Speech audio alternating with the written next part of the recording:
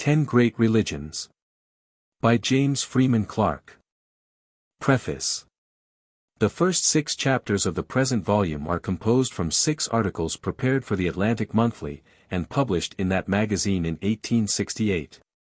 They attracted quite as much attention as the writer anticipated, and this has induced him to enlarge them, and add other chapters. His aim is to enable the reader to become acquainted with the doctrines and customs of the principal religions of the world, without having to consult numerous volumes.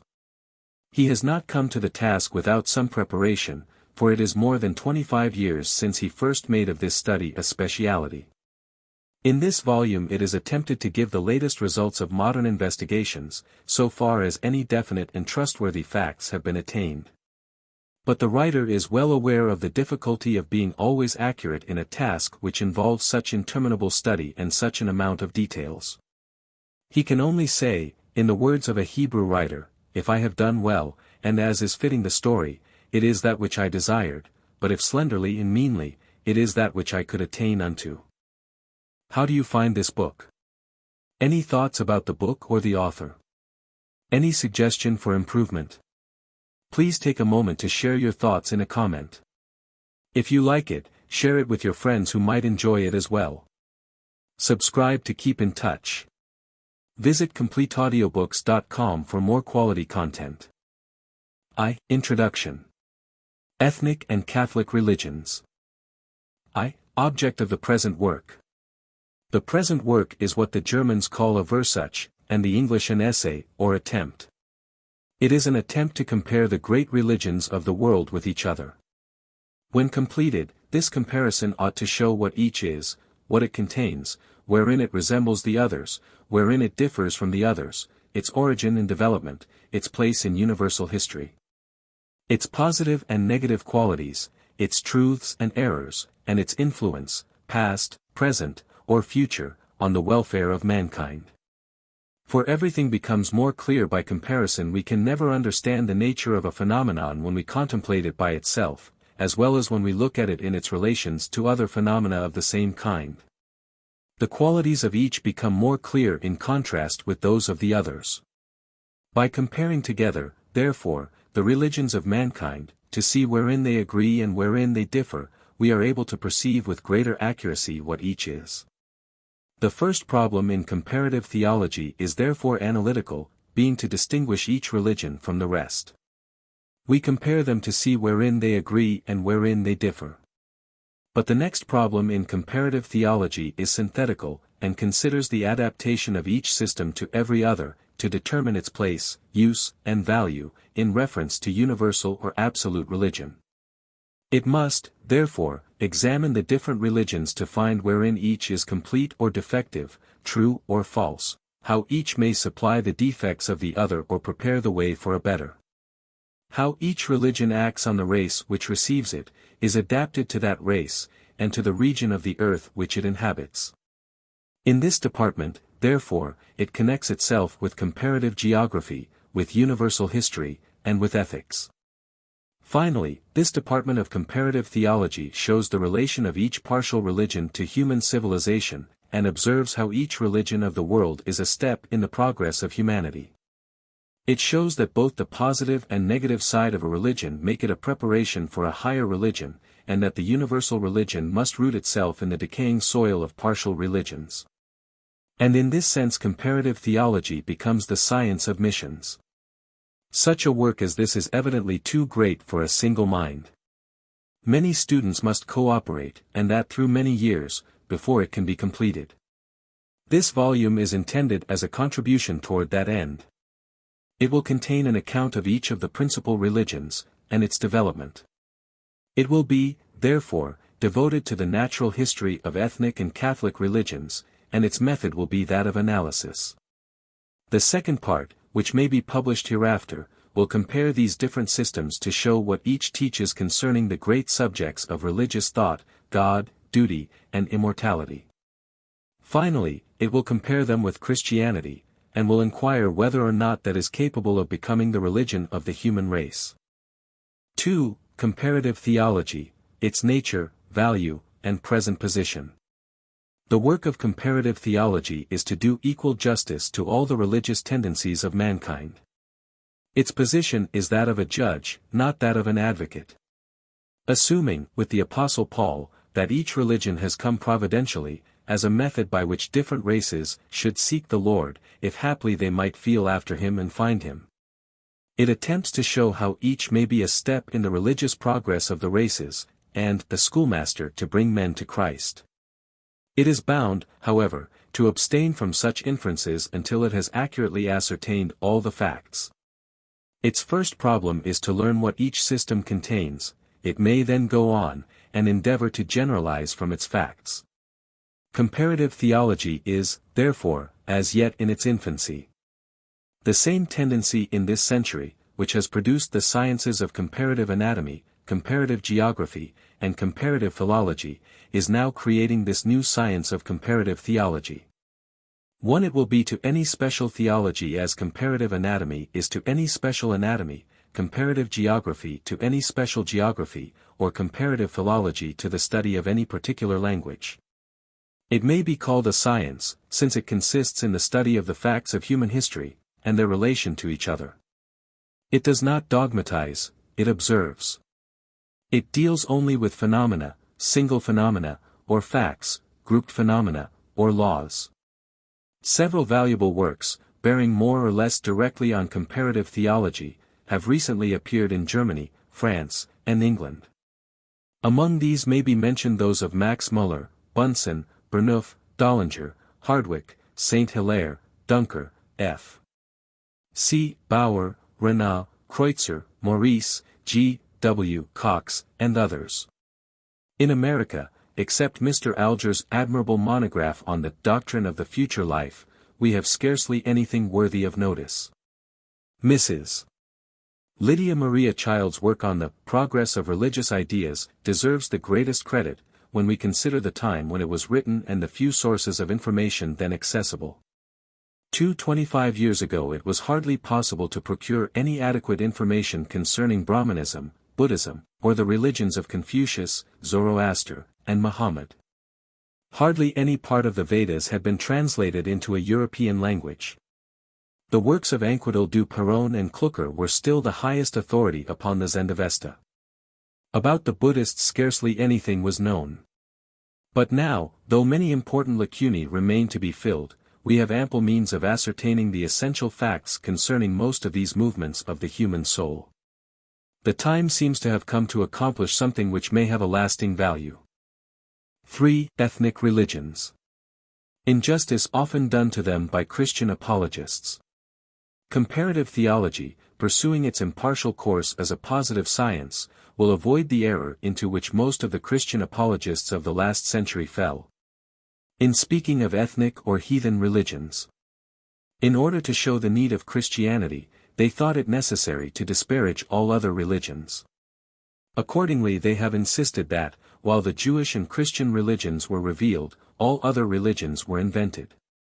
That, while these were from God, those were the work of man, that, while in the true religions there was nothing false, in the false religions there was nothing true. If any trace of truth was to be found in polytheism, it was so mixed with error as to be practically only evil. As the doctrines of heathen religions were corrupt, so their worship was only a debasing superstition. Their influence was to make men worse, not better, their tendency was to produce sensuality, cruelty, and universal degradation. They did not proceed, in any sense, from God. They were not even the work of good men, but rather of deliberate imposition and priestcraft. A supernatural religion had become necessary in order to counteract the fatal consequences of these debased and debasing superstitions. This is the view of the great natural religions of the world which was taken by such writers as Leland, Whitby, and Warburton in the last century.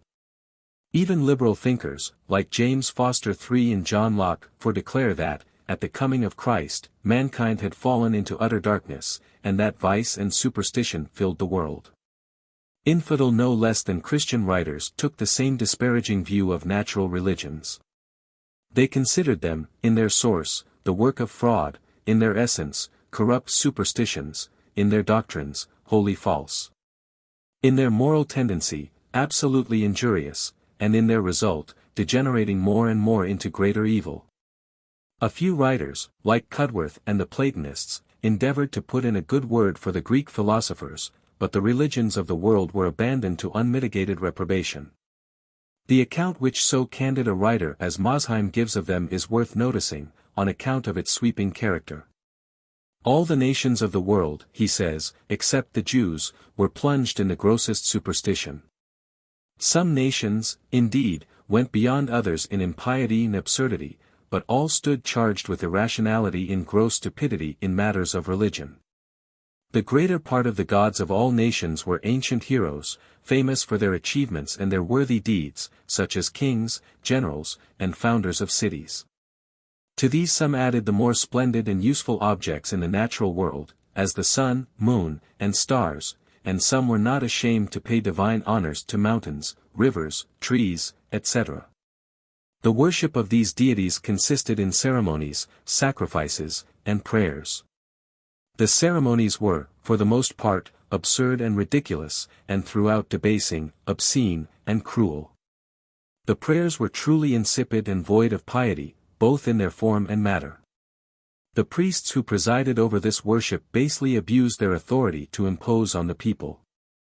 The whole pagan system had not the least efficacy to produce and cherish virtuous emotions in the soul, because the gods and goddesses were patterns of vice, the priests bad men, and the doctrines false. 5. This view of heathen religions is probably much exaggerated. They must contain more truth than error, and must have been, on the whole, useful to mankind. We do not believe that they originated in human fraud, that their essence is superstition, that there is more falsehood than truth in their doctrines, that their moral tendency is mainly injurious, or that they continually degenerate into greater evil. No doubt it may be justly predicated of all these systems that they contain much which is false and injurious to human virtue. But the following considerations may tend to show that all the religions of the earth are providential, and that all tend to benefit mankind. To ascribe the vast phenomena of religion, in their variety and complexity, to man as their author, and to suppose the whole a mere work of human fraud, is not a satisfactory solution of the facts before us. That priests, working on human ignorance or fear, should be able to build up such a great mass of belief, sentiment, and action, is like the Hindu cosmogony, which supposes the globe to rest on an elephant, the elephant on a turtle, and the turtle on nothing at all. If the people were so ignorant, how happened the priests to be so wise? If the people were so credulous, why were not the priests credulous too? Like people, like priests, is a proverb approved by experience. Among so many nations and through so many centuries, why has not some one priest betrayed the secret of the famous imposition?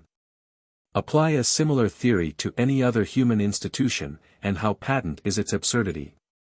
Let a republican contend that all other forms of government, the patriarchal system, government by castes, the feudal system, absolute and limited monarchies, oligarchies, and aristocracies, are wholly useless and evil, and were the result of statecraft alone, with no root in human nature or the needs of man. Let one maintain that every system of law, except our own, was an invention of lawyers for private ends. Let one argue in the same way about medicine, and say that this is a pure system of quackery, devised by physicians, in order to get a support out of the people for doing nothing. We should at once reply that, though error and ignorance may play a part in all these institutions, they cannot be based on error and ignorance only. Nothing which has not in it some elements of use can hold its position in the world during so long a time and over so wide a range. It is only reasonable to say the same of heathen or ethnic religions. They contain, no doubt, error and evil. No doubt priestcraft has been carried very far in them, though not further perhaps than it has sometimes been carried in Christianity. But unless they contained more of good than evil, they could not have kept their place. They partially satisfied a great hunger of the human heart. They exercised some restraint on human willfulness and passion. They have directed, however imperfectly, the human conscience toward the right. To assume that they are wholly evil is disrespectful to human nature. It supposes man to be the easy and universal dupe of fraud. But these religions do not rest on such a sandy foundation, but on the feeling of dependence, the sense of accountability, the recognition of spiritual realities very near to this world of matter. And the need of looking up and worshipping some unseen power higher and better than ourselves. A decent respect for the opinions of mankind forbids us to ascribe pagan religions to priestcraft as their chief source. And a reverence for divine providence brings us to the same conclusion. Can it be that God has left himself without a witness in the world, except among the Hebrews in ancient times and the Christians in modern times? This narrow creed excludes God from any communion with the great majority of human beings. The Father of the human race is represented as selecting a few of his children to keep near himself, and as leaving all the rest to perish in their ignorance and error. And this is not because they are prodigal children who have gone astray into a far country of their own accord, for they are just where they were placed by their Creator. He has determined the times before appointed and the bounds of their habitation. He has caused some to be born in India, where they can only hear of him through Brahmanism. And some in China, where they can know him only through Buddha and Confucius. The doctrine which we are opposing is, that, being put there by God, they are born into hopeless error, and are then punished for their error by everlasting destruction. The doctrine for which we contend is that of the Apostle Paul, that God has determined beforehand the bounds of their habitation, that they should seek the Lord, if haply they may feel after him and find him. Paul teaches that all nations dwelling on all the face of the earth may not only seek and feel after God, but also find him. But as all living in heathen lands are heathen, if they find God at all, they must find him through heathenism. The pagan religions are the effort of man to feel after God. Otherwise we must conclude that the being without whom not a sparrow falls to the ground, the being who never puts an insect into the air or a polyp into the water without providing it with some appropriate food, so that it may live and grow, has left the vast majority of his human children, made with religious appetences of conscience, reverence, hope, without a corresponding nutriment of truth. This view tends to atheism, for if the presence of adaptation everywhere is the legitimate proof of creative design, the absence of adaptation in so important a sphere tends, so far, to set aside that proof. The view which we are opposing contradicts that law of progress which alone gives meaning and unity to history. Instead of progress, it teaches degeneracy and failure. But elsewhere we see progress, not recession. Geology shows us higher forms of life succeeding to the lower. Botany exhibits the lichens and mosses preparing a soil for more complex forms of vegetation. Civil history shows the savage state giving way to the semi-civilized, and that to the civilized. If heathen religions are a step, a preparation for Christianity, then this law of degrees appears also in religion. Then we see an order in the progress of the human soul, first the blade, then the ear, afterward the full corn in the ear. Then we can understand why Christ's coming was delayed till the fullness of the time had come. But otherwise all, in this most important sphere of human life, is in disorder, without unity, progress, meaning, or providence. These views, we trust, will be amply confirmed when we come to examine each great religion separately and carefully. We shall find them always feeling after God, often finding him. We shall see that in their origin they are not the work of priestcraft, but of human nature, in their essence not superstitions, but religions. In their doctrines true more frequently than false, in their moral tendency good rather than evil. And instead of degenerating towards something worse, they come to prepare the way for something better. 4. How ethnic religions were regarded by Christ and his apostles. According to Christ and the apostles, Christianity was to grow out of Judaism, and be developed into a universal religion.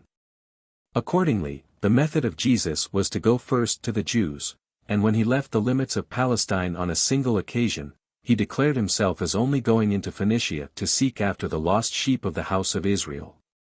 But he stated that he had other sheep, not of this fold, whom he must bring, recognizing that there were, among the heathen, good and honest hearts prepared for Christianity, and already belonging to him.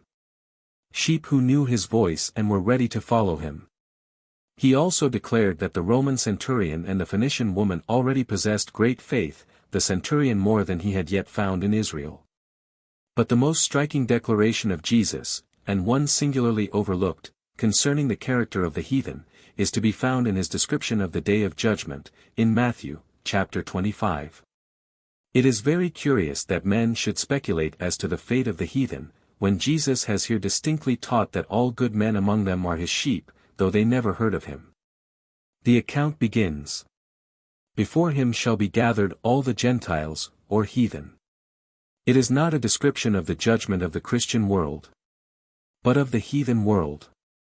The word here used, Tao-Ism, occurs about 164 times in the New Testament.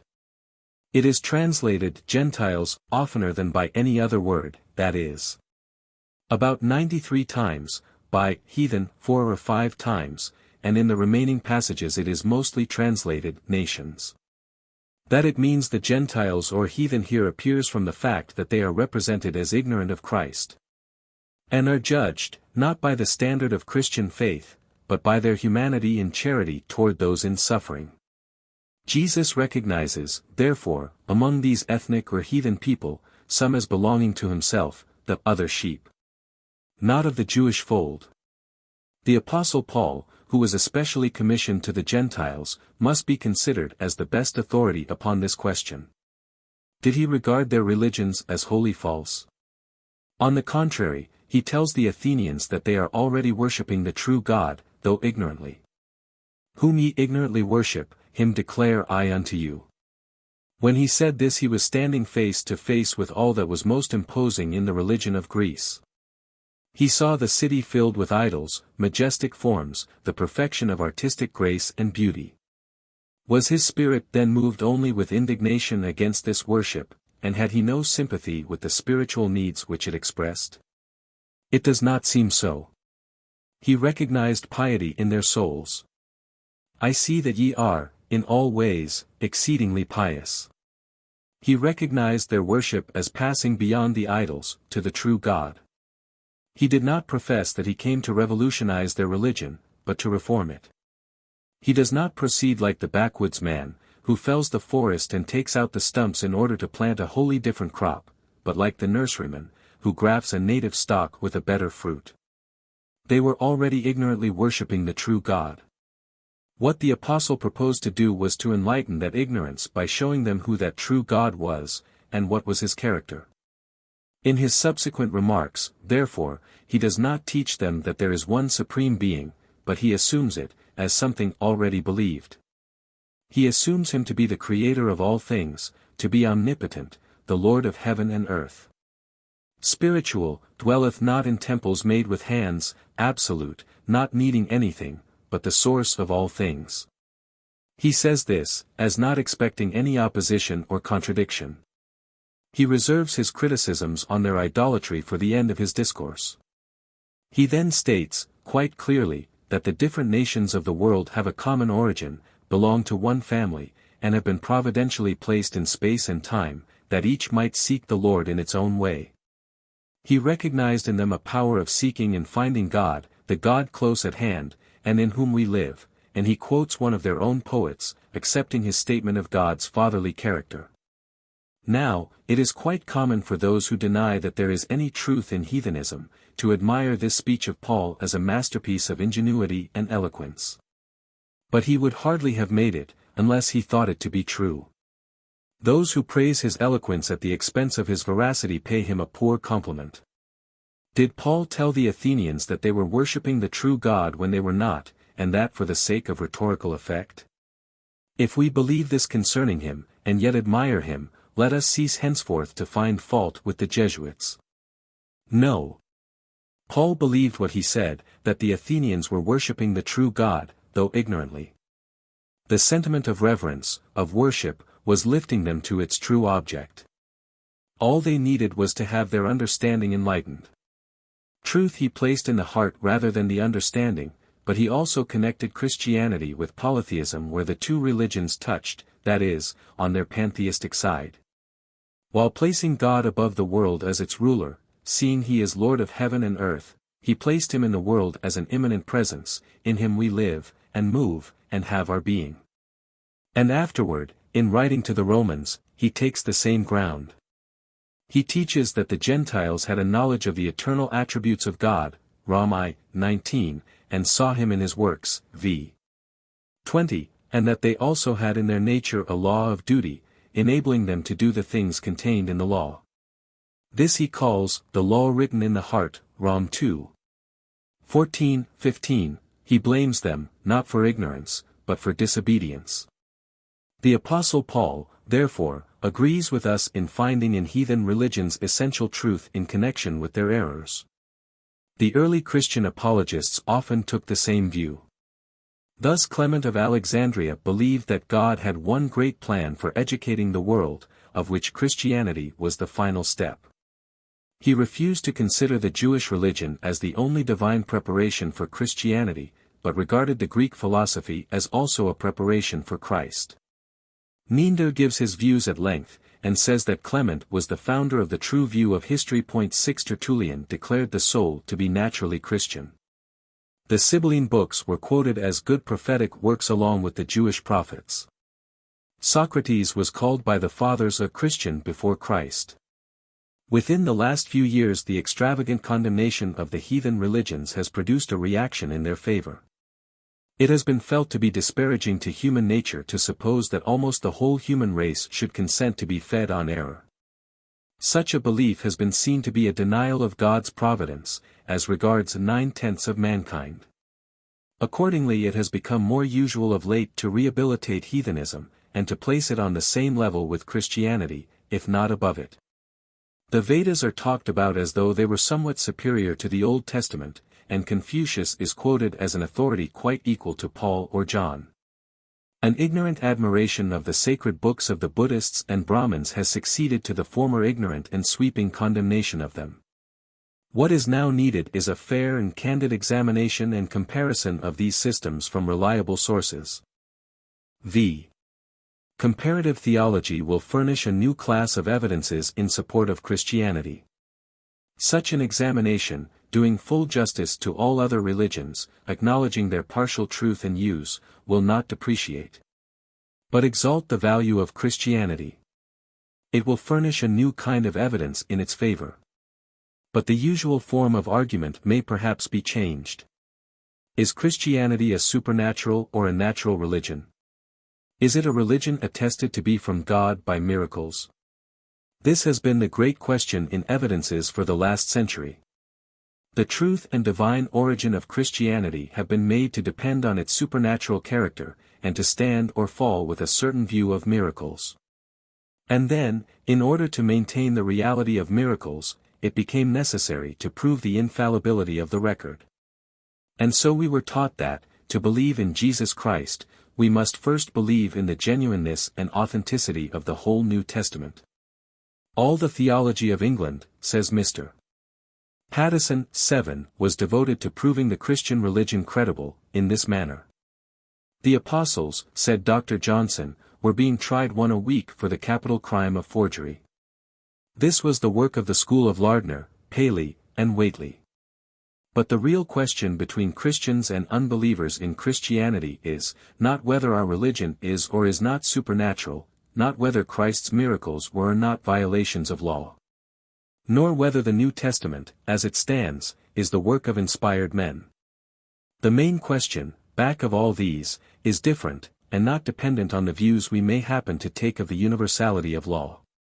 It is this: is Christianity, as taught by Jesus, intended by God to be the religion of the human race?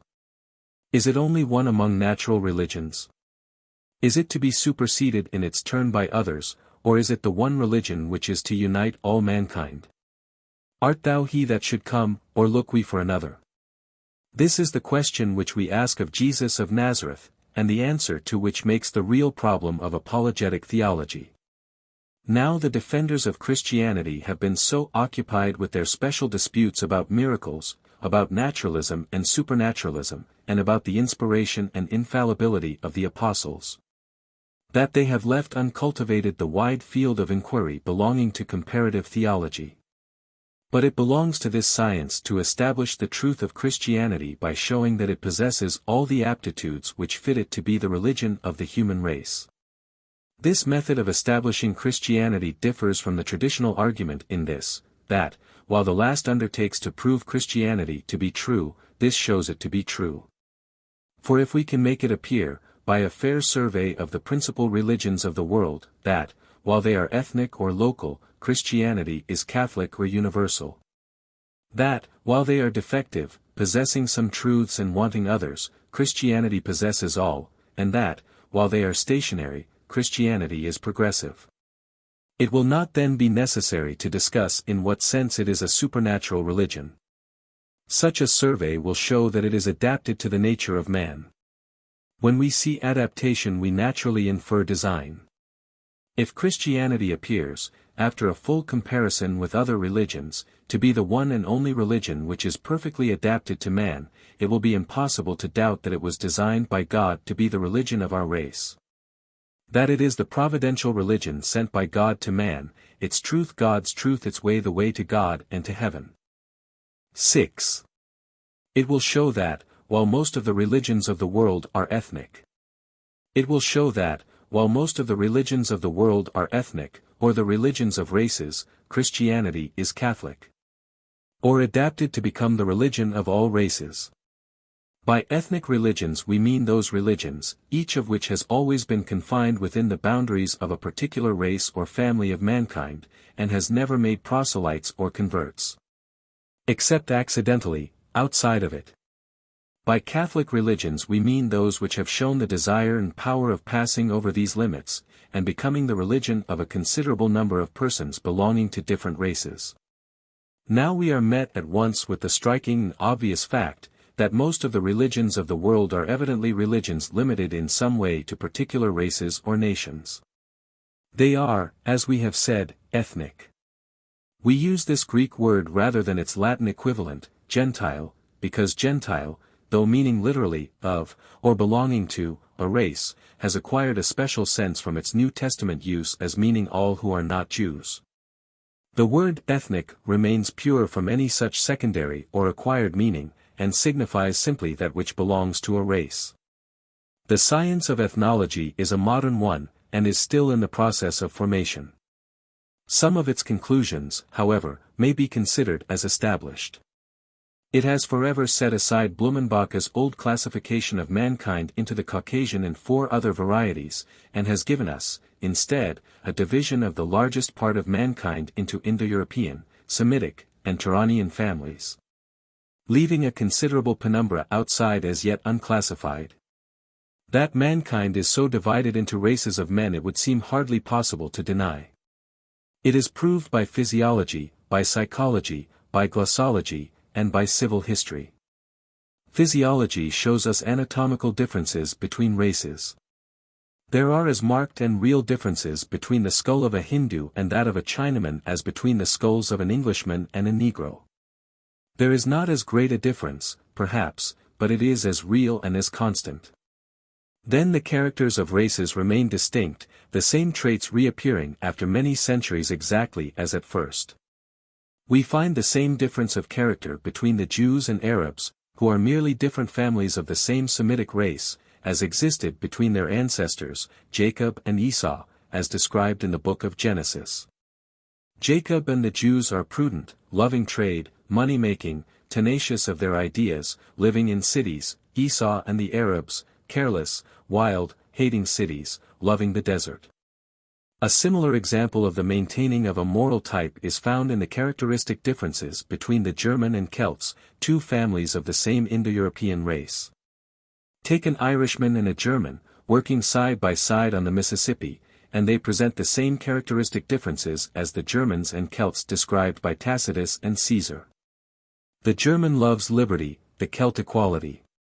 The one hates the tyrant, the other the aristocrat, the one is a serious thinker, the other a quick and vivid thinker, the one is a Protestant in religion, the other a Catholic. Ammianus Marcellinus, living in Gaul in the 4th century, describes the Celts thus, see whether it does not apply to the race now. The Gauls, says he, are mostly tall of stature, 8 fair and red-haired, and horrible from the fierceness of their eyes, fond of strife, and haughtily insolent. A whole band of strangers would not endure one of them, aided in his brawl by his powerful and blue-eyed wife, especially when with swollen neck and gnashing teeth, poising her huge white arms, she begins, joining kicks to blows, to put forth her fists like stones from a catapult. Most of their voices are terrific and threatening, as well when they are quiet as when they are angry. All ages are thought fit for war. They are a nation very fond of wine, and invent many drinks resembling it, and some of the poorer sort wander about with their senses quite blunted by continual intoxication. Now we find that each race, beside its special moral qualities, seems also to have special religious qualities, which cause it to tend towards some one kind of religion more than to another kind. These religions are the flower of the race. They come forth from it as its best aroma. Thus we see that Brahmanism is confined to that section or race of the great Aryan family which has occupied India for more than 30 centuries. It belongs to the Hindus, to the people taking its name from the Indus, by the tributaries of which stream it entered India from the northwest. It has never attempted to extend itself beyond that particular variety of mankind. Perhaps 150 millions of men accept it as their faith. It has been held by this race as their religion during a period immense in the history of mankind. Its sacred books are certainly more than 3,000 years old. But during all this time it has never communicated itself to any race of men outside of the peninsula of India. It is thus seen to be a strictly ethnic religion, showing neither the tendency nor the desire to become the religion of mankind. The same thing may be said of the religion of Confucius. It belongs to China and the Chinese. It suits their taste and genius. They have had it as their state religion for some 2,300 years, and it rules the opinions of the rulers of opinion among 300 millions of men. But out of China Confucius is only a name. So, too, of the system of Zoroaster. It was for a long period the religion of an Aryan tribe who became the ruling people among mankind. The Persians extended themselves through Western Asia, and conquered many nations, but they never communicated their religion. It was strictly a national or ethnic religion, belonging only to the Iranians and their descendants, the Parsis. In like manner it may be said that the religion of Egypt, of Greece, of Scandinavia, of the Jews, of Islam, and of Buddhism are ethnic religions. Those of Egypt and Scandinavia are strictly so. It is said, to be sure, that the Greeks borrowed the names of their gods from Egypt, but the gods themselves were entirely different ones. It is also true that some of the gods of the Romans were borrowed from the Greeks, but their life was left behind. They merely repeated by rote the Greek mythology, having no power to invent one for themselves. But the Greek religion they never received. For instead of its fair humanities, the Roman gods were only servants of the state, a higher kind of consuls, tribunes, and lictors. The real Olympus of Rome was the Senate chamber on the Capitoline Hill. Judaism also was in reality an ethnic religion, though it aimed at Catholicity and expected it, and made proselytes. But it could not tolerate unessentials, and so failed of becoming Catholic. The Jewish religion, until it had Christianity to help it, was never able to do more than make proselytes here and there. Christianity, while preaching the doctrines of Jesus and the New Testament, has been able to carry also the weight of the Old Testament, and to give a certain Catholicity to Judaism. The religion of Muhammad has been Catholic, in that it has become the religion of very different races, the Arabs, Turks, and Persians, belonging to the three great varieties of the human family. But then Mohammedanism has never sought to make converts, but only subjects. It has not asked for belief, but merely for submission. Consequently Mr. Palgrave, Mr. Lane, and Mr. Vanbury tell us, that, in Arabia, Egypt, and Turkestan, there are multitudes who are outwardly Mohammedan, but who in their private belief reject Muhammad, and are really pagans. But, no doubt, there is a Catholic tendency both in Judaism and Mohammedanism, and this comes from the great doctrine which they hold in common with Christianity, the unity of God. Faith in that is the basis of all expectation of a universal religion, and the wish and the power to convert others come from that doctrine of the divine unity. But Christianity teaches the unity of God not merely as a supremacy of power and will, but as a supremacy of love and wisdom. It teaches God as Father, and not merely as King. So it seeks not merely to make proselytes and subjects, but to make converts. Hence Christianity, beginning as a Semitic religion, among the Jews, went across the Greek archipelago and converted the Hellenic and the Latin races. Afterward the Goths, Lombards, Franks, Vandals, later still, the Saxons, Danes, and Normans. Meantime, its Nestorian missionaries, pushing east, made converts in Armenia, Persia, India, and China. In later days it has converted Negroes, Indians, and the people of the Pacific Islands. Something, indeed, stopped its progress after its first triumphant successes during 7 or 8 centuries. At the 10th century it reached its term. Modern missions, whether those of Jesuits or Protestants, have not converted whole nations and races, but only individuals here and there. The reason of this check, probably, is, that Christians have repeated the mistakes of the Jews and Mohammedans. They have sought to make proselytes to an outward system of worship and ritual, or to make subjects to a dogma. But not to make converts to an idea and a life.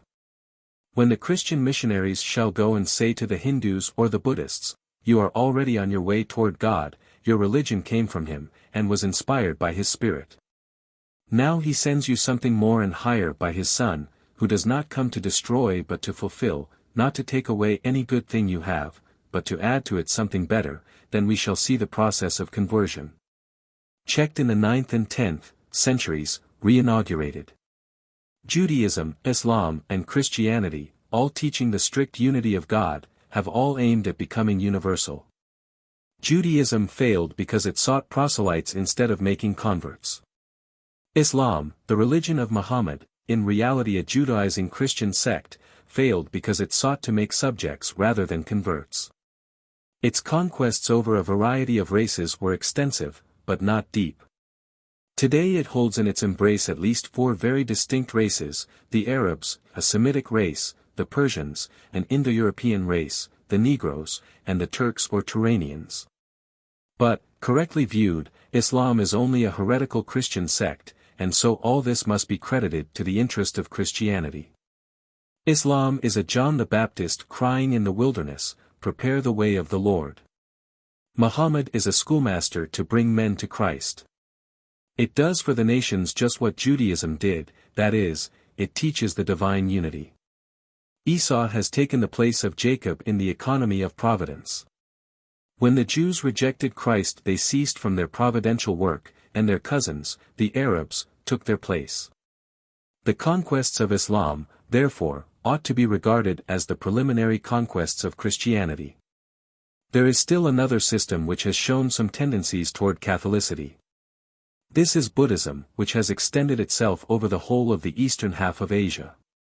But though it includes a variety of nationalities, it is doubtful if it includes any variety of races. All the Buddhists appear to belong to the great Mongol family. And although this system originated among the Aryan race in India, it has let go its hold of that family and transferred itself wholly to the Mongols. But Christianity, from the first, showed itself capable of taking possession of the convictions of the most different races of mankind. Now, as on the day of Pentecost, many races hear the apostles speak in their own tongues, in which they were born: Parthians, Medes, Elamites, dwellers in Mesopotamia, Judea, and Cappadocia, Pontus and Asia, Phrygia and Pamphylia, Egypt and the parts of Libya about Cyrene, strangers of Rome, Cretes and Arabians.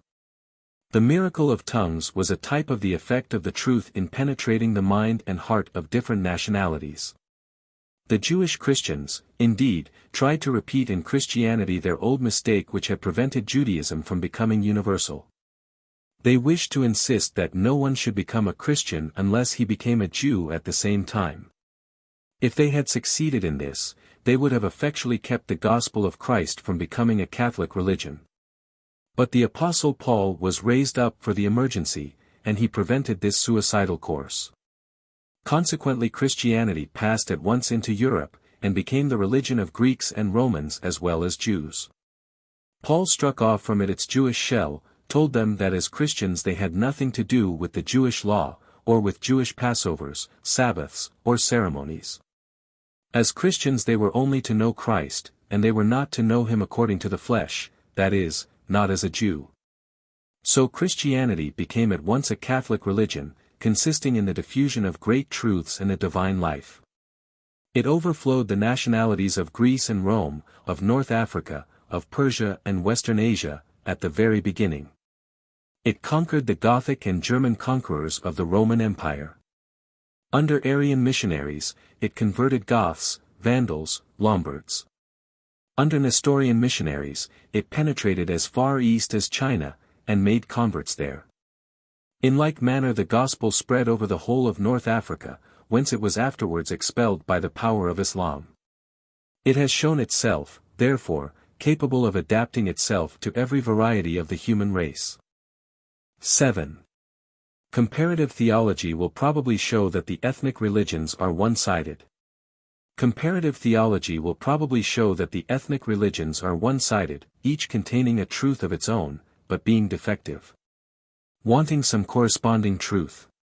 Christianity, or the Catholic religion, is complete on every side.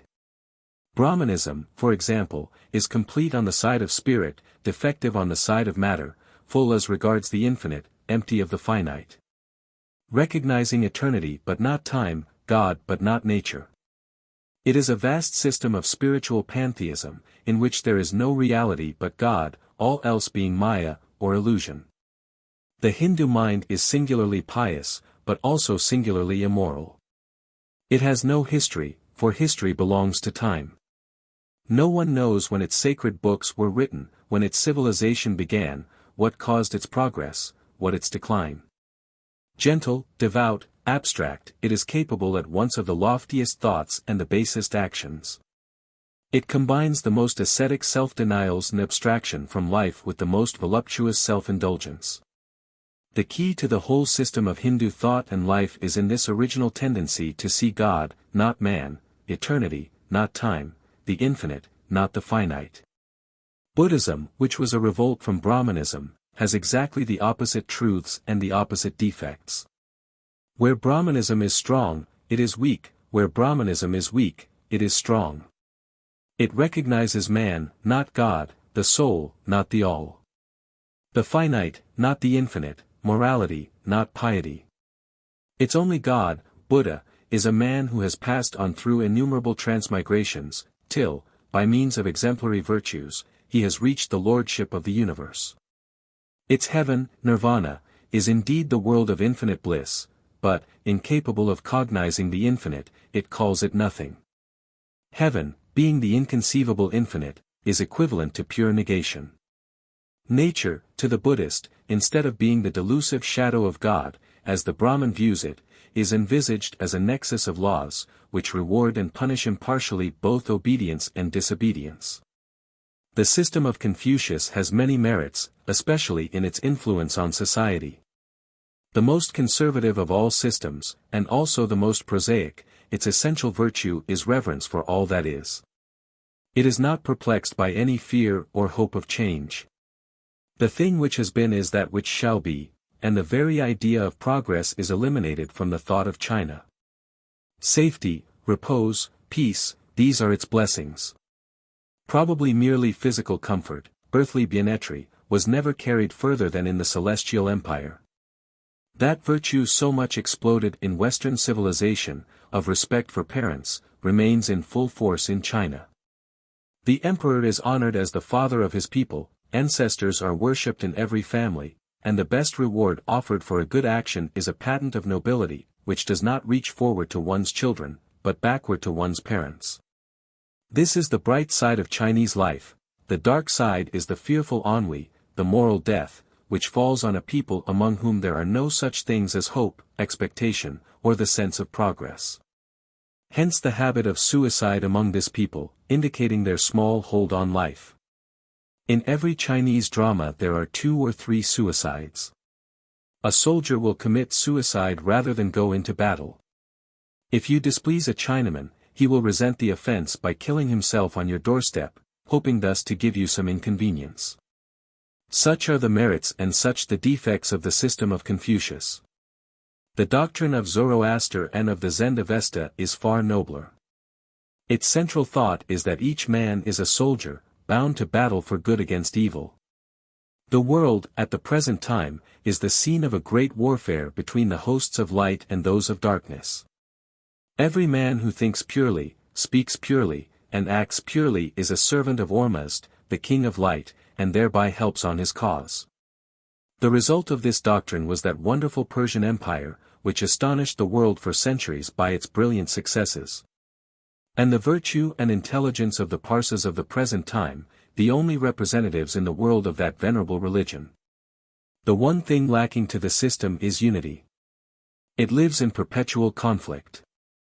Its virtues are all the virtues of a soldier. Its defects and merits are, both, the polar opposites of those of China. If the everlasting peace of China tends to moral stagnation and death, the perpetual struggle and conflict of Persia tends to exhaustion. The Persian Empire rushed through a short career of flame to its tomb. The Chinese Empire vegetates, unchanged, through a myriad of years. If Brahmanism and Buddhism occupy the opposite poles of the same axis of thought, if the system of Confucius stands opposed, on another axis, to that of Zoroaster, we find a third development of like polar antagonisms in the systems of ancient Egypt and Greece. Egypt stands for nature, Greece for man. Inscrutable as is the mystery of that Sphinx of the Nile, the old religion of Egypt, we can yet trace some phases of its secret. Its reverence for organization appears in the practice of embalming. The bodies of men and of animals seem to it to be divine. Even vegetable organization had something sacred in it. O holy nation, said the Roman satirist, whose gods grow in gardens. That plastic force of nature which appears in organic life and growth made up, in various forms, as we shall see in the proper place, the Egyptian pantheon. The life force of nature became divided into the three groups of gods, the highest of which represented its largest generalizations. Neph, Neith, Sevich, Pasht, are symbols, according to Lepsius, of the world spirit, the world matter, space and time. Each circle of the gods shows us some working of the mysterious powers of nature, and of its occult laws. But when we come to Greece, these personified laws turn into men. Everything in the Greek pantheon is human. All human tendencies appear transfigured into glowing forms of light on Mount Olympus. The gods of Egypt are powers and laws. Those of Greece are persons.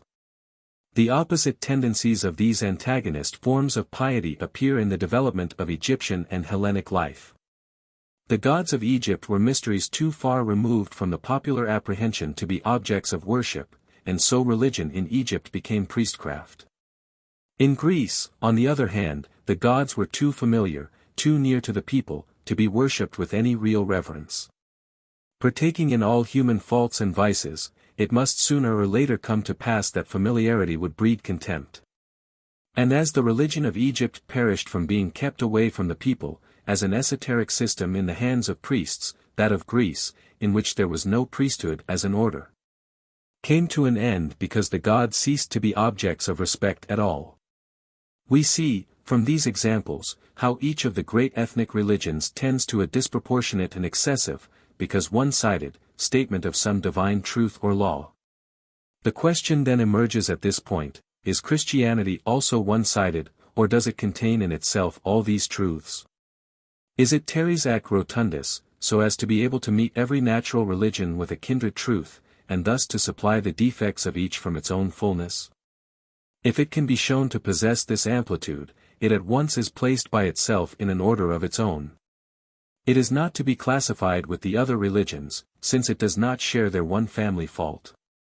In every other instance we can touch with our finger the weak place, the empty side. Is there any such weak side in Christianity? It is the office of comparative theology to answer. The positive side of Brahmanism we saw to be its sense of spiritual realities. That is also fully present in Christianity. Not merely does this appear in such New Testament texts as these, God is spirit, the letter killeth, the Spirit giveth life, not only does the New Testament just graze and escape pantheism in such passages as, from whom, and through whom. And to whom are all things, who is above all, and through all, and in us all, in him we live and move and have our being, but the whole history of Christianity is the record of a spiritualism almost too excessive. It has appeared in the worship of the Church, the hymns of the Church, the tendencies to asceticism, the depreciation of earth and man. Christianity, therefore, fully meets Brahmanism on its positive side, while it fulfills its negations, as we shall see hereafter, by adding as full a recognition of man and nature. The positive side of Buddhism is its cognition of the human soul and the natural laws of the universe. Now, if we look into the New Testament and into the history of the Church, we find this element also fully expressed. It appears in all the parables and teachings of Jesus, in which man is represented as a responsible agent, rewarded or punished according to the exact measure of his works, receiving the government of 10 or 5 cities according to his stewardship. And when we look into the practical working of Christianity, we find almost an exaggerated stress laid on the duty of saving one's soul.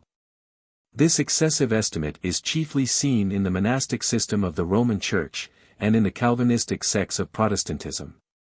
It also comes to light again, curiously enough, in such books as Combe's Constitution of Man, the theory of which is exactly the same as that of the Buddhists. Namely, that the aim of life is a prudential virtue, consisting in wise obedience to the natural laws of the universe. Both systems substitute prudence for providence as the arbiter of human destiny. But, apart from these special tendencies in Christianity, it cannot be doubted that all Christian experience recognizes the positive truth of Buddhism in regarding the human soul as a substantial, finite, but progressive monad, not to be absorbed. As in Brahmanism, in the abyss of absolute being. The positive side of the system of Confucius is the organization of the state on the basis of the family. The government of the emperor is paternal government, the obedience of the subject is filial obedience. Now, though Jesus did not for the first time call God, the Father, he first brought men into a truly filial relation to God. The Roman Church is organized on the family idea. The word pope means the Father, he is the father of the whole Church. Every bishop and every priest is also the father of a smaller family, and all those born into the Church are its children, as all born into a family are born sons and daughters of the family. In Protestantism, also, society is composed of families as the body is made up of cells. Only in China, and in Christendom, is family life thus sacred and worshipful. In some patriarchal systems, polygamy annuls the wife and the mother. In others the father is a despot, and the children slaves. In other systems, the crushing authority of the state destroys the independence of the household. Christianity alone accepts with China the religion of family life with all its conservative elements, while it fulfills it with the larger hope of the kingdom of heaven and brotherhood of mankind. This idea of the kingdom of heaven, so central in Christianity, is also the essential motive in the religion of Zoroaster. As, in the Zend-Avesta, every man is a soldier, fighting for light or for darkness, and neutrality is impossible. So, in the Gospel, light and good stand opposed to darkness and evil as perpetual foes. A certain current of dualism runs through the Christian scriptures and the teaching of the Church. God and Satan, heaven and hell, are the only alternatives. Everyone must choose between them. In the current theology, this dualism has been so emphasized as even to exceed that of the Zend-Avesta. The doctrine of everlasting punishment and an everlasting hell has always been the orthodox doctrine in Christianity, while the Zend-Avesta probably, and the religion in its subsequent development certainly, teaches universal restoration. And the ultimate triumph of good over evil. Nevertheless, practically, in consequence of the greater richness and fullness of Christianity, this tendency to dualism has been neutralized by its monotheism, and evil kept subordinate. While, in the Zend religion, the evil principle assumed such proportions as to make it the formidable rival of good in the mind of the worshipper. Here, as before, we may say that Christianity is able to do justice to all the truth involved in the doctrine of evil, avoiding any superficial optimism, and recognizing the fact that all true life must partake of the nature of a battle. The positive side of Egyptian religion we saw to be a recognition of the divine element in nature, of that plastic, mysterious life which embodies itself in all organisms. Of this view we find little stated explicitly in the New Testament. But that the principles of Christianity contain it, implicitly, in an undeveloped form, appears, 1. Because Christian monotheism differs from Jewish and Mohammedan monotheism, in recognizing God, in all things, as well as God, above all things. 2. Because Christian art and literature differ from classic art and literature in the romantic element, which is exactly the sense of this mysterious life in nature. The classic artist is a Pyomicron iota tau, a maker. The romantic artist is a troubadour, a finder. The one does his work in giving form to a dead material, the other, by seeking for its hidden life. 3. Because modern science is invention, i.e. finding. It recognizes mysteries in nature which are to be searched into, and this search becomes a serious religious interest with all truly scientific men. It appears to such men a profanity to doubt or question the revelations of nature, and they believe in its infallible inspiration quite as much as the dogmatist believes in the infallible inspiration of Scripture. Or the churchman in the infallible inspiration of the Church. We may, therefore, say, that the essential truth in the Egyptian system has been taken up into our modern Christian life. And how is it, lastly, with that opposite pole of religious thought which blossomed out in the fair humanities of old religion, in the wonderful Hellenic mind? The gods of Greece were men. They were not abstract ideas, concealing natural powers and laws. They were open as sunshine, bright as noon, a fair company of men and women idealized and gracious, just a little way off, a little way up. It was humanity projected upon the skies, divine creatures of more than mortal beauty, but thrilling with human life and human sympathies. Has Christianity anything to offer in the place of this charming system of human gods and goddesses? We answer that the fundamental doctrine of Christianity is the Incarnation, the Word made flesh. It is God revealed in man. Under some doctrinal type this has always been believed. The common Trinitarian doctrine states it in a somewhat crude and illogical form. Yet somehow the man Christ Jesus has always been seen to be the best revelation of God. But unless there were some human element in the deity, he could not reveal himself so in a human life. The doctrine of the Incarnation, therefore, repeats the Mosaic statement that man was made in the image of God. Jewish and Mohammedan monotheism separate God entirely from the world. Philosophic monotheism, in our day, separates God from man, by teaching that there is nothing in common between the two by which God can be mediated, and so makes him wholly incomprehensible. Christianity gives us Emmanuel, God with us, equally removed from the stern despotic omnipotence of the Semitic monotheism and the finite and imperfect humanities of Olympus. We see God in Christ, as full of sympathy with man, God, in us all. And yet we see him in nature, providence, history, as, above all, and through all. The Roman Catholic Church has, perhaps, humanized religion too far. For every god and goddess of Greece she has given us, on some immortal canvas, an archangel or a saint to be adored and loved. Instead of Apollo and the Python we have Guido's Saint Michael and the Dragon. In place of the light, airy Mercury she provides a Saint Sebastian, instead of the untouched Diana, some heavenly Agnes or Cecilia. The Catholic heaven is peopled, all the way up, with beautiful human forms. And on the upper throne we have holiness and tenderness incarnate in the Queen of Heaven and her divine Son. All the Greek humanities are thus fulfilled in the ample faith of Christendom. By such a critical survey as we have thus sketched in mere outline it will be seen that each of the great ethnic religions is full on one side, but empty on the other, while Christianity is full all round. Christianity is adapted to take their place, not because they are false, but because they are true as far as they go. They know in part and prophesy in part, but when that which is perfect is come, then that which is in part shall be done away. 8. Comparative theology will probably show that ethnic religions are arrested, or degenerate. Comparative theology will probably show that ethnic religions are arrested, or degenerate, and will come to an end. While the Catholic religion is capable of a progressive development. The religions of Persia, Egypt, Greece, Rome, have come to an end, having shared the fate of the national civilization of which each was a part. The religions of China, Islam, Buddha, and Judea have all been arrested, and remain unchanged and seemingly unchangeable. Like great vessels anchored in a stream, the current of time flows past them, and each year they are further behind the spirit of the age, and less in harmony with its demands. Christianity alone, of all human religions, seems to possess the power of keeping abreast with the advancing civilization of the world. As the child's soul grows with his body, so that when he becomes a man it is a man's soul and not a child's, so the gospel of Jesus continues the soul of all human culture. It continually drops its old forms and takes new ones. It passed out of its Jewish body under the guidance of Paul. In a speculative age it unfolded into creeds and systems. In a worshipping age it developed ceremonies and a ritual.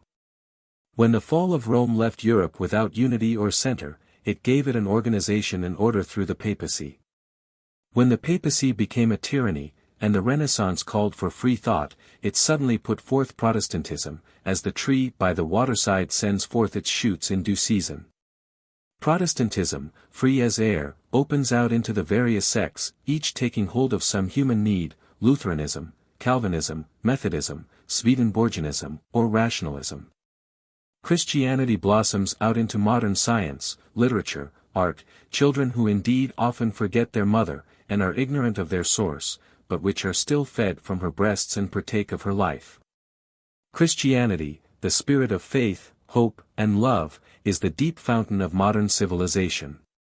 Its inventions are for the many, not for the few. Its science is not hoarded, but diffused. It elevates the masses, who everywhere else have been trampled down.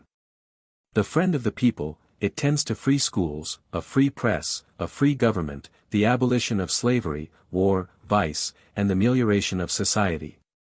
We cannot, indeed, here prove that Christianity is the cause of these features peculiar to modern life.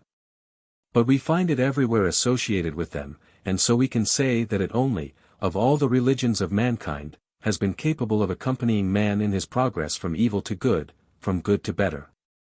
We have merely suggested some of the results to which the study of comparative theology may lead us. They will appear more fully as we proceed in our examination of the religions, and subsequently in their comparison. This introductory chapter has been designed as a sketch of the course which the work will take. When we have completed our survey, the results to which we hope to arrive will be these, if we succeed in what we have undertaken. 1. All the great religions of the world, except Christianity and Mohammedanism, are ethnic religions, or religions limited to a single nation or race. Christianity alone, including Mohammedanism and Judaism, which are its temporary and local forms, is the religion of all races. 2. Every ethnic religion has its positive and negative side. Its positive side is that which holds some vital truth. Its negative side is the absence of some other essential truth. Every such religion is true and providential, but each limited and imperfect. 3. Christianity alone is a pi lambda rho omega mu alpha, or a fullness of truth, not coming to destroy but to fulfill the previous religions, but being capable of replacing them by teaching all the truth they have taught, and supplying that which they have omitted. 4. Christianity, being not a system but a life, not a creed or a form, but a spirit, is able to meet all the changing wants of an advancing civilization by new developments and adaptations. Constantly feeding the life of man at its roots by fresh supplies of faith in God and faith in man. 2. Confucius and the Chinese, or the Prose of Asia. Peculiarities of Chinese civilization. In qualifying the Chinese mind as prosaic, and in calling the writings of Confucius and his successors prose, we intend no disrespect to either. Prose is as good as poetry. But we mean to indicate the point of view from which the study of the Chinese teachers should be approached. Accustomed to regard the East as the land of imagination, reading in our childhood the wild romances of Arabia. Passing, in the poetry of Persia, into an atmosphere of tender and entrancing song, then, as we go farther east into India, encountering the vast epics of the Mahabharata and the Ramayana. We might naturally expect to find in far Cathay a still wilder flight of the Asiatic muse. Not at all. We drop at once from unbridled romance into the most colorless prose. Another race comes to us, which seems to have no affinity with Asia, as we have been accustomed to think of Asia. No more aspiration, no flights of fancy, but the worship of order, decency, propriety, and peaceful commonplaces. As the people, so the priests. The works of Confucius and his commentators are as level as the valley of their great river, the Yangtze, which the tide ascends for 400 miles. All in these writings is calm, serious, and moral. They assume that all men desire to be made better, and will take the trouble to find out how they can be made so. It is not thought necessary to entice them into goodness by the attractions of eloquence, the charm of imagery, or the fascinations of a brilliant wit. These philosophers have a Quaker style, a dress of plain drab, used only for clothing the thought, not at all for its ornament. And surely we ought not to ask for any other attraction than the subject itself, in order to find interest in China and its teachers.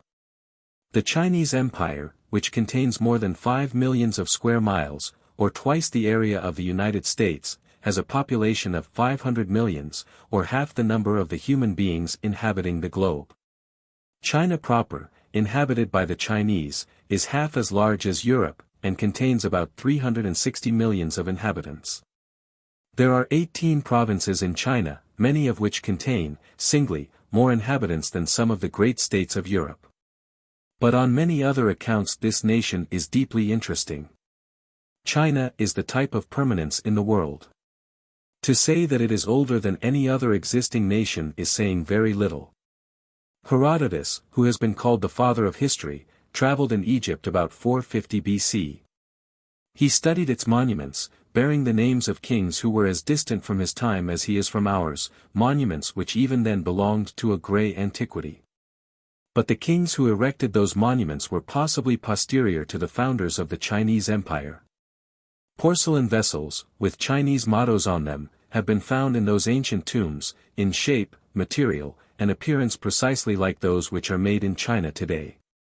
And Rossellini believes them to have been imported from China by kings contemporary with Moses, or before him. This nation and its institutions have outlasted everything. The ancient Bactrian and Assyrian kingdoms, the Persian monarchy, Greece and Rome, have all risen, flourished, and fallen, and China continues still the same. The dynasty has been occasionally changed. But the laws, customs, institutions, all that makes national life, have continued. The authentic history of China commences some 2,000 years before Christ, and 1,000 years in this history is like a century in that of any other people. The oral language of China has continued the same that it is now for 30 centuries. The Great Wall bounding the empire on the north, which is 1,240 miles long and 20 feet high, with towers every few hundred yards, which crosses mountain ridges, descends into valleys, and is carried over rivers on arches, was built 200 years before Christ, probably to repel those fierce tribes who, after ineffectual attempts to conquer China, traveled westward till they appeared on the borders of Europe 500 years later, and, under the name of Huns, assisted in the downfall of the Roman Empire. All China was intersected with canals at a period when none existed in Europe. The Great Canal, like the Great Wall, is unrivaled by any similar existing work. It is twice the length of the Erie Canal, is from 200 to 1,000 feet wide, and has enormous banks built of solid granite along a great part of its course. One of the important mechanical inventions of modern Europe is the artesian well. That sunk at Grenelle, in France, was long supposed to be the deepest in the world, going down 1,800 feet. One at St. Louis, in the United States, has since been drilled to a depth, as has recently been stated, of about 4,000. 9. But in China these wells are found by tens of thousands, sunk at very remote periods to obtain salt water. The method used by the Chinese from immemorial time has recently been adopted instead of our own as being the most simple and economical. The Chinese have been long acquainted with the circulation of the blood. They inoculated for the smallpox in the 9th century, and about the same time they invented printing. Their bronze money was made as early as 1100 BC. And its form has not been changed since the beginning of the Christian era. The mariner's compass, gunpowder, and the art of printing were made known to Europe through stories told by missionaries returning from Asia. These missionaries, coasting the shores of the Celestial Empire in Chinese junks, saw a little box containing a magnetized needle, called Tingnan Chen, or needle which points to the south. They also noticed terrible machines used by the armies in China called hopao or fire guns, into which was put an inflammable powder, which produced a noise like thunder and projected stones and pieces of iron with irresistible force. Father Hugh, in his Christianity in China, says that the Europeans who penetrated into China were no less struck with the libraries of the Chinese than with their artillery. They were astonished at the sight of the elegant books printed rapidly upon a pliant, silky paper by means of wooden blocks. The first edition of the classical works printed in China appeared in 958, 500 years before the invention of Gutenberg. The missionaries had, doubtless, often been busied in their convents with the laborious work of copying manuscript books, and the simple Chinese method of printing must have particularly attracted their attention. Many other marvelous productions were noticed, such as silk, porcelain, playing cards, spectacles, and other products of art and industry unknown in Europe. They brought back these new ideas to Europe. And from that time, says Abel Remusat, the West began to hold and do esteem the most beautiful, the most populous, and the most anciently civilized of all the 4 quarters of the world. The arts, the religious faith, and the languages of its people were studied, and it was even proposed to establish a professorship for the Tartar language in the University of Paris. The world seemed to open towards the east. Geography made immense strides, and ardor for discovery opened a new vent for the adventurous spirit of the Europeans. As our own hemisphere became better known, the idea of another ceased to appear a wholly improbable paradox. And in seeking the Zipangan of Marco Polo, Christopher Columbus discovered the New World. The first aspect of China produces that impression on the mind which we call the grotesque. This is merely because the customs of this singular nation are so opposite to our own. They seem morally, no less than physically, our antipodes. Their habits are as opposite to ours as the direction of their bodies. We stand feet to feet in everything. In boxing the compass they say, west-north, instead of northwest, east-south, instead of southeast, and their compass needle points south instead of north. Their soldiers wear quilted petticoats, satin boots, and bead necklaces, carry umbrellas and fans, and go to a night attack with lanterns in their hands, being more afraid of the dark than of exposing themselves to the enemy. The people are very fond of fireworks, but prefer to have them in the daytime. Ladies ride in wheelbarrows, and cows are driven in carriages. While in Europe the feet are put in the stocks, in China the stocks are hung round the neck. In China the family name comes first, and the personal name afterward. Instead of saying Benjamin Franklin or Walter Scott they would say Franklin Benjamin, Scott Walter. Thus the Chinese name of Confucius, Kung Fu Tse, means the Holy Master Kung. Kung is the family name. In the recent wars with the English the mandarins or soldiers would sometimes run away, and then commit suicide to avoid punishment. In getting on a horse, the Chinese mount on the right side. Their old men fly kites, while the little boys look on. The left hand is the seat of honor, and to keep on your hat is a sign of respect. Visiting cards are painted red, and are 4 feet long. In the opinion of the Chinese, the seat of the understanding is the stomach. They have villages which contain 1 million of inhabitants. Their boats are drawn by men, but their carriages are moved by sails. A married woman while young and pretty is a slave, but when she becomes old and withered is the most powerful, respected, and beloved person in the family. The emperor is regarded with the most profound reverence, but the empress mother is a greater person than he. When a man furnishes his house, instead of laying stress, as we do, on rosewood pianos and carved mahogany, his first ambition is for a handsome camphorwood coffin, which he keeps in the best place in his room. The interest of money is 36%, which, to be sure, we also give in hard times to stave off a stoppage, while with them it is the legal rate. We once heard a bad dinner described thus: the meat was cold, the wine was hot, and everything was sour but the vinegar. This would not so much displease the Chinese, who carefully warm their wine, while we ice ours. They understand good living, however, very well, are great epicures, and somewhat gourmands, for, after dining on 30 dishes, they will sometimes eat a duck by way of a finish. They toss their meat into their mouths to a tune, every man keeping time with his chopsticks, while we, on the contrary, make anything but harmony with the clatter of our knives and forks. A Chinaman will not drink a drop of milk, but he will devour birds' nests, snails, and the fins of sharks with a great relish. Our mourning color is black and theirs is white. They mourn for their parents 3 years, we a much shorter time.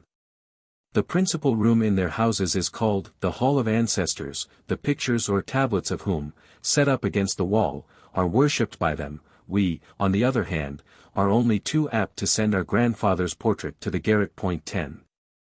2. Chinese government based on education. Civil service examinations. Such are a few of the external differences between the Chinese customs and ours. But the most essential peculiarity of this nation is the high value which they attribute to knowledge, and the distinctions and rewards which they bestow on scholarship. All the civil offices in the empire are given as rewards of literary merit. The government, indeed, is called a complete despotism, and the emperor is said to have absolute authority. He is not bound by any written constitution, indeed, but the public opinion of the land holds him, nevertheless, to a strict responsibility. He, no less than his people, is bound by a law higher than that of any private will, the authority of custom. For, in China, more than anywhere else, what is grey with age becomes religion. The authority of the emperor is simply authority to govern according to the ancient usages of the country, and whenever these are persistently violated, a revolution takes place and the dynasty is changed. But a revolution in China changes nothing but the person of the monarch. The unwritten constitution of old usages remains in full force. A principle as old as the monarchy, says Du Halde, is this, that the state is a large family, and the emperor is in the place of both father and mother. He must govern his people with affection and goodness. He must attend to the smallest matters which concern their happiness. When he is not supposed to have this sentiment, he soon loses his hold on the reverence of the people, and his throne becomes insecure. The emperor, therefore, is always studying how to preserve this reputation. When a province is afflicted by famine, inundation, or any other calamity, he shuts himself in his palace, fasts, and publishes decrees to relieve it of taxes and afford it aid. The true power of the government is in the literary class. The government, though nominally a monarchy, is really an aristocracy. But it is not an aristocracy of birth, like that of England, for the humblest man's son can obtain a place in it. Neither is it an aristocracy of wealth, like ours in the United States, nor a military aristocracy, like that of Russia, nor an aristocracy of priests, like that of ancient Egypt, and of some modern countries, as, for instance, that of Paraguay under the Jesuits, or that of the Sandwich Islands under the Protestant missionaries. But it is a literary aristocracy. The civil officers in China are called mandarins. They are chosen from the 3 degrees of learned men, who may be called the bachelors, licentiates, and doctors. All persons may be candidates for the 1st degree, except 3 excluded classes: boatmen, barbers, and actors. The candidates are examined by the governors of their own towns. Of those approved, a few are selected after another examination. These again are examined by an officer who makes a circuit once in 3 years for that purpose. They are placed alone in little rooms or closets, with pencils, ink, and paper, and a subject is given them to write upon. Out of some 400 candidates 15 may be selected, who receive the lowest degree. There is another triennial examination for the second degree, at which a small number of the bachelors are promoted. The examination for the highest degree, that of doctor, is held at Pekin only, when some 300 are taken out of 5,000. These are capable of receiving the highest offices. Whenever a vacancy occurs, one of those who have received a degree is taken by lot from the few senior names. But a few years since, there were 5,000 of the highest rank, and 27,000 of the second rank, who had not received employment. The subjects upon which the candidates are examined, and the methods of these examinations, are thus described in the Shanghai Almanac, 1852. 11. The examinations for the degree of Kujin, or licentiate, takes place at the principal city of each province once in 3 years. The average number of bachelors in the large province of Qingnan, which contains 70 millions of inhabitants, is 20,000, out of whom only about 200 succeed.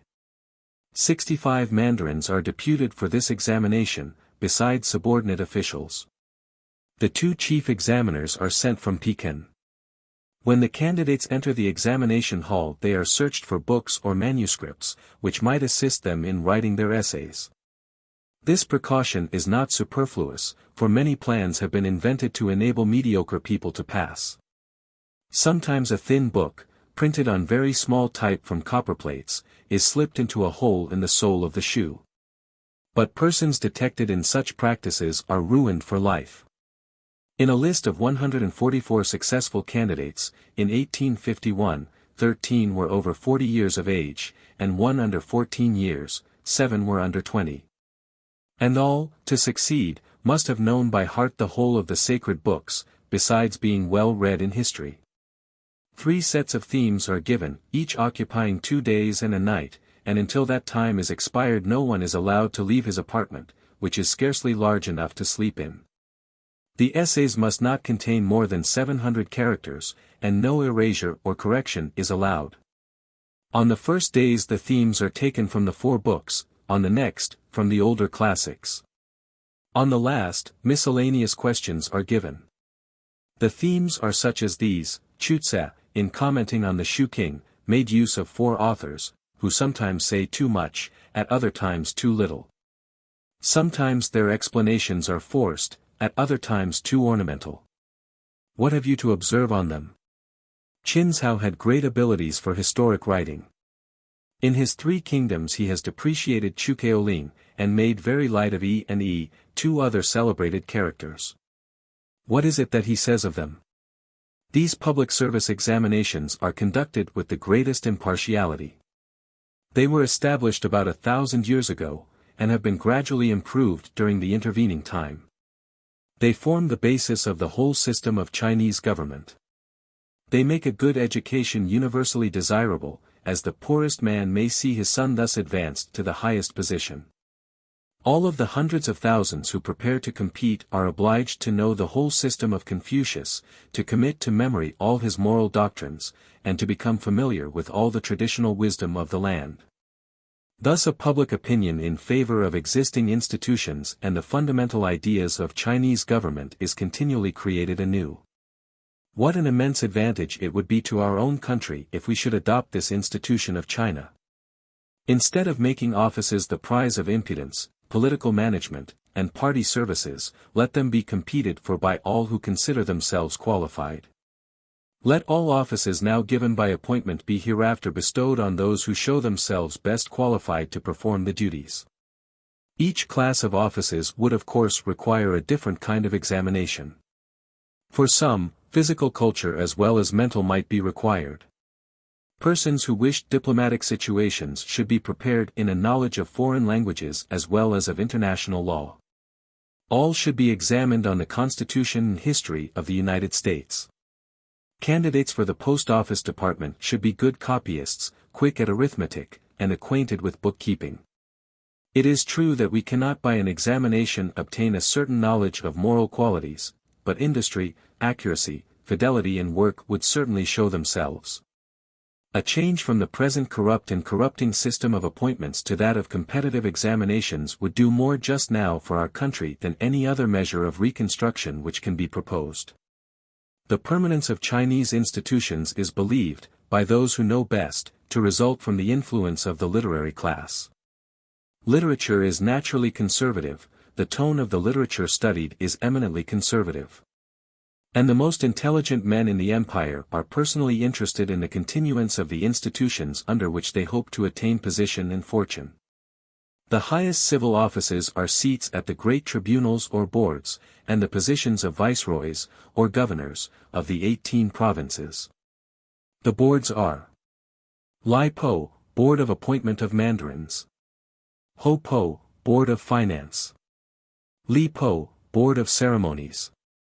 Ping Po, Board of War. Hing Po, Board of Criminal Justice. Kong Po, Board of Works, Canals, Bridges, and K. The members of these boards, with their councillors and subordinates, amount to 1,200 officers. Then there is the Board of Doctors of the Han Lin College, who have charge of the archives, history of the empire, and K, and the Board of Censors, who are the highest mandarins, and have a peculiar office. Their duty is to stand between the people and the mandarins, and between the people and the emperor, and even rebuke the latter if they find him doing wrong. This is rather a perilous duty, but it is often faithfully performed. A censor, who went to tell the emperor of some faults, took his coffin with him, and left it at the door of the palace. 2 censors remonstrated with a late emperor on the expenses of his palace, specifying the sums uselessly lavished for perfumes and flowers for his concubines, and stating that 1,000,000 of taels of silver might be saved for the poor by reducing these expenses.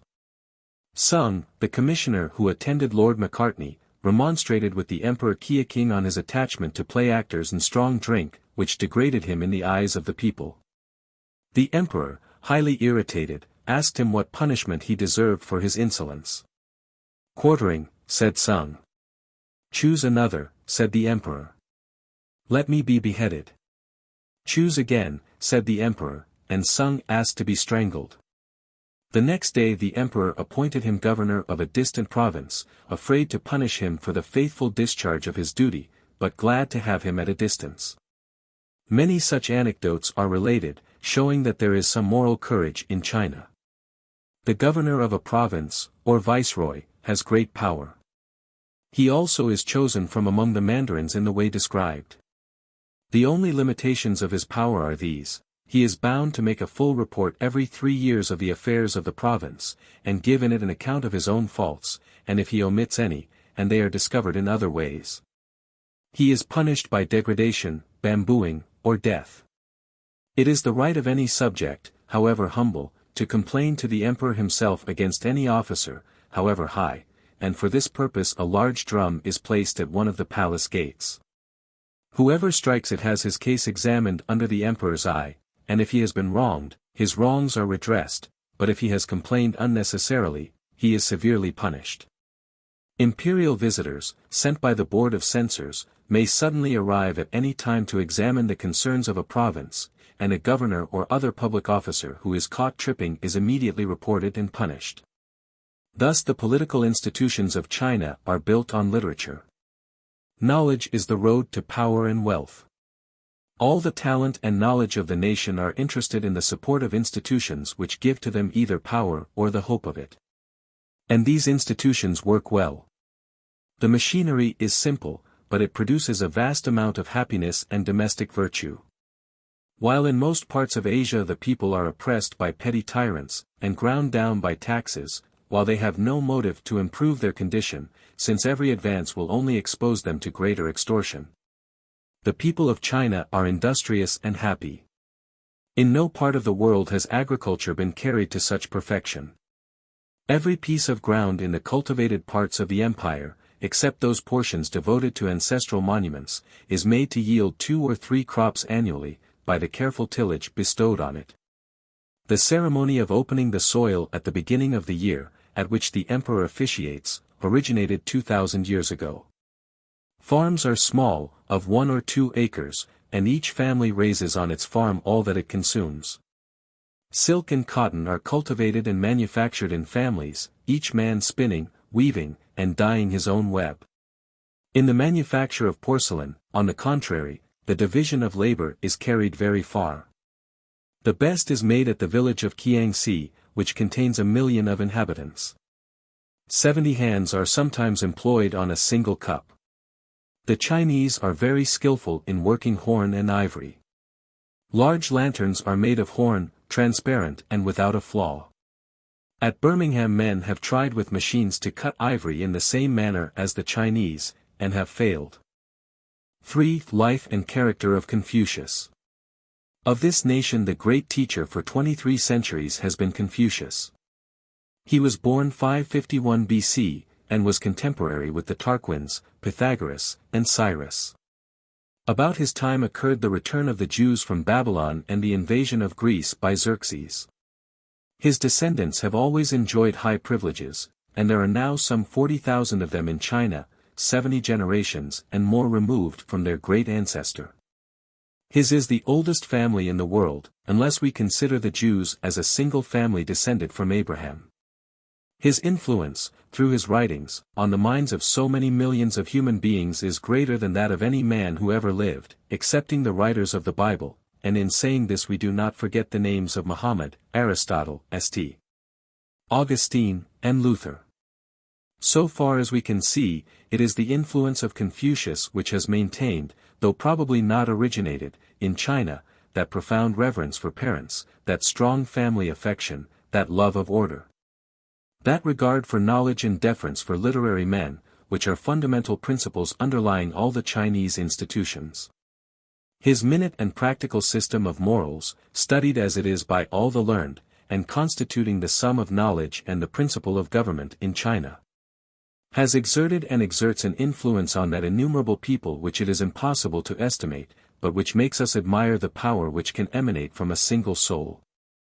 To exert such an influence requires greatness. If the tree is to be known by its fruits, Confucius must have been one of the masterminds of our race.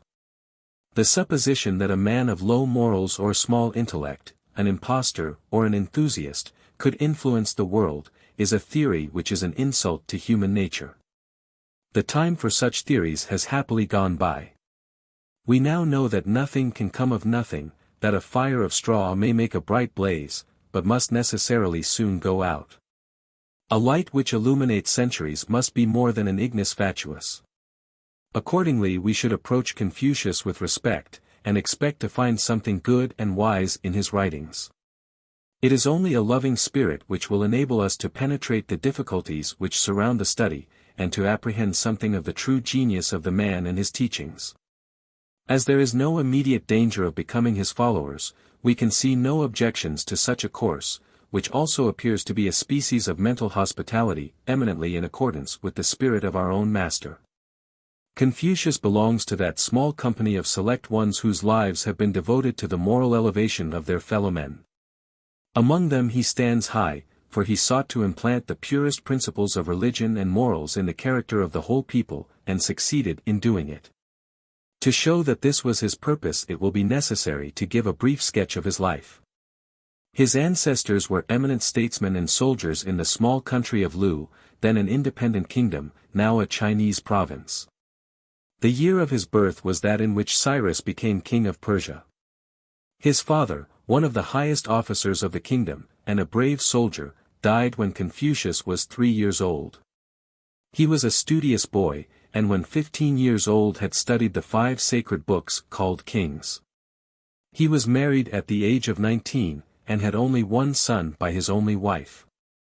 This son died before Confucius, leaving as his posterity a single grandchild, from whom the great multitudes of his descendants now in China were derived.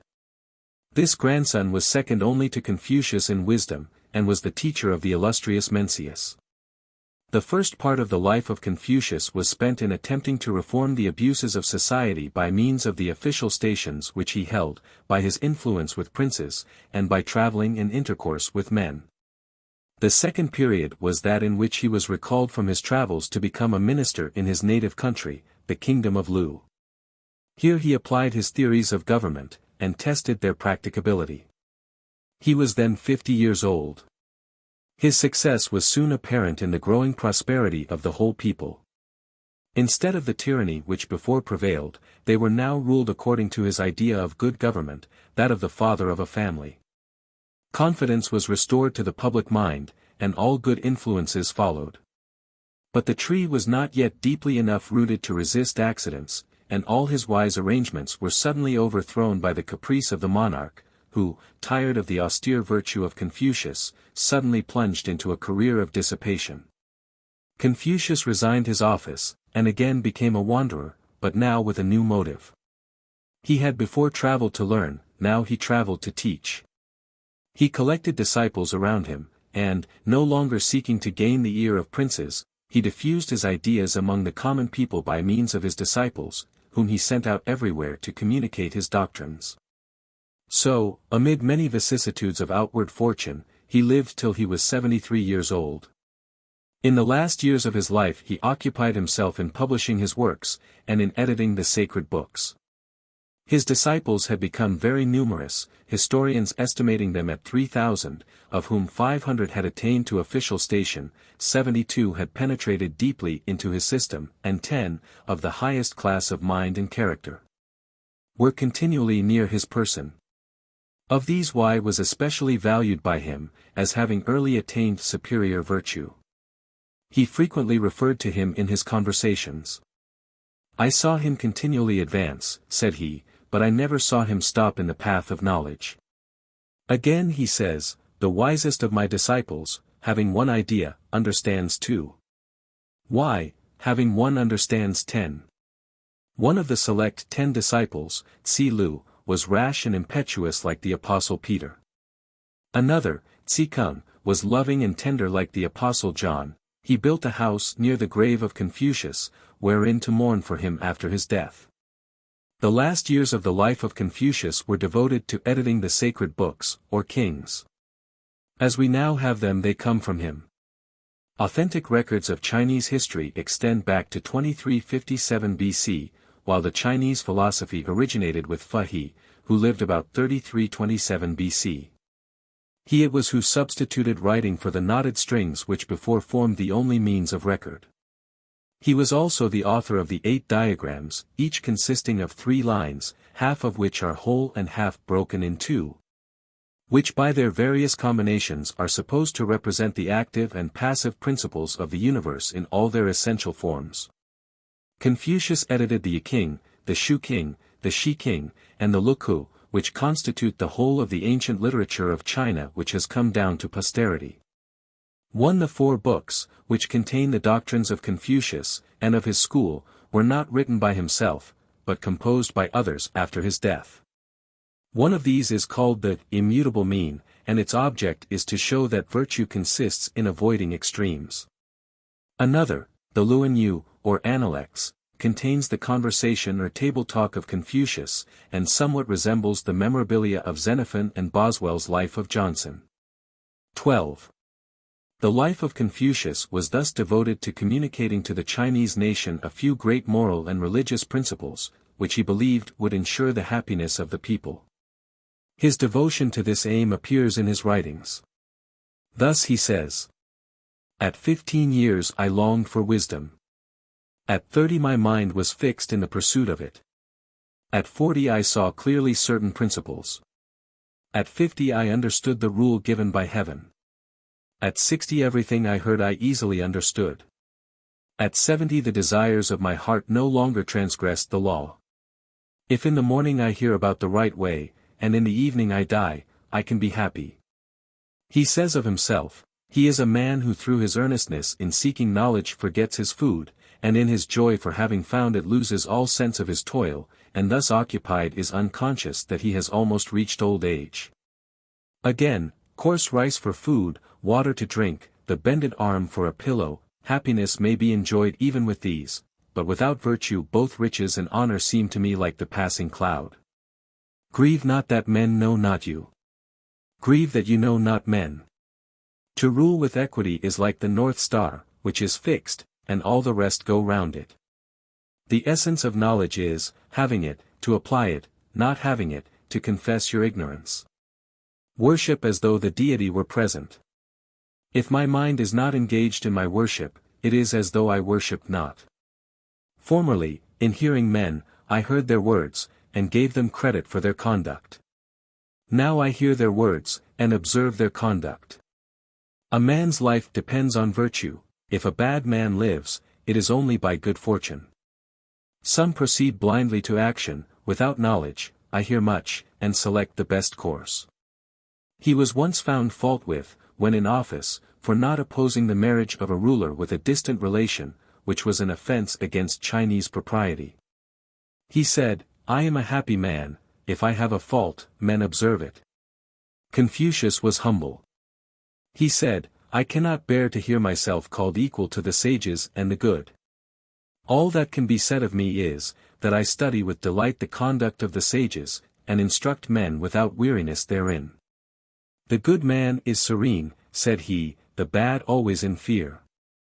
A good man regards the root, he fixes the root, and all else flows out of it. The root is filial piety, the fruit brotherly love. There may be fair words and an humble countenance when there is little real virtue. I daily examine myself in a threefold manner, in my transactions with men, if I am upright, in my intercourse with friends, if I am faithful, and whether I illustrate the teachings of my master in my conduct. Faithfulness and sincerity are the highest things. When you transgress, do not fear to return. Learn the past and you will know the future." The great principles which he taught were chiefly based on family affection and duty.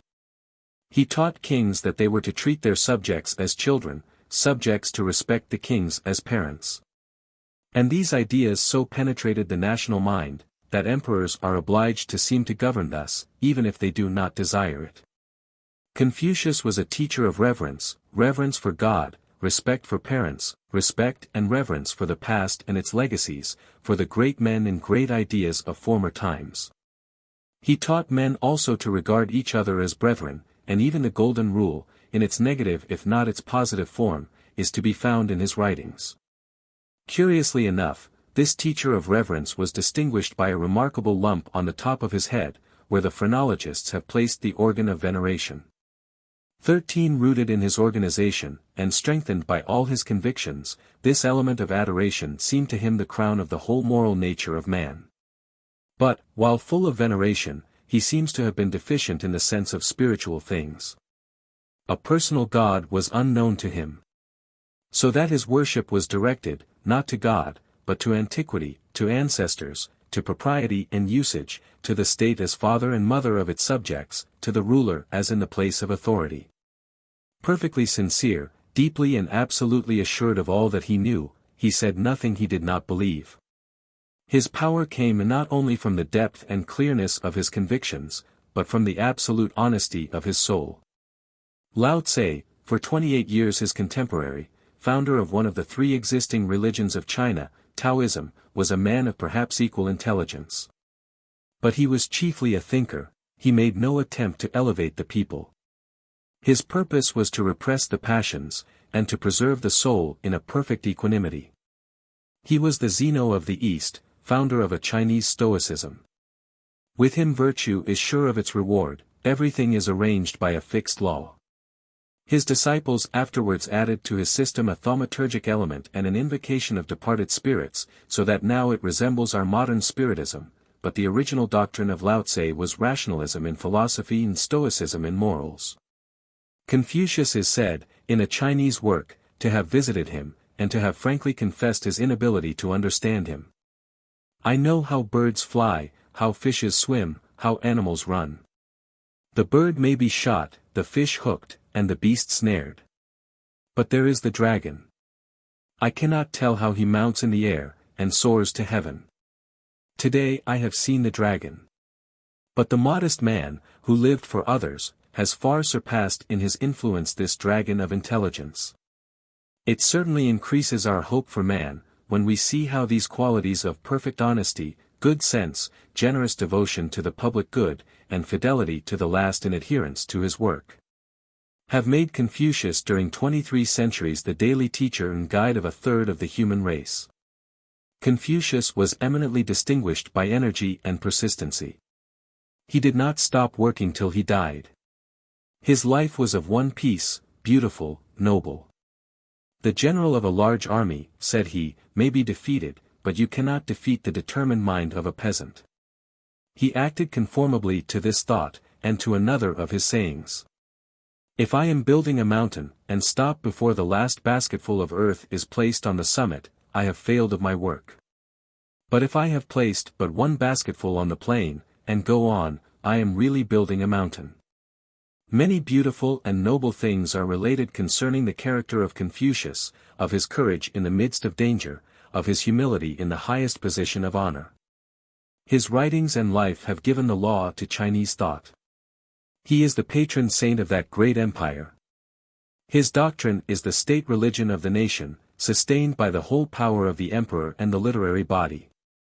His books are published every year by societies formed for that purpose, who distribute them gratuitously. His descendants enjoy the highest consideration. The number of temples erected to his memory is 1,660. One of them occupies 10 acres of land.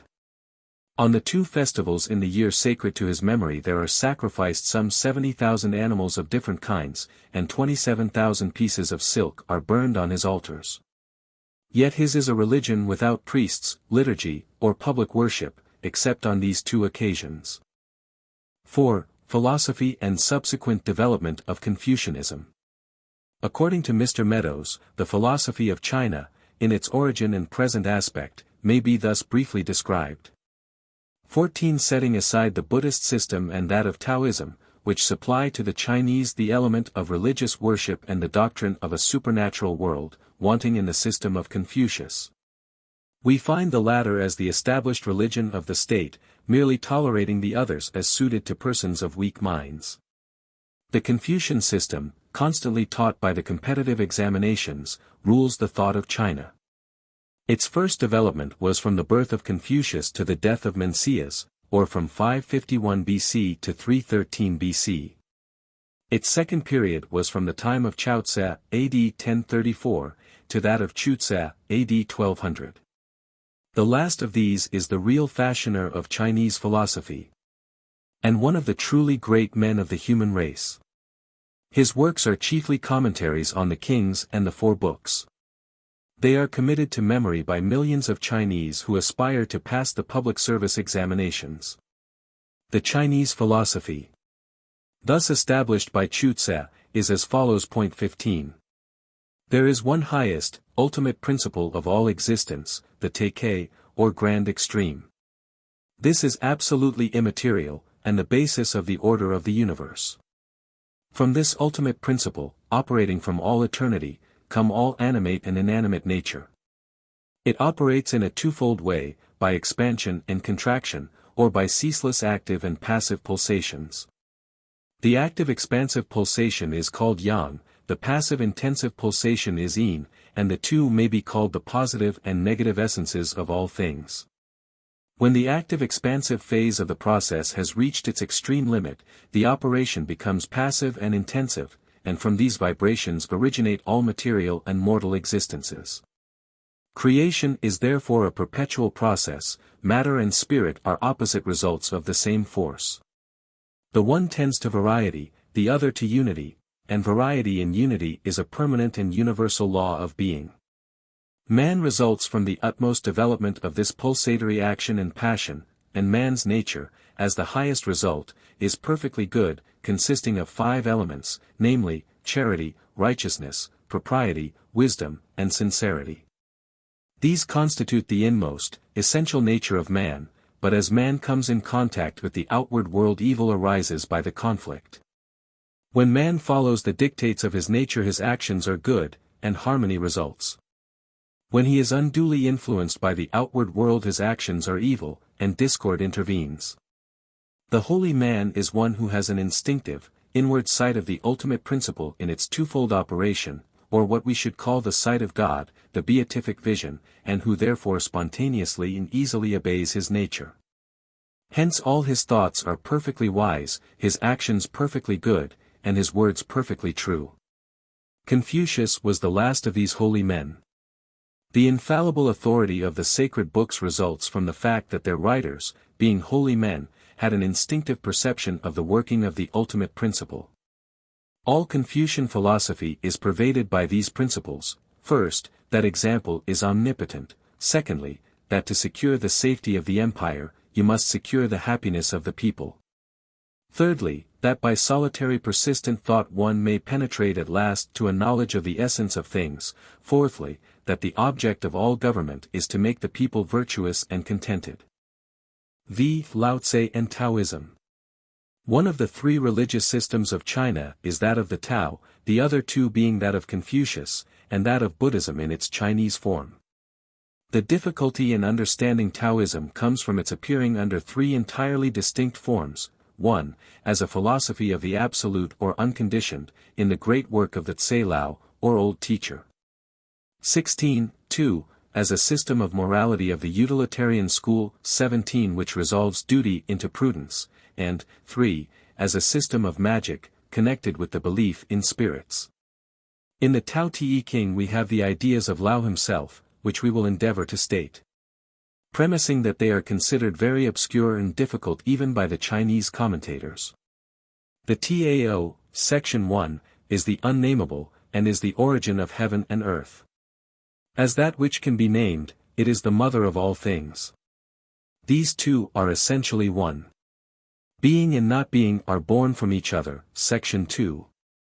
The Tao is empty but inexhaustible, section 4, is pure, is profound, and was before the gods. It is invisible, not the object of perception, it returns into not being, sections 14, 40. It is vague, confused, and obscure, section 25, 21. It is little and strong, universally present, and all beings return into it, section 32. It is without desires, great, section 34. All things are born of being, being is born of not being, section 40. From these and similar statements it would appear that the philosophy of the Tae-Ping is that of absolute being, or the identity of being and not being. In this point it anticipated Hegel by 23 centuries. 18. It teaches that the absolute is the source of being and of not being. Being is essence, not being is existence. The first is the noumenal, the last the phenomenal.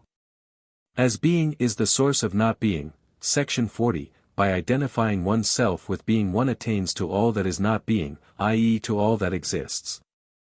Instead, therefore, of aiming at acquiring knowledge, the wise man avoids it; instead of acting, he refuses to act. He feeds his mind with a wise passiveness.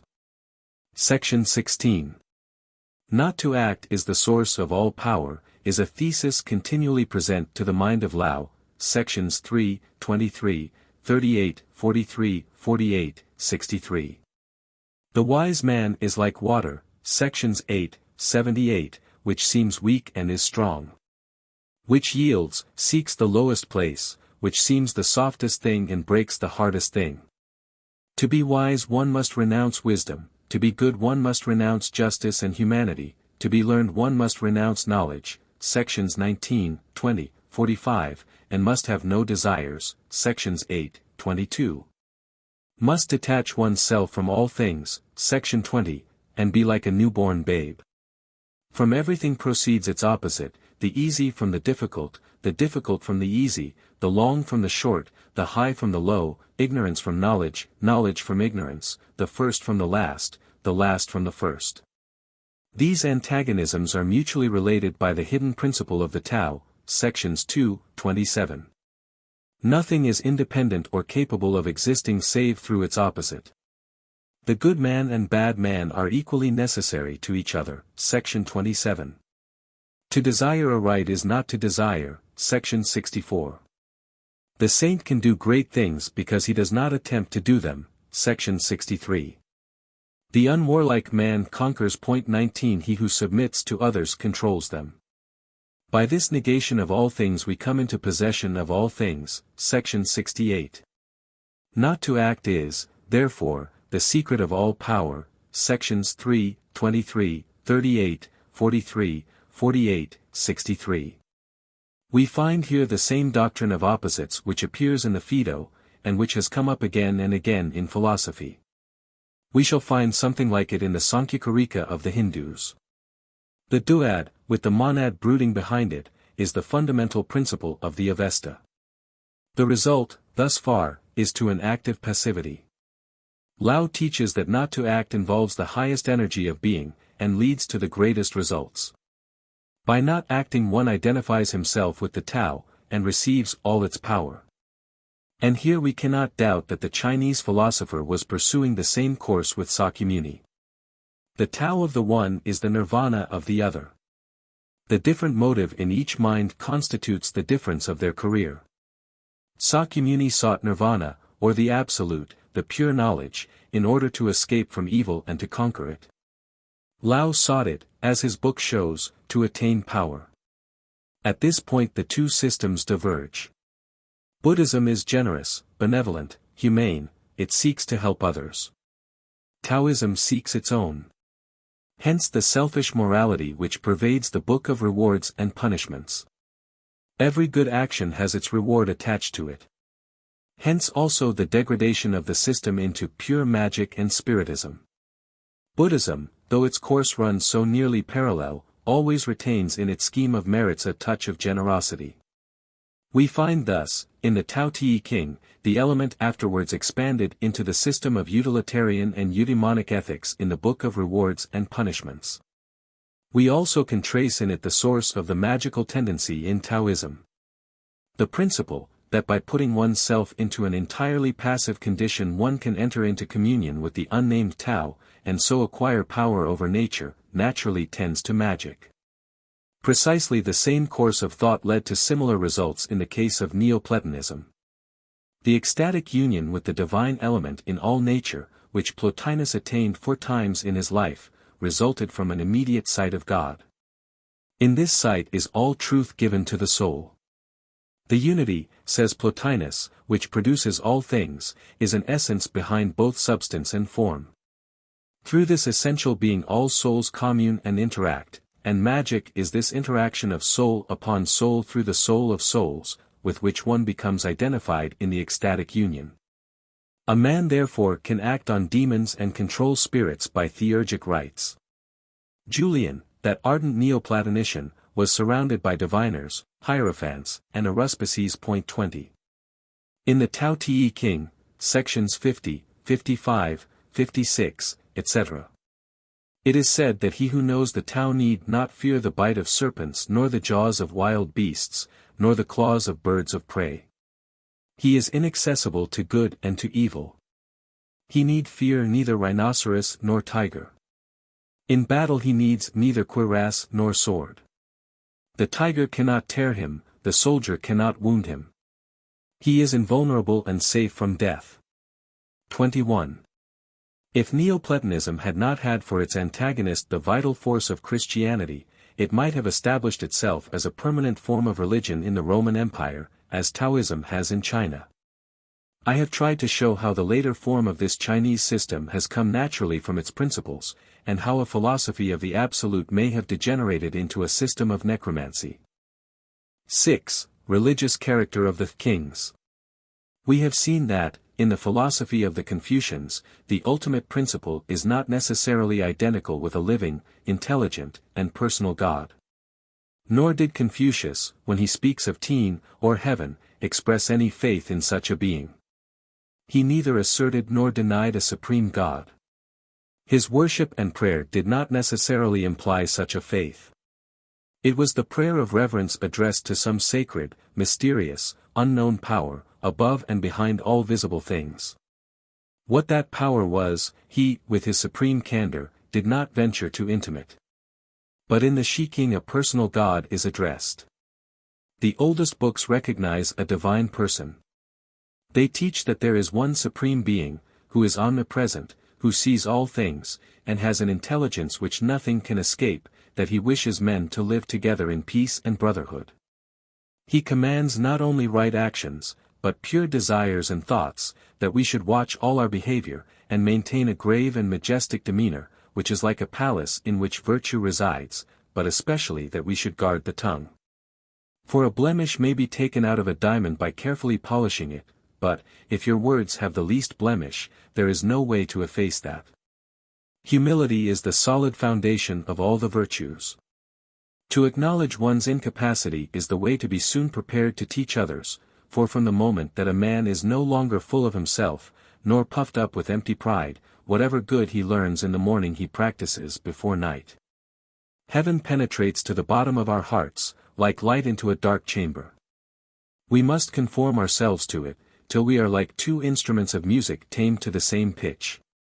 We must join ourselves with it, like two tablets which appear but one. We must receive its gifts the very moment its hand is open to bestow. Our irregular passions shut up the door of our souls against God. Such are the teachings of these kings, which are unquestionably among the oldest existing productions of the human mind. In the days of Confucius they seem to have been nearly forgotten, and their precepts wholly neglected. Confucius revised them, added his own explanations and comments, and, as one of the last acts of his life, called his disciples around him and made a solemn dedication of these books to heaven. He erected an altar on which he placed them, adored God, and returned thanks upon his knees in a humble manner for having had life and health granted him to finish this undertaking. 7. Confucius and Christianity. Character of the Chinese. It were easy to find defects in the doctrine of Confucius. It has little to teach of God or immortality.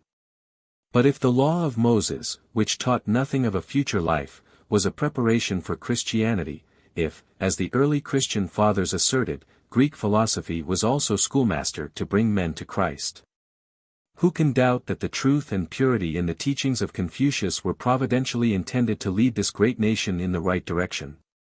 Confucius is a star in the east, to lead his people to Christ. One of the most authentic of his sayings is this, that, in the West the true saint must be looked for and found. He has a perception, such as truly great men have often had, of someone higher than himself, who was to come after him. We cannot doubt, therefore, that God, who forgets none of his children, has given this teacher to the swarming millions of China to lead them on till they are ready for a higher light. And certainly the temporal prosperity and external virtues of this nation, and their long-continued stability amid the universal changes of the world, are owing in no small degree to the lessons of reverence for the past, of respect for knowledge, of peace and order, and especially of filial piety, which he inculcated. In their case, if in no other, has been fulfilled the promise of the divine commandment, honor thy father and thy mother, that thy days may be long in the land which the Lord thy God giveth thee. In comparing the system of Confucius with Christianity, it appears at once that Christianity differs from this system, as from most others, in its greater completeness. Jesus says to the Chinese philosopher, as he said to the Jewish law, I have not come to destroy, but to fulfill. He fulfills the Confucian reverence for the past by adding hope for the future. He fulfills its stability by progress, its faith in man with faith in God, its interest in this world with the expectation of another, its sense of time with that of eternity. Confucius aims at peace, order, outward prosperity, virtue, and good morals. All this belongs also to Christianity, but Christianity adds a moral enthusiasm, a faith in the spiritual world, a hope of immortal life, a sense of the fatherly presence of God. So that here, as before, we find that Christianity does not exclude other religions, but includes them, and is distinguished by being deeper, higher, broader, and more far-reaching than they. A people with such institutions and such a social life as we have described cannot be despised, and to call them uncivilized is as absurd in us as it is in them to call Europeans barbarians. They are a good, intelligent, and happy people. Lieutenant Forbes, who spent 5 years in China, from 1842 to 1847, says, I found myself in the midst of as amiable, kind, and hospitable a population as any on the face of the earth, as far ahead of us in some things as behind us in others.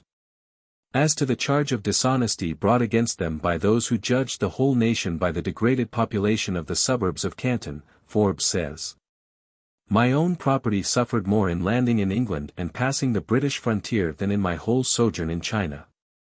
There is no nation, says the Jesuit Du Halde, more laborious and temperate than this. They are inured to hardships from their infancy, which greatly contributes to preserve the innocence of their manners. They are of a mild, tractable, and humane disposition. He thinks them exceedingly modest, and regards the love of gain as their chief vice. Interest, says he, is the spring of all their actions. For, when the least profit offers, they despise all difficulties and undertake the most painful journeys to procure it. This may be true, but if a Chinese traveler in America should give the same account of us, would it not be quite as true? One of the latest writers, the author of The Middle Kingdom, accuses the Chinese of gross sensuality, mendacity, and dishonesty. No doubt these are besetting sins with them, as with all nations who are educated under a system which makes submission to authority the chief virtue. But then this writer lived only at Canton and Macau, and saw personally only the refuse of the people. He admits that, they have attained, by the observance of peace and good order, to a high security of life and property. That the various classes are linked together in a remarkably homogeneous manner by the diffusion of education, and that property and industry receive their just reward of food, raiment, and shelter. He also reminds us that the religion of China differs from all pagan religions in this, that it encourages neither cruelty nor sensuality. No human victims have ever been offered on its altars, and those licentious rites which have appeared in so many religions have never disgraced its pure worship. The Chinese citizen enjoys a degree of order, peace, and comfort unknown elsewhere in Asia. He can hold and sell landed property with a facility, certainty, and security which is absolute perfection compared with the nature of English dealings of the same kind. 22. He can traverse the country for 2,000 miles unquestioned by any official. He can follow what occupation he pleases. He can quit his country and re-enter it without a passport. The law of primogeniture does not exist. The emperor appoints his heir, but a younger son quite as often as an elder one. The principle that no man is entitled by birth to rule over them is better known to the 360 millions of China than to the 27 millions of Great Britain that they have a right to a trial by their peers. 23. The principle of Chinese government is to persuade rather than to compel, to use moral means rather than physical. This rests on the fundamental belief in human goodness. 4. As Mr. Meadows justly observes, the theory that man's nature is radically vicious is the true psychical basis of despotic or physical force government, while the theory that man's nature is radically good is the basis of free or moral force government. The Chinese government endeavors to be paternal. It has refused to lay a tax on opium, because that would countenance the sale of it, though it might derive a large income from such a tax.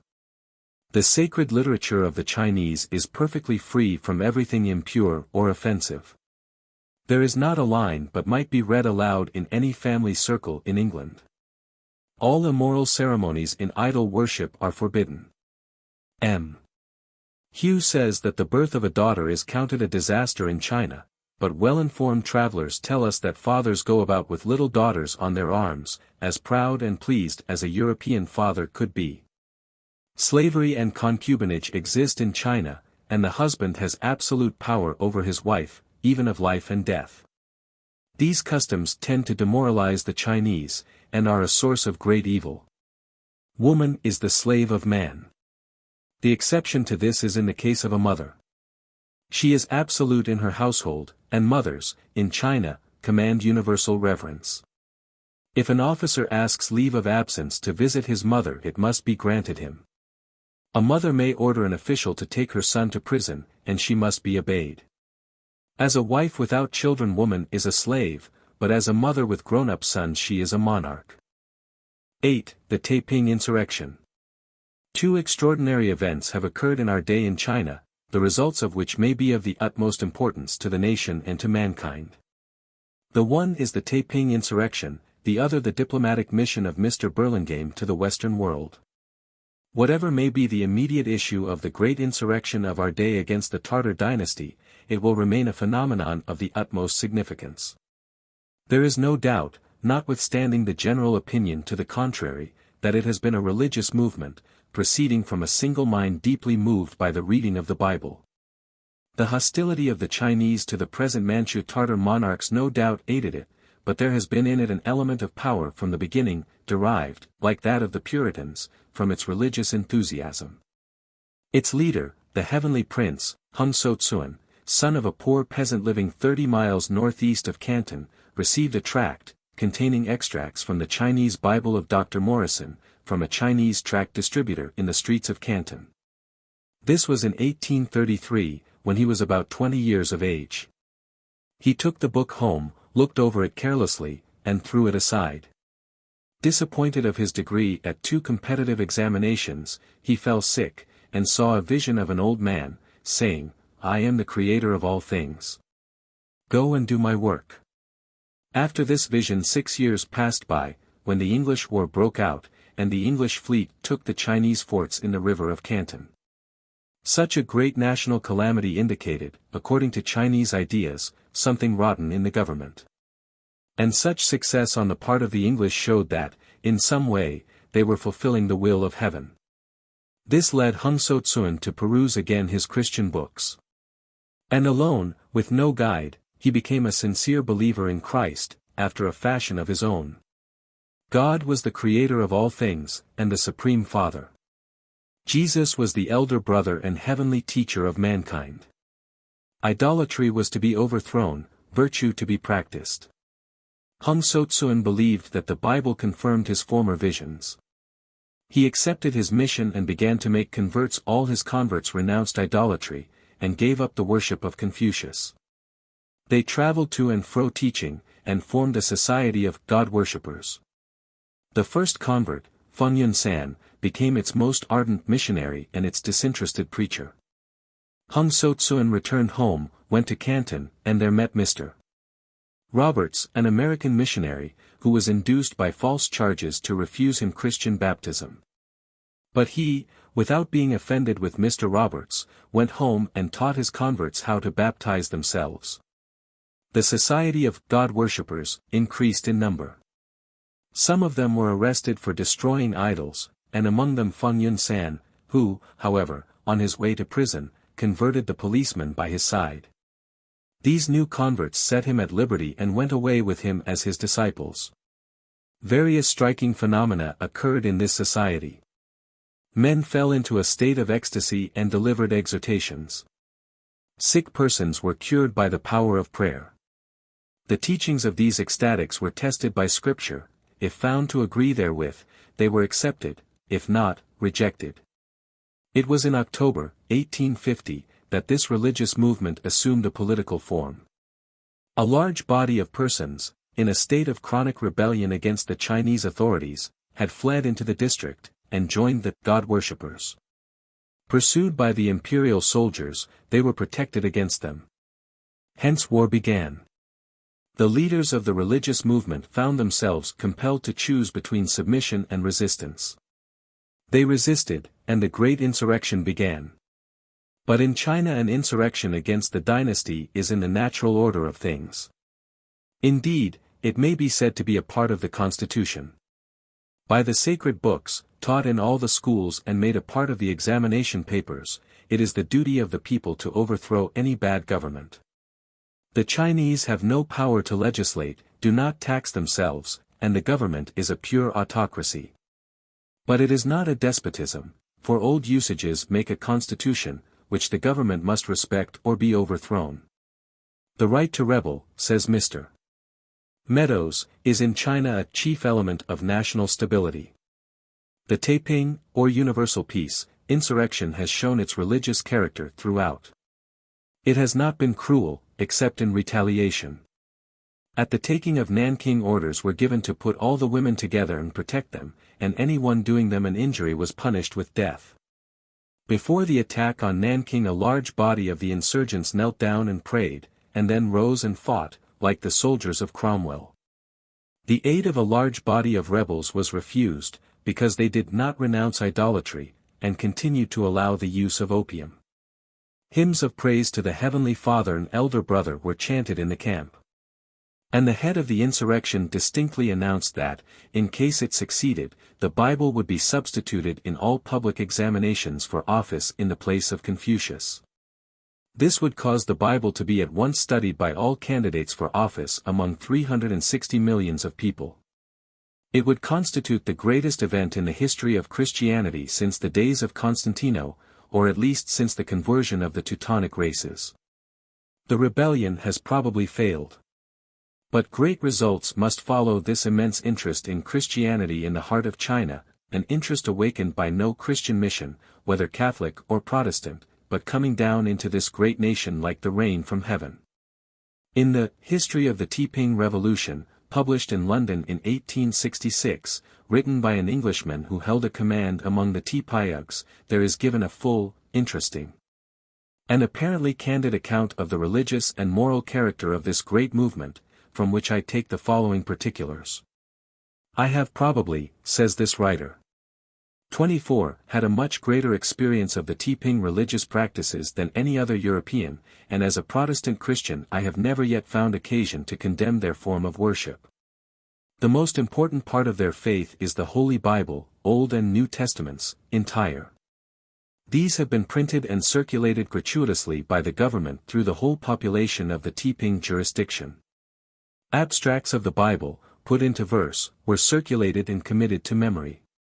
Their form of worship was assimilated to Protestantism. The Sabbath was kept religiously on the seventh day. 3 cups of tea were put on the altar on that day as an offering to the Trinity. They celebrated the communion once a month by partaking of a cup of grape wine. Every one admitted to their fellowship was baptized, after an examination and confession of sins. The following was the form prescribed in the Book of Religious Precepts of the Tae-Ping Dynasty, 25. Forms to be observed when men wish to forsake their sins: they must kneel down in God's presence, and ask Him to forgive their sins. They may then take either a basin of water and wash themselves, or go to the river and bathe themselves. After which they must continue daily to supplicate divine favor, and the Holy Spirit's assistance to renew their hearts, saying grace at every meal, keeping holy the Sabbath day, and obeying all God's commandments, especially avoiding idolatry. They may then be accounted the children of God, and their souls will go to heaven when they die. The prayer offered by the recipient of baptism was as follows. I.A.B. Kneeling down with a true heart, repent of my sins, and pray the Heavenly Father, the great God, of His abundant mercy, to forgive my former sins of ignorance in repeatedly breaking the divine commands. Earnestly beseeching Him also to grant me repentance and newness of life, that my soul may go to heaven, while I henceforth truly forsake my former ways, abandoning idolatry and all corrupt practices, in obedience to God's commands. I also pray that God would give me His Holy Spirit to change my wicked heart, deliver me from all temptation, and grant me His favor and protection, bestowing on me food and raiment, and exemption from calamity. Peace in this world and glory in the next, through the mercies of our Savior and elder brother, Jesus, who redeemed us from sin. In every household throughout the Tae-Ping territory the following translation of the Lord's Prayer was hung up for the use of the children, printed in large black characters on a white board. Supreme Lord, our Heavenly Father, forgive all our sins that we have committed in ignorance, rebelling against Thee. Bless us, brethren and sisters, Thy little children. Give us our daily food and raiment, keep from us all calamities and afflictions, that in this world we may have peace and finally ascend to heaven to enjoy everlasting happiness. We pray Thee to bless our brethren and sisters of all nations. We ask these things for the redeeming merits of our Lord and Savior, our heavenly brother, Jesus. We also pray, Heavenly Father, that Thy will may be done on earth as in heaven, for Thine are all the kingdoms, glory, and power. Amen. The writer says he has frequently watched the Tae-Ping women teaching the children this prayer.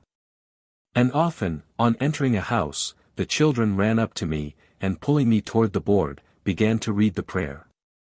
The seventh day was kept very strictly. As soon as midnight sounded on Friday, all the people throughout Tae-Pingdom were summoned to worship. 2 other services were held during the day. Each opened with a doxology to God, Jesus, and the Holy Spirit. Then was sung this hymn.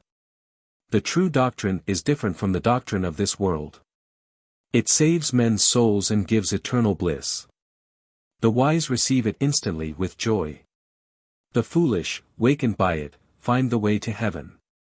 Our Heavenly Father, of His great mercy, did not spare His own Son, but sent Him down to give His life to redeem sinners. When men know this, and repent, they may go to heaven. The rest of the services consisted in a chapter of the Bible read by the minister, a creed, repeated by the congregation standing, a prayer, read by the minister and repeated by the whole congregation kneeling. Then the prayer was burned, the minister read a sermon, an anthem was chanted to the long life of the king, then followed the 10 Commandments, music, and the burning of incense and firecrackers. No business was allowed on the Sabbath, and the shops were closed. There was a clergy, chosen by competitive examination, subject to the approval of the Tian Wang, or supreme religious head of the movement. There was a minister placed over every 25 families, and a church, or heavenly hall, assigned to him in some public building. Over every 25 parishes there was a superior, who visited them in turn every Sabbath. Once every month the whole people were addressed by the chief Wang. The writer of this work describes his attendance on morning prayers at Nanking, in the heavenly hall of the Chung Wang's household. This took place at sunrise every morning, the men and women sitting on opposite sides of the hall. Oftentimes, says he, while kneeling in the midst of an apparently devout congregation, and gazing on the upturned countenances lightened by the early morning sun, have I wondered why no British missionary occupied my place. And why Europeans generally preferred slaughtering the Tae-Pings to accepting them as brothers in Christ. When I look back, he adds, on the unchangeable and universal kindness I always met with among the Tae-Pings, even when their dearest relatives were being slaughtered by my countrymen, or delivered over to the Manchus to be tortured to death. Their magnanimous forbearance seems like a dream. Their kind and friendly feelings were often annoying.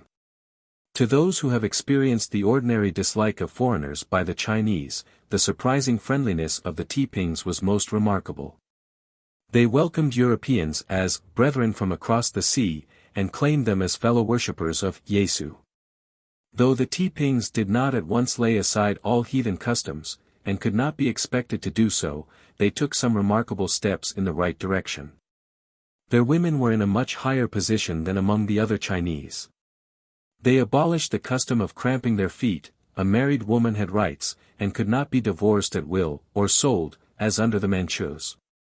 Large institutions were established for unmarried women. Slavery was totally abolished, and to sell a human being was made a capital offense. They utterly prohibited the use of opium, and this was probably their chief offense in the eyes of the English. Prostitution was punished by death, and was unknown in their cities. Idolatry was also utterly abolished. Their treatment of the people under them was merciful, they protected their prisoners, whom the imperialists always massacred. The British troops, instead of preserving neutrality, aided the imperialists in putting down the insurrection in such ways as this. The British cruisers assumed that the Tae-Ping junks were pirates, because they captured Chinese vessels. The British ship Bittern and another steamer sank every vessel but 2 in a rebel fleet, and gave up the crew of one which they captured to be put to death. This is the description of another transaction of the same kind. In the harbor of Shirpu, the junks were destroyed, and their crews shot, drowned, and hunted down, until about 1,000 were killed. The Bittern's men aiding the Chinese on shore to complete the wholesale massacre. 26. It is the deliberate opinion of this well-informed English writer that the Tae-Ping insurrection would have succeeded but for British intervention. That the Tartar dynasty would have been expelled, the Chinese regained their autonomy, and Christianity have been established throughout the empire. At the end of his book he gives a table of 43 battles and massacres in which the British soldiers and navy took part, in which about 400,000 of the Tae-Pings were killed. And he estimates that more than 2 millions more died of starvation in 1863 and 1864, in the famine occasioned by the operations of the Allied English, French, and Chinese troops, when the Tae-Pings were driven from their territories. In view of such facts, well may an English writer say, it is not once or twice that the policy of the British government has been ruinous to the best interests of the world. Disregard of international law and of treaty law in Europe, deeds of piracy and spoliation in Asia, one vast system of wrong and violence, have everywhere for years marked the dealings of the British government with the weaker races of the globe. 27. Other Englishmen, beside Linlow and Mr. Meadows, give the same testimony to the Christian character of this great movement in China. Captain Fishbourne, describing his visit in HMS Hermes to Nanking, says, "It was obvious to the commonest observer that they were practically a different race. They had the scriptures, many seemed to him to be practical Christians, serious and religious, believing in a special providence, thinking that their trials were sent to purify them. They accuse us of magic," said one. "The only magic we employ is prayer to God." The man who said this, says Captain Fishbourne, was a little shriveled-up person, but he uttered words of courageous confidence in God, and could utter the words of a hero. He and others like him have impressed the minds of their followers with their own courage and morality. The English Bishop of Victoria has constantly given the same testimony. Of one of the Tae-Ping books Dr. Medhurst says, "There is not a word in it which a Christian missionary might not adopt and circulate as a tract for the benefit of the Chinese." Dr. Medhurst also describes a scene which took place in Shanghai, where he was preaching in the chapel of the London Missionary Society, on the folly of idolatry and the duty of worshipping the one true God. A man arose in the middle of the congregation and said, "That is true. That is true. The idols must perish. I am a Tae-Ping, we all worship one God and believe in Jesus, and we everywhere destroy the idols. 2 years ago when we began we were only 3,000, now we have marched across the empire, because God was on our side." He then exhorted the people to abandon idolatry and to believe in Jesus, and said, "We are happy in our religion, and look on the day of our death as the happiest moment of life. When any of our number dies, we do not weep, but congratulate each other because he has gone to the joy of the heavenly world." The mission of Mr. Burlingame indicated a sincere desire on the part of the sagacious men who then governed China, especially of Prince Kung, to enter into relations with modern civilization and modern thought. From the official papers of this mission 28 it appears that Mr. Burlingame was authorized to transact all business with the treaty powers in which those countries and China had a common interest. Communication of Prince Kung, December 31, 1867. The Chinese government expressly states that this step is intended as adopting the customs of diplomatic intercourse peculiar to the West, and that in so doing the Chinese Empire means to conform to the law of nations, as understood among the European states. It therefore adopted Wheaton's International Law as the textbook and authority to be used in its Foreign Office, and had it carefully translated into Chinese for the use of its mandarins. This movement was the result, says Mr. Burlingame, of the cooperative policy adopted by the representatives in China of the treaty powers, in which they agreed to act together on all important questions, to take no cession of territory, and never to menace the autonomy of the empire. They agreed to leave her perfectly free to develop herself according to her own form of civilization, not to interfere with her interior affairs, to make her waters neutral, and her land safe. Burlingame's speech at San Francisco.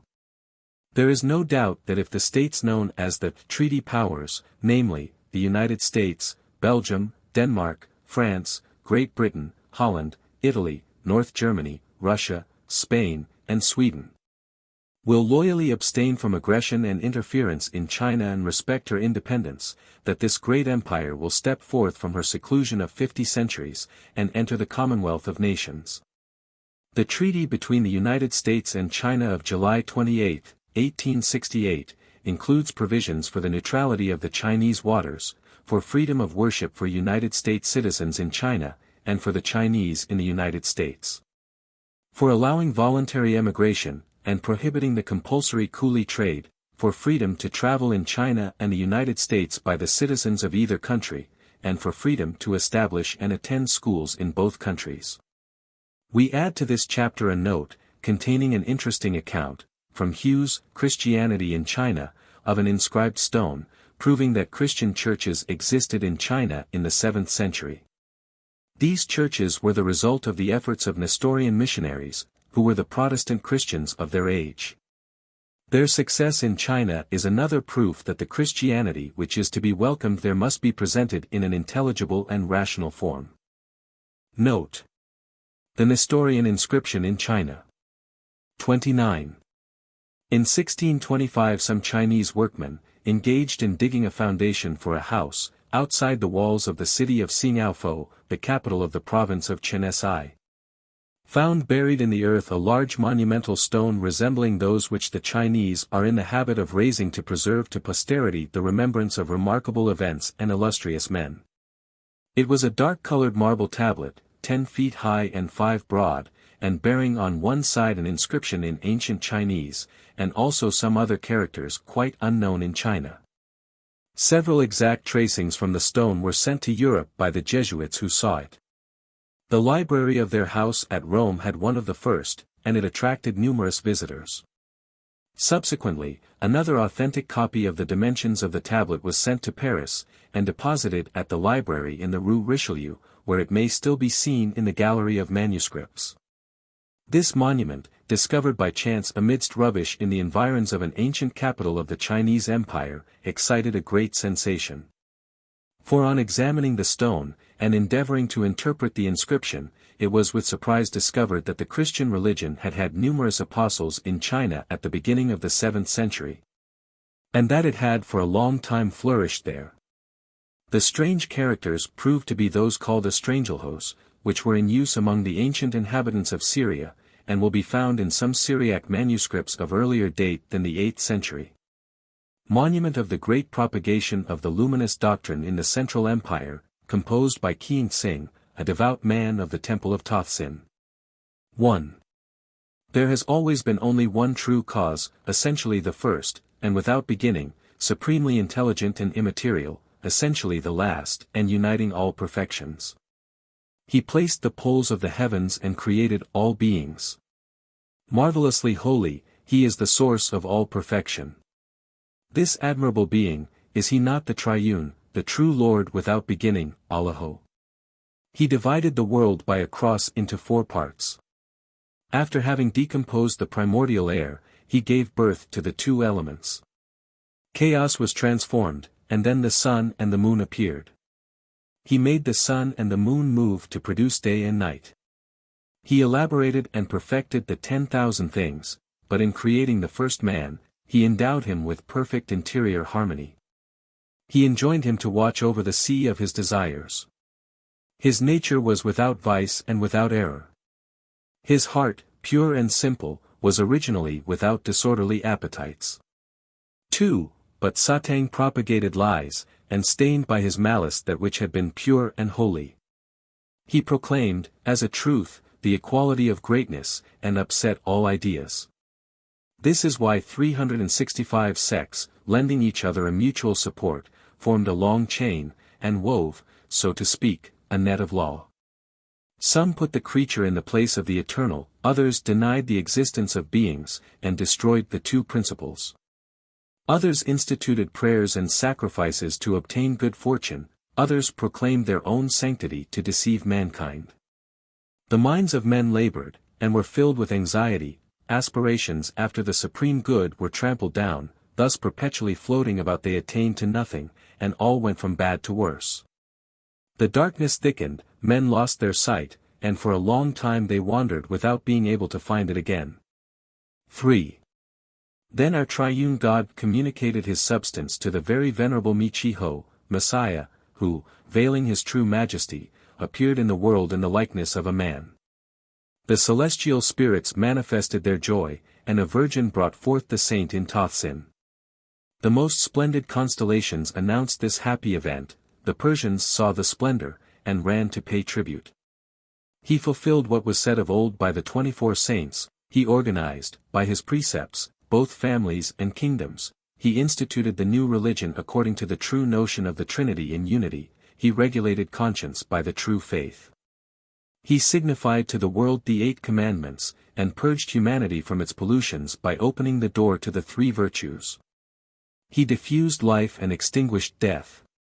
He suspended the luminous sun to destroy the dwelling of darkness, and then the lies of demons passed away.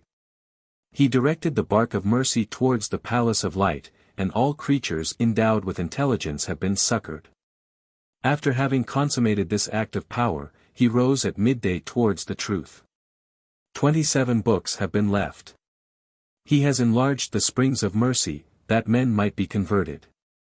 The baptism by water and by the Spirit is a law that purifies the soul and beautifies the exterior.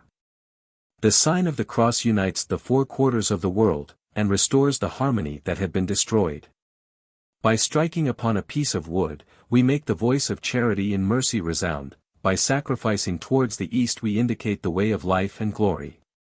Our ministers allow their beards to grow, to show that they are devoted to their neighbors. The tonsure that they wear at the top of their heads indicates that they have renounced worldly desires. In giving liberty to slaves we become a link between the powerful and weak. We do not accumulate riches, and we share with the poor that which we possess. Fasting strengthens the intellectual powers, abstinence and moderation preserve health. We worship 7 times a day, and by our prayers we aid the living and the dead. On the 7th day we offer sacrifice, after having purified our hearts and received absolution for our sins. This religion, so perfect and so excellent, is difficult to name, but it enlightens darkness by its brilliant precepts. It is called the luminous religion. 5. Learning alone without sanctity has no grandeur, sanctity without learning makes no progress. When learning and sanctity proceed harmoniously, the universe is adorned and resplendent. The Emperor Tae-Ping illustrated the empire. He opened the revolution, and governed men in holiness. In his time there was a man of high virtue named Alopan, who came from the kingdom of Taoism.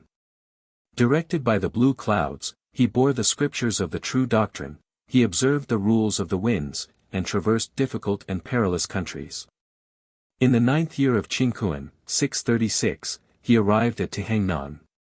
The emperor ordered Feng Haiwenling, first minister of the empire, to go with a great train of attendants to the western suburb, to meet the stranger and bring him to the palace. He had the holy scriptures translated in the imperial library. The court listened to the doctrine, meditated on it profoundly, and understood the great unity of truth. A special edict was promulgated for its publication and diffusion. In the 12th year of Qingkuan, in the 7th moon, during the autumn, the new edict was promulgated in these terms. The doctrine has no fixed name, the holy has no determinate substance. It institutes religions suitable to various countries, and carries men in crowds in its tracks. Alopan, a man of Taoism, and of a lofty virtue, bearing scriptures and images, has come to offer them in the Supreme Court. After a minute examination of the spirit of this religion, it has been found to be excellent, mysterious, and pacific. The contemplation of its radical principle gives birth to perfection and fixes the will. It is exempt from verbosity. It considers only good results. It is useful to men, and consequently ought to be published under the whole extent of the heavens. I, therefore, command the magistrates to have a Taoism temple constructed in the quarter named Tae-Ping of the imperial city, and 21 religious men shall be installed therein. 10. So-tsung, the illustrious and brilliant emperor, erected at Lingnan and other towns, 5 in all, luminous temples. The primitive good was thus strengthened, and felicity flourished. Joyous solemnities were inaugurated, and the empire entered on a wide course of prosperity. 11. Tae-Ping, 764, a lettered and a warlike emperor, propagated the holy revolution. He sought for peace and tranquility. Every year, at the hour of the Nativity, Christmas, he burnt celestial perfumes in remembrance of the divine benefit, he prepared imperial feasts, to honor the luminous, Christian, multitude. 21. This stone was raised in the 2nd year of Qiancheng of the great dynasty of Tang, AD 781, on the 7th day of the moon of the great increase. At this time the devout Ningqiu, lord of the doctrine, governed the luminous multitude in the eastern country. Such is the translation of the famous inscription found at Xing'aofo, in 1625. On the left of the monument are to be read the following words in the Syriac language: "In the days of the Father of Fathers, Ananiescoa, Patriarch Catholicos." To the right can be traced, Adam, priest, and Chorepiscopus. And at the base of the inscription, in the year of the Greeks 1902 AD. 781, Mar Yezd Buzid, priest and Chorepiscopus of the imperial city of Kamdam, son of Mil-Sins, priest of happy memory, of Balkh, a town of Tokaristan, Turkestan, raised this tablet of stone, on which are described the benefits of our Savior and the preaching of our fathers in the kingdom of the Chinese. Adam, deacon, son of Yezd Buzid, Chorepiscopus, Sabaryezu, priest, Gabriel, priest, archdeacon, and ecclesiarch of Kamdam and Sarich. The abridgment of Christian doctrine given in the Syro-Chinese inscription of Xing'aofo shows us, also, that the propagators of the faith in Upper Asia in the 7th century professed the Nestorian errors. Through the vague and obscure verbiage which characterizes the Chinese style, he recognized the mode in which that heresiarch admitted the union of the Word with man, by indwelling plenitude of grace superior to that of all the saints. One of the persons of the Trinity communicated himself to the very illustrious and venerable Messiah, veiling his majesty. That is certainly the doctrine of Nestorius. Upon that point the authority of the critics is unanimous. History, as we have elsewhere remarked, records the rapid progress of the Nestorian sects in the interior of Asia, and their being able to hold their ground, even under the sway of the Mussulmans, by means of compromises and concessions of every kind. Setting out from the banks of the Tigris or the Euphrates, these ardent and courageous propagators of the gospel probably proceeded to Khorasan, and then crossing the Oxus, directed their course toward the lake of Lop, and entered the Chinese Empire by the province of Chenesai. Alepan, and his successors in the Christian mission, whether Syrians or Persians by birth, certainly belonged to the Nestorian Church. Voltaire, who did not like to trouble himself with scientific arguments, and who was much stronger in sarcasm than in erudition, roundly accuses the missionaries of having fabricated the inscription on the monument of Xing'aofo from motives of pious fraud. As if, says Remusat, such a fabrication could have been practicable in the midst of a distrustful and suspicious nation, in a country in which magistrates and private people are equally ill-disposed towards foreigners, and especially missionaries, where all eyes are open to their most trivial proceedings, and where the authorities watch with the most jealous care over everything relating to the historical traditions and monuments of antiquity.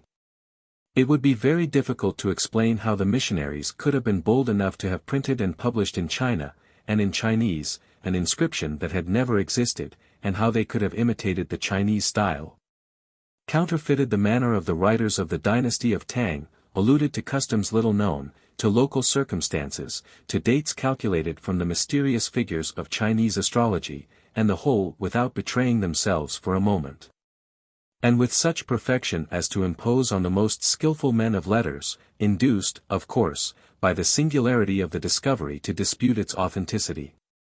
It could only have been done by one of the most erudite of Chinese scholars, joining with the missionaries to impose on his own countrymen. Even that would not be all, for the borders of the inscription are covered with Syrian names in fine Estrangolo characters.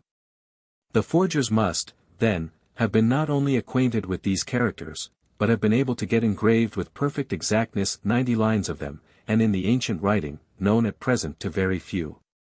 This argument of Remusat's, says another learned Orientalist, M. Felix Neve, is of irresistible force, and we have formerly heard a similar one maintained with the greatest confidence by M. Catramere, of the Academy of Inscriptions and Belles Lettres, and we allow ourselves to quote the opinion of so highly qualified a judge upon this point.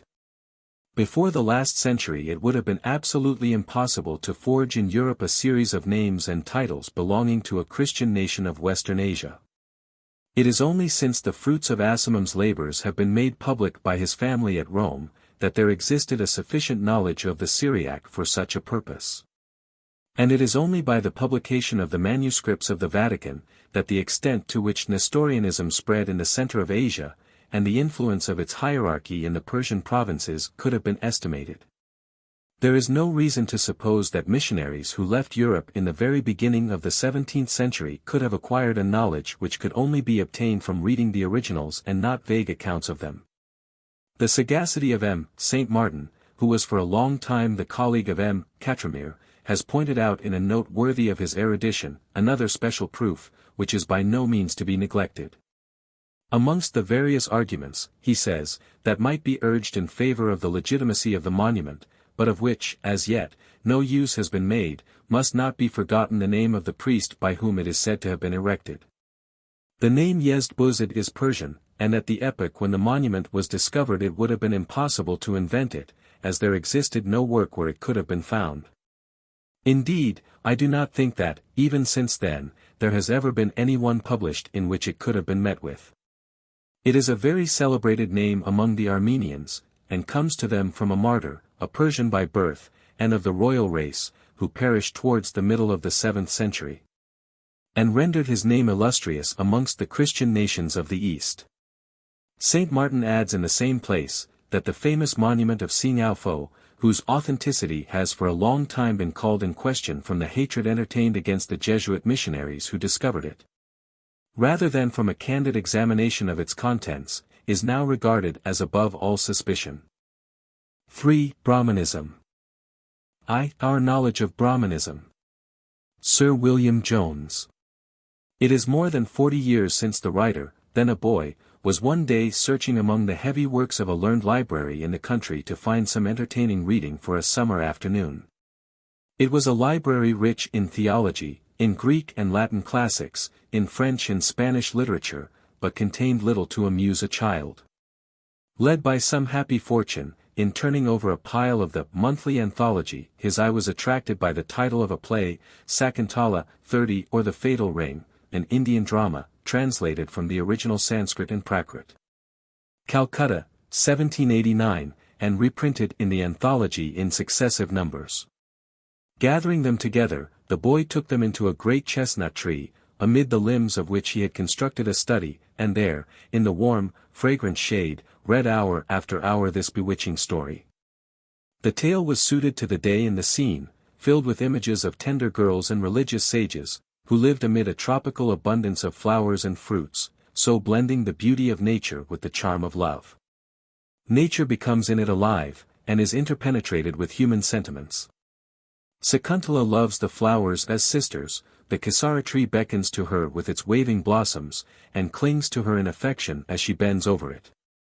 The jasmine, the wife of the mango tree, embraces her lord, who leans down to protect his blooming bride, the moonlight of the grove.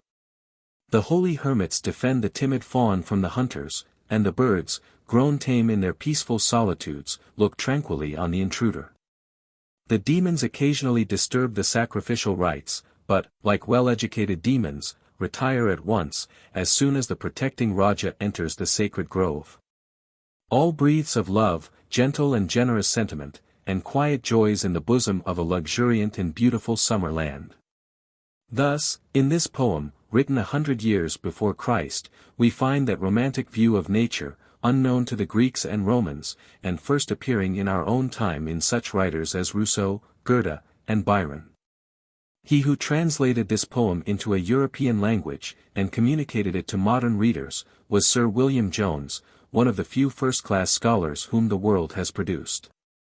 In him was joined a marvelous gift of language with a love for truth and beauty, which detected by an infallible instinct what was worth knowing, in the mighty maze of Oriental literature.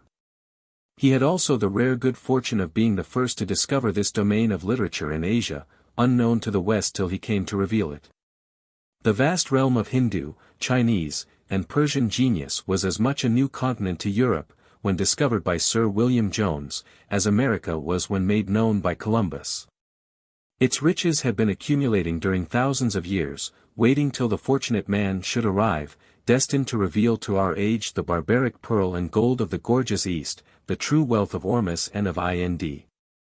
Sir William Jones came well equipped for his task.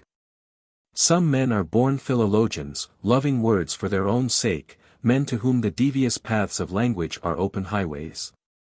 who, as Lord Bacon says, have come forth from the second general curse, which was the confusion of tongues, by the art of grammar. Sir William Jones was one of these, perhaps the greatest of them. A paper in his own handwriting tells us that he knew critically 8 languages: English, Latin, French, Italian, Greek, Arabic, Persian, and Sanskrit, less perfectly 8 others: Spanish, Portuguese, German, Runic, Hebrew, Bengali, Hindi, Turkish. And was moderately familiar with 12 more: Tibetan, Pali, Pahlavi, Dari, Russian, Syriac, Ethiopic, Coptic, Welsh, Swedish, Dutch, and Chinese. There have been, perhaps, other scholars who have known as many tongues as this. But usually they are crushed by their own accumulations, and we never hear of their accomplishing anything. Sir William Jones was not one of these, deep versed in books, and shallow in himself. Language was his instrument, but knowledge his aim. So, when he had mastered Sanskrit and other Oriental languages, he rendered into English not only Sakuntala, but a far more important work, the Laws of Manu. Almost the only work in Sanskrit, says Max Muller, the early date of which, assigned to it by Sir William Jones from the first, has not been assailed. He also translated from the Sanskrit the fables of Hitopadesa, extracts from the Vedas, and shorter pieces. He formed a society in Calcutta for the study of Oriental literature, was its first president, and contributed numerous essays, all valuable, to its periodical, the Asiatic Researches. He wrote a grammar of the Persian language, and translated from Persian into French the history of Nadir Shah. From the Arabic he also translated many pieces, and among them the 7 poems suspended in the temple at Mecca, which, in their subjects and style, seem an Arabic anticipation of Walt Whitman. He wrote in Latin a book of commentaries on Asiatic poetry, in English several works on the Mohammedan and civil law, with a translation of the Greek orations of Isaeus. As a lawyer, a judge, a student of natural history, his ardor of study was equally apparent. He presented to the Royal Society in London a large collection of valuable Oriental manuscripts, and left a long list of studies in Sanskrit to be pursued by those who should come after him. His generous nature showed itself in his opposition to slavery and the slave trade, and his open sympathy with the American Revolution. His correspondence was large, including such names as those of Benjamin Franklin, Sir Joseph Banks, Lord Monboddo, Gibbon, Warren Hastings, Dr. Price, Edmund Burke, and Dr. Parr. Such a man ought to be remembered, especially by all who take an interest in the studies to which he has opened the way, for he was one who had a right to speak of himself, as he has spoken in these lines. Before thy mystic altar, heavenly truth, I kneel in manhood, as I knelt in youth. Thus let me kneel, till this dull form decay, and life's last shade be brightened by thy ray. Then shall my soul, now lost in clouds below, soar without bound, without consuming glow. Since the days of Sir William Jones immense progress has been made in the study of Sanskrit literature, especially within the last 30 or 40 years, from the time when the Schlegels led the way in this department. Now, professors of Sanskrit are to be found in all the great European universities, and in this country we have at least one Sanskrit scholar of the very highest order, Professor William D. Whitney, of Yale. The system of Brahmanism, which a short time since could only be known to Western readers by means of the writings of Colebrooke, Wilkins, Wilson, and a few others, has now been made accessible by the works of Lassen, Max Muller, Burnouf, Muir, Pictet, Bopp, Weber, Windishman, Vivian de Saint Martin, and a multitude of eminent writers in France, England, and Germany. 31. 2. Difficulty of this study. The complexity of the system. Difficulty of this study. The complexity of the system. The Hindus have no history. Their ultra-spiritualism. But, notwithstanding these many helps, Brahmanism remains a difficult study. Its source is not in a man, but in a caste.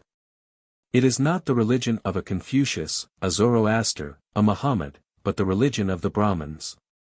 We call it Brahmanism, and it can be traced to no individual as its founder or restorer. There is no personality about it. 32 It is a vast world of ideas, but wanting the unity which is given by the life of a man, its embodiment and representative. But what a system! How large, how difficult to understand! So vast, so complicated, so full of contradictions, so various and changeable, that its very immensity is our refuge. We say, it is impossible to do justice to such a system. Therefore do not demand it of us. India has been a land of mystery from the earliest times. From the most ancient days we hear of India as the most populous nation of the world, full of barbaric wealth and a strange wisdom. It has attracted conquerors, and has been overrun by the armies of Semiramis, Darius, Alexander, by Mahmud, and Tamerlane, and Nadir Shah, by Lord Clive and the Duke of Wellington. These conquerors, from the Assyrian Queen to the British Mercantile Company, have overrun and plundered India, but have left it the same unintelligible, unchangeable, and marvelous country as before. It is the same land now which the soldiers of Alexander described, the land of grotto temples dug out of solid porphyry, of one of the most ancient pagan religions of the world, of social distinctions fixed and permanent as the earth itself. Of the sacred Ganges, of the idols of Juggernaut, with its bloody worship, the land of elephants and tigers, of fields of rice and groves of palm, of treasuries filled with chests of gold, heaps of pearls, diamonds, and incense. But, above all, it is the land of unintelligible systems of belief, of puzzling incongruities, and irreconcilable contradictions. The Hindus have sacred books of great antiquity, and a rich literature extending back 20 or 30 centuries. Yet no history, no chronology, no annals. They have a philosophy as acute, profound and spiritual as any in the world, which is yet harmoniously associated with the coarsest superstitions. With a belief so abstract that it almost escapes the grasp of the most speculative intellect, is joined the notion that sin can be atoned for by bathing in the Ganges or repeating a text of the Veda. With an ideal pantheism resembling that of Hegel, is united the opinion that Brahma and Shiva can be driven from the throne of the universe by anyone who will sacrifice a sufficient number of wild horses. To abstract one's self from matter, to renounce all the gratification of the senses, to macerate the body, is thought the true road to felicity. And nowhere in the world are luxury, licentiousness, and the gratification of the appetites carried so far. Every civil right and privilege of ruler and subject is fixed in a code of laws, and a body of jurisprudence older far than the Christian era, and the object of universal reverence. But the application of these laws rests, says Rode, on the arbitrary decisions of the priests, and their execution on the will of the sovereign. The constitution of India is therefore like a house without a foundation and without a roof. It is a principle of Hindu religion not to kill a worm, not even to tread on a blade of grass, for fear of injuring life, but the torments, cruelties, and bloodshed inflicted by Indian tyrants would shock a Nero or a Borgia. Half the best informed writers on India will tell you that the Brahmanical religion is pure monotheism, the other half as confidently assert that they worship a million gods. Some teach us that the Hindus are spiritualists and pantheists. Others that their idolatry is more gross than that of any living people. Is there any way of reconciling these inconsistencies? If we cannot find such an explanation, there is at least one central point where we may place ourselves. One elevated position, from which this mighty maze will not seem wholly without a plan. In India the whole tendency of thought is ideal, the whole religion a pure spiritualism. An ultra, one-sided idealism is the central tendency of the Hindu mind. The god of Brahmanism is an intelligence, absorbed in the rest of profound contemplation. The good man of this religion is he who withdraws from an evil world into abstract thought. Nothing else explains the Hindu character as this does. An eminently religious people, it is their one-sided spiritualism, their extreme idealism, which gives rise to all their incongruities. They have no history and no authentic chronology, for history belongs to this world, and chronology belongs to time. But this world and time are to them wholly uninteresting, God and eternity are all in all. They torture themselves with self-inflicted torments, for the body is the great enemy of the soul's salvation, and they must beat it down by ascetic mortifications. But asceticism, here as everywhere else, tends to self-indulgence, since one extreme produces another. In one part of India, therefore, devotees are swinging on hooks in honor of Shiva, hanging themselves by the feet, head downwards, over a fire, rolling on a bed of prickly thorns, jumping on a couch filled with sharp knives, boring holes in their tongues, and sticking their bodies full of pins and needles, or perhaps holding the arms over the head till they stiffen in that position. Meantime in other places whole regions are given over to sensual indulgences, and companies of abandoned women are connected with different temples and consecrate their gains to the support of their worship. As one-sided spiritualism will manifest itself in morals in the two forms of austerity and sensuality, so in religion it shows itself in the opposite direction of an ideal pantheism and a gross idolatry. Spiritualism first fills the world full of God, and this is a true and Christian view of things. But it takes another step, which is to deny all real existence to the world, and so runs into a false pantheism. It first says, truly, there is nothing without God. It next says, falsely, there is nothing but God. This second step was taken in India by means of the doctrine of Maya, or illusion. Maya means the delusive shows which spirit assumes. For there is nothing but spirit, which neither creates nor is created, neither acts nor suffers, which cannot change, and into which all souls are absorbed when they free themselves by meditation from the belief that they suffer or are happy, that they can experience either pleasure or pain. The next step is to polytheism. For if God neither creates nor destroys, but only seems to create and destroy, these appearances are not united together as being the acts of one being, but are separate, independent phenomena. When you remove personality from the conception of God, as you do in removing will, you remove unity. Now if creation be an illusion, and there be no creation, still the appearance of creation is a fact. But as there is no substance but spirit, this appearance must have its cause in spirit, that is a divine appearance, is God. So destruction, in the same way, is an appearance of God, and reproduction is an appearance of God, and every other appearance in nature is a manifestation of God. But the unity of will and person being taken away, we have not one God, but a multitude of gods, or polytheism. Having begun this career of thought, no course was possible for the human mind to pursue but this. An ultra-spiritualism must become pantheism, and pantheism must go on to polytheism. In India this is not a theory, but a history.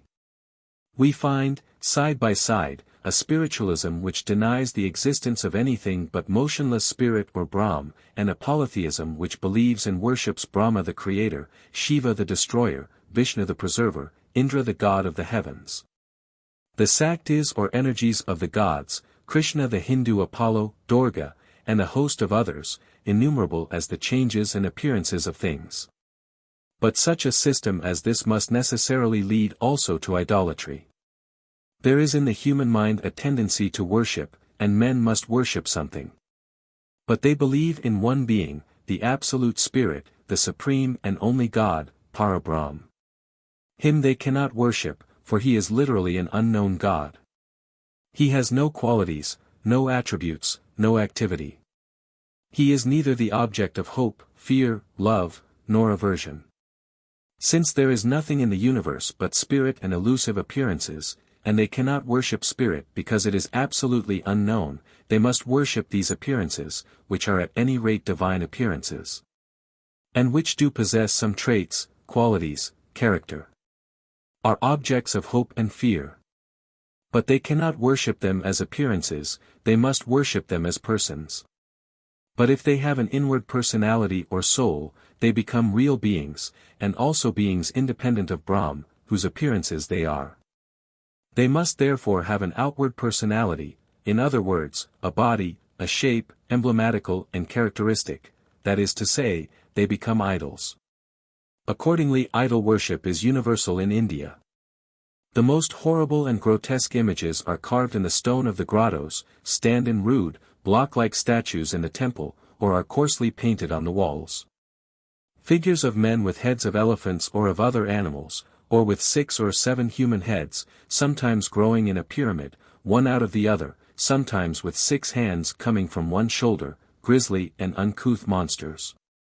Like nothing in nature, yet too grotesque for symbols, such are the objects of the Hindu worship. 3. Helps from comparative philology. The Aryans in Central Asia. We have seen how hopeless the task has appeared of getting any definite light on Hindu chronology or history.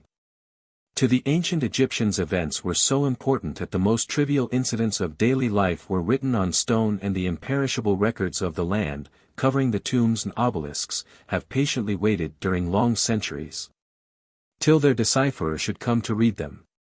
To the Hindus, on the other hand, all events were equally unimportant. The most unhistoric people on earth, they cared more for the minutiae of grammar, or the subtleties of metaphysics, than for the whole of their past.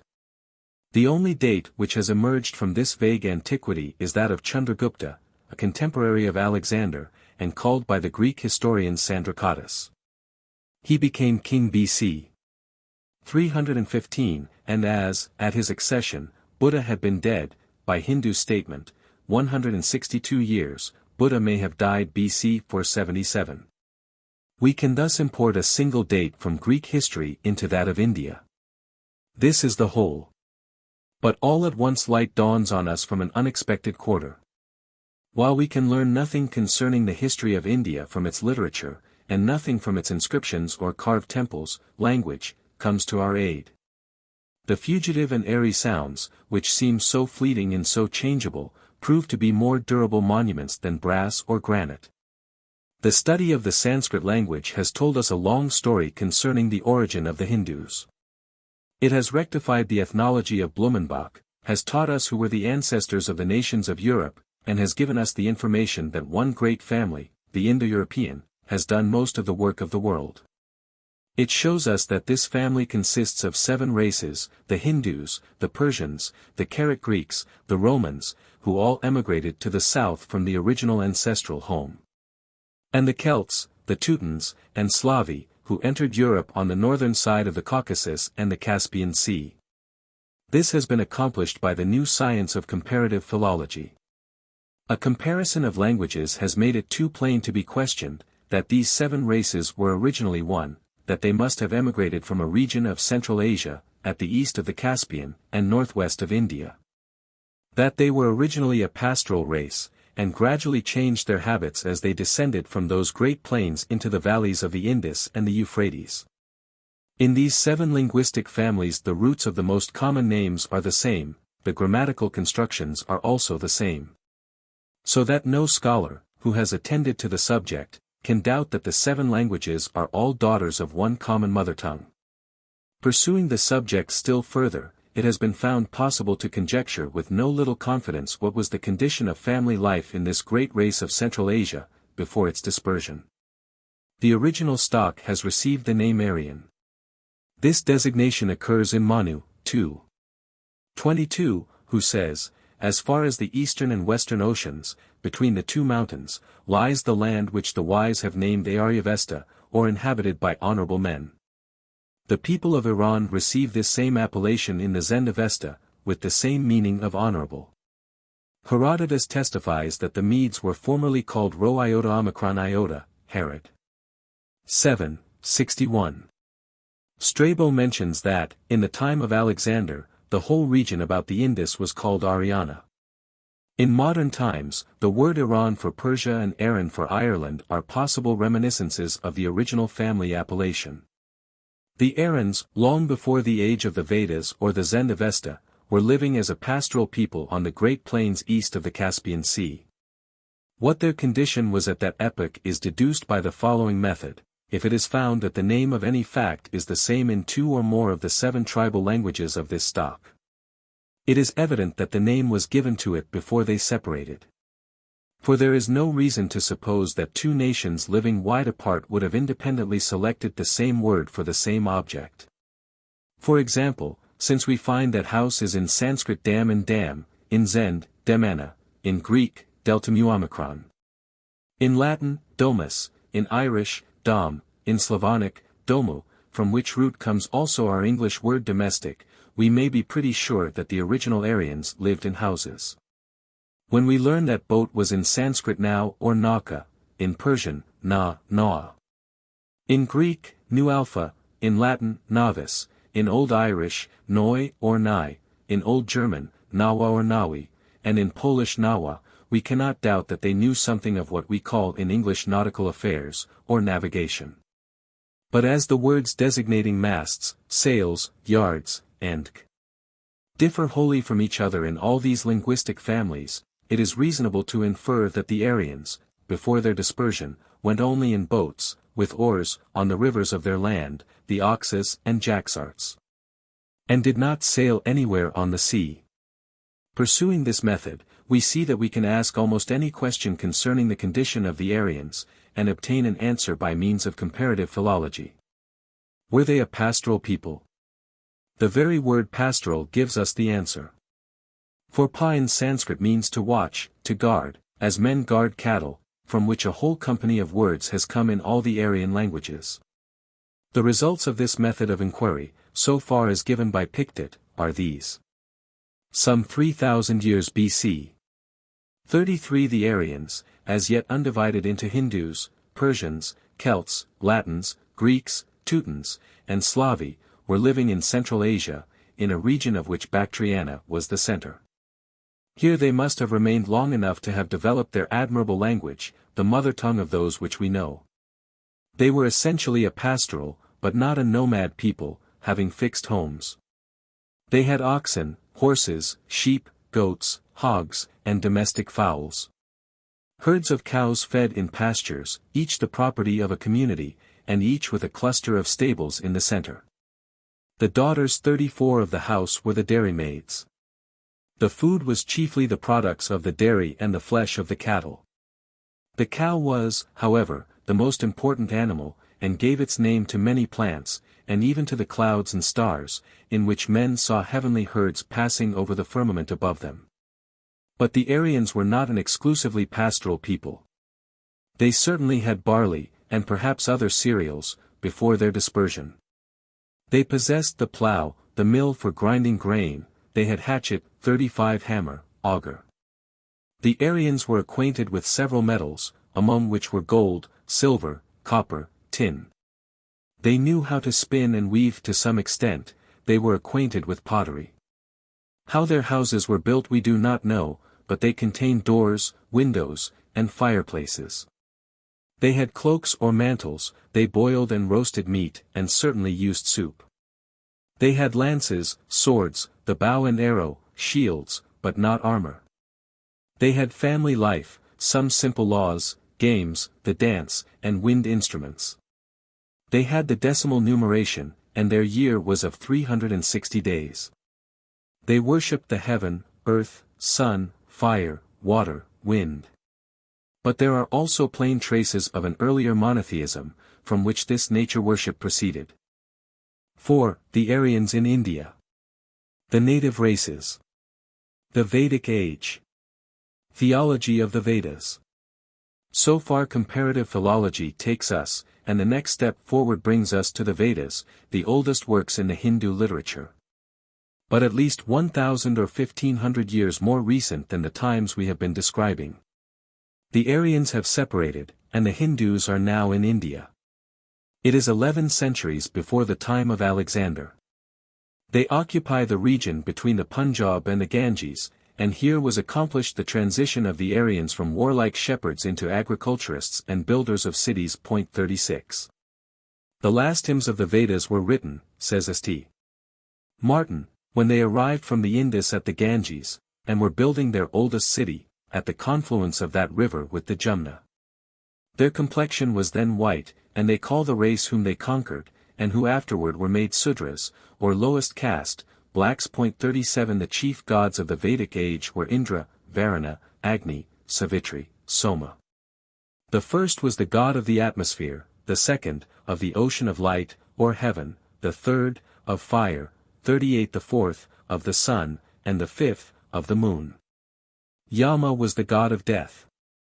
All the powers of nature were personified in turn, as earth, food, wine, months, seasons, day, night, and dawn. Among all these divinities, Indra and Agni were the chief. 39 But behind this incipient polytheism lurks the original monotheism, for each of these gods, in turn, becomes the supreme being. The universal deity seems to become apparent, first in one form of nature and then in another. Such is the opinion of Colebrooke, who says that the ancient Hindu religion recognizes but one God, not yet sufficiently discriminating the creature from the creator. And Max Muller says, the hymns celebrate Varuna, Indra, Agni, and K. And each in turn is called supreme. The whole mythology is fluent. The powers of nature become moral beings. Max Muller adds, it would be easy to find, in the numerous hymns of the Veda, passages in which almost every single god is represented as supreme and absolute. Agni is called ruler of the universe. Indra is celebrated as the strongest god, and in one hymn it is said, Indra is stronger than all. It is said of Soma that he conquers every one. But clearer traces of monotheism are to be found in the Vedas. In one hymn of the Rig Veda it is said, they call him Indra, Mitra, Varuna, Agni, then he is the well-winged heavenly Garudamat, that which is one, the wise call it many ways, they call it Agni, Yama, Matarisvan. Nothing, however, will give us so good an idea of the character of these Vedic hymns as the hymns themselves. I therefore select a few of the most striking of those which have been translated by Colebrooke, Wilson, M. Muller, E. Beaumont, and others. In the following, from one of the oldest Vedas, the unity of God seems very clearly expressed. Rig Veda, X. 121. In the beginning there arose the source of golden light. He was the only born Lord of all that is. He established the earth, and this sky. Who is the God to whom we shall offer our sacrifice? He who gives life. He who gives strength, whose blessing all the bright gods desire, whose shadow is immortality, whose shadow is death. Who is the God to whom we shall offer our sacrifice? He who through his power is the only king of the breathing and awakening world. He who governs all, man and beast. Who is the God to whom we shall offer our sacrifice? He whose power these snowy mountains, whose power the sea proclaims, with the distant river. He whose these regions are, as it were his two arms. Who is the God to whom we shall offer our sacrifice? He through whom the sky is bright and the earth firm. He through whom heaven was stablished, nay, the highest heaven. He who measured out the light in the air. Who is the God to whom we shall offer our sacrifice? He to whom heaven and earth, standing firm by his will, look up, trembling inwardly. He over whom the rising sun shines forth. Who is the God to whom we shall offer our sacrifice? Wherever the mighty water clouds went, where they placed the seed and lit the fire, thence arose he who is the only life of the bright gods. Who is the God to whom we shall offer our sacrifice? He who by his might looked even over the water clouds, the clouds which gave strength and lit the sacrifice, he who is God above all gods. Who is the God to whom we shall offer our sacrifice? May he not destroy us, he the creator of the earth, or he, the righteous, who created heaven, he who also created the bright and mighty waters. Who is the God to whom we shall offer our sacrifices? 40. The oldest and most striking account of creation is in the 11th chapter of the 10th book of the Rig Veda. Colebrooke, Max Muller, Muir, and Golds Tucker, all give a translation of this remarkable hymn and speak of it with admiration. We take that of Colebrooke, modified by that of Muir. Then there was no entity nor non-entity, no world, no sky, nor aught above it, nothing anywhere, involving or involved, nor water deep and dangerous. Death was not, and therefore no immortality, nor distinction of day or night. But that one breathed calmly 41 alone with nature, her who is sustained within him. Other than him, nothing existed, which, since, has been. Darkness there was. For, this universe was enveloped with darkness, and was indistinguishable waters, but that mass, which was covered by the husk, was, at length, produced by the power of contemplation. First desire 42 was formed in his mind. And that became the original productive seed, which the wise, recognizing it by the intellect in their hearts, distinguish as the bond of non-entity with entity. Did the luminous ray of these, creative acts, expand in the middle, or above, or below? That productive energy became providence, or sentient souls, and matter, or the elements, nature, who is sustained within, was inferior. And he who sustains was above. Who knows exactly, and who shall in this world declare, whence and why this creation took place? The gods are subsequent to the production of this world, then who can know whence it proceeded, or whence this varied world arose, or whether it upholds itself, or not? He who in the highest heaven is the ruler of this universe, he knows, or does not know. If the following hymn, says Muller, were addressed only to the Almighty, omitting the word Varuna, it would not disturb us in a Christian liturgy. 1. Let me not yet, O Varuna, enter into the house of clay, have mercy, Almighty, have mercy. 2. If I go along trembling, like a cloud driven by the wind, have mercy, Almighty, have mercy. 3. Through want of strength, thou strong and bright God, have I gone to the wrong shore, have mercy, Almighty, have mercy. 4. Thirst came upon the worshipper, though he stood in the midst of the waters, have mercy, Almighty, have mercy. 5.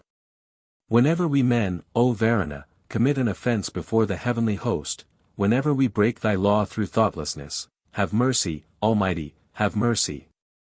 Out of a large number of hymns addressed to Indra, Muller selects one that is ascribed to Vasishtha. 1. Let no one, not even those who worship thee, delay thee far from us. Even from afar come to our feast. Or, if thou art here, listen to us. 2. For these who here make prayers for thee, sit together near the libation, like flies round the honey. The worshippers, anxious for wealth, have placed their desire upon Indra, as we put our foot upon a chariot. 3. Desirous of riches, I call him who holds the thunderbolt with his arm, and who is a good giver, like as a son calls his father. 4. These libations of Soma, mixed with milk, have been prepared for Indra, thou, armed with the thunderbolt, come with the steeds to drink of them for thy delight, come to the house. 5. May he hear us, for he has ears to hear. He is asked for riches, will he despise our prayers? He could soon give hundreds and thousands, no one could check him if he wishes to give. 13. Make for the sacred gods a hymn that is not small, that is well set and beautiful. Many snares pass by him who abides with Indra through his sacrifice. 14. What mortal dares to attack him who is rich in thee? Through faith in thee, O mighty, the strong acquire spod in the day of battle. 17. Thou art well known as the benefactor of every one, whatever battles there be. Every one of these kings of the earth implores thy name, when wishing for help. 18. If I were lord of as much as thou, I should support the sacred bard, thou scatterer of wealth, I should not abandon him to misery. 19. I should award wealth day by day to him who magnifies, I should award it to whosoever it be. We have no other friend but thee, no other happiness, no other father, O mighty. 22. We call for thee, O hero, like cows that have not been milked, we praise thee as ruler of all that moves, O Indra, as ruler of all that is immovable. 23. There is no one like thee in heaven and earth, he is not born, and will not be born. O mighty Indra, we call upon thee as we go fighting for cows and horses. In this hymn, says Muller, Indra is clearly conceived as the supreme god, and we can hardly understand how a people who had formed so exalted a notion of the deity and embodied it in the person of Indra, could, at the same sacrifice, invoke other gods with equal praise. When Agni, the lord of fire, is addressed by the poet, he is spoken of as the first god, not inferior even to Indra. While Agni is invoked, Indra is forgotten. There is no competition between the two, nor any rivalry between them and other gods. This is a most important feature in the religion of the Veda, and has never been taken into consideration by those who have written on the history of ancient polytheism. 43.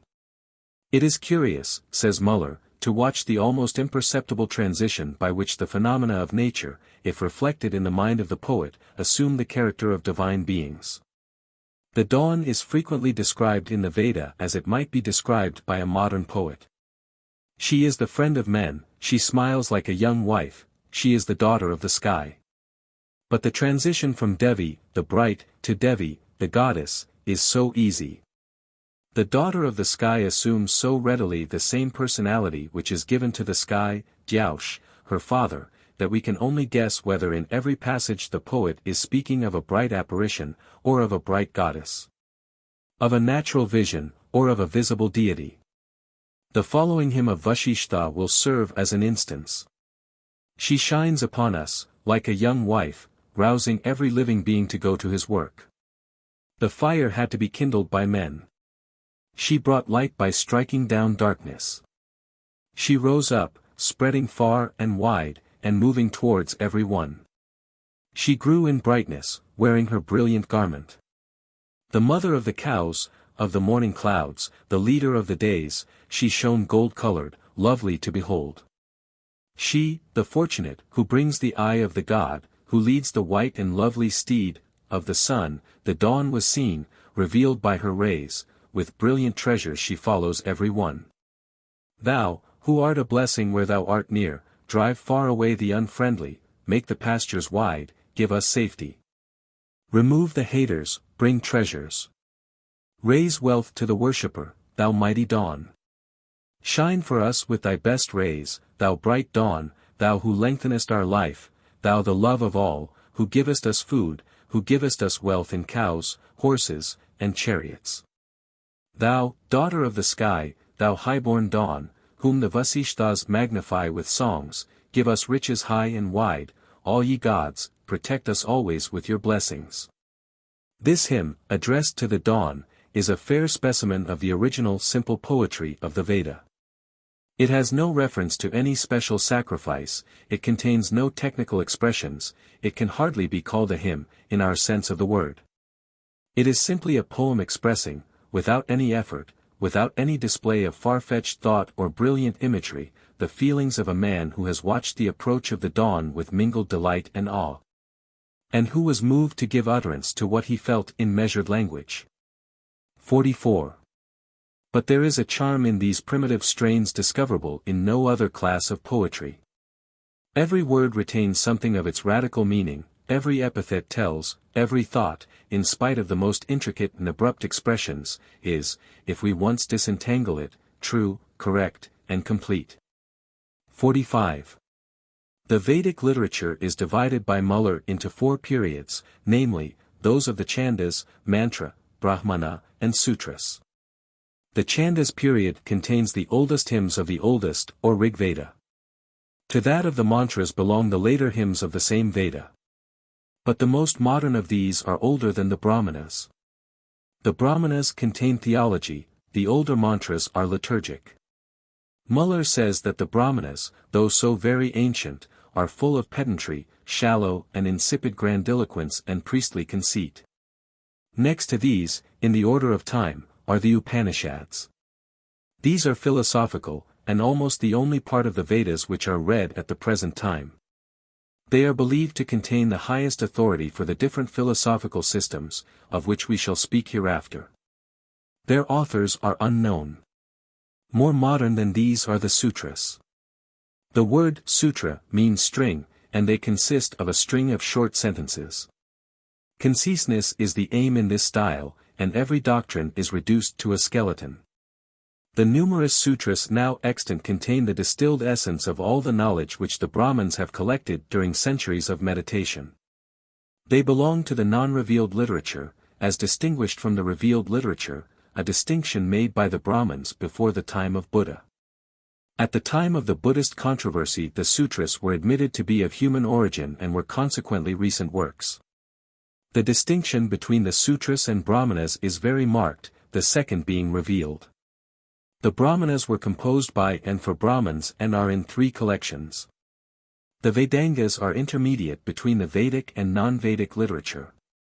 Panini, the grammarian of India, was said to be contemporary with King Nanda, who was the successor of Chandragupta, the contemporary of Alexander, and therefore in the second half of the 4th century before Christ. Dates are so precarious in Indian literature, says Max Muller, that a confirmation within a century or two is not to be despised.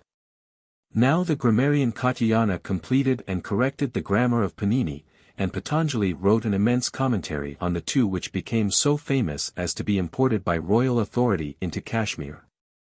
In the first half of the 1st century of our era, Muller considers the limits of the Sutra period to extend from 600 BC to 200 BC. Buddhism before Asoka was but modified Brahmanism. The basis of Indian chronology is the date of Chandragupta. All dates before his time are merely hypothetical. Several classical writers speak of him as founding an empire on the Ganges soon after the invasion of Alexander. He was grandfather of Asoka. Indian traditions refer to this king. Returning to the Brahmana period, we notice that between the Sutras and Brahmanas come the Aranyaka, which are books written for the recluse. Of these the Upanishads, before mentioned, form part. They presuppose the existence of the Brahmanas. Ramohun Roy was surprised that Dr. Rosen should have thought it worth while to publish the hymns of the Veda, and considered the Upanishads the only Vedic books worth reading. They speak of the divine self, of the eternal word in the heavens from which the hymns came. The divine self, they say, is not to be grasped by tradition, reason, or revelation, but only by him whom he himself grasps. In the beginning was self alone. Atman is the self in all ourselves, the divine self concealed by his own qualities. This self they sometimes call the undeveloped and sometimes the not being. There are 10 of the old Upanishads, all of which have been published. Anquetil du Perron translated 50 into Latin out of Persian. The Brahmanas are very numerous. Muller gives stories from them and legends. They relate to sacrifices, to the story of the deluge, and other legends. They substituted these legends for the simple poetry of the ancient Vedas. They must have extended over at least 200 years, and contained long lists of teachers. Muller supposes that writing was unknown when the Rig Veda was composed. The 1010 hymns of the Vedas contain no mention of writing or books, any more than the Homeric poems. There is no allusion to writing during the whole of the Brahmana period, nor even through the Sutra period. This seems incredible to us, says Muller, only because our memory has been systematically debilitated by newspapers and the like during many generations. It was the business of every Brahmin to learn by heart the Vedas during the 12 years of his student life. The guru, or teacher, pronounces a group of words, and the pupils repeat after him. After writing was introduced, the Brahmins were strictly forbidden to read the Vedas, or to write them. Caesar says the same of the Druids. Even Panini never alludes to written words or letters. None of the ordinary modern words for book, paper, ink, or writing have been found in any ancient Sanskrit work. No such words as volumen, volume, liber, or inner bark of a tree, biblos, inner bark of papyrus, or book, that is beech wood. But Buddha had learnt to write, as we find by a book translated into Chinese AD 76. In this book Buddha instructs his teacher, as in the Gospel of the Infancy, Jesus explains to his teacher the meaning of the Hebrew alphabet. So Buddha tells his teacher the names of 64 alphabets. The first authentic inscription in India is of Buddhist origin, belonging to the 3rd century before Christ. In the most ancient Vedic period the language had become complete. There is no growing language in the Vedas. In regard to the age of these Vedic writings, we will quote the words of Max Muller, at the conclusion of his admirable work on the History of Ancient Sanskrit Literature, from which most of this section has been taken. Oriental scholars are frequently suspected of a desire to make the literature of the Eastern nations appear more ancient than it is. As to myself, I can truly say that nothing would be to me a more welcome discovery, nothing would remove so many doubts and difficulties. As some suggestions as to the manner in which certain of the Vedic hymns could have been added to the original collection during the Brahmana or Sutra periods, or, if possible, by the writers of our MSS. Of which most are not older than the 15th century. But these missas, though so modern, are checked by the Anachromanes. Every hymn which stands in our missas is counted in the index of Saunika, who is anterior to the invasion of Alexander. The sutras, belonging to the same period as Saunika, prove the previous existence of every chapter of the Brahmanas. And I doubt whether there is a single hymn in the Sanhita of the Rig Veda which could not be checked by some passage of the Brahmanas and Sutras. The chronological limits assigned to the Sutra and Brahmana periods will seem to most Sanskrit scholars too narrow rather than too wide, and if we assign but 200 years to the Mantra period, from 800 to 1000 BC, and an equal number to the Chandas period, from 1000 to 1200 BC, we can do so only under the supposition that during the early periods of history the growth of the human mind was more luxuriant than in later times, and that the layers of thought were formed less slowly in the primary than in the tertiary ages of the world. The Vedic age, according to Muller, will then be as follows. Sutra period, from BC 200 to BC 600. Brahmana period, 600-800. Mantra period, 800-1000. Chandas period, 1000-1200. Dar. Haug, a high authority, considers the Vedic period to extend from BC 1200 to BC 2000, and the very oldest hymns to have been composed BC 2400. The principal deity in the oldest Vedas is Indra, god of the air. In Greek he becomes Zeus. In Latin, Jupiter. The hymns to Indra are not unlike some of the psalms of the Old Testament. Indra is called upon as the most ancient god whom the fathers worshipped. Next to India comes Agni, fire, derived from the root agi, which means, to move. 46 Fire is worshipped as the principle of motion on earth, as Indra was the moving power above. Not only fire, but the forms of flame, are worshipped and all that belongs to it. Entire nature is called Aditi, whose children are named Adithiers. M. Mori quotes these words from Gautama: Aditi is heaven, Aditi is air, Aditi is mother, father, and son, Aditi is all the gods and the 5 races, Aditi is whatever is born and will be born. In short, the heavens and the earth, the heavens being the father and the earth the mother of all things. This reminds one of the Greek Zeus Pater and Gemeter. Varuna is the vault of heaven. Mitra is often associated with Varuna in the Vedic hymns. Mitra is the sun, illuminating the day, while Varuna was the sun with an obscure face going back in the darkness from west to east to take his luminous disk again. From Mitra seems to be derived the Persian Mitra. There are no invocations to the stars in the Veda. But the aurora, or dawn, is the object of great admiration, also, the Ashwins, or twin gods, who in Greece become the Dioscuri. The god of storms is Rudra, supposed by some writers to be the same as Shiva. The two hostile worships of Vishnu and Shiva do not appear, however, till long after this time. Vishnu appears frequently in the Veda, and his 3 steps are often spoken of. These steps measure the heavens. But his real worship came much later. The religion of the Vedas was of odes and hymns, a religion of worship by simple adoration. Sometimes there were prayers for temporal blessings, sometimes simple sacrifices and libations. Human sacrifices have scarcely left any trace of themselves if they ever existed, unless it be in a typical ceremony reported in one of the Vedas. Second period. Laws of Manu. The Brahmanic age. Long after the age of the elder Vedas, Brahmanism begins. Its textbook is the Laws of Manu. 47. As yet Vishnu and Shiva are not known. The former is named once, the latter not at all. The writer only knows 3 Vedas. The Atharva Veda is later. But as Shiva is mentioned in the oldest Buddhist writings, it follows that the laws of Manu are older than these. In the time of Manu the Aryans are still living in the valley of the Ganges. The caste system is now in full operation, and the authority of the Brahmin is raised to its highest point. The Indus and Punjab are not mentioned, all this is forgotten.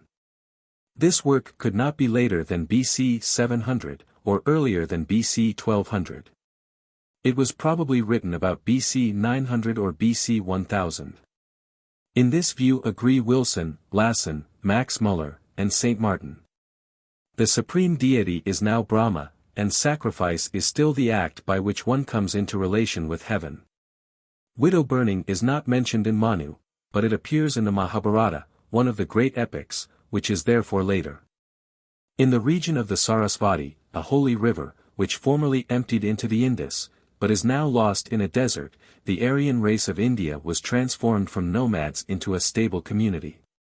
48 There they received their laws, and there their first cities were erected. There were founded the solar and lunar monarchies. The Manu of the Vedas and he of the Brahmins are very different persons. The first is called in the Vedas the father of mankind. He also escapes from a deluge by building a ship, which he is advised to do by a fish.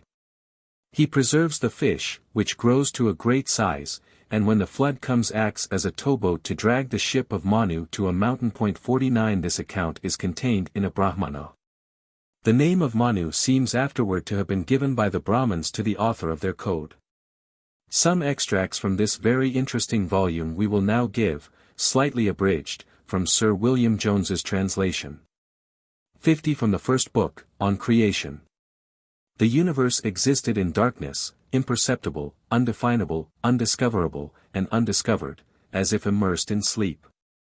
Then the self-existing power, undiscovered himself, but making the world discernible, with the 5 elements and other principles, appeared in undiminished glory, dispelling the gloom. He, whom the mind alone can perceive, whose essence eludes the external organs, who has no visible parts, who exists from eternity, even he, the soul of all beings, shone forth in person. He having willed to produce various beings from his own divine substance, first with a thought created the waters, and placed in them a productive seed. The seed became an egg bright as gold, blazing like the luminary with 1,000 beams, and in that egg he was born himself, in the form of Brahma, the great forefather of all spirits. The waters are called Nara, because they were the production of Nara, or the Spirit of God, and hence they were his first ayana, or place of motion. He hence is named Narayana, or moving on the waters. In that egg the great power sat inactive a whole year of the Creator, at the close of which, by his thought alone, he caused the egg to divide itself. And from its 2 divisions he framed the heaven above and the earth beneath. In the midst he placed the subtle ether, the 8 regions, and the permanent receptacle of waters. From the Supreme Soul he drew forth mind, existing substantially though unperceived by sense, immaterial. And before mind, or the reasoning power, he produced consciousness, the internal monitor, the ruler. And before them both he produced the great principle of the soul, or first expansion of the divine idea. And all vital forms endued with the 3 qualities of goodness, passion, and darkness, and the 5 perceptions of sense, and the 5 organs of sensation. Thus, having at once pervaded with emanations from the Supreme Spirit the minutest portions of fixed principles immensely operative, consciousness and the 5 perceptions, he framed all creatures. Thence proceed the great elements, endued with peculiar powers, and mind with operations infinitely subtle, the unperishable cause of all apparent forms. This universe, therefore, is compacted from the minute portions of those 7 divine and active principles, the great soul, or first emanation, consciousness, and 5 perceptions, a mutable universe from immutable ideas. Of created things, the most excellent are those which are animated, of the animated, those which subsist by intelligence, of the intelligent, mankind, and of men, the sacerdotal class. Of priests, those eminent in learning. Of the learned, those who know their duty, of those who know it, such as perform it virtuously, and of the virtuous, those who seek beatitude from a perfect acquaintance with scriptural doctrine. The very birth of Brahmins is a constant incarnation of Dharma, God of justice, for the Brahmin is born to promote justice, and to procure ultimate happiness. When a Brahmin springs to light, he is born above the world, the chief of all creatures, assigned to guard the treasury of duties, religious and civil. The Brahmin who studies this book, having performed sacred rites, is perpetually free from offense in thought, in word and in deed. He confers purity on his living family, on his ancestors, and on his descendants as far as the seventh person, and he alone deserves to possess this whole earth. The following passages are from Book 2. On Education and the Priesthood. Self-love is no laudable motive, yet an exemption from self-love is not to be found in this world. On self-love is grounded the study of Scripture, and the practice of actions recommended in it. Eager desire to act has its root in expectation of some advantage, and with such expectation are sacrifices performed. The rules of religious austerity and abstinence from sins are all known to arise from hope of remuneration. Not a single act here below appears ever to be done by a man free from self-love. Whatever he perform, it is wrought from his desire of a reward. He, indeed, who should persist in discharging these duties without any view to their fruit, would attain hereafter the state of the immortals, and even in this life would enjoy all the virtuous gratifications that his fancy could suggest. The most excellent of the three classes, being girt with the sacrificial thread, must ask food with the respectful word devati at the beginning of the phrase, those of the second class with that word in the middle, and those of the third with that word at the end. Let him first beg food of his mother, or of his sister, or of his mother's whole sister, then of some other female who will not disgrace him. Having collected as much of the desired food as he has occasion for, and having presented it without guile to his preceptor, let him eat some of it, being duly purified, with his face to the east. If he seek long life, he should eat with his face to the east, if prosperity, to the west, if truth and its reward, to the north. When the student is going to read the Veda he must perform an ablution, as the law ordains, with his face to the north, and having paid scriptural homage, he must receive instruction, wearing a clean vest, his members being duly composed. A Brahmin beginning and ending a lecture on the Veda must always pronounce to himself the syllable Om, for unless the syllable Om precede, his learning will slip away from him, and unless it follow, nothing will be long retained. A priest who shall know the Veda, and shall pronounce to himself, both morning and evening, that syllable, and that holy text preceded by the three words, shall attain the sanctity which the Veda confers. And a twice-born man, who shall 1,000 times repeat those three, or Om, the Vieitis, and the Gayatri, apart from the multitude, shall be released in a month even from a great offense, as a snake from his slough. The three great immutable words, preceded by the triliteral syllable, and followed by the Gayatri, which consists of three measures, must be considered as the mouth, or principal part of the Veda. The triliteral monosyllable is an emblem of the supreme. The suppressions of breath, with a mind fixed on God, are the highest devotion, but nothing is more exalted than the Gayatri. A declaration of truth is more excellent than silence. All rites ordained in the Veda, oblations to fire, and solemn sacrifices pass away, but that which passes not away is declared to be the syllable Om, thence called Akshara, since it is a symbol of God, the Lord of created beings. The act of repeating his holy name is 10 times better than the appointed sacrifice, 100 times better when it is heard by no man, and 1,000 times better when it is purely mental. To a man contaminated by sensuality, neither the Vedas, nor liberality, nor sacrifices, nor strict observances, nor pious austerities, ever procure felicity. As he who digs deep with a spade comes to a spring of water, so the student, who humbly serves his teacher, attains the knowledge which lies deep in his teacher's mind. If the sun should rise and set, while he sleeps through sensual indulgence, and knows it not, he must fast a whole day repeating the Gayatri. Let him adore God both at sunrise and at sunset, as the law ordains, having made his ablution, and keeping his organs controlled, and with fixed attention let him repeat the text, which he ought to repeat in a place free from impurity. The twice-born man who shall thus without intermission have passed the time of his studentship shall ascend after death to the most exalted of regions, and no more again spring to birth in this lower world. The following passages are from Book 4. On Private Morals. Let a Brahmin, having dwelt with a preceptor during the first quarter of a man's life, pass the second quarter of human life in his own house, when he has contracted a legal marriage. He must live with no injury, or with the least possible injury, to animated beings, by pursuing those means of gaining subsistence, which are strictly prescribed by law, except in times of distress. Let him say what is true, but let him say what is pleasing, let him speak no disagreeable truth, nor let him speak agreeable falsehood, this is a primeval rule. Let him say, well and good, or let him say, well only. But let him not maintain fruitless enmity and altercation with any man. All that depends on another gives pain, and all that depends on himself gives pleasure, let him know this to be in few words the definition of pleasure and pain. And for whatever purpose a man bestows a gift, for a similar purpose he shall receive, with due honor, a similar reward. Both he who respectfully bestows a present, and he who respectfully accepts it, shall go to a seat of bliss. But, if they act otherwise, to a region of horror. Let not a man be proud of his rigorous devotion, let him not, having sacrificed, utter a falsehood, let him not, though injured, insult a priest, having made a donation, let him never proclaim it. By falsehood the sacrifice becomes vain, by pride the merit of devotion is lost, by insulting priests life is diminished, and by proclaiming a largess its fruit is destroyed. For in his passage to the next world, neither his father, nor his mother, nor his wife, nor his son, nor his kinsman will remain his company, his virtue alone will adhere to him.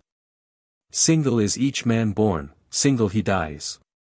Single he receives the reward of his good, and single the punishment of his evil deeds. From Book VIII. On Diet. The twice-born man who has intentionally eaten a mushroom, the flesh of a tame hog, or a town cock, a leek, or an onion, or garlic, is degraded immediately. But having undesignedly tasted either of those 6 things, he must perform the penance Santapana, or the Chandrayana, which anchorites practice, for other things he must fast a whole day. One of those harsh penances called Prajapasya the twice-born man must perform annually, to purify him from the unknown taint of illicit food, but he must do particular penance for such food intentionally eaten. He who injures no animated creature shall attain without hardship whatever he thinks of, whatever he strives for, whatever he fixes his mind on. Flesh meat cannot be procured without injury to animals, and the slaughter of animals obstructs the path to beatitude. From flesh meat, therefore, let man abstain. Attentively considering the formation of bodies, and the death or confinement of embodied spirits, let him abstain from eating flesh meat of any kind. Not a mortal exists more sinful than he who, without an oblation to the manes or the gods, desires to enlarge his own flesh with the flesh of another creature. By subsisting on pure fruit and on roots, and by eating such grains as are eaten by hermits, a man reaps not so high a reward as by carefully abstaining from animal food. In lawfully tasting meat, in drinking fermented liquor, in caressing women, there is no turpitude, for to such enjoyments men are naturally prone, but a virtuous abstinence from them produces a signal compensation. Sacred learning, austere devotion, fire, holy aliment, earth, the mind, water, smearing with cow dung, air, prescribed acts of religion, the sun, and time are purifiers of embodied spirits. But of all pure things purity in acquiring wealth is pronounced the most excellent, since he who gains wealth with clean hands is truly pure, not he who is purified merely with earth and water. By forgiveness of injuries, the learned are purified, by liberality, those who have neglected their duty, by pious meditation, those who have secret faults, by devout austerity, those who best know the Veda. Bodies are cleansed by water. The mind is purified by truth, the vital spirit, by theology and devotion, the understanding, by clear knowledge. No sacrifice is allowed to women apart from their husbands, no religious rite, no fasting. As far only as a wife honors her lord, so far she is exalted in heaven. A faithful wife, who wishes to attain in heaven the mansion of her husband, must do nothing unkind to him, be he living or dead. Let her emaciate her body by living voluntarily on pure flowers, roots, and fruit, but let her not, when her lord is deceased, even pronounce the name of another man.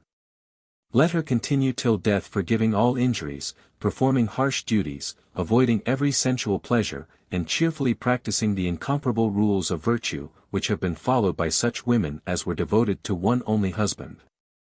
The 6th book of the Laws of Manu relates to devotion. It seems that the Brahmins were in the habit of becoming ascetics, or, as the Roman Catholics would say, entering religion. A Brahmin, or twice-born man, who wishes to become an ascetic, must abandon his home and family, and go to live in the forest.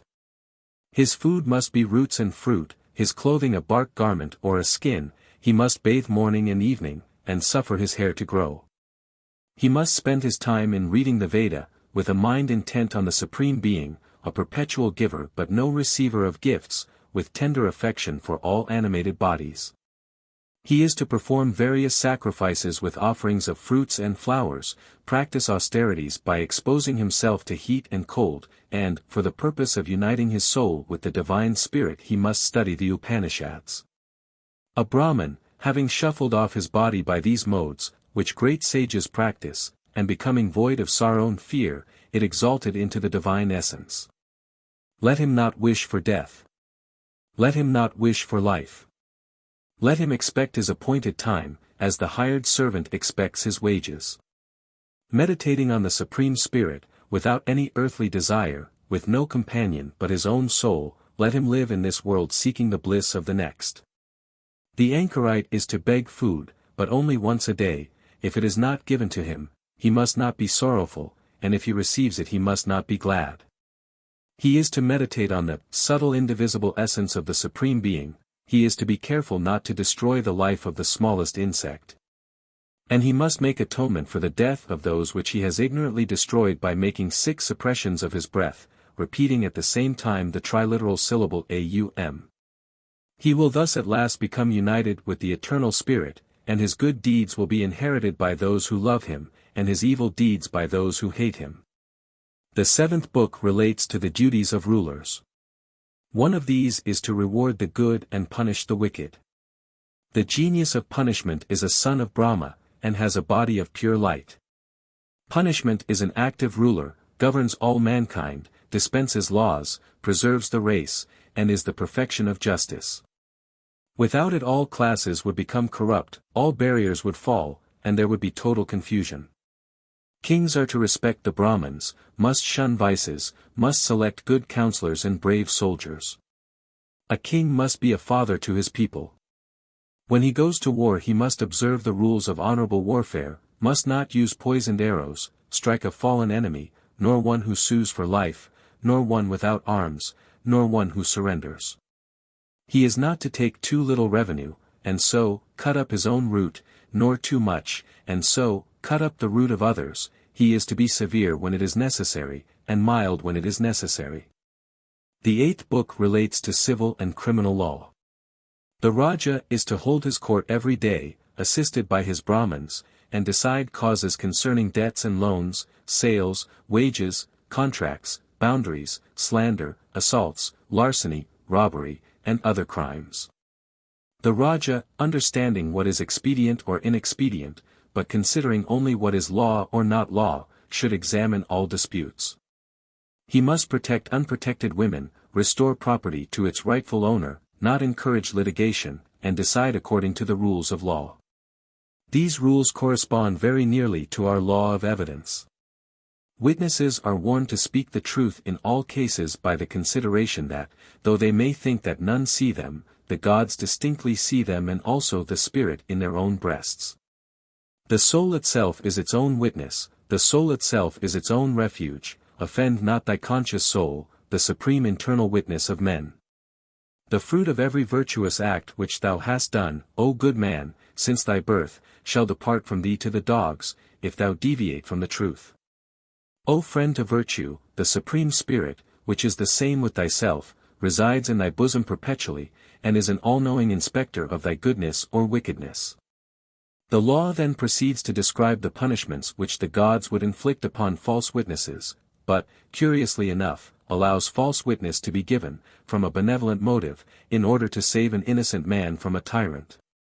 This is called the venial sin of benevolent falsehood. The book then proceeds to describe weights and measures, and the rate of usury, which is put down as 5%. It forbids compound interest. The law of deposits occupies a large space, as in all Eastern countries, where investments are difficult. A good deal is said about the wages of servants, especially of those hired to keep cattle, and their responsibilities. The law of slander is carefully laid down. Crimes of violence are also minutely described, and here the lex talionis comes in. If a man strikes a human being or an animal so as to inflict much pain, he shall be struck himself in the same way. A man is allowed to correct with a small stick his wife, son, or servant, but not on the head or any noble part of the body. The Brahmins, however, are protected by special laws. Never shall the king flay a Brahmin, though convicted of all possible crimes. Let him banish the offender from his realm, but with all his property secure and his body unhurt. No greater crime is known on earth than flaying a Brahmin. And the king, therefore, must not even form in his mind the idea of killing a priest. The 9th book relates to women, to families, and to the law of castes. It states that women must be kept in a state of dependence. Their fathers protect them in childhood, their husbands protect them in youth, their sons protect them in age. A woman is never fit for independence. It is the duty of men to watch and guard women, and very unfavorable opinions are expressed concerning the female character. Women have no business with the text of the Veda, this is fully settled. Therefore, having no knowledge of expiatory texts, sinful women must be as foul as falsehood itself. This is a fixed law. It is, however, stated that good women become like goddesses, and shall be joined with their husbands in heaven. And that a man is only perfect when he consists of 3 persons united, his wife, himself, and his son. Manu also attributes to ancient Brahmins a maxim almost verbally the same as that of the Bible, namely, the husband is even one person with his wife. Nothing is said by Manu concerning the cremation of widows, but, on the other hand, minute directions are given for the behavior of widows during their life. Directions are also given concerning the marriage of daughters and sons and their inheritance of property. The rest of the book is devoted to a further description of crimes and punishments. The 10th book relates to the mixed classes and times of distress. The 11th book relates to penance and expiation. In this book is mentioned the remarkable rite which consists in drinking the fermented juice of the moon plant, or acid asclepias, with religious ceremonies. This Hindu sacrament began in the Vedic age, and the Sanhita of the Samaveda consists of hymns to be sung at the moon plant sacrifice. 51 This ceremony is still practiced occasionally in India, and Dr. Heng has tasted this sacred beverage, which he describes as astringent, bitter, intoxicating, and very disagreeable. 52 It is stated by Manu that no one has a right to drink this sacred juice who does not properly provide for his own household. He encourages sacrifices by declaring that they are highly meritorious and will expiate sin. Involuntary sins require a much lighter penance than those committed with knowledge. Crimes committed by Brahmins require a less severe penance than those performed by others, while those committed against Brahmins involve a much deeper guilt and require severer penance. The law declares, from his high birth alone a Brahmin is an object of veneration, even to deities, and his declarations are decisive evidence. A Brahmin, who has performed an expiation with his whole mind fixed on God, purifies his soul. Drinking intoxicating liquor, except in the Soma sacrifice, is strictly prohibited, and it is even declared that a Brahmin who tastes intoxicating liquor sinks to the low caste of a Sudra. If a Brahmin who has tasted the Soma juice even smells the breath of a man who has been drinking spirits, he must do penance by repeating the Gayatri, suppressing his breath, and eating clarified butter. Next to Brahmins, cows were the objects of reverence, probably because, in the earliest times, the Aryan race, as nomads, depended on this animal for food. He who kills a cow must perform very severe penances, among which are these. All day he must wait on a herd of cows and stand quaffing the dust raised by their hoofs. At night, having servilely attended them, he must sit near and guard them. Free from passion, he must stand while they stand, follow when they move, and lie down near them when they lie down. By thus waiting on a herd for 3 months, he who has killed a cow atones for his guilt. For such offenses as cutting down fruit trees or grasses, or killing insects, or injuring sentient creatures, the penance is to repeat so many texts of the Veda, to eat clarified butter, or to stop the breath. A low-born man who treats a Brahmin disrespectfully, or who even overcomes him in argument, must fast all day and fall prostrate before him. He who strikes a Brahmin shall remain in hell 1,000 years. Great, however, is the power of sincere devotion. By repentance, open confession, reading the scripture, almsgiving, and reformation, one is released from guilt. Devotion, it is said, is equal to the performance of all duties. And even the souls of worms and insects and vegetables attain heaven by the power of devotion. But especially great is the sanctifying influence of the Vedas. He who can repeat the whole of the Rig Veda would be free from guilt, even if he had killed the inhabitants of the three worlds. The last book of Manu is on transmigration and final beatitude. The principle is here laid down that every human action, word, and thought bears its appropriate fruit, good or evil. Out of the heart proceed 3 sins of thought, 4 sins of the tongue, and 3 of the body, namely, covetous, disobedient, and atheistic thoughts, scurrilous, false, frivolous, and unkind words. And actions of theft, bodily injury, and licentiousness. He who controls his thoughts, words, and actions is called a triple commander. There are 3 qualities of the soul, giving it a tendency to goodness, to passion, and to darkness. The first leads to knowledge, the second to desire, the third to sensuality. To the first belong study of scripture, devotion, purity, self-command, and obedience. From the second proceed hypocritical actions, anxiety, disobedience, and self-indulgence. The third produces avarice, atheism, indolence, and every act which a man is ashamed of doing. The object of the first quality is virtue. Of the second, worldly success, of the third, pleasure. The souls in which the first quality is supreme rise after death to the condition of deities, those in whom the second rules pass into the bodies of other men. While those under the dominion of the third become beasts and vegetables. Manu proceeds to expound, in great detail, this law of transmigration. For great sins one is condemned to pass a great many times into the bodies of dogs, insects, spiders, snakes, or grasses. The change has relation to the crime, thus, he who steals grain shall be born a rat, he who steals meat, a vulture. Those who indulge in forbidden pleasures of the senses shall have their senses made acute to endure intense pain. The highest of all virtues is disinterested goodness, performed from the love of God, and based on the knowledge of the Veda. A religious action, performed from hope of reward in this world or the next, will give one a place in the lowest heaven. But he who performs good actions without hope of reward, perceiving the Supreme Soul in all beings, and all beings in the Supreme Soul, fixing his mind on God, approaches the divine nature. Let every Brahman, with fixed attention, consider all nature as existing in the divine spirit, all worlds as seated in him, he alone as the whole assemblage of gods, and he the author of all human actions. Let him consider the supreme omnipresent intelligence as the sovereign Lord of the universe, by whom alone it exists, an incomprehensible spirit. Pervading all beings in 5 elemental forms, and causing them to pass through birth, growth, and decay, and so to revolve like the wheels of a car. Thus the man who perceives in his own soul the Supreme Soul present in all creatures, acquires equanimity toward them all, and shall be absolved at last in the highest essence, even that of the Almighty Himself.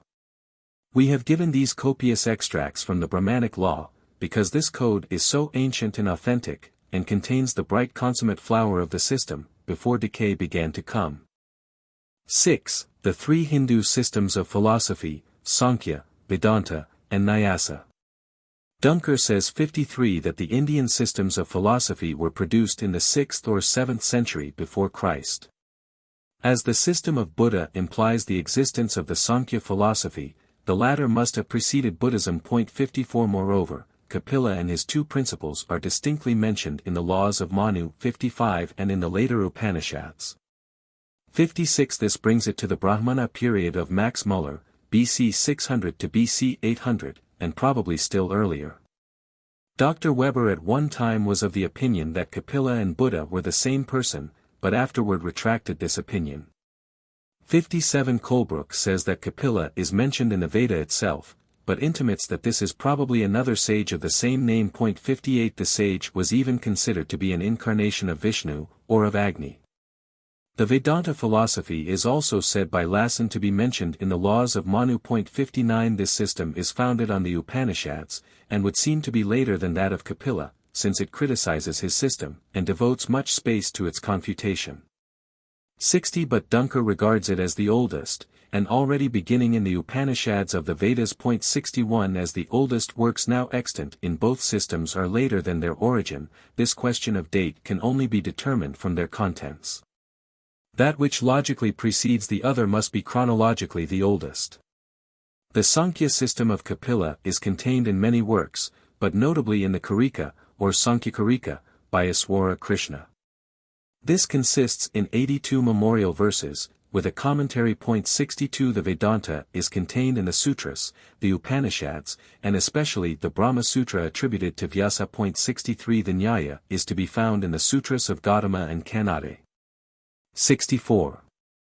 These three systems of Hindu philosophy, the Sankhya, the Nyaya, and the Vedanta, reach far back into a misty twilight, which leaves it doubtful when they began or who were their real authors. In some points they agree, in others they are widely opposed. They all agree in having for their object deliverance from the evils of time, change, sorrow, into an eternal rest and peace. Their aim is, therefore, not merely speculative, but practical. All agree in considering existence to be an evil, understanding by existence a life in time and space. All are idealists, to whom the world of sense and time is a delusion and snare, and who regard the idea as the only substance. All agree in accepting the fact of transmigration, the cessation of which brings final deliverance. All consider that the means of this deliverance is to be found in knowledge, in a perfect knowledge of reality as opposed to appearance. And all are held by Brahmins, who consider themselves orthodox, who honor the Vedas above all other books, pay complete respect to the Hinduism of the day, perform the daily ceremonies, and observe the usual caste rules. 65 The systems of philosophy supplement the religious worship, but are not intended to destroy it. The Vedantists hold that while in truth there is but one God, the various forms of worship in the Vedas, of Indra, Agni, the Maruts, etc., were all intended for those who could not rise to this sublime monotheism. Those who believe in the Sankhya maintain that though it wholly omits God, and is called the system without a God, it merely omits, but does not deny, the divine existence. 66. Each of these philosophies has a speculative and a practical side. The speculative problem is, how did the universe come? The practical problem is, how shall man be delivered from evil? In answering the first question, the Vedanta, or Mimamsa doctrine, proceeds from a single eternal and uncreated principle. Declaring that there is only one being in the universe, God or Brahm, and that all else is Maya, or illusion. The Sankhya accepts two eternal and uncreated substances, soul and nature. The Nyaya assumes three eternal and uncreated substances, atoms, souls, and God. The solution of the second problem is the same in all three systems. It is by knowledge that the soul is emancipated from body or matter or nature. Worship is inadequate, though not to be despised. Action is injurious rather than beneficial, for it implies desire. Only knowledge can lead to entire rest and peace. According to all three systems, the transmigration of the soul through different bodies is an evil resulting from desire. As long as the soul wishes anything, it will continue to migrate and to suffer. When it gathers itself up into calm insight, it ceases to wander and finds repose. The Vedanta or Mimamsa is supposed to be referred to in Manu. 67 Mimamsa means, searching. In its logical forms it adopts the method so common among the scholastics, in first stating the question, then giving the objection, after that the reply to the objection, and lastly the conclusion. The first part of the Mimamsa relates to worship and the ceremonies and ritual of the Veda. The second part teaches the doctrine of Brahma. Brahma is the one, eternal, absolute, unchangeable being. He unfolds into the universe as creator and created. He becomes first ether, then air, then fire, then water, then earth. From these 5 elements all bodily existence proceeds. Souls are sparks from the central fire of Brahma, separated for a time, to be absorbed again at last. Brahma, in his highest form as Parabrahm, stands for the absolute being. The following extract from the Samaveda, after Haug's translation, expresses this: the generation of Brahma was before all ages, unfolding himself evermore in a beautiful glory. Everything which is highest and everything which is deepest belongs to him. Being and not being are unveiled through Brahma. The following passage is from a Upanishad, translated by Windishman. How can anyone teach concerning Brahma? He is neither the known nor the unknown. That which cannot be expressed by words, but through which all expression comes, this I know to be Brahma. That which cannot be thought by the mind, but by which all thinking comes, this I know is Brahma. That which cannot be seen by the eye, but by which the eye sees, is Brahma. If thou thinkest that thou canst know it, then in truth thou knowest it very little. To whom it is unknown, he knows it, but to whom it is known, he knows it not. This also is from Windishman, from the Kathaka Upanishad. One cannot attain to it through the word, through the mind, or through the eye. It is only reached by him who says, it is. It is. He perceives it in its essence. Its essence appears when one perceives it as it is. The old German expression Istigkeit, according to Bunsen, corresponds to this. This also is the name of Jehovah as given to Moses from the burning bush, and God said unto Moses, I am the I am. Thus shalt thou say unto the children of Israel, I am hath sent me unto you. The idea is that God alone really exists, and that the root of all being is in him. This is expressed in another Upanishad: he who exists is the root of all creatures. He who exists is their foundation, and in him they rest. In the Vedanta philosophy this speculative pantheism is carried further. Thus speaks Sankara, the chief teacher of the Vedanta philosophy, Colebrooke's essays, I am the great Brahma, eternal, pure, free, one, constant, happy, existing without end. He who ceases to contemplate other things, who retires into solitude, annihilates his desires, and subjects his passions, he understands that spirit is the one and the eternal.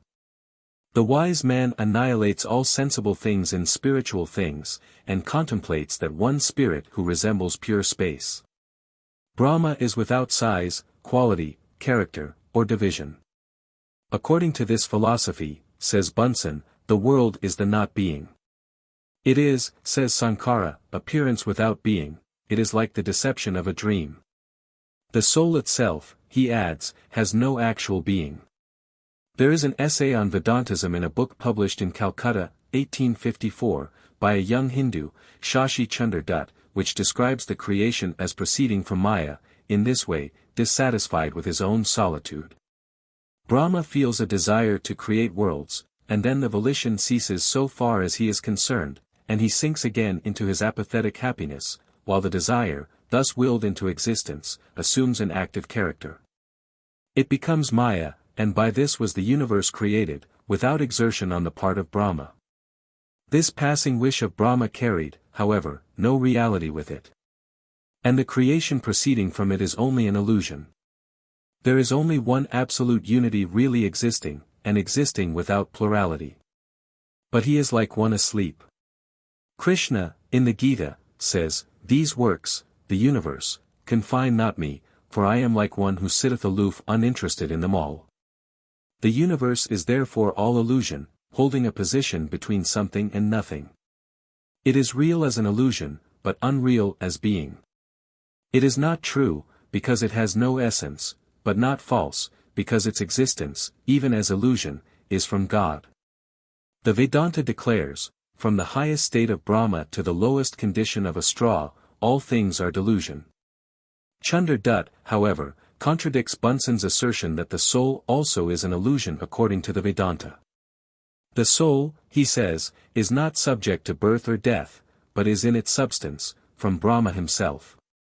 The truth seems to be that the Vedanta regards the individuation of the soul as from Maya and elusive, but the substance of the soul is from Brahma, and destined to be absorbed into him. As the body of man is to be resolved into its material elements, so the soul of man is to be resolved into Brahma. This substance of the soul is neither born nor dies, nor is it a thing of which it can be said, it was, is, or shall be. In the Gita, Krishna tells Arjuna that he and the other princes of the world never were not.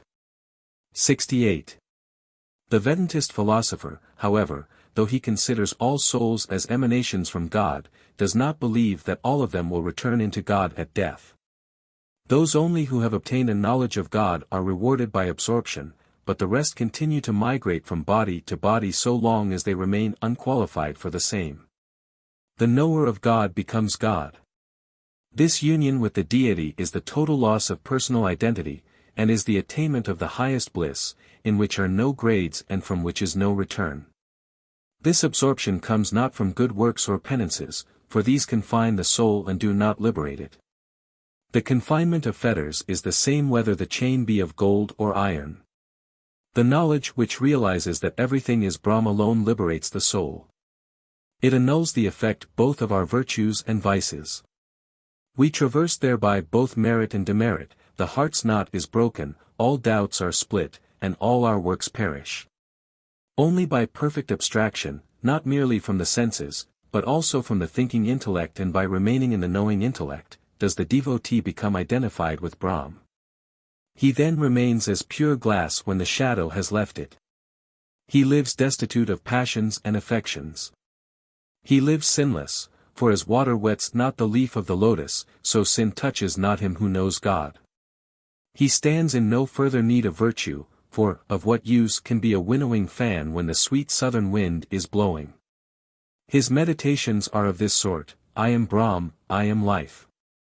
I am everlasting, perfect, self-existent, undivided, joyful.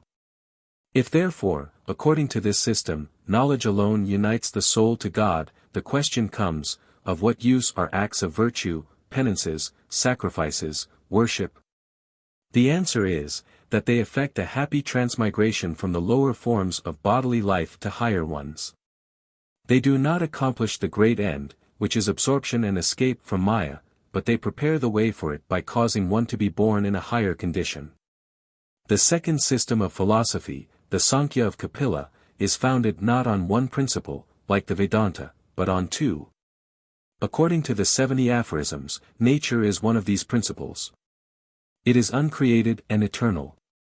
It is one, active, creating, non-intelligent. The other of the two principles, also uncreated and eternal, is soul, or rather souls. Souls are many, passive, not creative, intelligent, and in all things the opposite to nature. But from the union of the two all the visible universe proceeds, according to the law of cause and effect. God not being recognized in this system, it is often called atheism. Its argument, to show that no one perfect being could create the universe, is this: desire implies want, or imperfection. Accordingly, if God desired to create, he would be unable to do so; if he was able, he would not desire to do it. In neither case, therefore, could God have created the universe. The gods are spoken of by the usual names, Brahma, Indra, etc., but are all finite beings, belonging to the order of human souls, though superior. Every soul is clothed in two bodies, the interior original body, the individualizing force, which is eternal as itself and accompanies it through all its migrations. And the material, secondary body, made of the 5 elements, ether, air, fire, water, and earth. The original body is subtle and spiritual. It is the office of nature to liberate the soul. Nature is not what we perceive by the senses, but an invisible plastic principle behind, which must be known by the intellect. As the soul ascends by goodness, it is freed by knowledge. The final result of this emancipation is the certainty of non-existence: neither I am, nor is aught mine, nor do I exist, which seems to be the same result as that of Hegel, being equals not being. 2 or 3 of the aphorisms of the Karika are as follows. LAX, as a dancer, having exhibited herself to the spectator, desists from the dance, so does nature desist, having manifested herself to the soul. LX. Generous nature, endued with qualities, does by manifold means accomplish, without benefit, to herself, the wish of ungrateful soul, devoid of qualities. LXI. Nothing, in my opinion, is more gentle than nature. Once aware of having been seen, she does not again expose herself to the gaze of soul. LXVI. Soul desists, because it has seen nature. Nature desists, because she has been seen. In their mere union there is no motive for creation.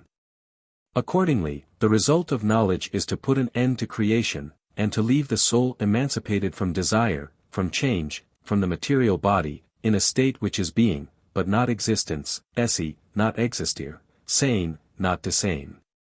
This Sankhya philosophy becomes of great importance, when we consider that it was the undoubted source of Buddhism. This doctrine which we have been describing was the basis of Buddhism. 69. M. Cousin has called it the sensualism of India, 70, but certainly without propriety. It is as purely ideal a doctrine as that of the Vedas. Its two eternal principles are both ideal. The plastic force which is one of them, Kapila distinctly declares cannot be perceived by the senses. 71 Soul, the other eternal and uncreated principle, who is witness, solitary, bystander, spectator, and passive. 72 is not only spiritual itself, but is clothed with a spiritual body, within the material body. In fact, the Karika declares the material universe to be the result of the contact of the soul with nature, and consists in chains with which nature binds herself, for the purpose, unconscious, of delivering the soul. When by a process of knowledge the soul looks through these, and perceives the ultimate principle beyond, the material universe ceases, and both soul and nature are emancipated. 73. One of the definitions of the Karika will call to mind the fourfold division of the universe by the great thinker of the 9th century, Origena. In his work, Pi epsilon rho phi sigma epsilon omega mu epsilon rho iota sigma mu omicron, he asserts that there is, 1. A nature which creates and is not created. 2. A nature which is created and creates. 3. A nature which is created and does not create. 4. A nature which neither creates nor is created. So Kapila, Karika, 3, says, nature, the root of all things, is productive but not a production. 7 principles are productions and productive. 16 are productions but not productive. Soul is neither a production nor productive. Mr. Muir, Sanskrit Texts, Part 3. Page 96, quotes the following passages in proof of the antiquity of Kapila, and the respect paid to his doctrine in very early times. Svet. Upanishad. The God who superintends every mode of production and all forms, who formerly nourished with various knowledge his son Kapila the Rishi, and beheld him at his birth. Bhagavath Purana, I. 3, 10, makes Kapila an incarnation of Vishnu. In his 5th incarnation, in the form of Kapila, he declared to Asuri the Sankhya which defines the collection of principles. Bhagavath Purana, 9. 8, 12, relates that Kapila, being attacked by the sons of King Sangara, destroyed them with fire which issued from his body. But the author of the Purana denies that this was done in anger. How could the sage, by whom the strong ship of the Sankhya was launched, on which the man seeking emancipation crosses the ocean of existence, entertain the distinction of friend and foe? The Sankhya system is also frequently mentioned in the Mahabharata. The Nyaya system differs from that of Kapila, by assuming a third eternal and indestructible principle as the basis of matter, namely, atoms. It also assumes the existence of a supreme soul, Brahma, who is almighty and all-wise. It agrees with Kapila in making all souls eternal, and distinct from body. Its evil to be overcome is the same, namely, transmigration. And its method of release is the same, namely buddhi, or knowledge. It is a more dialectic system than the others, and is rather of the nature of a logic than a philosophy. Mr. Banerjee, in his dialogues on the Hindu philosophy, considers the Buddhist system as closely resembling the Nyaya system. He regards the Buddhist nirvana as equivalent to the emancipation of the Nyaya system. Apavarga, or emancipation, is declared in this philosophy to be final deliverance from pain, birth, activity, fault, and false notions. Even so, the Pali doctrinal books speak of nirvana as an exemption from old age, disease, and death. In it desire, anger, and ignorance are consumed by the fire of knowledge. Here all selfish distinctions of mine and thine, all evil thoughts, all slander and jealousy, are cut down by the weapon of knowledge. Here we have an experience of immortality which is cessation of all trouble and perfect felicity. 74. 7. Origin of the Hindu triad. There had gradually grown up among the people a worship founded on that of the ancient Vedas. In the west of India, the god Rudra, mentioned in the Vedic hymns, had been transformed into Shiva. In the Rig Veda, Rudra is sometimes the name for Agni. 75. He is described as father of the winds. He is the same as Mahadeva. He is fierce and beneficent at once. He presides over medicinal plants. According to Weber, in Dish Stud, 2. 19, he is the storm god. The same view is taken by Professor Whitney. 76. But his worship gradually extended, until, under the name of Shiva, the destroyer, he became one of the principal deities of India. Meantime, in the valley of the Ganges, a similar devotion had grown up for the Vedic god Vishnu, who in like manner had been promoted to the chief rank in the Hindu pantheon. He had been elevated to the character of a friend and protector, gifted with mild attributes, and worshipped as the life of nature. By accepting the popular worship, the Brahmins were able to oppose Buddhism with success. We have no doubt that the Hindu triad came from the effort of the Brahmins to unite all India in one worship, and it may for a time have succeeded. Images of the Trimurti, or three-faced god, are frequent in India, and this is still the object of Brahmanical worship. But beside this practical motive, the tendency of thought is always toward a triad of law, force, or elemental substance, as the best explanation of the universe. Hence there have been triads in so many religions, in Egypt, of Osiris the creator, Typhon the destroyer, and Horus the preserver, in Persia, of Ormuzd the creator, Ahriman the destroyer, and Mitra the restorer. In Buddhism, of Buddha the divine man, Dharma the word, and Sangha the communion of saints. Simple monotheism does not long satisfy the speculative intellect, because, though it accounts for the harmonies of creation, it leaves its discords unexplained. But a dualism of opposing forces is found still more unsatisfactory, for the world does not appear to be such a scene of utter warfare and discord as this. So the mind comes to accept a triad, in which the unities of life and growth proceed from one element, the antagonisms from a second, and the higher harmonies of reconciled oppositions from a third. The Brahmanical triad arose in the same way. 77. Thus grew up, from amid the spiritual pantheism into which all Hindu religion seemed to have settled, another system, that of the Trimurti, or divine triad, the Indian trinity of Brahma, Vishnu, and Shiva. This triad expresses the unity of creation, destruction, and restoration. A foundation for this already existed in a Vedic saying, that the highest being exists in three states, that of creation, continuance, and destruction. Neither of these three supreme deities of Brahmanism held any high rank in the Vedas. Shiva, Siva, does not appear therein at all, nor, according to Lassen, is Brahma mentioned in the Vedic hymns, but first in Upanishad. Vishnu is spoken of in the Rig Veda, but always as one of the names for the sun. He is the sun god. His three steps are sunrise, noon, and sunset. He is mentioned as one of the sons of Aditi. He is called the wide-stepping, measurer of the world, the strong, the deliverer, renewer of life, who sets in motion the revolutions of time, a protector, preserving the highest heaven. Evidently he begins his career in this mythology as the sun. Brahma, at first a word meaning prayer and devotion, becomes in the laws of Manu the primal god, firstborn of the creation, from the self-existent being, in the form of a golden egg. He became the creator of all things by the power of prayer. In the struggle for ascendancy which took place between the priests and the warriors, Brahma naturally became the deity of the former. But, meantime, as we have seen, the worship of Vishnu had been extending itself in one region and that of Shiva in another. Then took place those mysterious wars between the kings of the solar and lunar races, of which the great epics contain all that we know. And at the close of these wars a compromise was apparently accepted, by which Brahma, Vishnu, and Shiva were united in one supreme God, as creator, preserver, and destroyer, all in one.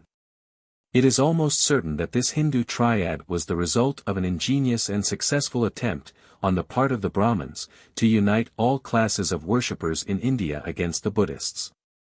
In this sense the Brahmins edited anew the Mahabharata, inserting in that epic passages extolling Vishnu in the form of Krishna. The Greek accounts of India which followed the invasion of Alexander speak of the worship of Hercules as prevalent in the East, and by Hercules they apparently mean the god Krishna. 78 The struggle between the Brahmins and Buddhists lasted during 9 centuries, from AD 500 to AD 1400, ending with the total expulsion of Buddhism, and the triumphant establishment of the Triad, as the worship of India. 79. Before this Triad or Trimurti, of Brahma, Vishnu, and Shiva, there seems to have been another, consisting of Agni, Indra, and Surya. 80 This may have given the hint of the second Triad, which distributed among the 3 gods the attributes of creation, destruction, and renovation. Of these Brahma, the creator, ceased soon to be popular, and the worship of Shiva and Vishnu as Krishna remain as the popular religion of India. One part, and a very curious one, of the worship of Vishnu is the doctrine of the avatars, or incarnations of that deity. There are 10 of these avatars, 9 have passed and 1 is to come. The object of Vishnu is, each time, to save the gods from destruction impending over them in consequence of the immense power acquired by some king, giant, or demon, by superior acts of austerity and piety. For here, as elsewhere, extreme spiritualism is often divorced from morality, and so these extremely pious, spiritual, and self-denying giants are the most cruel and tyrannical monsters, who must be destroyed at all hazards. Vishnu, by force or fraud, overcomes them all. His first avatar is of the fish, as related in the Mahabharata. The object was to recover the Vedas, which had been stolen by a demon from Brahma when asleep. In consequence of this loss the human race became corrupt, and were destroyed by a deluge, except a pious prince and 7 holy men who were saved in a ship. Vishnu, as a large fish, drew the ship safely over the water, killed the demon, and recovered the Vedas. The second avatar was in a turtle, to make the drink of immortality. The third was in a boar, the fourth in a man-lion, the fifth in the dwarf who deceived Bali, who had become so powerful by austerities as to conquer the gods and take possession of heaven. In the 8th avatar he appears as Krishna and in the 9th as Buddha. This system of avatars is so peculiar and so deeply rooted in the system, that it would seem to indicate some law of Hindu thought. Perhaps some explanation may be reached thus. We observe that Vishnu does not mediate between Brahma and Shiva, but between the deities and the lower races of men or demons. The danger arises from a certain fate or necessity which is superior both to gods and men. There are laws which enable a man to get away from the power of Brahma and Shiva. But what is this necessity but nature, or the nature of things, the laws of the outward world of active existences? It is not till essence becomes existence, till spirit passes into action, that it becomes subject to law. The danger then is from the world of nature. The gods are pure spirit, and spirit is everything. But, now and then, nature seems to be something, it will not be ignored or lost in God. Personality, activity, or human nature rebel against the pantheistic idealism, the abstract spiritualism of this system. To conquer body, Vishnu or spirit enters into body, again and again. Spirit must appear as body to destroy nature. For thus is shown that spirit cannot be excluded from anything, that it can descend into the lowest forms of life, and work in law as well as above law. But all the efforts of Brahmanism could not arrest the natural development of the system. It passed on into polytheism and idolatry. The worship of India for many centuries has been divided into a multitude of sects. While the majority of the Brahmins still profess to recognize the equal divinity of Brahma, Vishnu, and Shiva, the mass of the people worship Krishna, Rama, the Lingam, and many other gods and idols. There are Hindu atheists who revile the Vedas. There are the Kabirs, who are a sort of Hindu Quakers, and oppose all worship, the Ramanujas, an ancient sect of Vishnu worshippers, the Ramavats, living in monasteries, the Pandis, who oppose all austerities. The Maharajas, whose religion consists with great licentiousness. Most of these are worshippers of Vishnu or of Shiva, for Brahma worship has wholly disappeared. 8. The epics, the Puranas, and modern Hindu worship. The Hindus have two great epics, the Ramayana and the Mahabharata, each of immense length, and very popular with the people. Mr. Talboys Wheeler has recently incorporated both epics, of course much abridged, into his History of India, and we must refer our readers to his work for a knowledge of these remarkable poems. The whole life of ancient India appears in them, and certainly they are not unworthy products of the genius of that great nation. According to Lassen 81, the period to which the great Indian epics refer follows directly on the Vedic age. Yet they contain passages inserted at a much later epoch, probably, indeed, as long after as the war which ended in the expulsion of the Buddhists from India. 82 Mr. Talboys Wheeler considers the war of Rama and the monkeys against Ravana to refer to this conflict, and so makes the Ramayana later than the Mahabharata. The majority of writers, however, differ from him on this point. The writers of the Mahabharata were evidently Brahmins, educated under the laws of Manu. 83, but it is very difficult to fix the date of either poem with any approach to accuracy. Lassen has proved that the greater part of the Mahabharata was written before the political establishment of Buddhism. 84 These epics were originally transmitted by oral tradition. They must have been brought to their present forms by Brahmins, for their doctrine is that of this priesthood. Now if such poems had been composed after the time of Asoka, when Buddhism became a state religion in India, it must have been often referred to. No such references appear in these epics, except in some solitary passages, which are evidently modern additions. 85 Hence the epics must have been composed before the time of Buddhism. This argument of Lassen's is thought by Max Muller to be conclusive, and if so it disproves Mr. Talboys Wheeler's view of the purpose of the Ramayana. Few Hindus now read the Vedas. The Puranas and the two great epics constitute their sacred books. The Ramayana contains about 50,000 lines, and is held in great veneration by the Hindus. It describes the youth of Rama, who is an incarnation of Vishnu, his banishment and residence in central India, and his war with the giants and demons of the south, to recover his wife, Sita. It probably is founded on some real war between the early Aryan invaders of Hindustan and the indigenous inhabitants. The Mahabharata, which is probably of later date, contains about 220,000 lines, and is divided into 18 books, each of which would make a large volume. It is supposed to have been collected by Vyasa, who also collected the Vedas and Puranas. These legends are very old, and seem to refer to the early history of India. There appear to have been two Aryan dynasties in ancient India, the solar and lunar. Rama belonged to the first and Bharata to the second. Pandu, a descendant of the last, has 5 brave sons, who are the heroes of this book. One of them, Arjuna, is especially distinguished. One of the episodes is the famous Bhagavad Gita. Another is called the Brahman's Lament. Another describes the deluge, showing the tradition of a flood existing in India many centuries before Christ. Another gives the story of Savitri and Satyavan. These episodes occupy 3/4 of the poem, and from them are derived most of the legends of the Puranas. A supplement, which is itself a longer poem than the Iliad and Odyssey combined, which together contain about 30,000 lines, is the source of the modern worship of Krishna. The whole poem represents the multilateral character of Hinduism. It indicates a higher degree of civilization than that of the Homeric poems, and describes a vast variety of fruits and flowers existing under culture. The characters are nobler and purer than those of Homer. The pictures of domestic and social life are very touching. Children are dutiful to their parents, parents careful of their children, wives are loyal and obedient, yet independent in their opinions, and peace reigns in the domestic circle. The different works known as the Puranas are derived from the same religious system as the two epics. They repeat the cosmogony of the poems, and they relate more fully their mythological legends. Shiva and Vishnu are almost the sole objects of worship in the Puranas.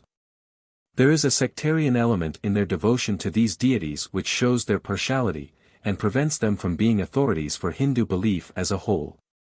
86. The Puranas, in their original form, belong to a period, says Mr. Wilson, a century before the Christian era. They grew out of the conflict between Buddhism and Brahmanism. The latter system had offered no personal gods to the people and given them no outward worship, and the masses had been uninterested in the abstract view of deity held by the Brahmins. 87. According to Mr.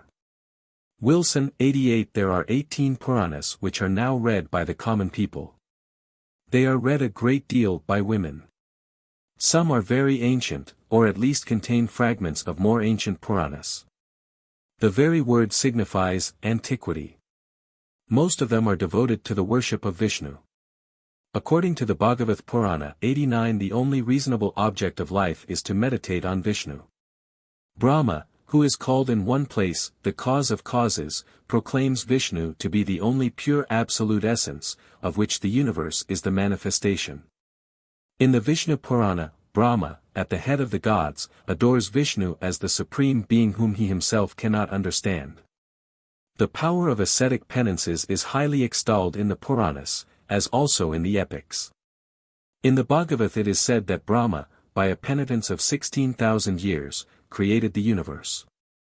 It is even told in the Ramayana, that a sage of a lower caste became a Brahmin by dint of austerities, in spite of the gods who considered such a confusion of castes a breach of Hindu etiquette. 90 To prevent him from continuing his devotions, they sent a beautiful nymph to tempt him, and their daughter was the famous Sakuntala. But in the end, the obstinate old ascetic conquered the gods, and when they still refused to Brahmanize him, he began to create new heavens and new gods, and had already made a few stars, when the deities thought it prudent to yield, and allowed him to become a Brahmin. It is also mentioned that the Ganges, the sacred river, in the course of her wanderings, overflowed the sacrificial ground of another powerful ascetic, who incontinently drank up, in his anger, all its waters. But was finally induced by the persuasions of the gods to set the river free again by discharging it from his ears. Such were the freaks of sages in the times of the Puranas. Never was there a more complete example of piety divorced from morality than in these theories. The most wicked demons acquire power over gods and men, by devout asceticism. This principle is already fully developed in the epic poems. The plot of the Ramayana turns around this idea. A Raja, Ravana, had become so powerful by sacrifice and devotion, that he oppressed the gods. Compelled Yama, or death, to retire from his dominions, compelled the sun to shine there all the year, and the moon to be always full above his Raj. Agni, fire, must not burn in his presence, the Maruts, winds, must blow only as he wishes. He cannot be hurt by gods or demons. So Vishnu becomes incarnate as Rama and the gods become incarnate as monkeys, in order to destroy him. Such vast power was supposed to be attained by piety without morality. The Puranas are derived from the same system as the epic poems, and carry out further the same ideas. Shiva and Vishnu are almost the only gods who are worshipped, and they are worshipped with a sectarian zeal unknown to the epics. Most of the Puranas contain these 5 topics: creation, destruction and renovation, the genealogy of the gods, reigns of the Manus, and history of the solar and lunar races. Their philosophy of creation is derived from the Sankhya philosophy. Pantheism is one of their invariable characteristics, as they always identify God and nature, and herein they differ from the system of Kapila. The form of the Puranas is always that of a dialogue. The Puranas are 18 in number, and the contents of the whole are stated to be 1,600,000 lines. 91. The religion of the Hindus at the present time is very different from that of the Vedas or Manu. Idolatry is universal, and every month has its special worship, April, October, and January being most sacred. April begins the Hindu year. During this sacred month bands of singers go from house to house, early in the morning, singing hymns to the gods. On the 1st of April Hindus of all castes dedicate pitchers to the shades of their ancestors. The girls bring flowers with which to worship little ponds of water dedicated to Shiva. Women adore the river Ganges, bathing in it and offering it flowers. They also walk in procession round the banyan or sacred tree. Then they worship the cow, pouring water on her feet and putting oil on her forehead. Sometimes they take a vow to feed some particular Brahmin luxuriously during the whole month. They bathe their idols with religious care every day and offer them food. This lasts during April and then stops. In May the women of India worship a goddess friendly to little babies, named Shustai. They bring the infants to be blessed by some venerable woman before the image of the goddess, whose messenger is a cat. Social parties are also given on these occasions, although the lower castes are kept distinct at 4 separate tables. The women also, not being allowed to meet with the men at such times, have a separate entertainment by themselves. The month of June is devoted to the bath of Juggernaut, who was one of the incarnations of Vishnu.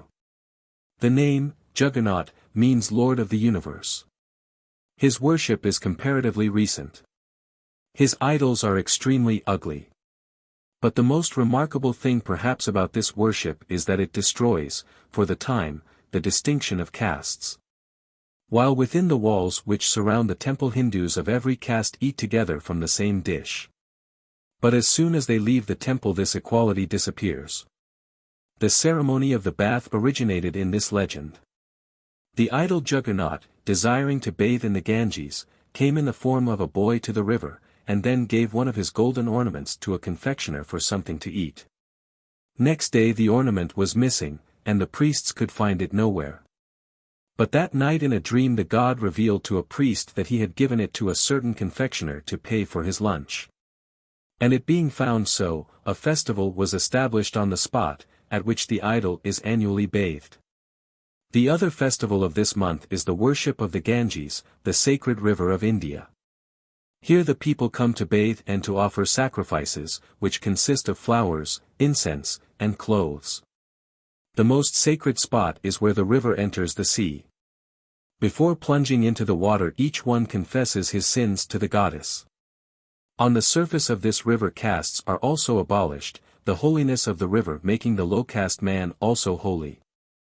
In the month of July is celebrated the famous ceremony of the car of Juggernaut, instituted to commemorate the departure of Krishna from his native land. These cars are in the form of a pyramid, built several stories high, and some are even 50 feet in height. They are found in every part of India, the offerings of wealthy people, and some contain costly statues. They are drawn by hundreds of men, it being their faith that each one who pulls the rope will certainly go to the heaven of Krishna when he dies. Multitudes, therefore, crowd around the rope in order to pull, and in the excitement they sometimes fall under the wheels and are crushed. But this is accidental, for Krishna does not desire the suffering of his worshippers.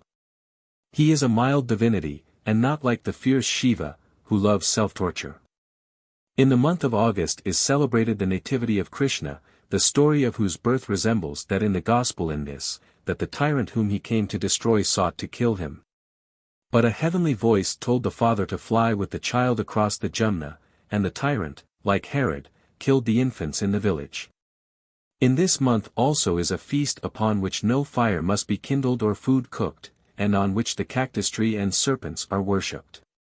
In September is the great festival of the worship of Durga, wife of Shiva. It commences on the 7th day of the full moon and lasts 3 days. It commemorates a visit made by the goddess to her parents. The idol has 3 eyes and 10 hands. The ceremony, which is costly, can only be celebrated by the rich people, who also give presents on this occasion to the poor. The image is placed in the middle of the hall of the rich man's house. One Brahmin sits before the image with flowers, holy water, incense. Trays laden with rice, fruit, and other kinds of food are placed near the image, and given to the Brahmins. Goats and sheep are then sacrificed to the idol on an altar in the yard of the house. When the head of the victim falls, the people shout, "Victory to thee, O Mother!" Then the bells ring, the trumpets sound, and the people shout for joy. The lamps are waved before the idol, and a Brahmin reads aloud from the scripture. Then comes a dinner on each of the 3 days, to which the poor and the low-caste people are also invited and are served by the Brahmins. The people visit from house to house, and in the evening there is music, dancing, and public shows. So that the worship of the Hindus is by no means all of it ascetic, but much is social and joyful, especially in Bengal. In October, November, and December there are fewer ceremonies. January is a month devoted to religious bathing. Also, in January, the religious Hindus invite Brahmins to read and expound the sacred books in their houses, which are open to all hearers. In February there are festivals to Krishna. The month of March is devoted to ascetic exercises, especially to the famous one of swinging suspended by hooks. It is a festival in honor of Shiva. A procession goes through the streets and enlists followers by putting a thread round their necks.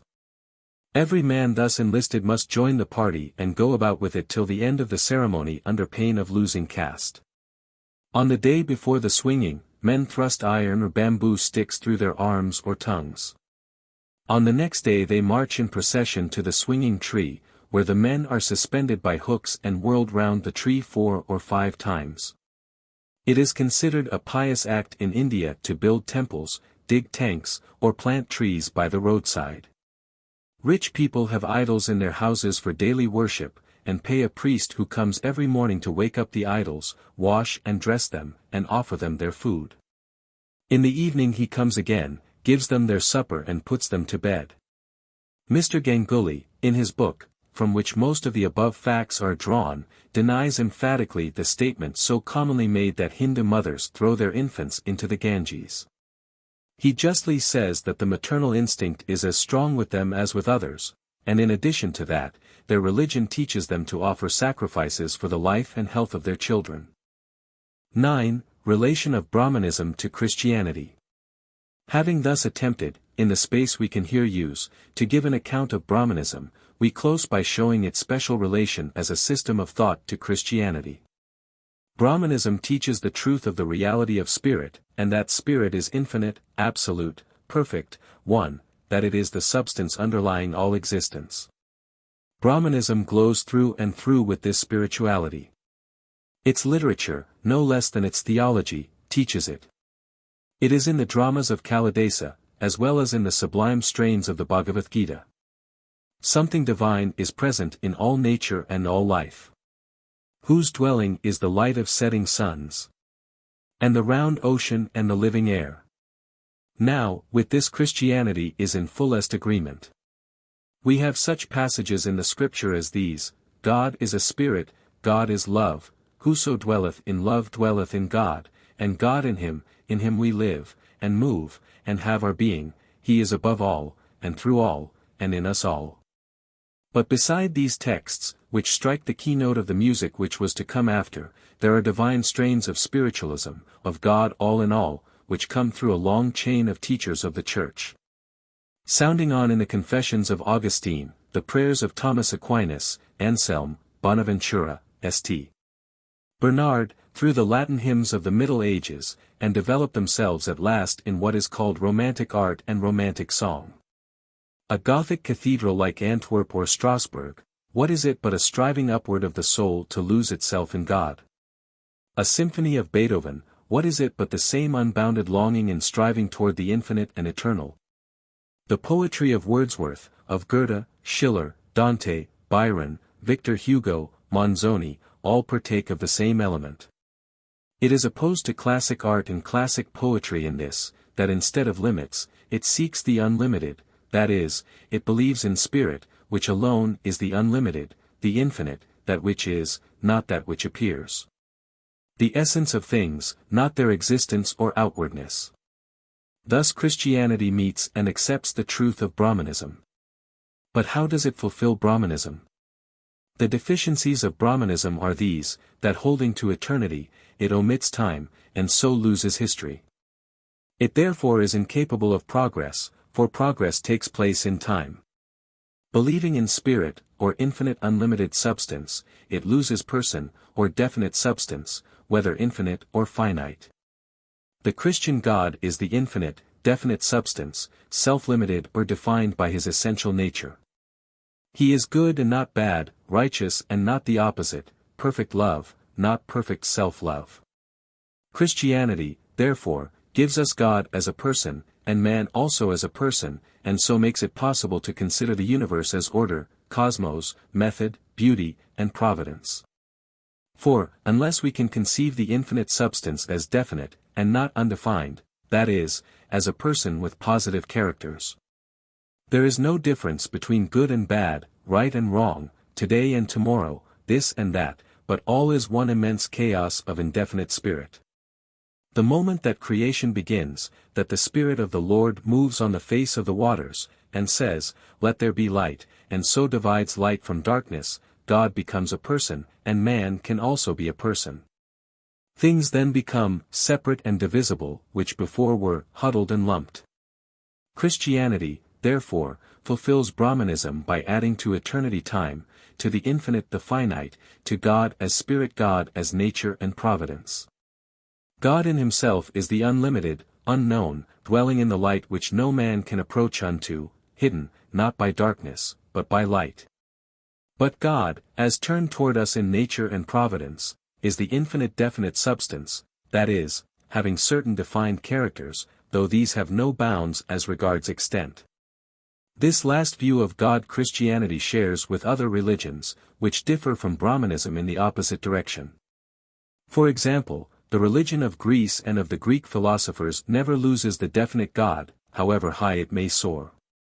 While Brahmanism, seeing eternity and infinity, loses time and the finite, the Greek religion, dwelling in time, often loses the eternal and the spiritual.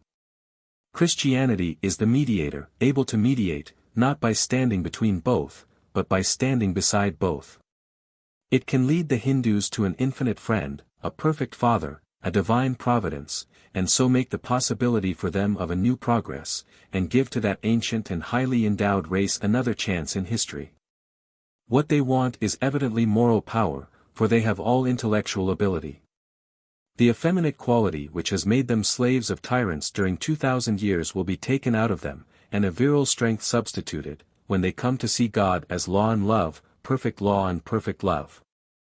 And to see that communion with him comes, not from absorption, contemplation, and inaction, but from active obedience, moral growth, and personal development.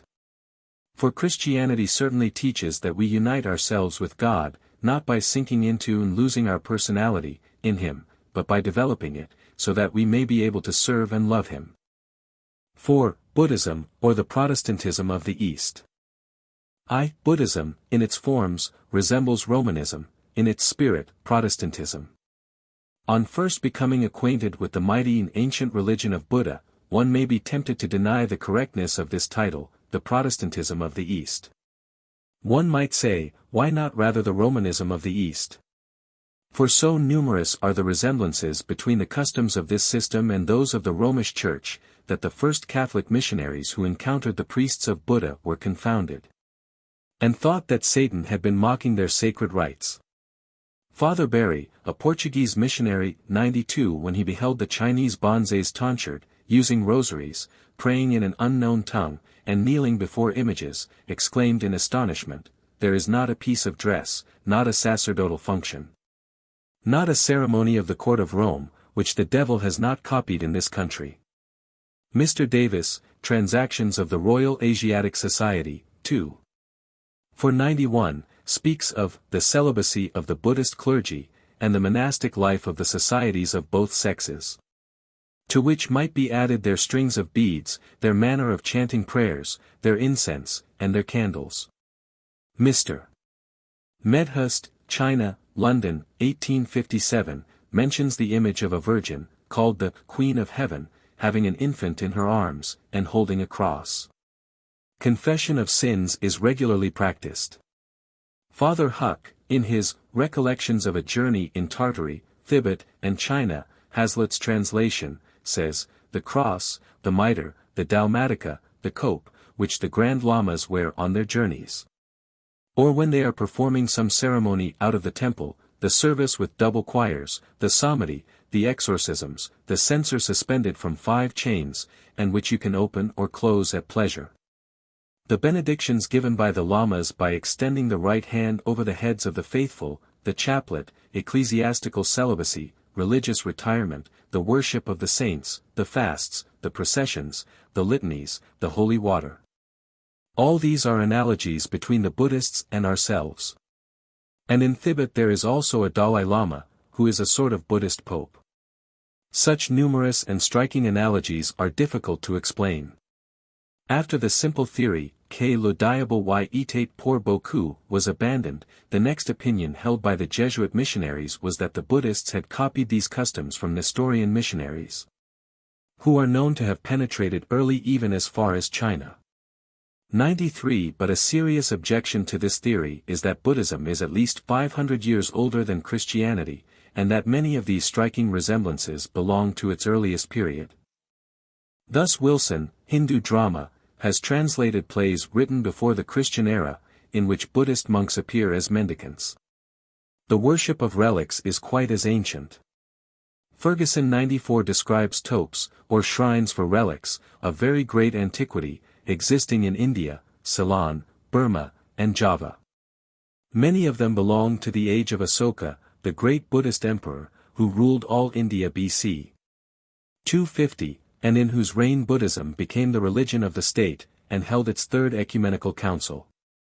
The ancient Buddhist architecture is very singular, and often very beautiful.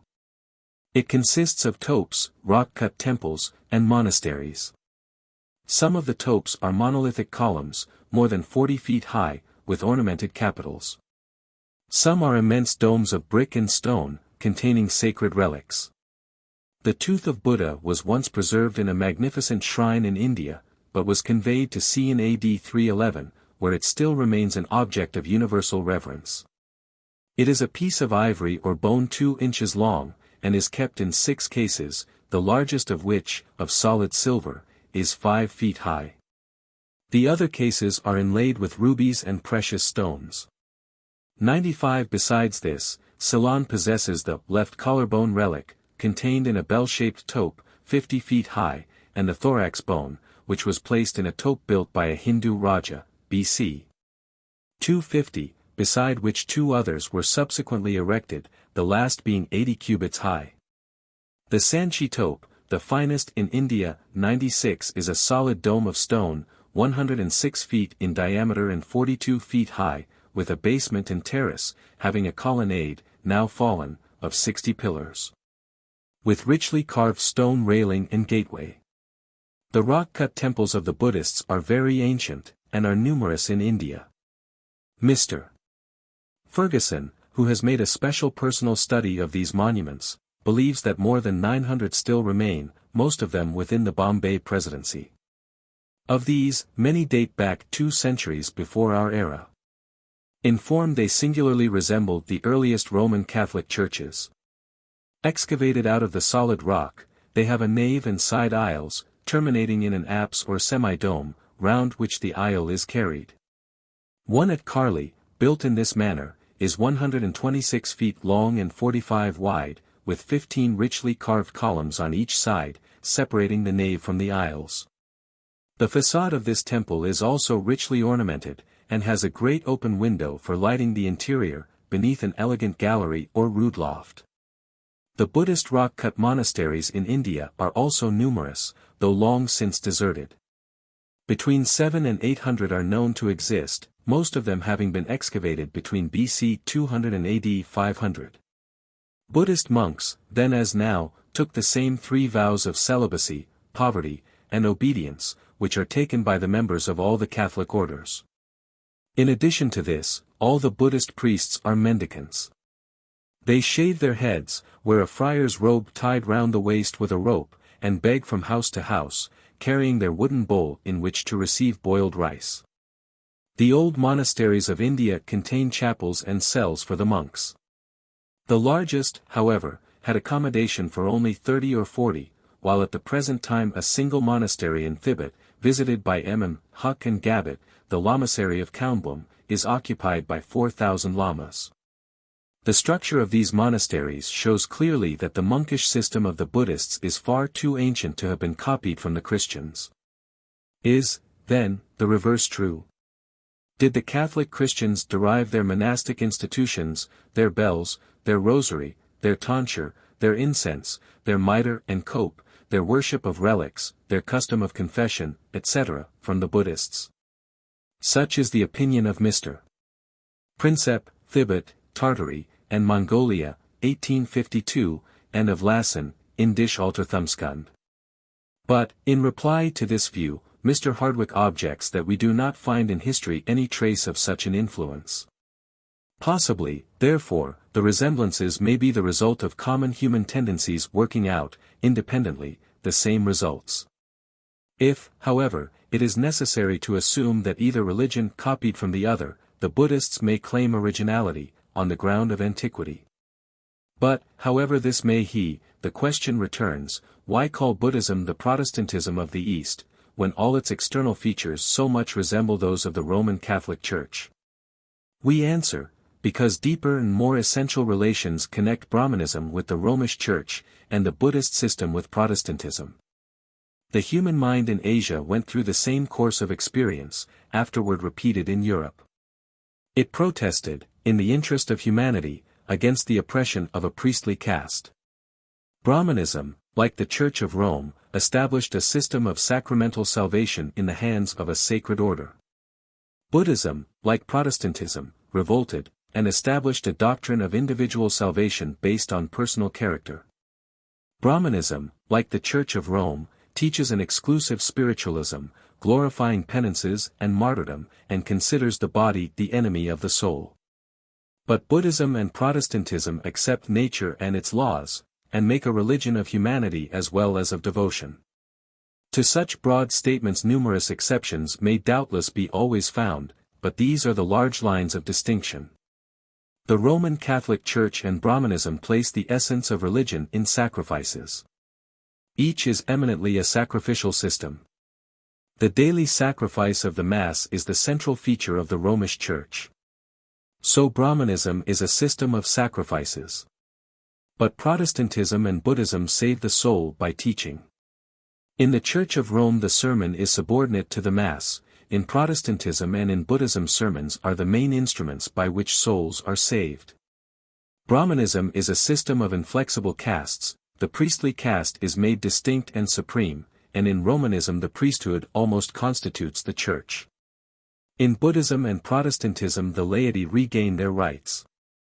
Therefore, notwithstanding the external resemblance of Buddhist rites and ceremonies to those of the Roman Catholic Church, the internal resemblance is to Protestantism. Buddhism in Asia, like Protestantism in Europe, is a revolt of nature against spirit, of humanity against caste, of individual freedom against the despotism of an order, of salvation by faith against salvation by sacraments. And as all revolts are apt to go too far, so it has been with Buddhism. In asserting the rights of nature against the tyranny of spirit, Buddhism has lost God. There is in Buddhism neither creation nor creator.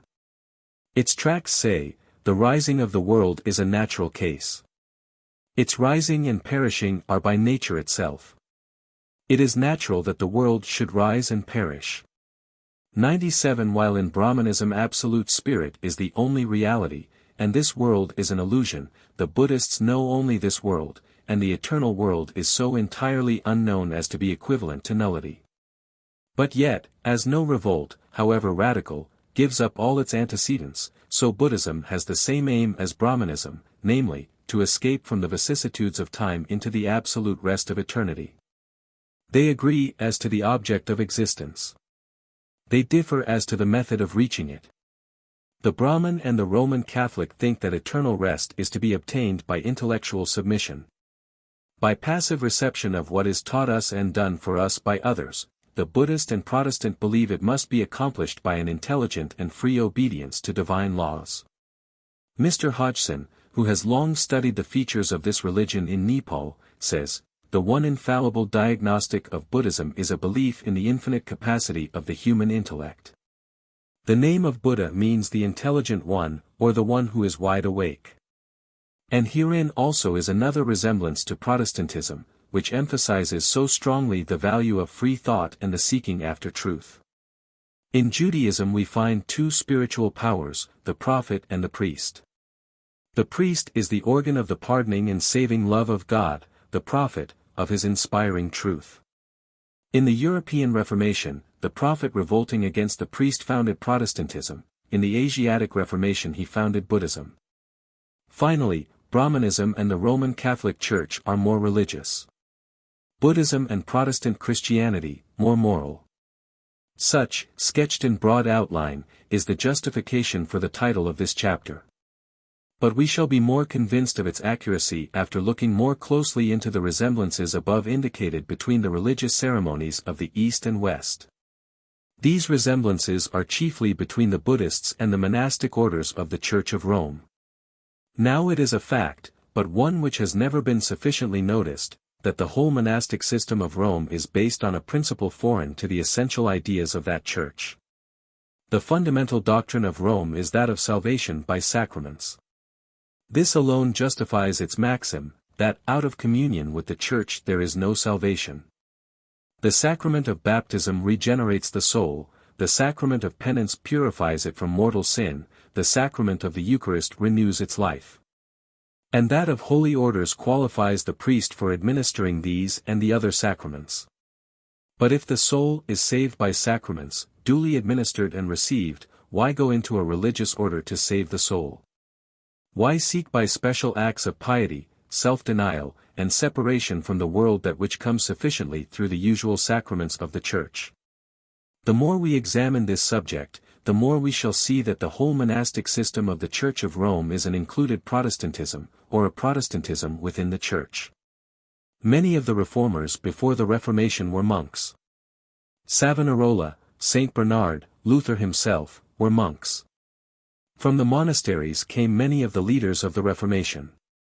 The Protestant element in the Romish Church was shut up in monasteries during many centuries, and remained there as a foreign substance, an alien element included in the vast body.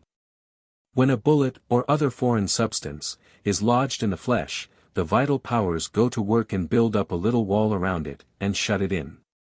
So when Catholics came who were not satisfied with a merely sacramental salvation, and longed for a higher life, the sagacity of the Church put them together in convents, and kept them by themselves, where they could do no harm. One of the curious homologons of history is this repetition in Europe of the course of events in Asia. Buddhism was, for many centuries, tolerated in India in the same way. It took the form of a monasticism included in Brahmanism, and remained a part of the Hindu religion. And so, when the crisis came and the conflict began, this Hindu Protestantism maintained itself for a long time in India, as Lutheranism continued for a century in Italy, Spain, and Austria. But it was at last driven out of its birthplace, as Protestantism was driven from Italy and Spain. And now only the ruins of its topes, its temples, and its monasteries remain to show how extensive was its former influence in the midst of Brahmanism. 2. Extent of Buddhism. Its scriptures. Yet, though expelled from India, and unable to maintain its control over any Aryan race, it has exhibited a powerful propagandist element, and so has converted to its creed the majority of the Mongol nations. It embraces nearly or quite, for statistics here are only guesswork, 300 millions of human beings. It is the popular religion of China, the state religion of Tibet, and of the Burman Empire. It is the religion of Japan, Siam, Annam, Assam, Nepal, Ceylon, in short, of nearly the whole of Eastern Asia. Concerning this vast religion we have had, until recently, very few means of information. But, during the last quarter of a century, so many sources have been opened, that at present we can easily study it in its original features and its subsequent development. The sacred books of this religion have been preserved independently, in Ceylon, Nepal, China, and Tibet. Mr. G. Turnauer, Mr. Georgeley, and Mr. R. Spence Hardy are our chief authorities in regard to the Pitakas, or the scriptures in the Pali language, preserved in Ceylon. Mr. Hodgson has collected and studied the Sanskrit scriptures, found in Nepal. In 1825 he transmitted to the Asiatic Society in Bengal 60 works in Sanskrit, and 250 in the language of Thibet. M. Soma, an Hungarian physician, discovered in the Buddhist monasteries of Thibet an immense collection of sacred books, which had been translated from the Sanskrit works previously studied by Mr. Hodgson. In 1829 M. Schmidt found the same works in the Mongolian. M. Stanislaus Julian, an eminent student of the Chinese, has also translated works on Buddhism from that language, which ascend to the year 76 of our era. 98 more recently inscriptions cut upon rocks, columns, and other monuments in northern India, have been transcribed and translated. Mr. James Prinsep deciphered these inscriptions, and found them to be in the ancient language of the province of Magadha where Buddhism first appeared. They contain the decrees of a king, or Raja, named Payadasai, whom Mr. Turnour has shown to be the same as the famous Asoka, before alluded to. This king appears to have come to the throne somewhere between BC 319 and BC 260. Similar inscriptions have been discovered throughout India, proving to the satisfaction of such scholars as Burnouf, Prinsep, Turnour, Lassen, Weber, Max Muller, and Saint Hilaire, that Buddhism had become almost the state religion of India. In the 4th century before Christ. 99. 3. Sakyamuni, the founder of Buddhism. North of central India and of the kingdom of Oudh, near the borders of Nepal, there reigned, at the end of the 7th century before Christ, a wise and good king, in his capital city, Kapilavastu 100. He was one of the last of the great solar race, celebrated in the ancient epics of India. His wife, named Maya because of her great beauty, became the mother of a prince, who was named Siddhartha, and afterward known as the Buddha 101. She died 7 days after his birth, and the child was brought up by his maternal aunt. The young prince distinguished himself by his personal and intellectual qualities, but still more by his early piety. It appears from the laws of Manu that it was not unusual, in the earliest periods of Brahmanism, for those seeking a superior piety to turn hermits, and to live alone in the forest, engaged in acts of prayer, meditation, abstinence, and the study of the Vedas. This practice, however, seems to have been confined to the Brahmins. It was, therefore, a grief to the king, when his son, in the flower of his youth and highly accomplished in every kingly faculty of body and mind, began to turn his thoughts toward the life of an anchorite. In fact, the young Siddhartha seems to have gone through that deep experience out of which the great prophets of mankind have always been born. The evils of the world pressed on his heart and brain, the very air seemed full of mortality. All things were passing away. Was anything permanent? Anything stable? Nothing but truth, only the absolute, eternal law of things. Let me see that, said he, and I can give lasting peace to mankind. Then shall I become their deliverer. So, in opposition to the strong entreaties of his father, wife, and friends, he left the palace one night, and exchanged the position of a prince for that of a mendicant. I will never return to the palace, said he, till I have attained to the sight of the divine law, and so become Buddha. 102. He first visited the Brahmins, and listened to their doctrines, but found no satisfaction therein. The wisest among them could not teach him true peace, that profound inward rest, which was already called nirvana. He was 29 years old. Although disapproving of the Brahmanic austerities as an end, he practiced them during 6 years, in order to subdue the senses. He then became satisfied that the path to perfection did not lie that way. He therefore resumed his former diet and a more comfortable mode of life, and so lost many disciples who had been attracted by his amazing austerity. Alone in his hermitage, he came at last to that solid conviction, that knowledge never to be shaken, of the laws of things, which had seemed to him the only foundation of a truly free life.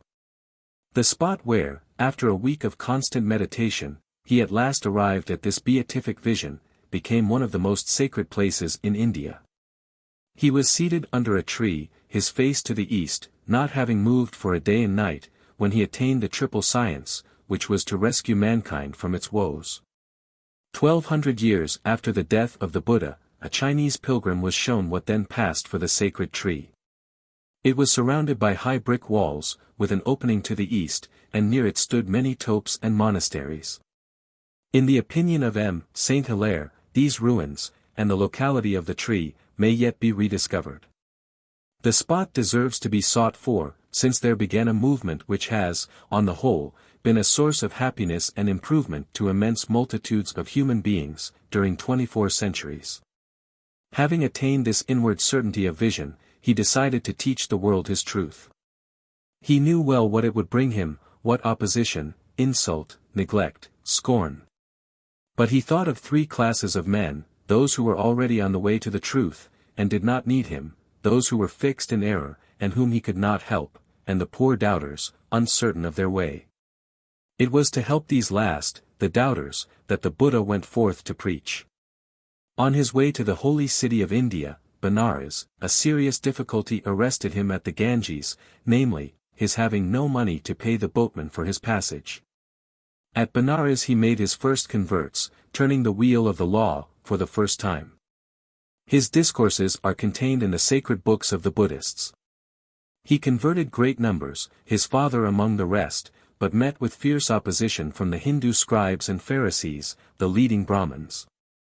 So he lived and taught, and died at the age of 80 years. Naturally, as soon as the prophet was dead he became very precious in all eyes. His body was burned with much pomp, and great contention arose for the unconsumed fragments of bone. At last they were divided into 8 parts, and a tope was erected, by each of the 8 fortunate possessors, over such relics as had fallen to him. The ancient books of the North and South agree as to the places where the topes were built, and no Roman Catholic relics are so well authenticated. The Buddha, who believed with Jesus that the flesh profiteth nothing, and that the word is spirit and life, would probably have been the first to condemn this idolatry. But fetish worship lingers in the purest religions. The time of the death of Sakyamuni, like most Oriental dates, is uncertain. The northern Buddhists, in Tibet, Nepal, etc., vary greatly among themselves. The Chinese Buddhists are not more certain. Lassen, therefore, with most of the scholars, accepts as authentic the period upon which all the authorities of the South, especially of Ceylon, agree, which is BC 543. Lately Westergaard has written a monograph on the subject, in which, by a labored argument, he places the date about 200 years later. Whether he will convince his brother Savins remains to be seen. Immediately after the death of Sakyamuni a general council of his most eminent disciples was called, to fix the doctrine and discipline of the Church. The legend runs that 3 of the disciples were selected to recite from memory what the sage had taught. The first was appointed to repeat his teaching upon discipline, for discipline, said they, is the soul of the law. Whereupon Upali, mounting the pulpit, repeated all of the precepts concerning morals and the ritual. Then Ananda was chosen to give his master's discourses concerning faith or doctrine. Finally, Kasyapa announced the philosophy and metaphysics of the system. The council sat during 7 months, and the threefold division of the sacred scriptures of Buddhism was the result of their work, for Sakyamuni wrote nothing himself. He taught by conversation only. The Second General Council was called to correct certain abuses which had begun to creep in. It was held about 100 years after the teacher's death. A great fraternity of monks proposed to relax the conventual discipline, by allowing greater liberty in taking food, in drinking intoxicating liquor, and taking gold and silver if offered in alms. The schismatic monks were degraded, to the number of 10,000, but formed a new sect. The Third Council, held during the reign of the great Buddhist Emperor Asoka, was called on account of heretics, who, to the number of 60,000, were degraded and expelled. After this, missionaries were dispatched to preach the word in different lands. The names and success of these missionaries are recorded in the Mahawanso, or Sacred History, translated by Mr. George Turnour from the Sinhalese. But what is remarkable is, that the relics of some of them have been recently found in the Sanchi topes, and in other sacred buildings, contained in caskets, with their names inscribed on them. These inscribed names correspond with those given to the same missionaries in the historical books of Ceylon. For example, according to the Mahawanso, 2 missionaries, one named Kasapo, or Kasayapa, and the other called Majhima, or Madhyama, went to preach in the region of the Himalayan mountains.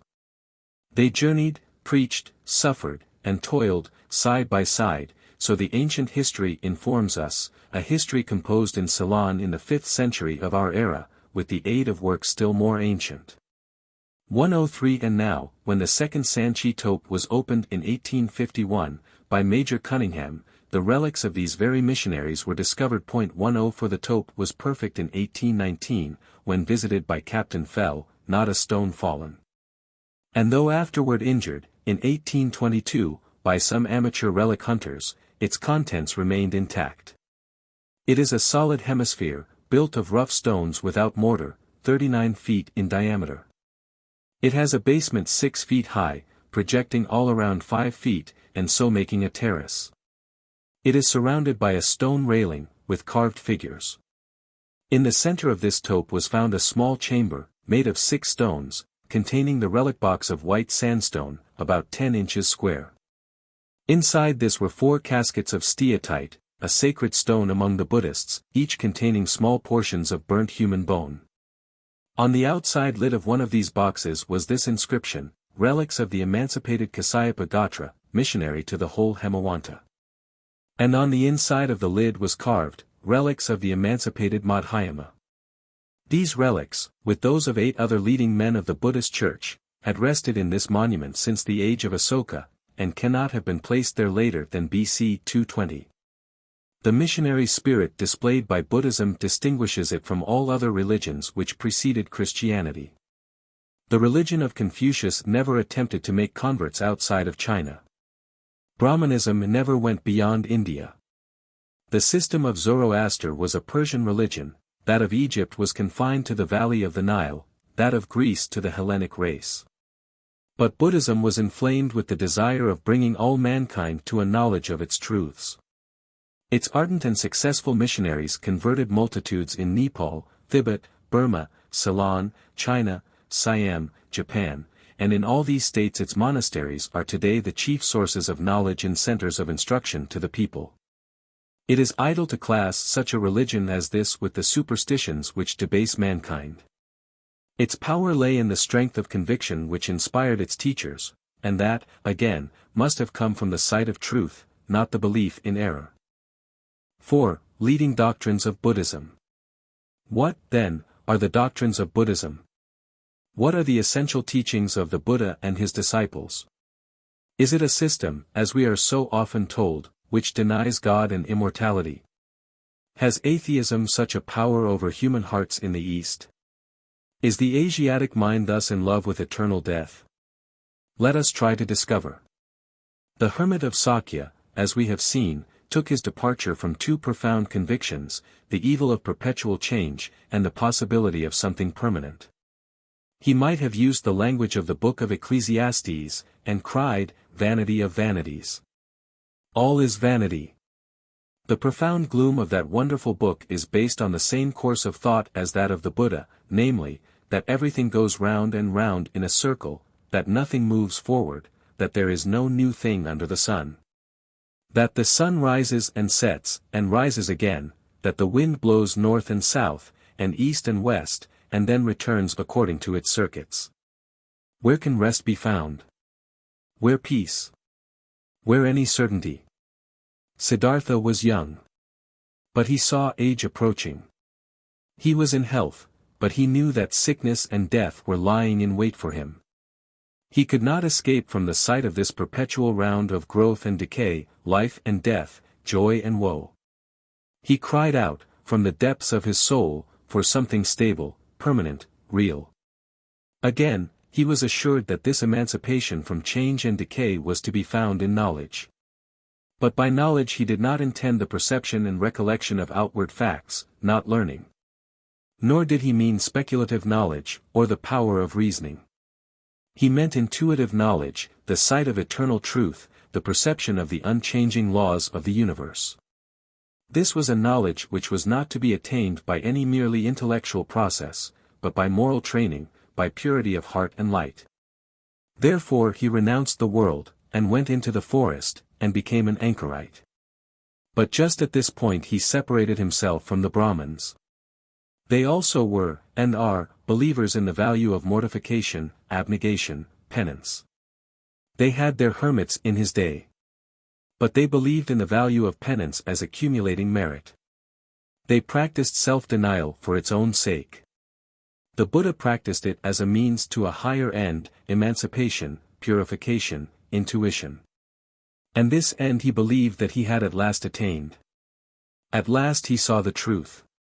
He became wide awake. Illusions disappeared, the reality was before him. He was the Buddha, the man who knew.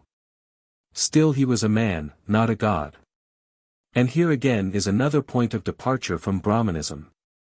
In that system, the final result of devotion was to become absorbed in God. The doctrine of the Brahmins is divine absorption, that of the Buddhists, human development.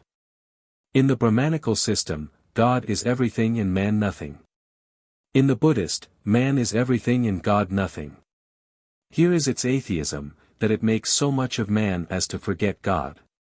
It is perhaps without God in the world, but it does not deny him. It accepts the doctrine of the three worlds, the eternal world of absolute being, the celestial world of the gods, Brahma, Indra, Vishnu, Shiva, and the finite world, consisting of individual souls and the laws of nature. Only it says, of the world of absolute being, nirvana, we know nothing. That is our aim and end, but it is the direct opposite to all we know. It is, therefore, to us as nothing.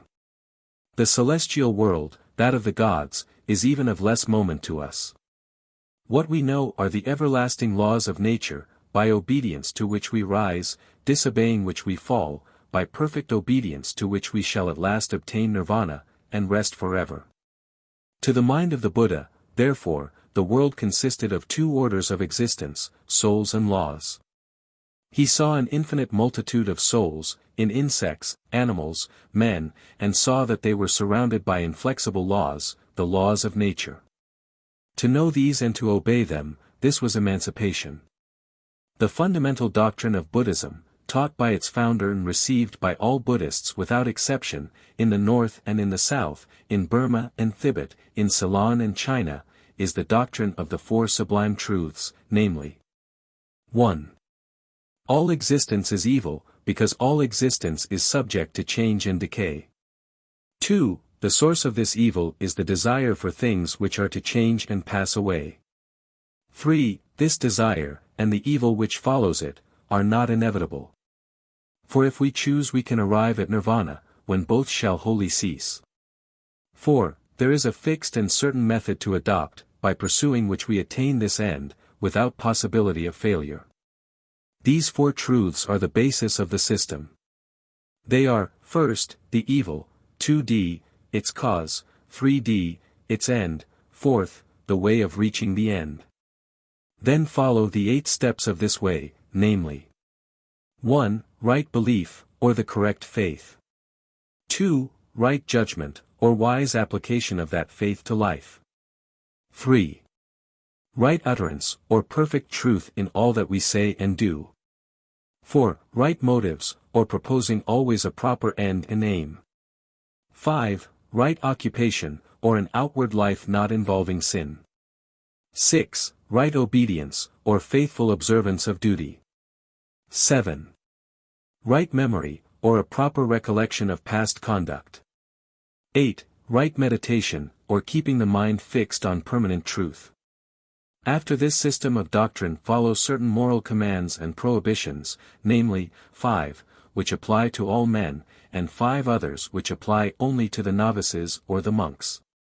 The 5 first commandments are: first, do not kill; 2d, do not steal; 3d, do not commit adultery; 4th, do not lie; 5th, do not become intoxicated.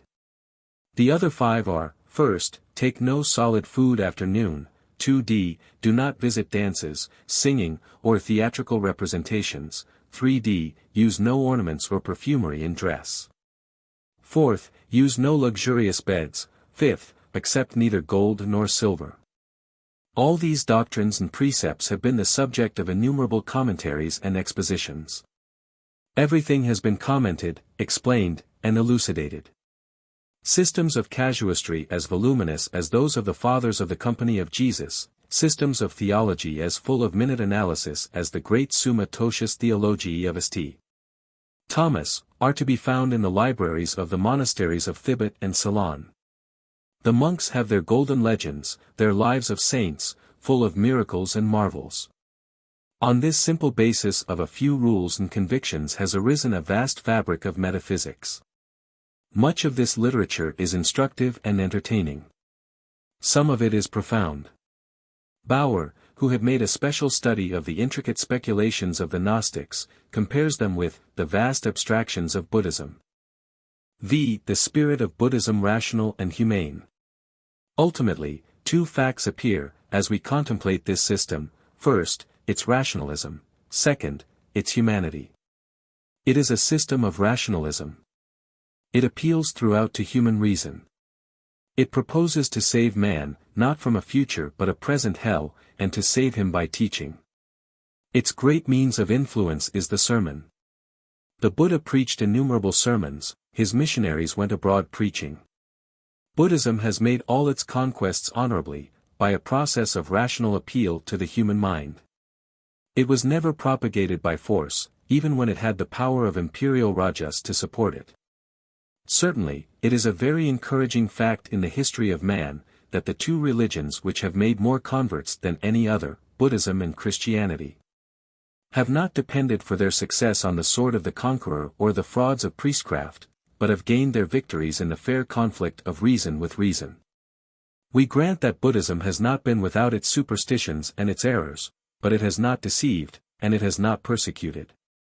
In this respect it can teach Christians a lesson.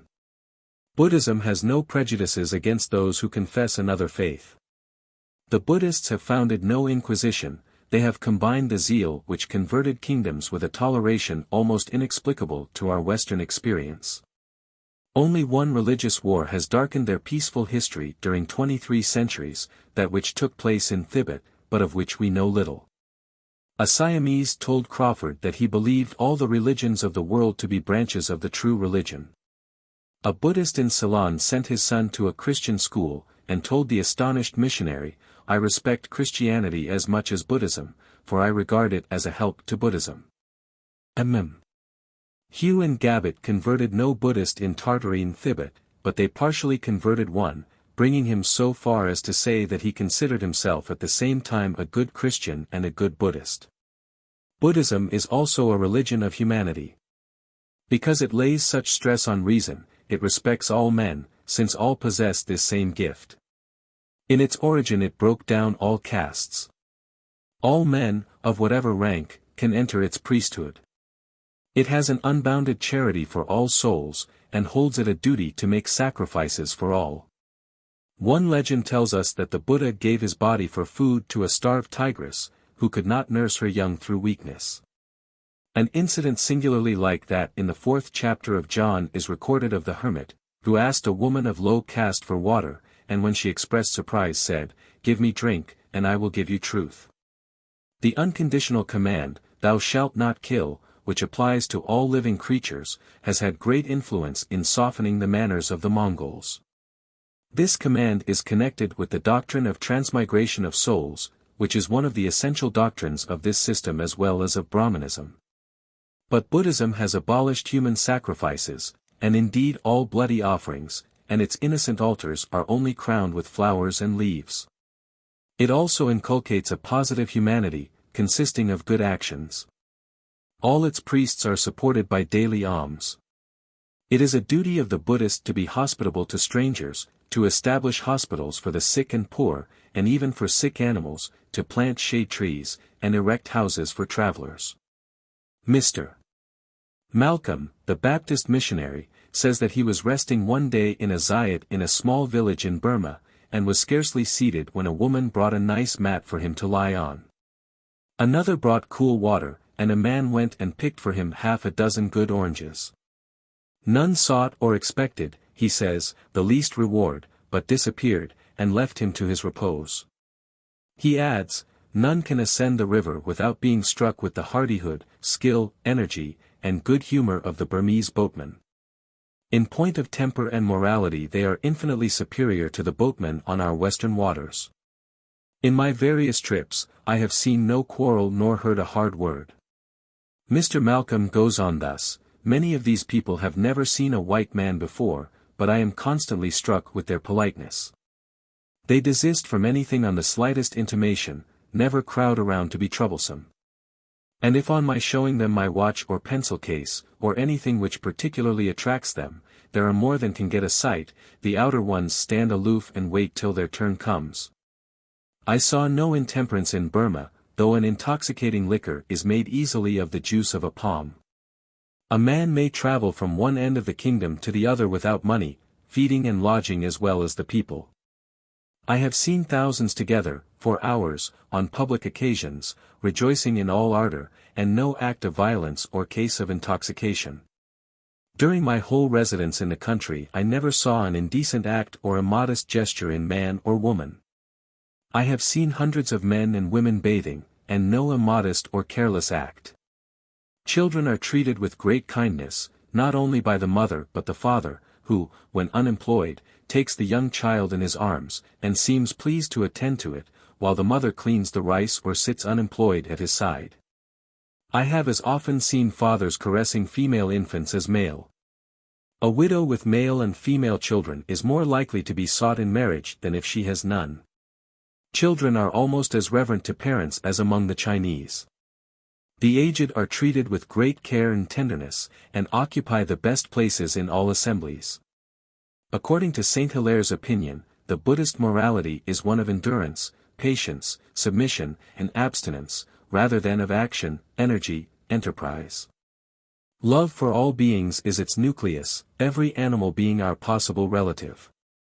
To love our enemies, to offer our lives for animals, to abstain from even defensive warfare, to govern ourselves, to avoid vices, to pay obedience to superiors, to reverence age, to provide food and shelter for men and animals.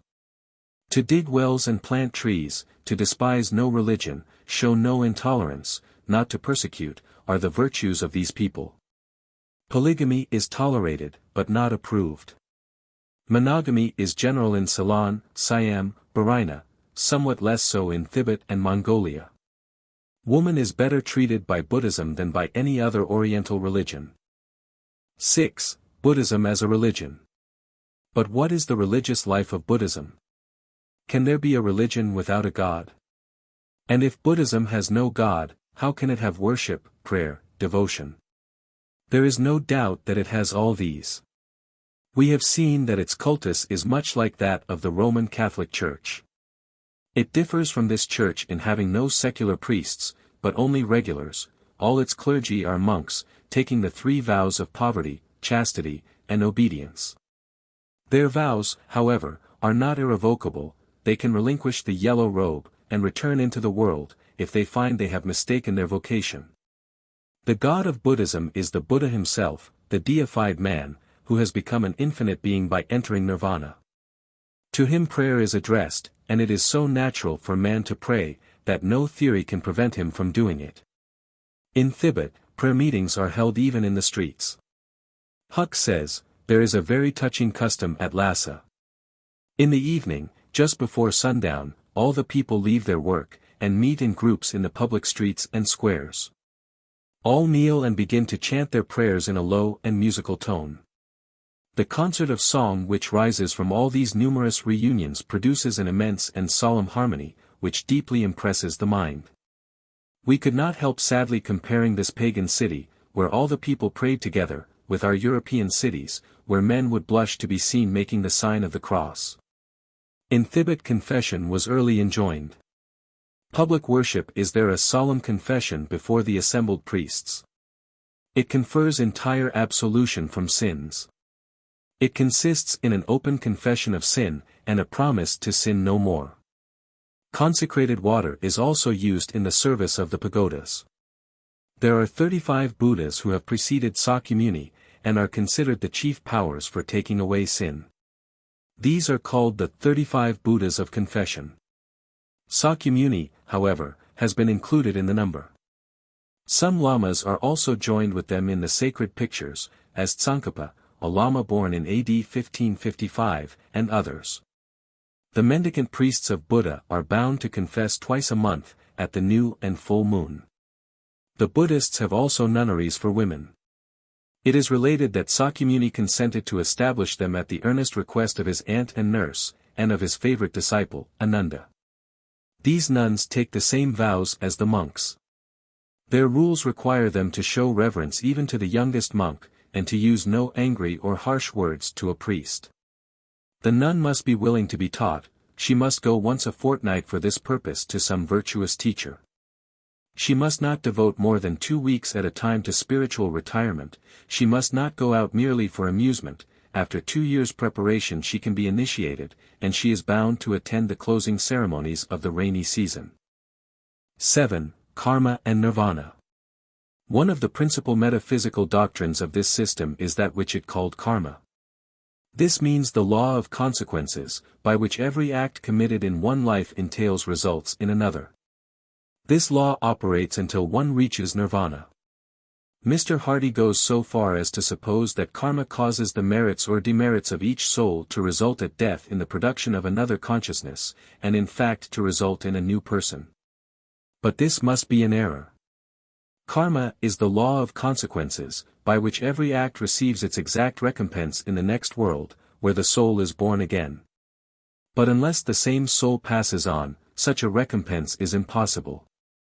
Karma, said Buddha, is the most essential property of all beings, it is inherited from previous births, it is the cause of all good and evil, and the reason why some are mean and some exalted when they come into the world. It is like the shadow which always accompanies the body. Buddha himself obtained all his elevation by means of the karma obtained in previous states. No one can obtain karma or merit, but those who hear the discourses of Buddha. There has been much discussion among scholars concerning the true meaning of nirvana, the end of all Buddhist expectation. Is it annihilation? Or is it absorption in God? The weight of authority, no doubt, is in favor of the first view. Burnouf's conclusion is, for Buddhist theists, it is the absorption of the individual life in God, for atheists, absorption of this individual life in the nothing. But for both, it is deliverance from all evil, it is supreme affranchisement. In the opinion that it is annihilation agree Max Muller, Toomer, Schmidt, and Hardy. And them, Saint Hilaire, while calling it a hideous faith, nevertheless assigns it to a third part of the human race. But, on the other hand, scholars of the highest rank deny this view. In particular, Bunsen, God in der Geschichte, calls attention to the fact that, in the oldest monuments of this religion, the earliest sutras, nirvana is spoken of as a condition attained in the present life. How then can it mean annihilation? It is a state in which all desires cease, all passions die. Bunsen believes that the Buddha never denied or questioned God or immortality. The following account of nirvana is taken from the Pali sacred books. Again the king of Segal said to Nagasena, is the joy of nirvana unmixed, or is it associated with sorrow? The priest replied that it is unmixed satisfaction, entirely free from sorrow. Again the king of Segal said to Nagasena, is nirvana in the east, west, south, or north, above or below? Is there such a place as nirvana? If so, where is it? Nagasena, neither in the east, south, west, nor north, neither in the sky above, nor in the earth below, nor in any of the infinite sequalas, is there such a place as nirvana. Melinda, then if nirvana have no locality, there can be no such thing. And when it is said that anyone attains nirvana, the declaration is false. Nagasena, there is no such place as nirvana, and yet it exists, the priest who seeks it in the right manner will attain it. When nirvana is attained, is there such a place? Nagasena, when a priest attains nirvana there is such a place. Melinda, where is that place? Nagasena, wherever the precepts can be observed, it may be anywhere. Just as he who has 2 eyes can see the sky from any or all places, or as all places may have an eastern side. The Buddhist asserts nirvana as the object of all his hope, yet, if you ask him what it is, may reply, nothing. But this cannot mean that the highest good of man is annihilation. No pessimism could be more extreme than such a doctrine. Such a belief is not in accordance with human nature. Tennyson is wiser when he writes, "Whatever crazy sorrow saith, no life that breathes with human breath has ever truly longed for death. T is life, whereof our nerves are scant. O life, not death, for which we pant. More life, and fuller, that I want." The Buddhist, when he says that nirvana is nothing, means simply that it is no thing, that it is nothing to our present conceptions. That it is the opposite of all we know, the contradiction, of what we call life now, a state so sublime, so wholly different from anything we know or can know now, that it is the same thing as nothing to us. All present life is change.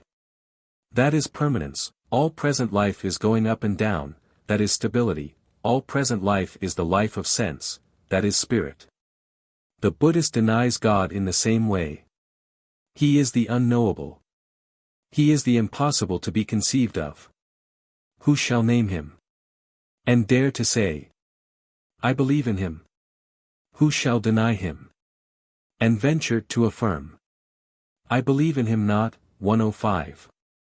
To the Buddhist, in short, the element of time and the finite is all, as to the Brahman the element of eternity is all.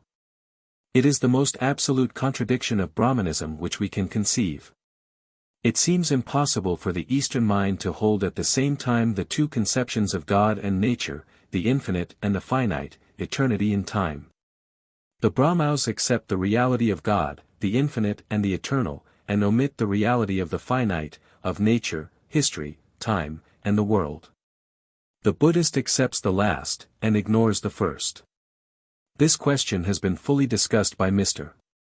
Alger in his very able work, Critical History of the Doctrine of a Future Life, and his conclusion is wholly opposed to the view which makes nirvana equivalent to annihilation. 8. Good and Evil of Buddhism. The good and the evil of Buddhism are thus summed up by M. Saint Hilaire. He remarks that the first peculiarity of Buddhism is the wholly practical direction taken by its founder. He proposes to himself the salvation of mankind. He abstains from the subtle philosophy of the Brahmins, and takes the most direct and simple way to his end. But he does not offer low and sensual rewards. He does not, like so many lawgivers, promise to his followers riches, pleasures, conquests, power. He invites them to salvation by means of virtue, knowledge, and self-denial. Not in the Vedas, nor the books which proceed from it, do we find such noble appeals, though they too look at the infinite as their end. But the indisputable glory of Buddha is the boundless charity to man with which his soul was filled. He lived to instruct and guide man aright. He says in so many words, "My law is a law of grace for all," Burnouf, Introduction, etc., page 198. We may add to M. Saint Hilaire's statement, that in these words the Buddha plainly aims at what we have called a Catholic religion. In his view of man's sorrowful life, all distinctions of rank and class fall away, all are poor and needy together. And here, too, he comes in contact with that Christianity which says, "Come unto me, all ye that labor and are heavy laden." Buddha also wished to cure the sicknesses, not only of the Hindu life, but of the life of mankind. M. Saint Hilaire adds, that, in seeking thus to help man, the means of the Buddha are pure, like his ends. He tries to convince and to persuade, he does not wish to compel. He allows confession, and helps the weak and simple by explanations and parables. He also tries to guard man against evil, by establishing habits of chastity, temperance, and self-control. He goes forward into the Christian graces of patience, humility, and forgiveness of injuries. He has a horror of falsehood, a reverence for truth, he forbids slander and gossip, he teaches respect for parents, family, life, home. Yet Saint Hilaire declares that, with all these merits, Buddhism has not been able to found a tolerable social state or a single good government. It failed in India, the land of its birth. Nothing like the progress and the development of Christian civilization appears in Buddhism. Something in the heart of the system makes it sterile, notwithstanding its excellent intentions. What is it? The fact is, that, notwithstanding its benevolent purposes, its radical thought is a selfish one. It rests on pure individualism. Each man's object is to save his own soul. All the faults of Buddhism, according to M. Saint Hilaire, spring from this root of egotism in the heart of the system. No doubt the same idea is found in Christianity. Personal salvation is herein included. But Christianity starts from a very different point. It is the kingdom of heaven. Thy kingdom come, thy will be done on earth. It is not going on away from time to find an unknown eternity. It is God with us, eternity here, eternal life abiding in us now. If some narrow Protestant sects make Christianity to consist essentially in the salvation of our own soul hereafter, they fall into the condemnation of Buddhism. But that is not the Christianity of Christ. Christ accepts the great prophetic idea of a Messiah who brings down God's reign into this life. It is the New Jerusalem coming down from God out of heaven. It is the earth full of the knowledge of God, as the waters cover the sea. It is all mankind laboring together for this general good. This solitary preoccupation with one's own salvation causes the religious teachers of Buddhism to live apart, outside of society, and take no interest in it. There is in the Catholic and Protestant world, beside the monk, a secular priesthood, which labors to save other men's bodies and souls. No such priesthood exists in Buddhism. Moreover, not the idea of salvation from evil, which keeps before us evil as the object of contemplation, but the idea of good, is the true motive for the human conscience. This leads us up at once to God. This alone can create love. We can only love by seeing something lovely. God must seem, not terrible, but lovely, in order to be loved. Man must seem, not mean and poor, but noble and beautiful, before we can love him. This idea of the good does not appear in Buddhism, says M. Saint Hilaire. Not a spark of this divine flame, that which to see and show has given immortal glory to Plato and to Socrates, has descended on Sakyamuni. The notion of rewards, substituted for that of the infinite beauty, has perverted everything in his system.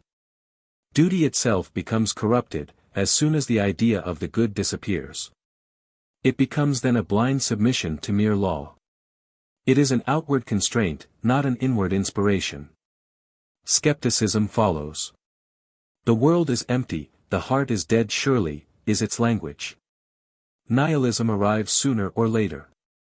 God is nothing, man is nothing, life is nothing, death is nothing. Eternity is nothing. Hence the profound sadness of Buddhism. To its eye all existence is evil, and the only hope is to escape from time into eternity, or into nothing, as you may choose to interpret nirvana. While Buddhism makes God, or the good, and heaven, to be equivalent to nothing, it intensifies and exaggerates evil. Though heaven is a blank, hell is a very solid reality. It is present and future too. Everything in the thousand hells of Buddhism is painted as vividly as in the hell of Dante. God has disappeared from the universe, and in his place is only the inexorable law, which grinds on forever. It punishes and rewards, but has no love in it. It is only dead, cold, hard, cruel, unrelenting law. Yet Buddhists are not atheists, any more than a child who has never heard of God is an atheist. A child is neither deist nor atheist, he has no theology. The only emancipation from self-love is in the perception of an infinite love. Buddhism, ignoring this infinite love, incapable of communion with God, aiming at morality without religion, at humanity without piety, becomes at last a prey to the sadness of a selfish isolation. We do not say that this is always the case, for in all systems the heart often redeems the errors of the head. But this is the logical drift of the system and its usual outcome. 9. Relation of Buddhism to Christianity. In closing this chapter, let us ask what relation this great system sustains to Christianity. The fundamental doctrine and central idea of Buddhism is personal salvation, or the salvation of the soul by personal acts of faith and obedience. This we maintain, notwithstanding the opinion that some schools of Buddhists teach that the soul itself is not a constant element or a special substance, but the mere result of past merit or demerit. For if there be no soul, there can be no transmigration. Now it is certain that the doctrine of transmigration is the very basis of Buddhism, the cornerstone of the system. Thus M. Saint Hilaire says, the chief and most immovable fact of Buddhist metaphysics is the doctrine of transmigration. Without a soul to migrate, there can be no migration. Moreover, the whole ethics of the system would fall with its metaphysics, on this theory, for why urge men to right conduct, in order to attain happiness, or nirvana, hereafter, if they are not to exist hereafter? No, the soul's immortality is a radical doctrine in Buddhism, and this doctrine is one of its points of contact with Christianity. Another point of contact is its doctrine of reward and punishment, a doctrine incompatible with the supposition that the soul does not pass on from world to world. But this is the essence of all its ethics, the immutable, inevitable, unalterable consequences of good and evil. In this also it agrees with Christianity, which teaches that, whatsoever a man soweth that shall he also reap. That he who turns his pound into 5 will he set over 5 cities, he who turns it into 10, over 10 cities. A third point of contact with Christianity, however singular it may at first appear to say so, is the doctrine of nirvana. Nirvana, to the Buddhist, means the absolute, eternal world, beyond time and space, that which is nothing to us now, but will be everything hereafter. Incapable of cognizing both time and eternity, it makes them absolute negations of each other. The peculiarity of Plato, according to Mr. Emerson and other Platonists, was, that he was able to grasp and hold intellectually both conceptions, of God and man, the infinite and finite, the eternal and the temporal. The merit of Christianity is, in like manner, that it is able to take up and keep, not primarily as dogma, but as life, both these antagonistic ideas. Christianity recognizes God as the infinite and eternal, but recognizes also the world of time and space as real. Man exists as well as God, we love God, we must love man too. Brahmanism loves God, but not man, it has piety, but not humanity. Buddhism loves man, but not God, it has humanity, but not piety, or if it has piety, it is by a beautiful want of logic, its heart being wiser than its head. That which seems an impossibility in these Eastern systems is a fact of daily life to the Christian child, to the ignorant and simple Christian man or woman, who, amid daily duty and trial, find joy in both heavenly and earthly love. There is a reason for this in the inmost nature of Christianity as compared with Buddhism. Why is it that Buddhism is a religion without God? Sakyamuni did not ignore God. The object of his life was to attain nirvana, that is, to attain a union with God, the infinite being. He became Buddha by this divine experience. Why, then, is not this religious experience a constituent element in Buddhism, as it is in Christianity? Because in Buddhism man struggles upward to find God, while in Christianity God comes down to find man. To speak in the language of technical theology, Buddhism is a doctrine of works, and Christianity of grace.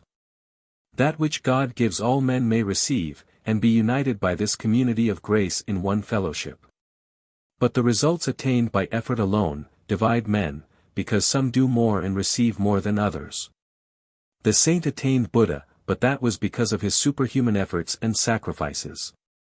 It does not encourage others to hope for the same result. We see, then, that here, as elsewhere, the superiority of Christianity is to be found in its quantity, in its fullness of life. It touches Buddhism at all its good points, in all its truths. It accepts the Buddhistic doctrine of rewards and punishments, of law, progress, self-denial, self-control, humanity, charity, equality of man with man, and pity for human sorrow, but to all this it adds, how much more? It fills up the dreary void of Buddhism with a living God, with a life of God in man's soul, a heaven here as well as hereafter. It gives us, in addition to the struggle of the soul to find God, a God coming down to find the soul. It gives a divine as real as the human, an infinite as solid as the finite. And this it does, not by a system of thought, but by a fountain and stream of life. If all Christian works, the New Testament included, were destroyed, we should lose a vast deal no doubt, but we should not lose Christianity, for that is not a book, but a life.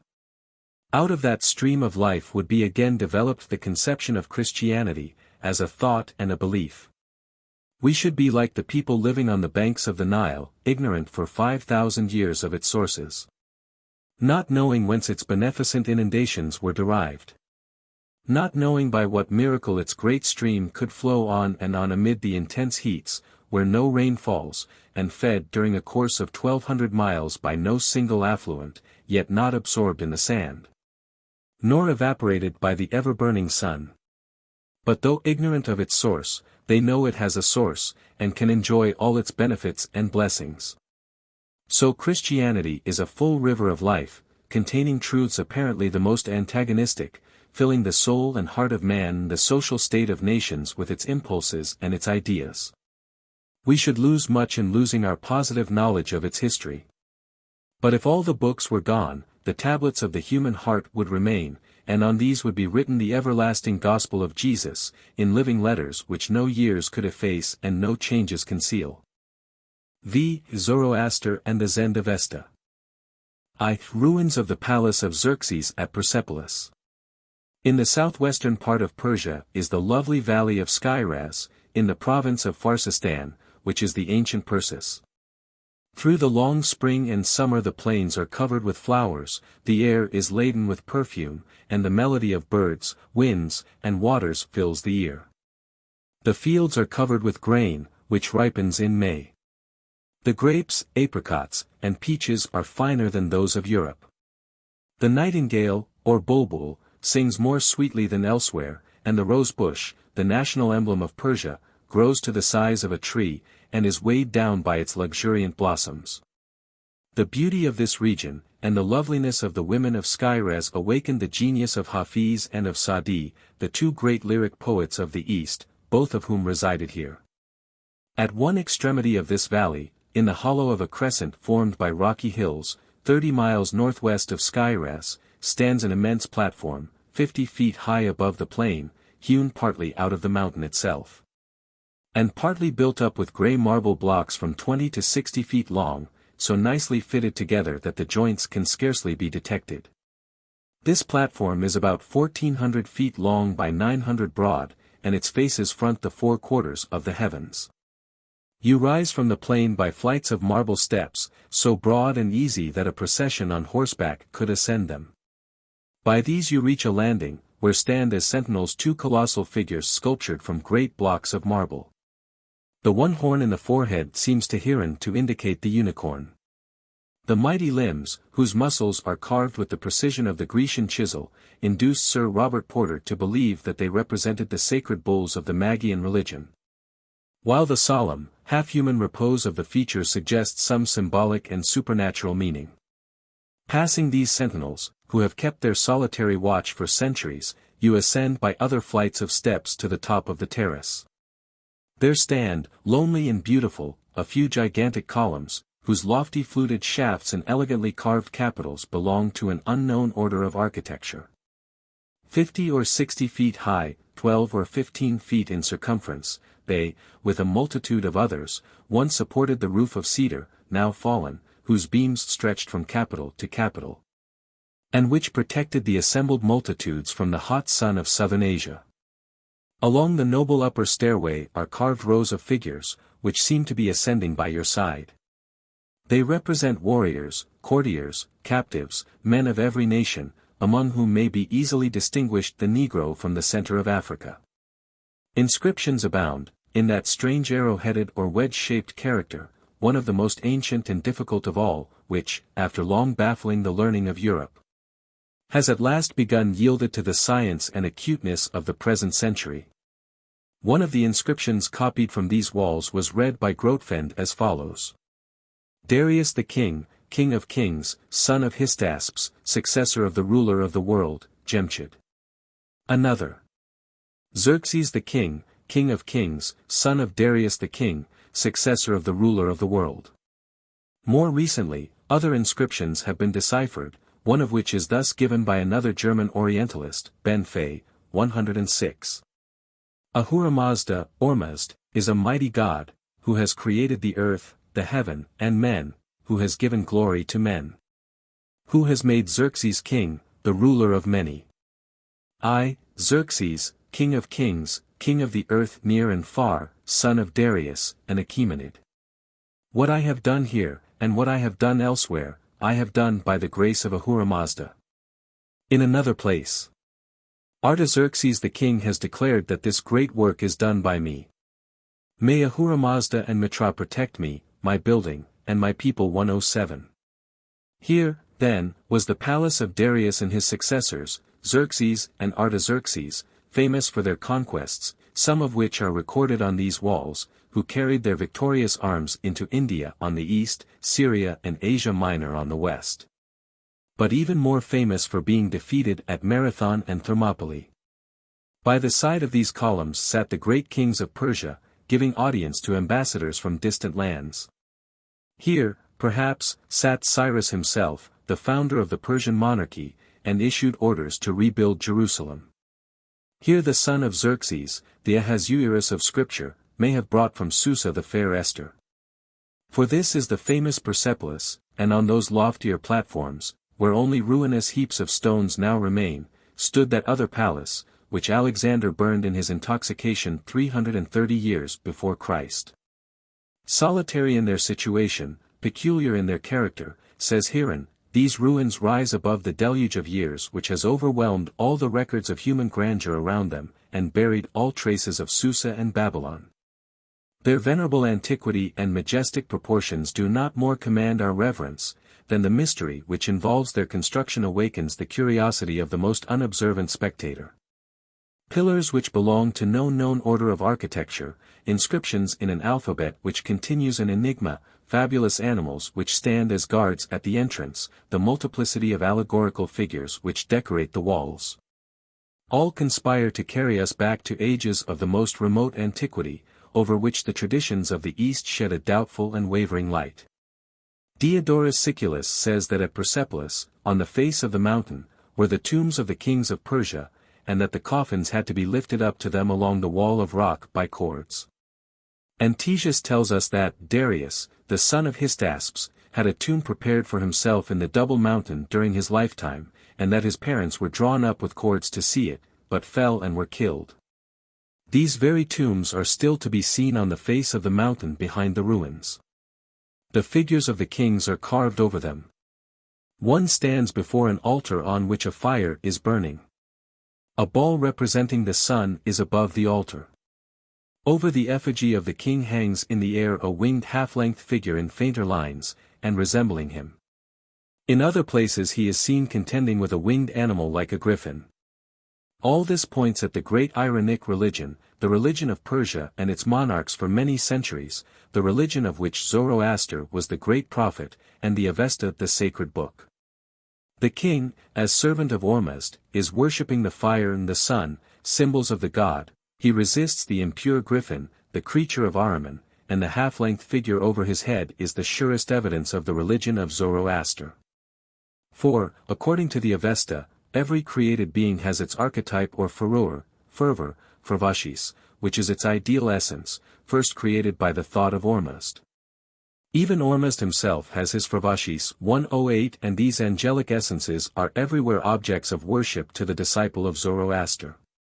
We have thus found in Persepolis, not only the palace of the great kings of Persia, but the home of that most ancient system of dualism, the system of Zoroaster. 2. Greek accounts of Zoroaster. Plutarch's description of his religion. But who was Zoroaster, and what do we know of him? He is mentioned by Plato, about 400 years before Christ.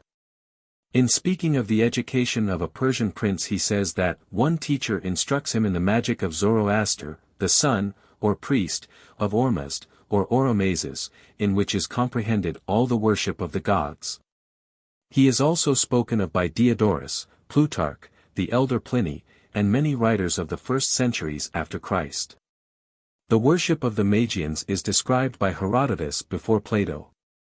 Herodotus gives very minute accounts of the ritual, priests, sacrifices, purifications, and mode of burial used by the Persian Magi in his time, 450 years before Christ.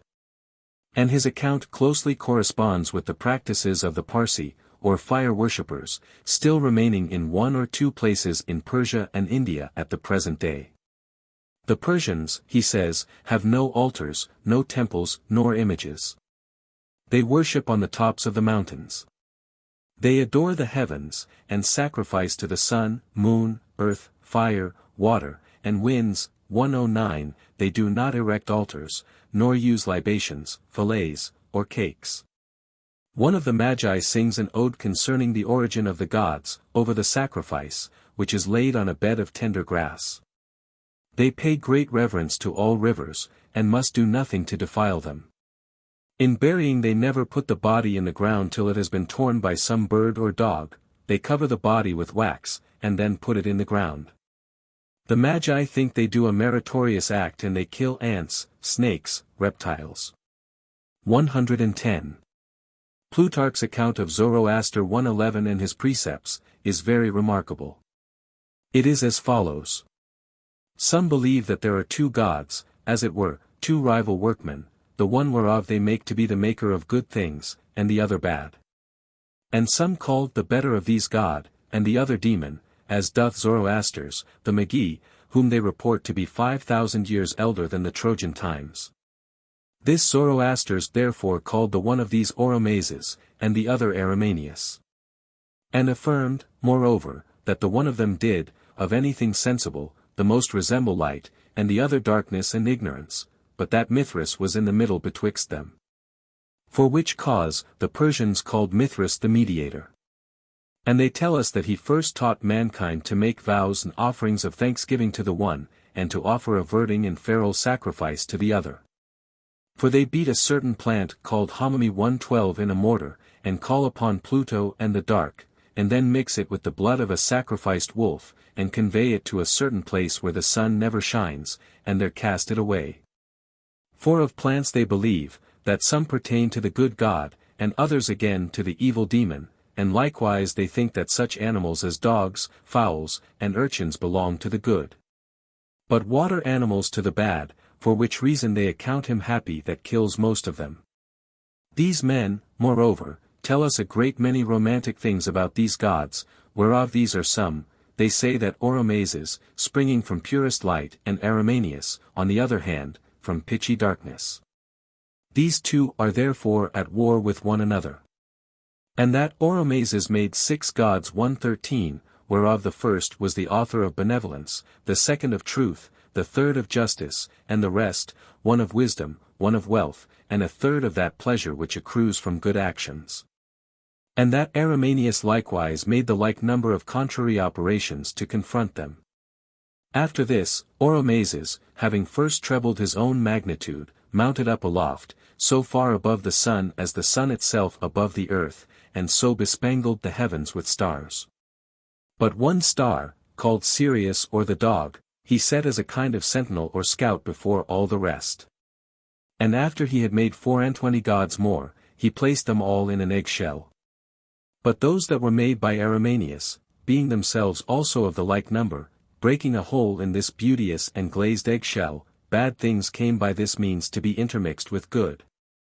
But the fatal time is now approaching, in which Aramanius, who by means of this brings plagues and famines upon the earth, must of necessity be himself utterly extinguished and destroyed. At which time, the earth, being made plain and level, there will be one life, and one society of mankind, made all happy, and one speech. But Theopompus saith, that, according to the opinion of the Magis, each of these gods subdues, and is subdued by turns, for the space of 3,000 years apiece.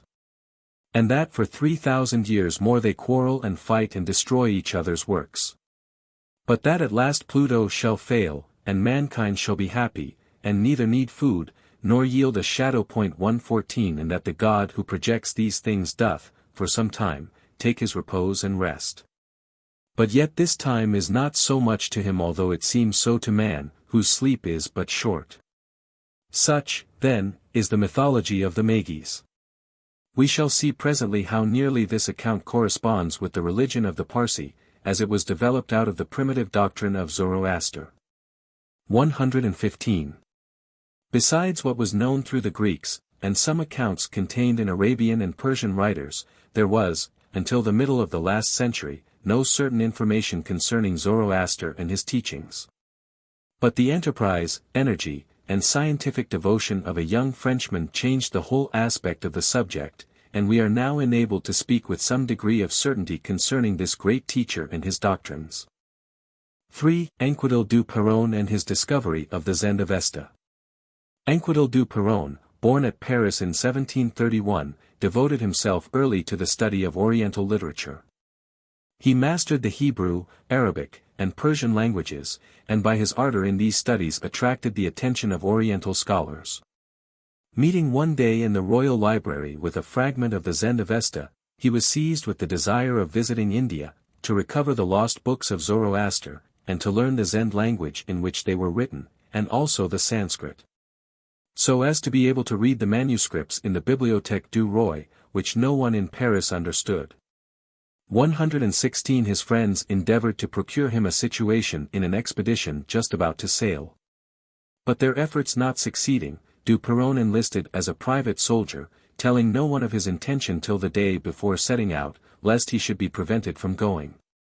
He then sent for his brother and took leave of him with many tears, resisting all the efforts made to dissuade him from his purpose. His baggage consisted of a little linen, a Hebrew Bible, a case of mathematical instruments, and the works of Montaigne and Charon. A 10 days' march, with other recruits, through wet and cold, brought him to the port from whence the expedition was to sail. Here he found that the government, struck with his extraordinary zeal for science, had directed that he should have his discharge and a small salary of 500 livres. The East India Company, French, gave him a passage gratis, and he set sail for India, February 7, 1755, being then 24 years old. The first 2 years in India were almost lost to him for purposes of science, on account of his sicknesses, travels, and the state of the country disturbed by war between England and France. 117. He travelled afoot and on horseback over a great part of Hindostan, saw the worship of Juggernaut and the monumental caves of Ellora, and, in 1759, arrived at Surat, where was the Parsi community from which he hoped for help in obtaining the object of his pursuit. By perseverance and patience he succeeded in persuading the destours, or priests, of these fire worshippers, to teach him the Zend language and to furnish him with manuscripts of the Avesta.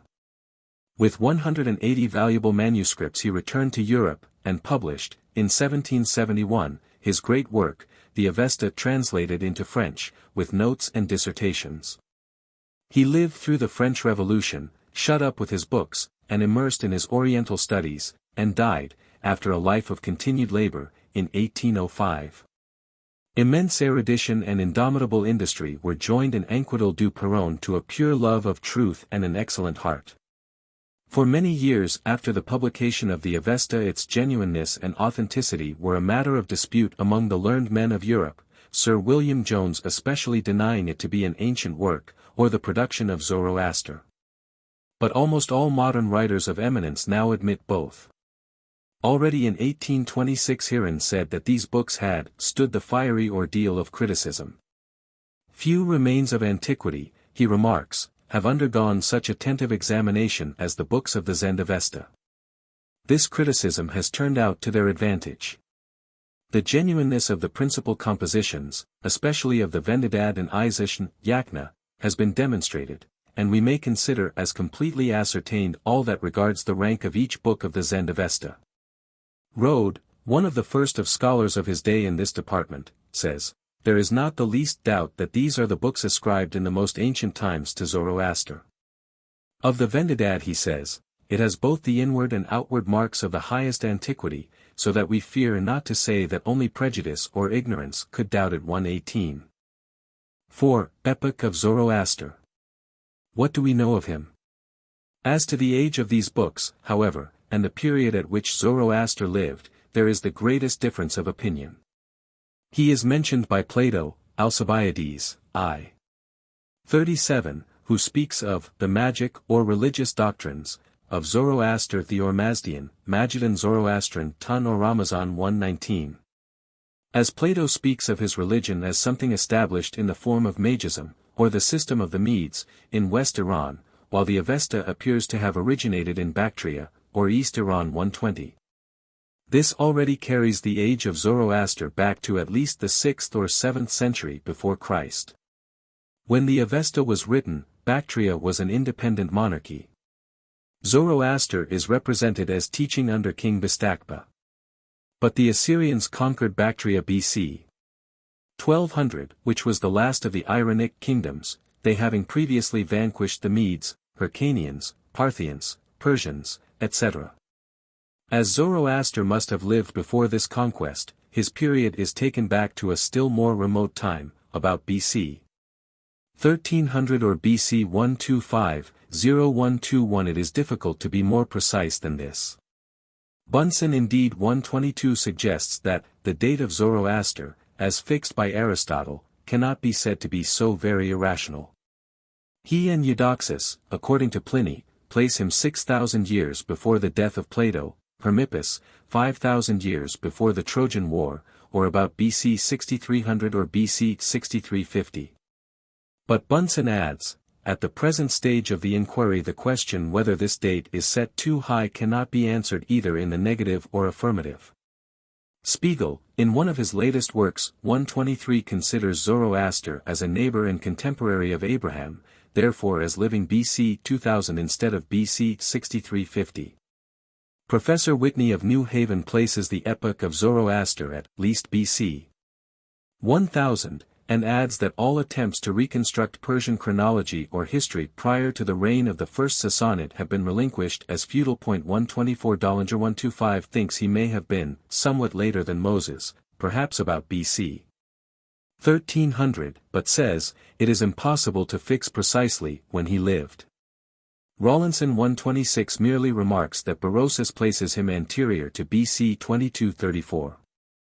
Haug is inclined to date the Gathas, the oldest songs of the Avesta, as early as the time of Moses. 127 Rapp 128 after a thorough comparison of ancient writers, concludes that Zoroaster lived BC 1200 or 1300. In this he agrees with Duncker, who, as we have seen, decided upon the same date. It is not far from the period given by the oldest Greek writer who speaks of Zoroaster, Xanthus of Sardis, a contemporary of Darius. It is the period given by Cephalion, a writer of the 2nd century, who takes it from 3 independent sources.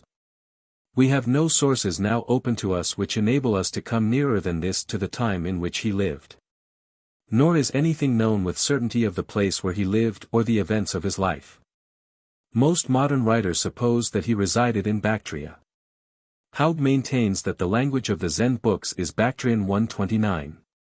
A highly mythological and fabulous life of Zoroaster, translated by Enquetil du Perron, called the Zartusht Nama 130, describes him as going to Iran in his 30th year, spending 20 years in the desert, working miracles during 10 years.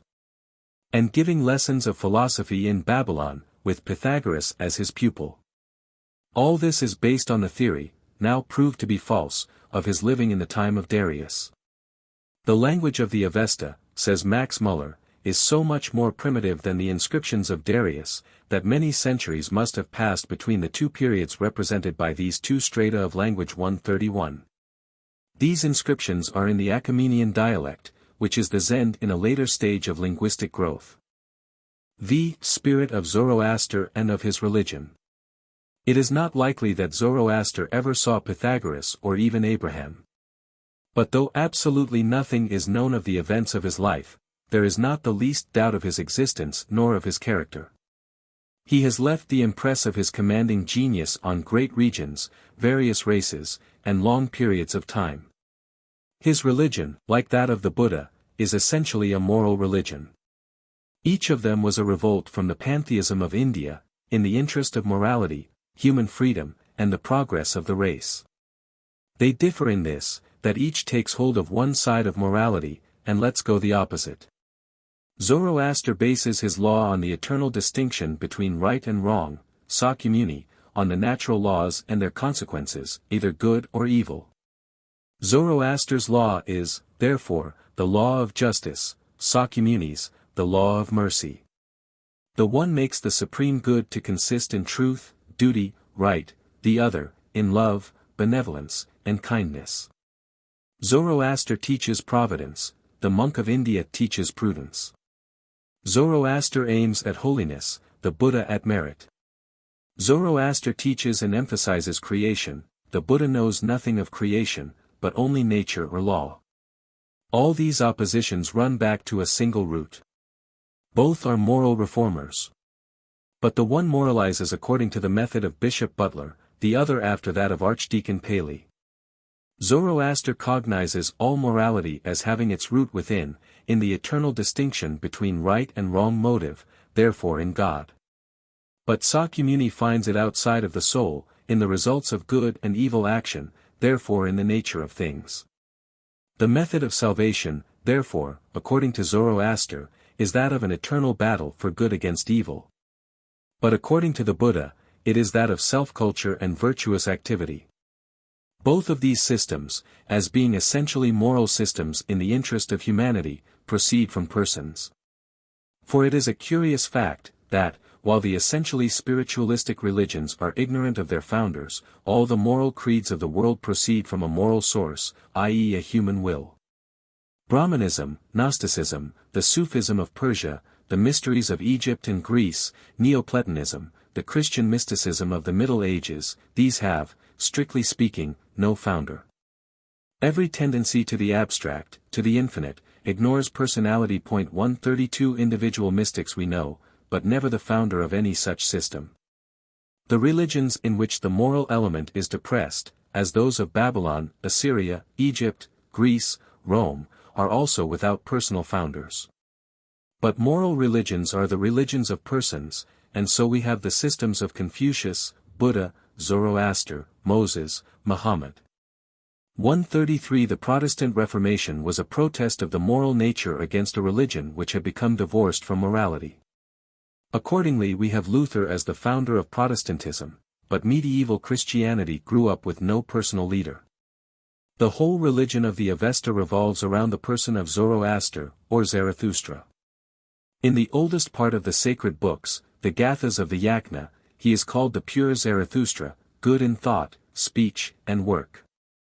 It is said that Zarathustra alone knows the precepts of Ahura Mazda, Ormazd, and that he shall be made skillful in speech. In one of the Gathas he expresses the desire of bringing knowledge to the pure, in the power of Ormazd, so as to be to them strong joy, Spiegel, Gatha Ustvedai, XLII. 8, or, as Haug translates the same passage, Die Gathas de Zarathustra, 2. 8, I will swear hostility to the liars, but be a strong help to the truthful.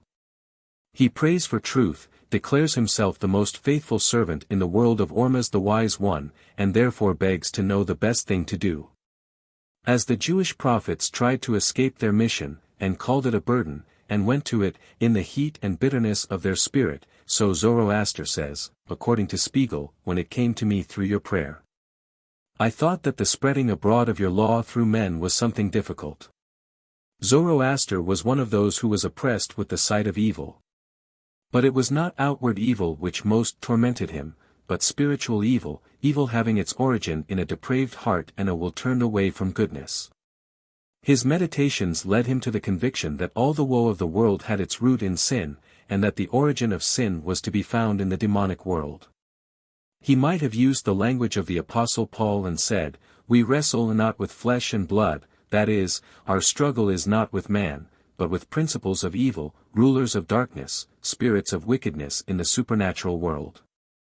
Deeply convinced that a great struggle was going on between the powers of light and darkness, he called on all good men to take part in the war, and battle for the good God against the dark and foul tempter. Great physical calamities added to the intensity of this conviction. It appears that about the period of Zoroaster, some geological convulsions had changed the climate of northern Asia, and very suddenly produced severe cold where before there had been an almost tropical temperature. The first Fargard of the Vendidad has been lately translated by both Spiegel and Haug, and begins by speaking of a good country, Arianavejo, which was created a region of delight by Ahura Mazda, Ormuzd. Then it adds that the evil being, Ngramanius, Ahriman, full of death, created a mighty serpent, and winter, the work of the Devas. 10 months of winter are there, 2 months of summer. Then follows, in the original document, this statement, 7 months of summer were, there, 5 months of winter were there. The latter are cold as to water, cold as to earth, cold as to trees. There is the heart of winter. There all around falls deep snow. There is the worst of evils. This passage has been set aside as an interpolation by both Spiegel and Haug. But they give no reason for supposing it such, except the difficulty of reconciling it with the preceding passage. This difficulty, however, disappears, if we suppose it intended to describe a great climatic change, by which the original home of the Aryans, Arianavejo, became suddenly very much colder than before. Such a change, if it took place, was probably the cause of the emigration which transferred this people from Arianavejo, Old Iran, to New Iran, or Persia. Such a history of emigration Bunsen and Haug suppose to be contained in this first Fargard, or chapter, of the Vendidad. If so, it takes us back further than the oldest part of the Veda, and gives the progress of the Aryan stream to the south from its original source on the great plains of Central Asia, till it divided into 2 branches, one flowing into Persia, the other into India.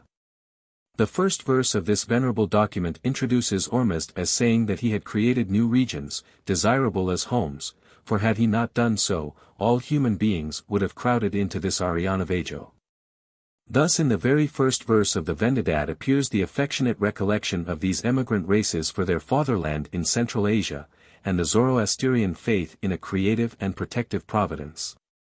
The awful convulsion which turned their summer climate into the present Siberian winter of 10 months' duration was part of a divine plan. Old Iran would have been too attractive, and all mankind would have crowded into that Eden. So the evil Ahriman was permitted to glide into it, a new serpent of destruction, and its 7 months of summer and 5 of winter were changed to 10 of winter and 2 of summer. 134. This Arianavejo, Old Iran, the primeval seat of the great Indo-European race, is supposed by Haug and Bunsen to be situated on the high plains northeast of Samarkand, between the 37th and 40th degrees of north latitude, and the 86th and 90th of east longitude. This region has exactly the climate described, 10 months of winter and 2 of summer. The same is true of western Thibet and most of central Siberia. Maltebrun says, the winter is 9 or 10 months long through almost the whole of Siberia. June and July are the only months wholly free from snow. On the parallel of 60 degrees, the earth on the 28th of June was found frozen, at a depth of 3 feet. But is there reason to think that the climate was ever different? Geologists assure us that, great oscillations of climate have occurred in times immediately antecedent to the peopling of the earth by man. 135 But in Central and Northern Asia there is evidence of such fluctuations of temperature in a much more recent period. In 1803, on the banks of the Lena, in latitude 70 degrees, the entire body of a mammoth fell from a mass of ice in which it had been entombed perhaps for thousands of years. But with the flesh so perfectly preserved that it was immediately devoured by wolves. Since then these frozen elephants have been found in great numbers, in so perfect a condition that the bulb of an eye of one of them is in the museum at Moscow. 136 They have been found as far north as 75 degrees. Hence Lyell thinks it reasonable to believe that a large region in Central Asia, including perhaps the southern half of Siberia, enjoyed at no very remote period in the Earth's history a temperate climate, sufficiently mild to afford food for numerous herds of elephants and rhinoceroses. Amid these terrible convulsions of the air and ground, these antagonisms of outward good and evil, Zoroaster developed his belief in the dualism of all things. To his mind, as to that of the Hebrew poet, God had placed all things against each other, 2 and 2. No pantheistic optimism, like that of India, could satisfy his thought. He could not say, whatever is right. Some things seemed fatally wrong. The world was a scene of war, not of peace and rest. Life to the good man was not sleep, but battle. If there was a good God over all, as he devoutly believed, there was also a spirit of evil, of awful power, to whom we were not to yield, but with whom we should do battle. In the far distance he saw the triumph of good. But that triumph could only come by fighting the good fight now. But his weapons were not carnal. Pure thoughts going out into true words, and resulting in right actions, this was the whole duty of man. 6. Character of the Zend-Avesta. A few passages, taken from different parts of the Zend-Avesta, will best illustrate these tendencies, and show how unlike it is, in its whole spirit, to its sister, the Vedic liturgy. Twin children of the old Aryan stock, they must have struggled together like Esau and Jacob, before they were born. In such cases we see how superficial is the philosophy which, beginning with synthesis instead of analysis, declares the unity of all religions before it has seen their differences. There is indeed, what Cudworth has called the symphony of all religions, but it cannot be demonstrated by the easy process of gathering a few similar texts from Confucius, the Vedas, and the Gospels, and then announcing that they all teach the same thing. We must first find the specific idea of each, and we may then be able to show how each of these may take its place in the harmonious working of universal religion. If, in taking up the Zend-Avesta, we expect to find a system of theology or philosophy, we shall be disappointed. It is a liturgy, a collection of hymns, prayers, invocations, thanksgivings. It contains prayers to a multitude of deities, among whom Ormuzd is always counted supreme, and the rest only his servants. I worship and adore, says Zarathustra, Zoroaster, the creator of all things, Ahura Mazda, Ormuzd, full of light. I worship the Ameshik Pentas, Amshaspans, the 7 archangels, or protecting spirits. I worship the body of the primal bull, the soul of the bull. I invoke thee, O fire, thou son of Ormuzd, most rapid of the immortals. I invoke Mitra, the lofty, the immortal, the pure, the sun, the ruler, the quick horse, the eye of Ormuzd. I invoke the holy Sraosha, gifted with holiness, and Rakanku, spirit of justice, and Ars Tat, spirit of truth. I invoke the Fravashi of good men, the Fravashi of Ormuzd, the Fravashi of my own soul. I praise the good men and women of the whole world of purity. I praise the Hauma, health-bringing, golden, with moist stalks. I praise Sraosha, whom 4 horses carry, spotless, bright shining, swifter than the storms, who, without sleeping, protects the world in the darkness. The following passages are from the oldest part of the Avesta, the Gathas. Good is the thought, good the speech, good the work of the pure Zarathustra. I desire by my prayer with uplifted hands this joy, the pure works of the Holy Spirit, Mazda. A disposition to perform good actions, and pure gifts for both worlds, the bodily and spiritual. I have entrusted my soul to heaven, and I will teach what is pure so long as I can. I keep forever purity and good-mindedness. Teach thou me, Ahura Mazda, out of thyself, from heaven, by thy mouth, whereby the world first arose. Thee have I thought, O Mazda, as the first, to praise with the soul. Active Creator. Lord of the worlds. Lord of good things. The first fashioner. Who made the pure creation. Who upholds the best soul with his understanding. I praise Ahura Mazda, who has created the cattle, created the water and good trees, the splendor of light, the earth and all good. We praise the Fravashis of the pure men and women, whatever is fairest, purest, immortal. We honor the good spirit, the good kingdom, the good law, all that is good. Here we praise the soul and body of the bull, then our own souls, the souls of the cattle which desire to maintain us in life. The good men and women. The abode of the water. The meeting and parting of the ways. The mountains which make the waters flow. The strong wind created by Ahura Mazda. The Hauma, giver of increase, far from death. Now give ear to me, and hear. The wise ones have created all. Evil doctrine shall not again destroy the world. In the beginning, the two heavenly ones spoke, the good to the evil, thus, our souls, doctrines, words, works, do not unite together. How shall I satisfy thee, O Mazda, I, who have little wealth, few men? How may I exalt thee according to my wish? I will be contented with your desires, this is the decision of my understanding and of my soul. The following is from the Corda Avesta. In the name of God, the giver, forgiver, rich in love, praise be to the name of Ormuzd, the God with the name, who always was, always is, and always will be. The heavenly amongst the heavenly, with the name, from whom alone is derived rule. Ormuzd is the greatest ruler, mighty, wise, creator, supporter, refuge, defender, completer of good works, overseer, pure, good, and just. With all strength, bring I, thanks. To the great among beings, who created and destroyed, and through his own determination of time, strength, wisdom, is higher than the 6 Amsha spans, the circumference of heaven, the shining sun, the brilliant moon, the wind, the water, the fire. The earth, the trees, the cattle, the metals, mankind. Offering and praise to that Lord, the completer of good works, who made men greater than all earthly beings, and through the gift of speech created them to rule the creatures, as warriors against the Devas. 137. Praise the omniscience of God, who hath sent through the holy Zarathustra peace for the creatures, the wisdom of the law, the enlightening derived from the heavenly understanding, and heard with the ears. Wisdom and guidance for all beings who are, were, and will be, and, the wisdom of wisdoms.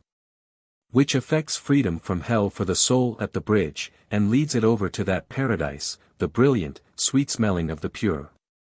All good do I accept at thy command, O God, and think, speak, and do it. I believe in the pure law.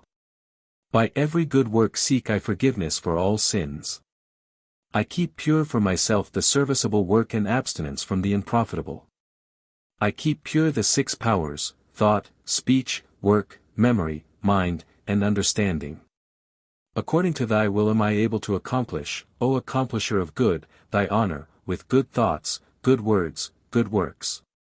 I enter on the shining way to paradise, may the fearful terror of hell not overcome me. May I step over the bridge Chinvat, may I attain paradise, with much perfume, and all enjoyments, and all brightness. Praise to the overseer, the Lord, who rewards those who accomplish good deeds according to his own wish, purifies at last the obedient, and at last purifies even the wicked one of hell. All praise be to the Creator, Ormuzd, the all-wise, mighty, rich in might, to the 7 Amsha spans, to Izd Baram, the victorious annihilator of foes. Hymn to a star. The star Tistria praise we, the shining, majestic, with pleasant good dwelling, light, shining, conspicuous, going around, healthful, bestowing joy, great, going round about from afar, with shining beams, the pure. And the water which makes broad seas, good, far famed, the name of the bull created by Mazda, the strong kingly majesty, and the Fravashi of the holy pure, Zarathustra. For his brightness, for his majesty, will I praise him, the star Tistria, with audible praise. We praise the star Tistria, the brilliant, majestic, with offerings, with Hauma bound with flesh, with Mothra which gives wisdom to the tongue, with word and deed, with offerings with right-spoken speech. The star Tistria, the brilliant, majestic, we praise, who glides so softly to the sea like an arrow, who follows the heavenly will, who is a terrible pliant arrow, a very pliant arrow, worthy of honor among those worthy of honor. Who comes from the damp mountain to the shining mountain. Hymn to Mitra.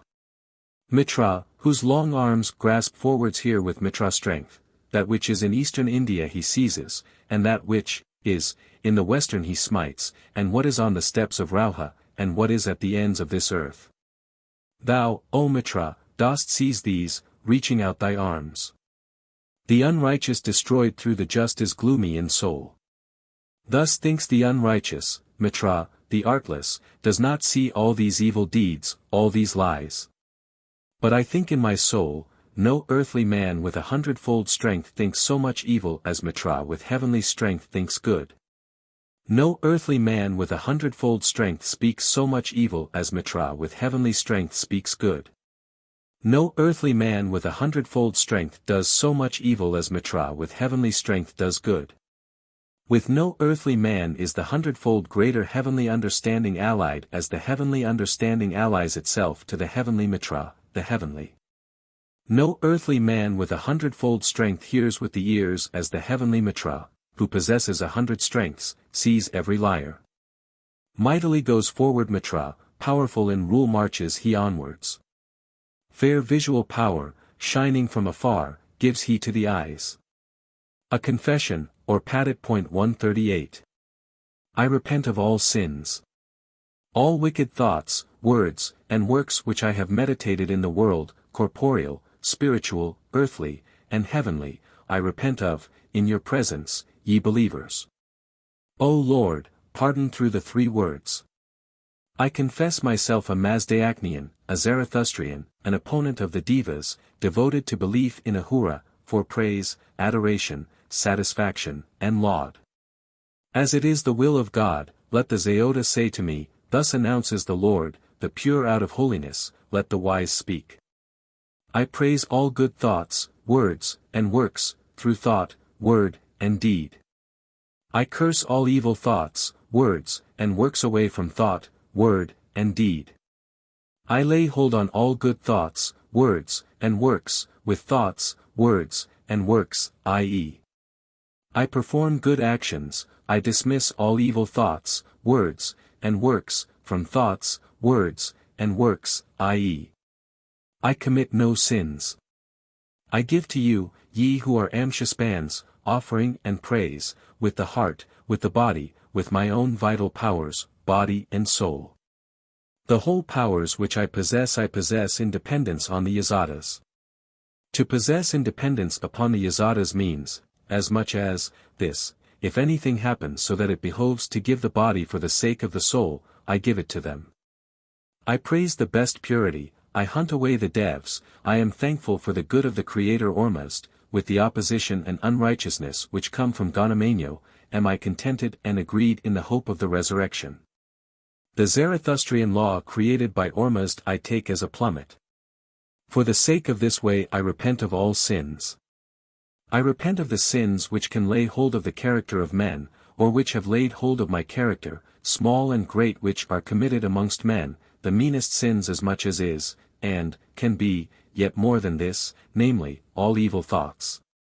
Words, and works which, I have committed, for the sake of others, or others for my sake, or if the hard sin has seized the character of an evildoer on my account, such sins, thoughts, words, and works, corporeal, mental, earthly, heavenly.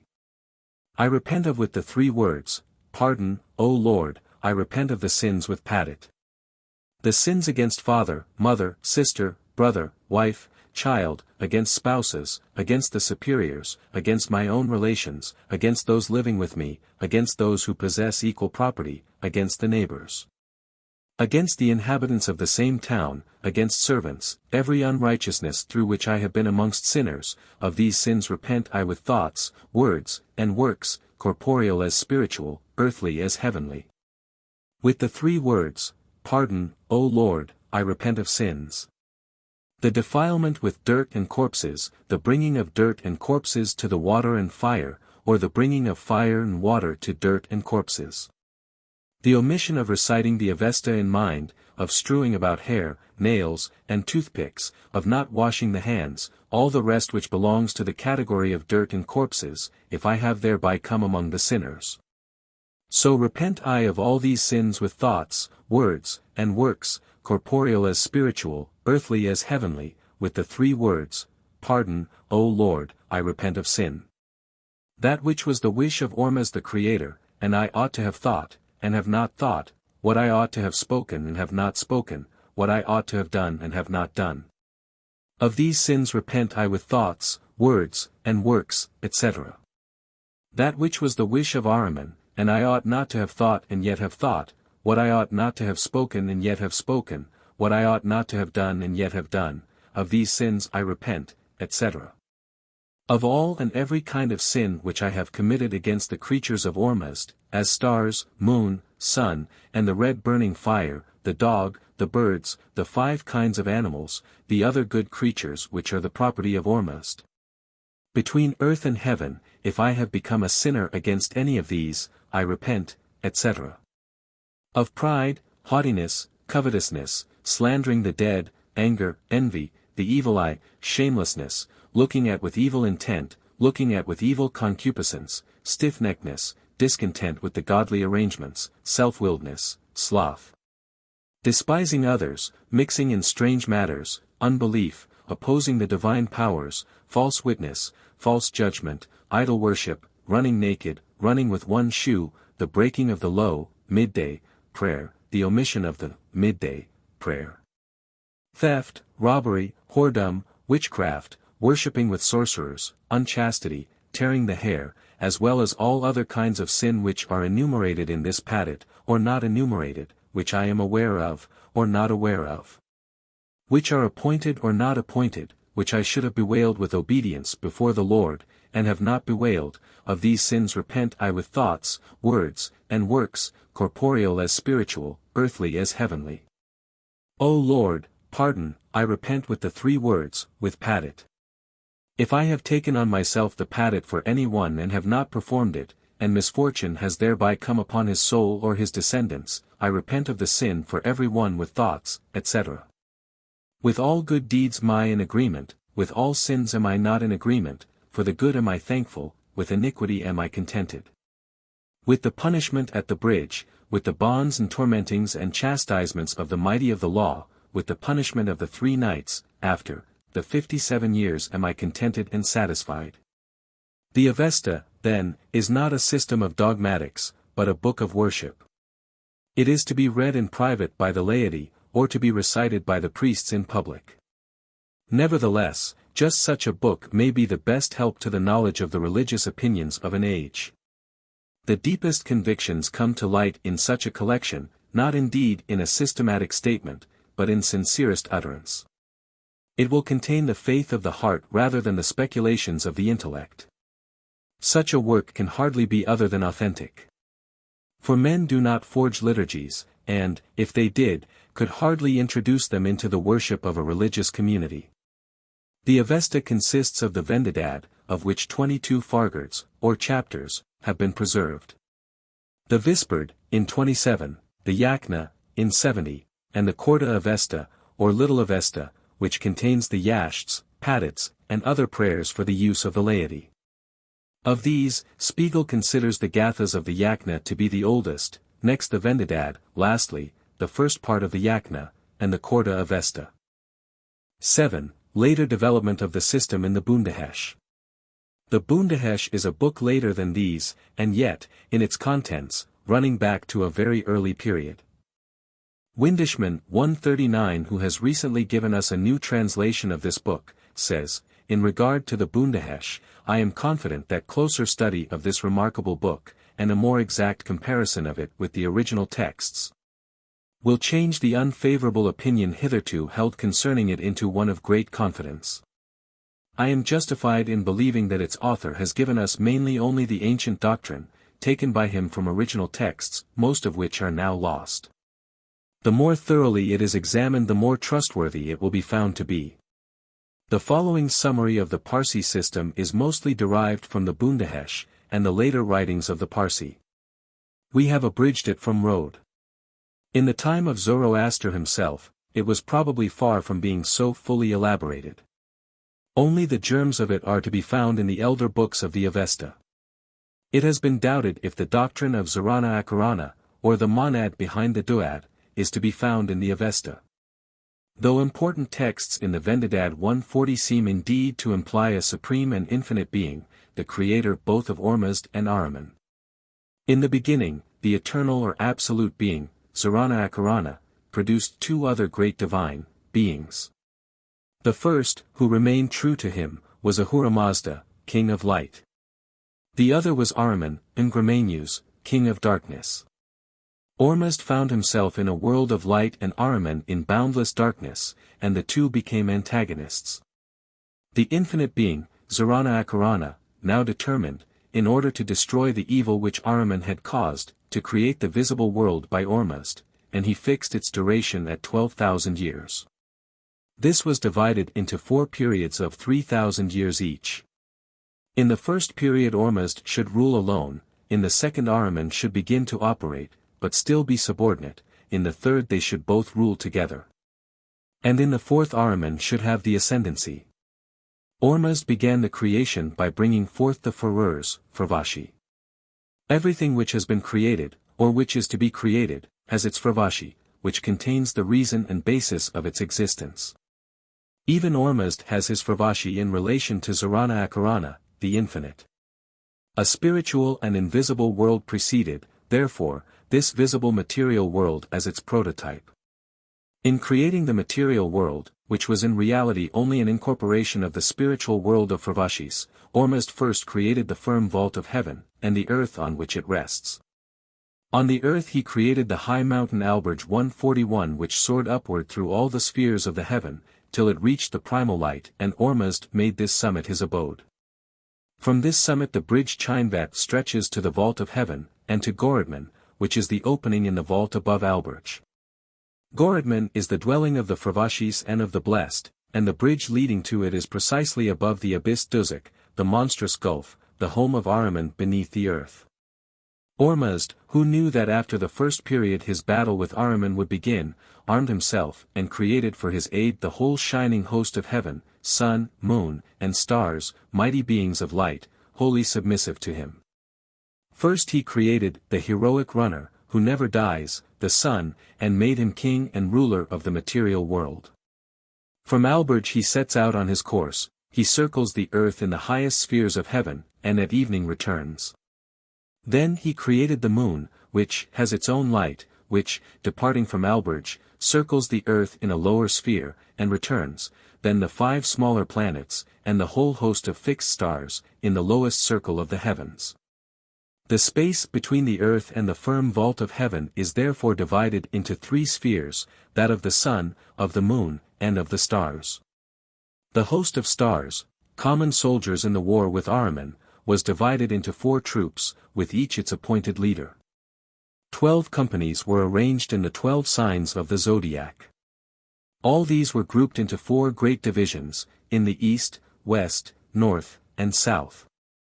The planet Tistria, Jupiter, presides over and watches that in the east, and is named Prince of the Stars. Citavisa, Saturn, presides over the western division. Van Ant, or Mercury, over that of the south, and Haptoiringa, Mars, over the stars of the north. In the middle of the heavens is the great star Mesca, Venus. He leads them against Ahriman. The dog Sirius, Sura, is another watchman of the heavens, but he is fixed to one place, at the bridge Chinvat, keeping guard over the abyss out of which Ahriman comes. When Ormuzd had completed these preparations in the heavens, the first of the 4 ages drew to an end, and Ahriman saw, from the gloomy depths of his kingdom, what Ormuzd had done. In opposition to this light creation, he created a world of darkness, a terrible community, equal in number and power to the beings of light. Ormuzd, knowing all the misery that Ahriman would cause, yet knowing that the victory would remain with himself, offered to Ahriman peace, but Ahriman chose war.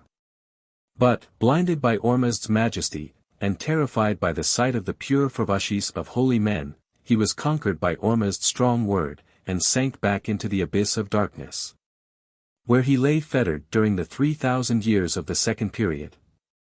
Ormuzd now completed his creation upon the earth. Sepandamad was guardian spirit of the earth, and the earth, as Hethra, was mother of all living.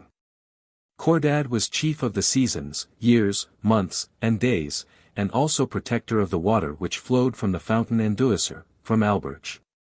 The planet Tistria was commissioned to raise the water in vapor, collect it in clouds, and let it fall in rain, with the aid of the planet Citavisa. These cloud compellers were highly reverenced. Amurdad was general deity of vegetation. But the great Mitra was the god of fructification and reproduction in the whole organic world. His work was to lead the Fravashis to the bodies they were to occupy. Everything earthly in the light world of Ormuzd had its protecting deity. These guardian spirits were divided into series and groups, had their captains and their associated assistants. The 7 Amshaspans, in Zend, Ameshik Pentas, were the chief among these, of whom Ormuzd was first. The other 6 were Bahman, king of heaven, Artabahest, king of fire, Sheriver, king of the metals, Sapandamad, queen of the earth, Amardad, king of vegetables, and Kordad, king of water. So ended the Second Age. In it Ormuzd had also produced the great primitive bull, in which, as the representative of the animal world, the seeds of all living creatures were deposited. While Ormuzd was thus completing his light creation, Ahriman, in his dark abyss, was effecting a corresponding creation of darkness, making a corresponding evil being for every good being created by Ormuzd. These spirits of night stood in their ranks and orders, with their 7 presiding evil spirits, or devas, corresponding to the Amshaspans. The vast preparations for this great war being completed, and the end of the Second Age now coming, Ahriman was urged by one of his devas to begin the conflict. He counted his host. But as he found nothing therein to oppose to the Fravashis of good men, he sank back in dejection. Finally the Second Age expired, and Ahriman now sprang aloft without fear, for he knew that his time was come. His host followed him, but he alone succeeded in reaching the heavens, his troops remained behind. A shudder ran over him, and he sprang from heaven upon the earth in the form of a serpent, penetrated to its center, and entered into everything which he found upon it. He passed into the primal bull, and even into fire, the visible symbol of Ormuzd, defiling it with smoke and vapor. Then he assailed the heavens, and a part of the stars were already in his power, and veiled in smoke and mist, when he was attacked by Ormuzd, aided by the Fravashis of holy men. And after 90 days and 90 nights he was completely defeated, and driven back with his troops into the abyss of Duzuk. But he did not remain there, for through the middle of the earth he built a way for himself and his companions, and is now living on the earth together with Ormuzd, according to the decree of the Infinite. The destruction which he produced in the world was terrible. Nevertheless, the more evil he tried to do, the more he ignorantly fulfilled the counsels of the Infinite, and hastened the development of good. Thus he entered the bull, the original animal, and injured him so that he died. But when he died, Kyamarts, the first man, came out of his right shoulder, and from his left Gosharan, the soul of the bull, who now became the guardian spirit of the animal race. Also the whole realm of clean animals and plants came from the bull's body. Full of rage, Ahriman now created the unclean animals, for every clean beast and unclean. Thus Ormuzd created the dog, Ahriman the wolf. Ormuzd all useful animals, Ahriman all noxious ones, and so of plants. But to Kyamarts, the original man, Ahriman had nothing to oppose, and so he determined to kill him. Kyamarts was both man and woman, but through his death there came from him the first human pair, a tree grew from his body, and bore 10 pair of men and women. Meskia and Meskiane were the first. They were originally innocent and made for heaven, and worshipped Ormuzd as their creator. But Ahriman tempted them. They drank milk from a goat and so injured themselves. Then Ahriman brought them fruit, they ate it and lost 100 parts of their happiness, so that only one remained. The woman was the first to sacrifice to the devas. After 50 years they had 2 children, Siamak and Veschak, and died 100 years old. For their sins they remain in hell until the resurrection. The human race, which had thus become mortal and miserable by the sin of its first parents, assumed nevertheless a highly interesting position. The man stands in the middle between the 2 worlds of light and darkness, left to his own free will. As a creature of Ormuzd he can and ought to honor him, and assist him in the war with evil, but Ahriman and his devas surround him night and day, and seek to mislead him, in order to increase thereby the power of darkness. He would not be able at all to resist these temptations, to which his first parents had already yielded, had not Ormuzd taken pity on him, and sent him a revelation of his will in the law of Zoroaster. If he obeys these precepts he is safe from the devas, under the immediate protection of Ormuzd. The substance of the law is the command, think purely, speak purely, act purely. All that comes from Ormuzd is pure, from Ahriman impure. And bodily purity has a like worth with moral purity. Hence the multitude and minuteness of precepts concerning bodily cleanliness. In fact the whole liturgic worship turns greatly on this point. The fervashis of men originally created by Ormuzd are preserved in heaven, in Ormuzd's realm of light. But they must come from heaven, to be united with a human body, and to go on a path of probation in this world, called the way of the two destinies. Those who have chosen the good in this world are received after death by good spirits, and guided, under the protection of the dog Sura, to the bridge Chinvat. The wicked are dragged thither by the devas. Here Ormuzd holds a tribunal and decides the fate of the souls. The good pass the bridge into the mansions of the blessed, where they are welcomed with rejoicing by the Amshaspans. The bad fall over into the gulf of Duzuk, where they are tormented by the devas. The duration of the punishment is fixed by Ormuzd, and some are redeemed earlier by means of the prayers and intercessions of their friends, but many must remain till the resurrection of the dead. Ahriman himself effects this consummation, after having exercised great power over men during the last 3,000 years. He created 7 comets, in opposition to the 7 planets, and they went on their destructive paths through the heavens, filling all things with danger, and all men with terror. But Ormuzd placed them under the control of his planets to restrain them. They will do so, till by the decree of the Infinite, at the close of the last period, one of the comets will break from his watchman, the moon, and plunge upon the earth, producing a general conflagration. But before this Ormuzd will send his prophet Sosiak and bring about the conversion of mankind, to be followed by the general resurrection. Ormuzd will clothe anew with flesh the bones of men, and relatives and friends will recognize each other again. Then comes the great division of the just from the sinners. When Ahriman shall cause the comet to fall on the earth to gratify his destructive propensities, he will be really serving the infinite being against his own will. For the conflagration caused by this comet will change the whole earth into a stream like melted iron, which will pour impetuously down into the realm of Ahriman. All beings must now pass through this stream. To the righteous it will feel like warm milk, and they will pass through to the dwellings of the just, but all the sinners shall be borne along by the stream into the abyss of Duzuk. Here they will burn 3 days and nights, then, being purified, they will invoke Ormuzd, and be received into heaven. Afterward Ahriman himself and all in the Duzuk shall be purified by this fire, all evil be consumed, and all darkness banished. From the extinct fire there will come a more beautiful earth, pure and perfect, and destined to be eternal. Having given this account of the Parsi system, in its later development, let us say that it was not an invention of Zoroaster, nor of any one else. Religions are not invented, they grow. Even the religion of Muhammad grew out of pre-existent beliefs. The founder of a religion does not invent it, but gives it form. It crystallizes around his own deeper thought. So, in the time of Zoroaster, the popular imagination had filled nature with powers and presences, and given them names, and placed them in the heavens.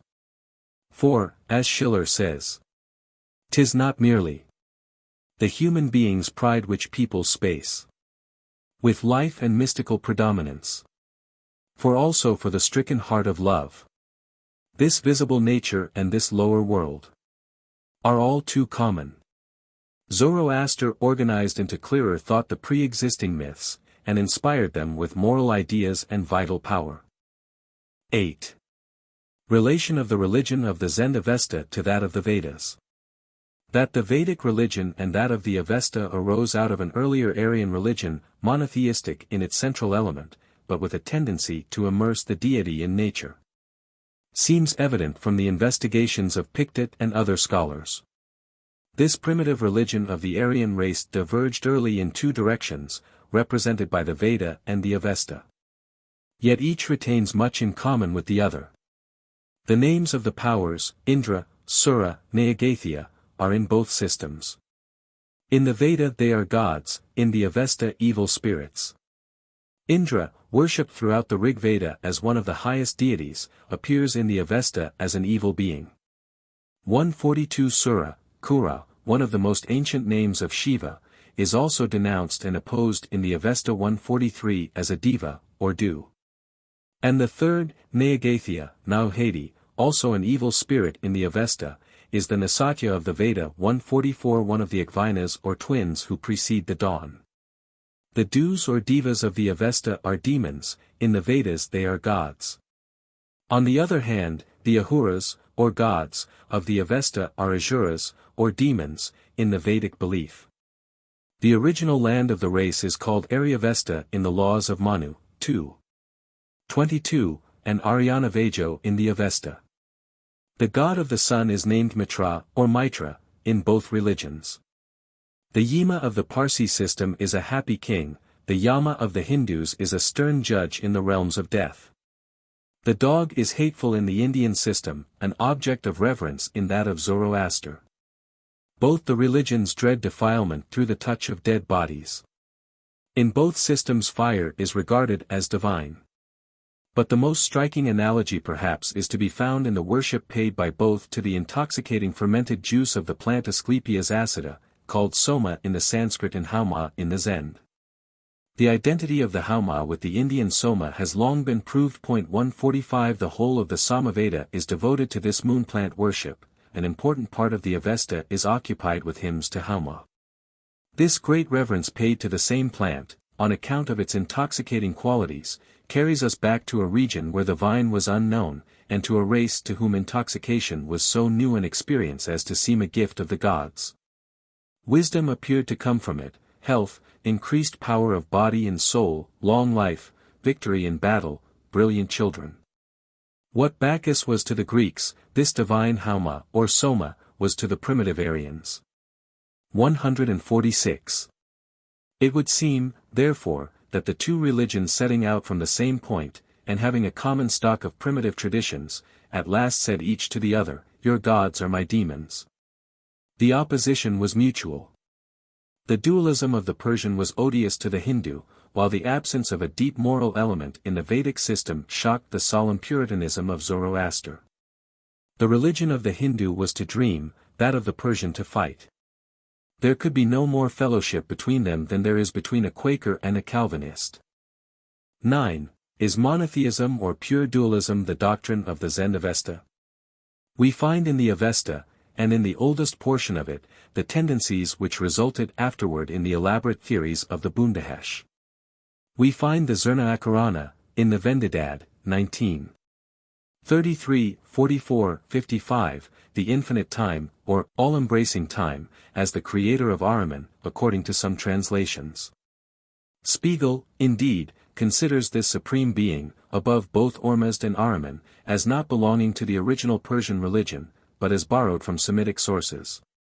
But if so, then Ormuzd is the supreme and uncreated being, and creator of all things. Why, then, has Ormuzd a Fravashi, or archetype? And in that case, he must either himself have created Ahriman, or else Ahriman is as eternal as he. Which latter supposition presents us with an absolute, irreconcilable dualism. The better opinion seems, therefore, to be, that behind the two opposing powers of good and evil, the thesis and antithesis of moral life, remains the obscure background of original being, the identity of both, from which both have proceeded. And into whose abyss both shall return. This great consummation is also intimated by the fact that in the same Fargard of the Vendidad, 19.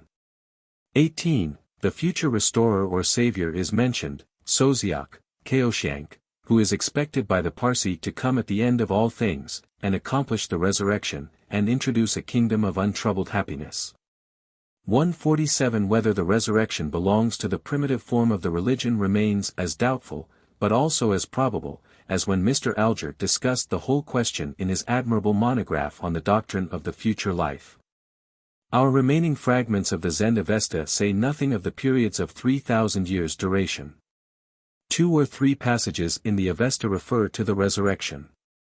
148 But the conflict between Ormuzd and Ahriman, the present struggle between good and evil, the ideal world of the Furnish and good spirits, these unquestionably belong to the original belief.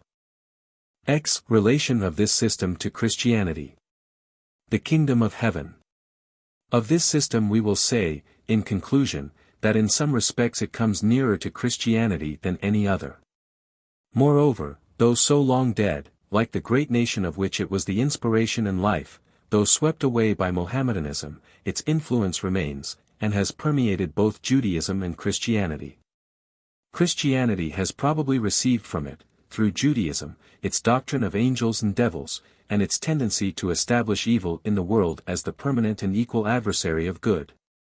Such a picture as that by Retzke of the devil playing chess with the young man for his soul, such a picture as that by Guido of the conflict between Michael and Satan, such poems as Milton's Paradise Lost and Goethe's Faust, could perhaps never have appeared in Christendom, had it not been for the influence of the system of Zoroaster on Jewish, and, through Jewish, on Christian thought. It was after the return from Babylon that the devil and demons, in conflict with man, became a part of the company of spiritual beings in the Jewish mythology. Angels there were before, as messengers of God, but devils there were not. For till then an absolute providence ruled the world, excluding all interference of antagonistic powers. Satan, in Job, is an angel of God, not a devil. Doing a low kind of work, indeed, a sort of critical business, fault-finding, and looking for flaws in the saints, but still an angel, and no devil. But after the captivity the horizon of the Jewish mind enlarged, and it took in the conception of God as allowing freedom to man and angels, and so permitting bad as well as good to have its way. And then came in also the conception of a future life, and a resurrection for ultimate judgment. These doctrines have been supposed, with good reason, to have come to the Jews from the influence of the great system of Zoroaster. There is no doubt, however, that the Jewish prophets had already prepared a point of contact and attachment for this system, and developed affinities therewith, by their great battle cry to the nation for right against wrong, and their undying conviction of an ultimate restoration of all good things.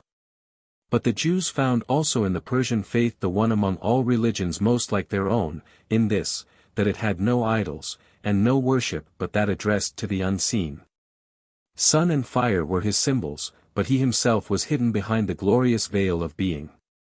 And it seems as if the Jews needed this support of finding another nation also hating idolatry, before they could really rise above their tendency to backslide into it. In the mouth of two witnesses, the spiritual worship of God was established. And not till Zoroaster took the hand of Moses did the Jews cease to be idolaters. After the return from the captivity that tendency wholly disappears. But a deeper and more essential point of agreement is to be found in the special practical character of the two systems, regarding life as a battle between right and wrong, waged by a communion of good men fighting against bad men and bad principles. Perhaps, in reading the New Testament, we do not always see how much Christianity turns around the phrase, and the idea behind it, of a kingdom of heaven. The Beatitudes begin, "Blessed are the poor in spirit, for theirs is the kingdom of heaven." Both John the Baptist and Christ announce that the kingdom of heaven is at hand. The parables revolve round the same idea of the kingdom, which is likened first to this, and then to that. And so, passing on into the epistles, we have the kingdom of heaven still as the leading conception of Christianity. The kingdom of God is not meat nor drink, such are common expressions. The peculiar conception of the Messiah also is of the King, the Anointed One, the head of this divine monarchy. When we call Jesus the Christ, we repeat this ancient notion of the kingdom of God among men. He himself accepted it. He called himself the Christ. "Thou sayest," said he, to Pilate, "that I am a king. To this end was I born, and for this cause came I into the world, that I should bear witness unto the truth." All through antiquity there ran the longing for a communion or association of the wise and good, in order to establish truth and justice in the world. The tendency of error is to divide, the tendency of selfishness is to separation. Only goodness and truth are capable of real communion, interpenetration, and so of organic life and growth. This is their strength, power, and hope. Hence all the efforts at associated action in antiquity, such as the College of Pythagoras, the ideal republic of Plato, the Spartan Commonwealth, the communities of the Essenes, the monastic institutions of Asia and Europe. And hence, too, the modern attempts, in Protestantism, by Fourier, the Moravians, the Shakers, Saint Simon, Robert Owen, and others. But among the Jews this desire appeared, first in their national organization, as a theosophic and theocratic community, and afterward, when this broke down and the nation was divided, in a larger prophetic hope of the messianic times. There is a tendency in the human mind, when it sees a great work to be done, to look for a leader. So the Jewish hope looked for a leader. Their true king was to come, and under him peace and righteousness were to reign, and the kingdom of heaven begin on earth. It was to be on earth. It was to be here and now. And so they waited and longed. Meantime, in the Persian religion, the seed of the same hope was sown. There also the work of life was, to unite together a community of good men and good angels, against bad men and devils, and so make a kingdom of heaven. Long and sore should the conflict be, but the victory at last would be sure. And they also looked for a Soziach, or mediator, who was to be what the Messiah was to be to the Jews. And here was the deep and real point of union between the two religions, and this makes the profound meaning of the story of the star which was seen in the east and which guided the Magi of Zoroaster to the cradle of Christ. Jesus came to be the Messiah. He fulfilled that great hope as he did others. It was not fulfilled, in the sense of the letter of a prophecy being acted out, but in the sense of the prophecy being carried up and on to its highest point, and so being filled full of truth and value. The first and chief purpose of Christianity was, not to save the souls of men hereafter, as the Church has often taught, but to found a kingdom of heaven here, on earth and in time. It was not to say, lo here, or lo there. But to say, now is the accepted time, the kingdom of God is among you. In thus continuing and developing to its highest point the central idea of his national religion, Jesus made himself the true Christ and fulfilled all the prophecies. Perhaps what we need now is to come back to that notion of the kingdom of heaven here below, and of Jesus the present King, present, because still bearing witness to the truth. Christians must give up thinking about Christianity as only a means of escaping a future hell and arriving at a future heaven. They must show now, more than ever, that, by a union of loving and truthful hearts, God comes here, immortality begins here, and heaven lies about us. To fight the good fight of justice and truth, as the disciples of Zoroaster tried to fight it, this is still the true work of man, and to make a union of those who wish thus to fight for good against evil, this is still the true Church of Christ. The old religion of Zoroaster died, taught as the corn of wheat, which, if it die, brings forth much fruit. A small body of Parsi remain today in Persia, and another in India, disciples of this venerable faith. They are a good, moral, industrious people. Some of them are very wealthy and very generous. Until Mr. George Peabody's large donations, no one had bestowed so much on public objects as Sir Jamset Jejeebhoy, who had given to hospitals, schools, and charities, some years since, $1.5 million. During our rebellion, some of the Parsi sent gifts to the Sanitary Commission, out of sympathy with the cause of freedom and union. Who can estimate the power of a single life? Of Zoroaster we do not know the true name, nor when he lived, nor where he lived, nor exactly what he taught. But the current from that fountain has flowed on for thousands of years, fertilizing the souls of men out of its hidden sources, and helping on, by the decree of divine providence, the ultimate triumph of good over evil, right over wrong. 6. The gods of Egypt. Antiquity and extent of Egyptian civilization. The ancient Egyptians have been the object of interest to the civilized world in all ages, for Egypt was the favorite home of civilization, science, and religion. It was a little country, the gift of the river Nile, a little strip of land not more than 7 miles wide, but containing innumerable cities and towns, and in ancient times supporting 7 millions of inhabitants.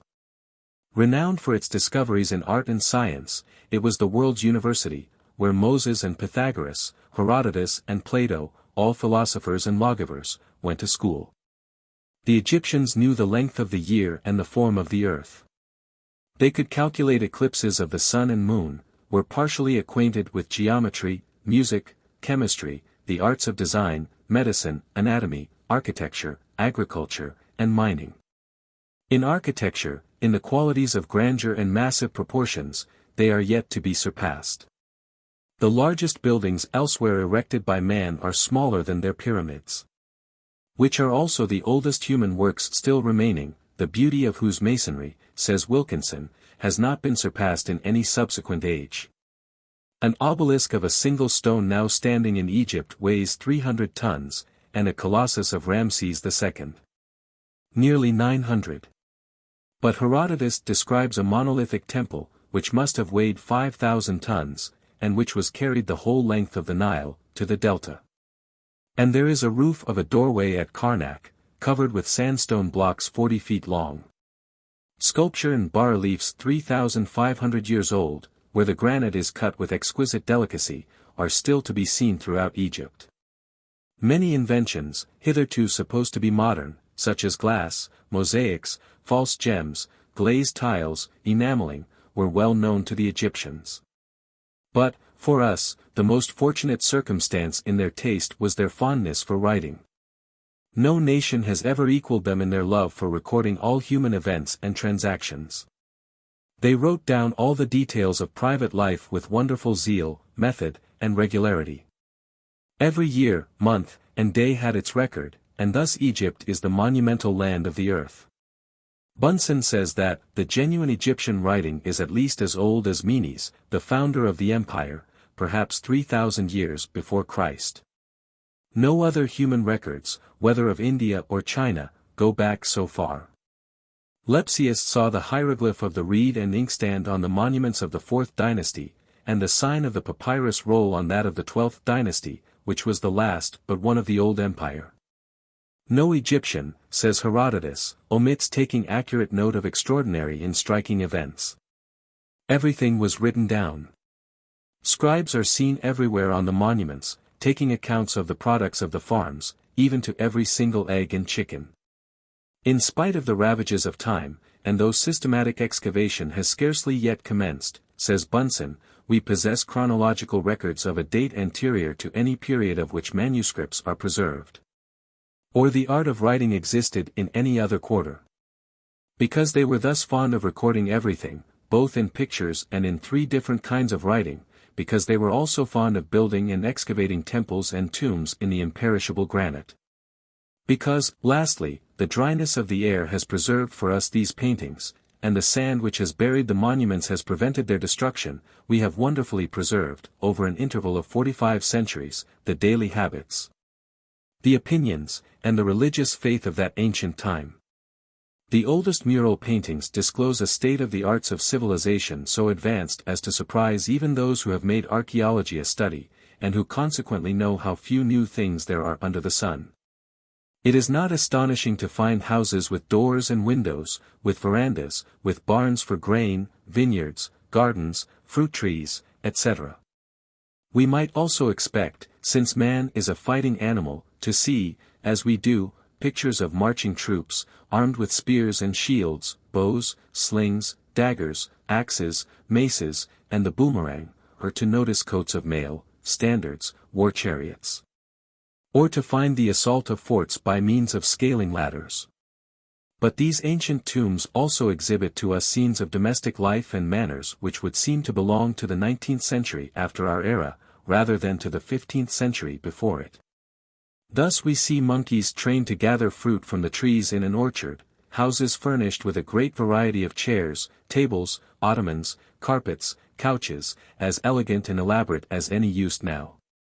There are comic and genre pictures of parties, where the gentlemen and ladies are sometimes represented as being the worse for wine, of dances where ballet girls in short dresses perform very modern-looking pirouettes, of exercises in wrestling, games of ball, games of chance like chess or checkers, of throwing knives at a mark, of the modern thimble rig, wooden dolls for children, curiously carved wooden boxes, dice, and toy balls. There are men and women playing on harps, flutes, pipes, cymbals, trumpets, drums, guitars, and tambourines. Glass was, till recently, believed to be a modern invention, unknown to the ancients. But we find it commonly used as early as the age of Osiris and I, more than 3,800 years ago, and we have pictures of glass blowing and of glass bottles as far back as the 4th dynasty. The best Venetian glassworkers are unable to rival some of the old Egyptian work, for the Egyptians could combine all colors in one cup, introduce gold between two surfaces of glass, and finish in glass details of feathers, etc. Which it now requires a microscope to make out. It is evident, therefore, that they understood the use of the magnifying glass. The Egyptians also imitated successfully the colors of precious stones, and could even make statues 13 feet high, closely resembling an emerald. They also made mosaics in glass, of wonderfully brilliant colors. They could cut glass, at the most remote periods. Chinese bottles have also been found in previously unopened tombs of the 18th dynasty, indicating commercial intercourse reaching as far back as that epoch. They were able to spin and weave, and color cloth, and were acquainted with the use of mordants, the wonder in modern calico printing. Pliny describes this process as used in Egypt, but evidently without understanding its nature. Writing paper made of the papyrus is as old as the pyramids. The Egyptians tanned leather and made shoes, and the shoemakers on their benches are represented working exactly like ours. Their carpenters used axes, saws, chisels, drills, planes, rulers, plummets, squares, hammers, nails, and hones for sharpening. They also understood the use of glue in cabinet making, and there are paintings of veneering, in which a piece of thin dark wood is fastened by glue to a coarser piece of light wood. Their boats were propelled by sails on yards and masts, as well as by oars. They used the blowpipe in the manufacture of gold chains and other ornaments. They had rings of gold and silver for money, and weighed it in scales of a careful construction. Their hieroglyphics are carved on the hardest granite with a delicacy and accuracy which indicates the use of some metallic cutting instrument, probably harder than our best steel. The siphon was known in the 15th century before Christ. The most singular part of their costume was the wig, worn by all the higher classes, who constantly shaved their heads, as well as their chins. Which shaving of the head is supposed by Herodotus to be the reason of the thickness of the Egyptian skull. They frequently wore false beards. Sandals, shoes, and low boots, some very elegant, are found in the tombs. Women wore loose robes, earrings, finger rings, bracelets, armlets, anklets, gold necklaces. In the tombs are found vases for ointment, mirrors, combs, needles. Doctors and drugs were not unknown to them. And the passport system is no modern invention, for their deeds contain careful descriptions of the person, exactly in the style with which European travelers are familiar. We have only mentioned a small part of the customs and arts with which the tombs of the Egyptians show them to have been familiar. These instances are mostly taken from Wilkinson, whose works contain numerous engravings from the monuments which more than verify all we have said. The celebrated French Egyptologist, M. Mariette, has very much enlarged our knowledge of the more ancient dynasties, by his explorations, first under a mission from the French government, and afterward from that of Egypt. The immense temples and palaces of Thebes are all of a date at least BC 1000. We know the history of Egypt very well as far back as the time of the Hyksos, or to the 18th dynasty. M. Mariette has discovered statues and sphinxes which he believes to have been the work of the Hyksos, the features being wholly different from that of the typical Egyptian. 4 of these sphinxes, found by Mariette on the site of the old Tanis, have the regular body of a lion, according to the canon of Egyptian art, but the human heads are wholly un-Egyptian. Mariette, in describing them, says that in the true Egyptian sphinx there is always a quiet majesty, the eye calm and wide open, a smile on the lips, a round face, and a peculiar coiffure with wide open wings. Nothing of this is to be found in these sphinxes. Their eyes are small, the nose aquiline, the cheeks hard, the mouth drawn down with a grave expression. These shepherd kings, the Hyksos, ruled Lower Egypt, according to Manetho, 511 years, which, according to Renan 149 brings the preceding dynasty, the 14th of Manetho, as early as BC 2000. Monuments of the 12th and 13th dynasties are common. The oldest obelisk dates BC 2800.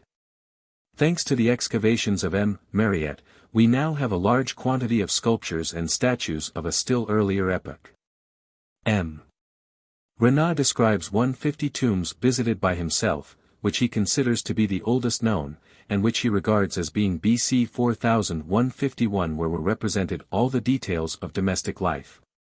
The tone of these pictures was glad and gay.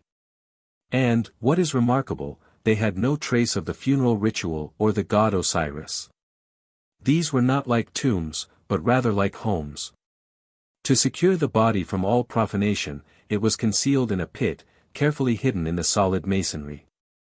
These tombs belong to the 6 first dynasties. The great antiquity of Egyptian civilization is universally admitted.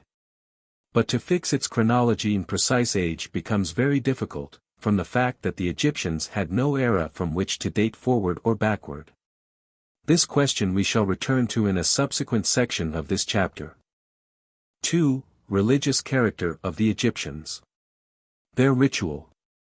But, wonderful as was the civilization of Egypt, it is not this which now chiefly interests us.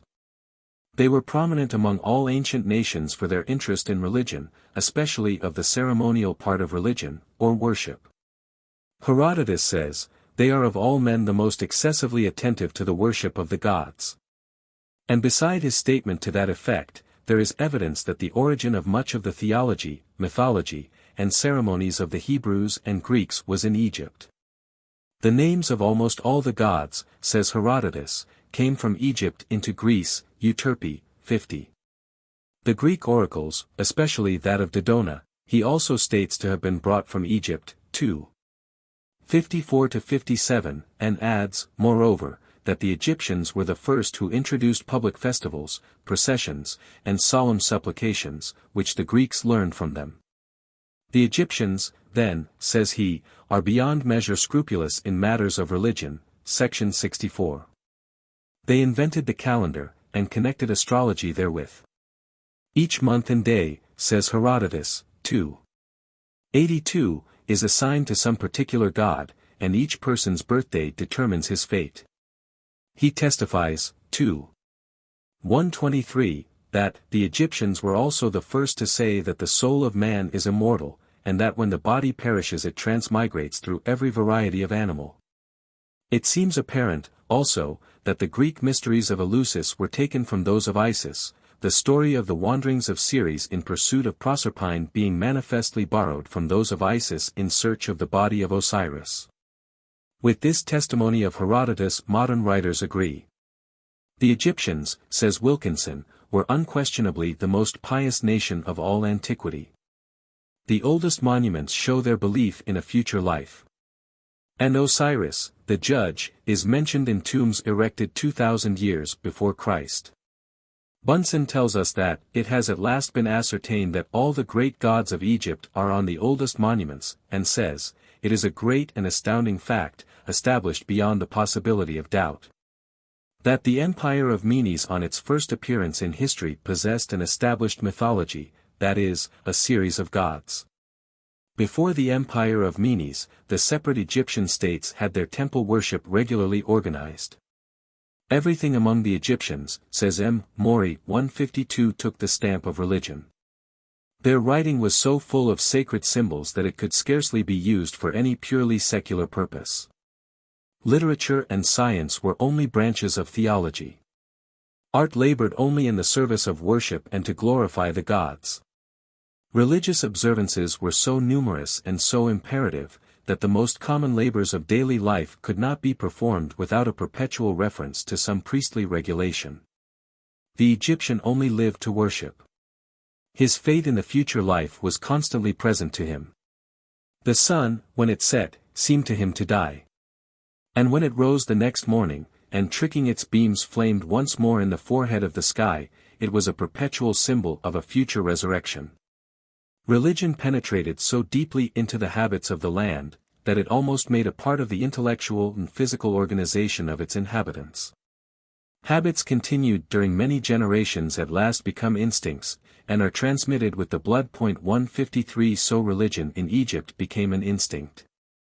Unaltered by the dominion of the Persians, the Ptolemies, and Romans, it was, of all polytheisms, the most obstinate in its resistance to Christianity, and retained its devotees down to the 6th century of our era. 154. There were more festivals in Egypt than among any other ancient people, the Greeks not excepted. Every month and day was governed by a god.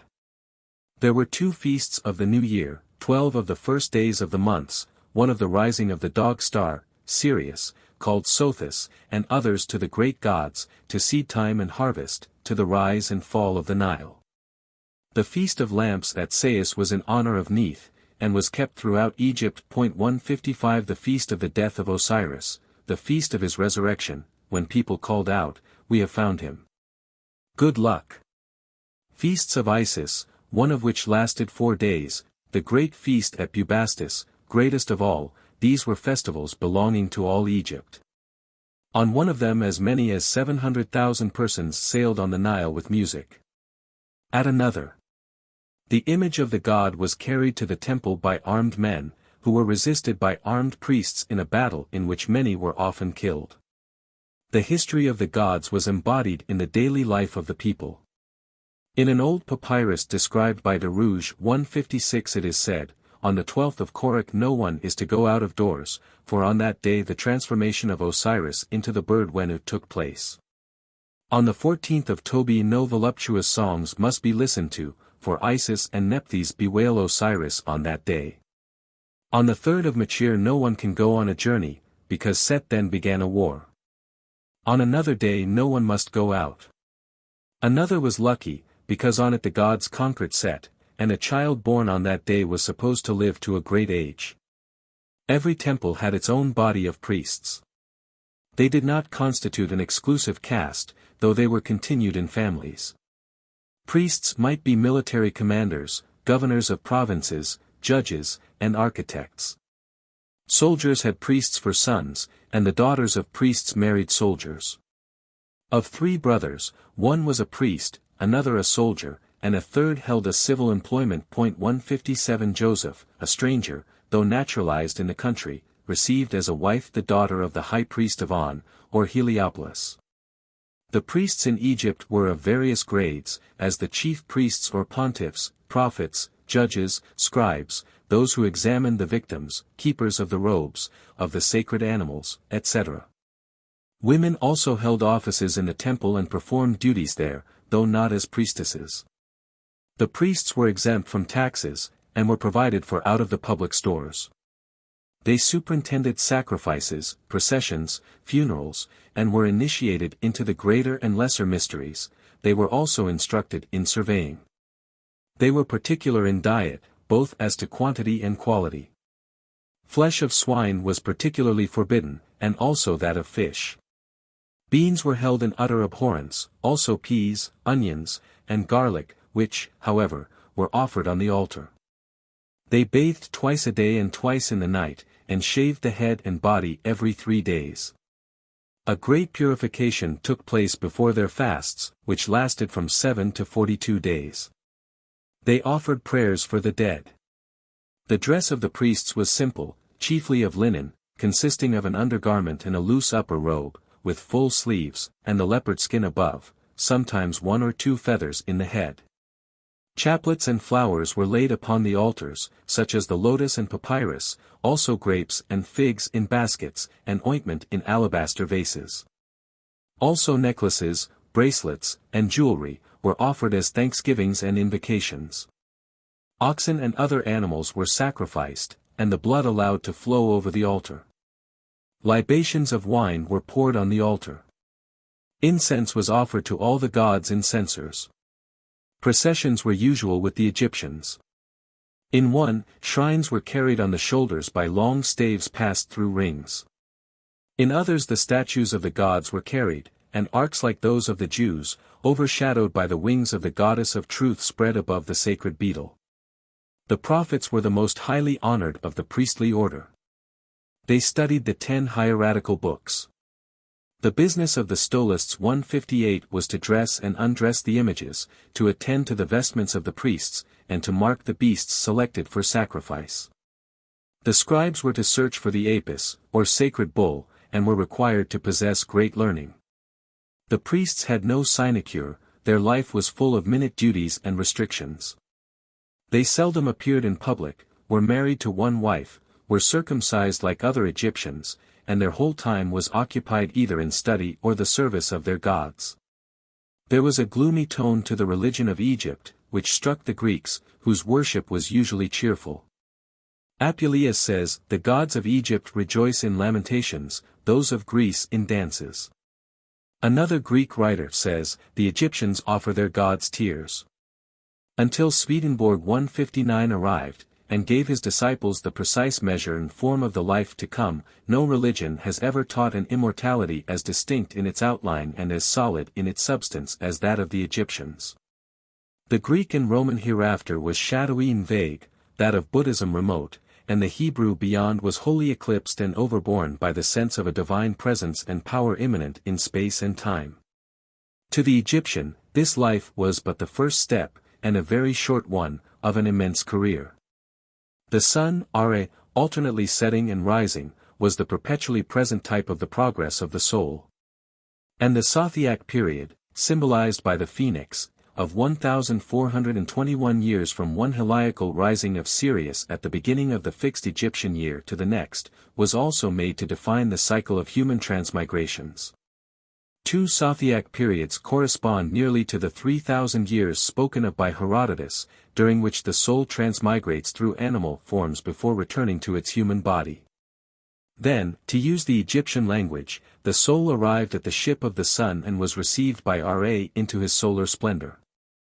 On some sarcophagi the soul is symbolized by a hawk with a human head, carrying in his claws 2 rings, which probably signify the 2 Sothiac cycles of its transmigrations. The doctrine of the immortality of the soul, says Mr.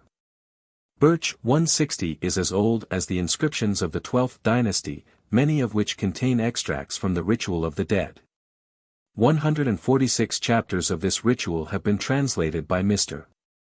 Birch from the text of the Turin Papyrus, the most complete in Europe. Chapters of it are found on mummy cases, on the wraps of mummies, on the walls of tombs, and within the coffins on papyri. This ritual is all that remains of the Hermetic books which constituted the library of the priesthood.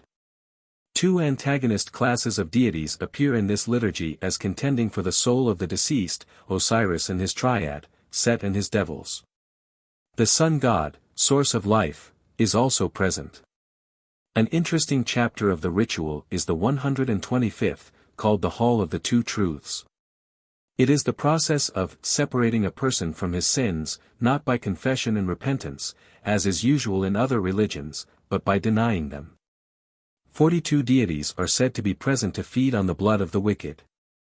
The soul addresses the Lords of Truth, and declares that it has not done evil privily, and proceeds to specifications. He says, "I have not afflicted any. I have not told falsehoods. I have not made the laboring man do more than his task. I have not been idle. I have not murdered. I have not committed fraud.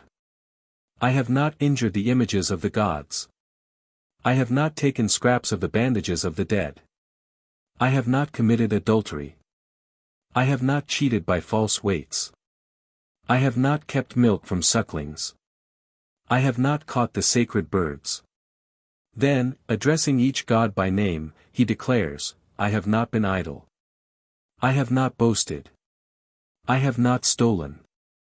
I have not counterfeited, nor killed sacred beasts, nor blasphemed, nor refused to hear the truth, nor despised God in my heart." According to some texts, he declares, positively, that he has loved God, that he has given bread to the hungry, water to the thirsty, garments to the naked, and an asylum to the abandoned. Funeral ceremonies among the Egyptians were often very imposing. The cost of embalming, and the size and strength of the tomb, varied with the position of the deceased.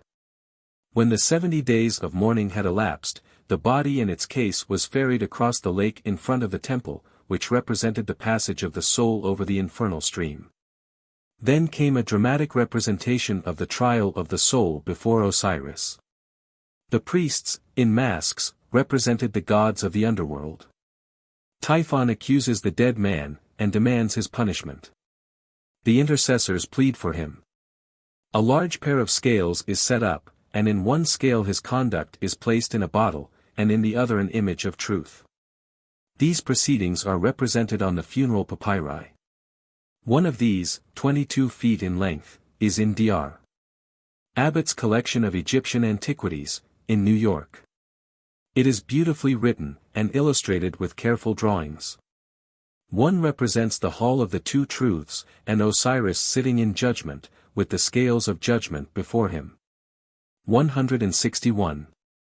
Many of the virtues which we are apt to suppose a monopoly of Christian culture appear as the ideal of these old Egyptians.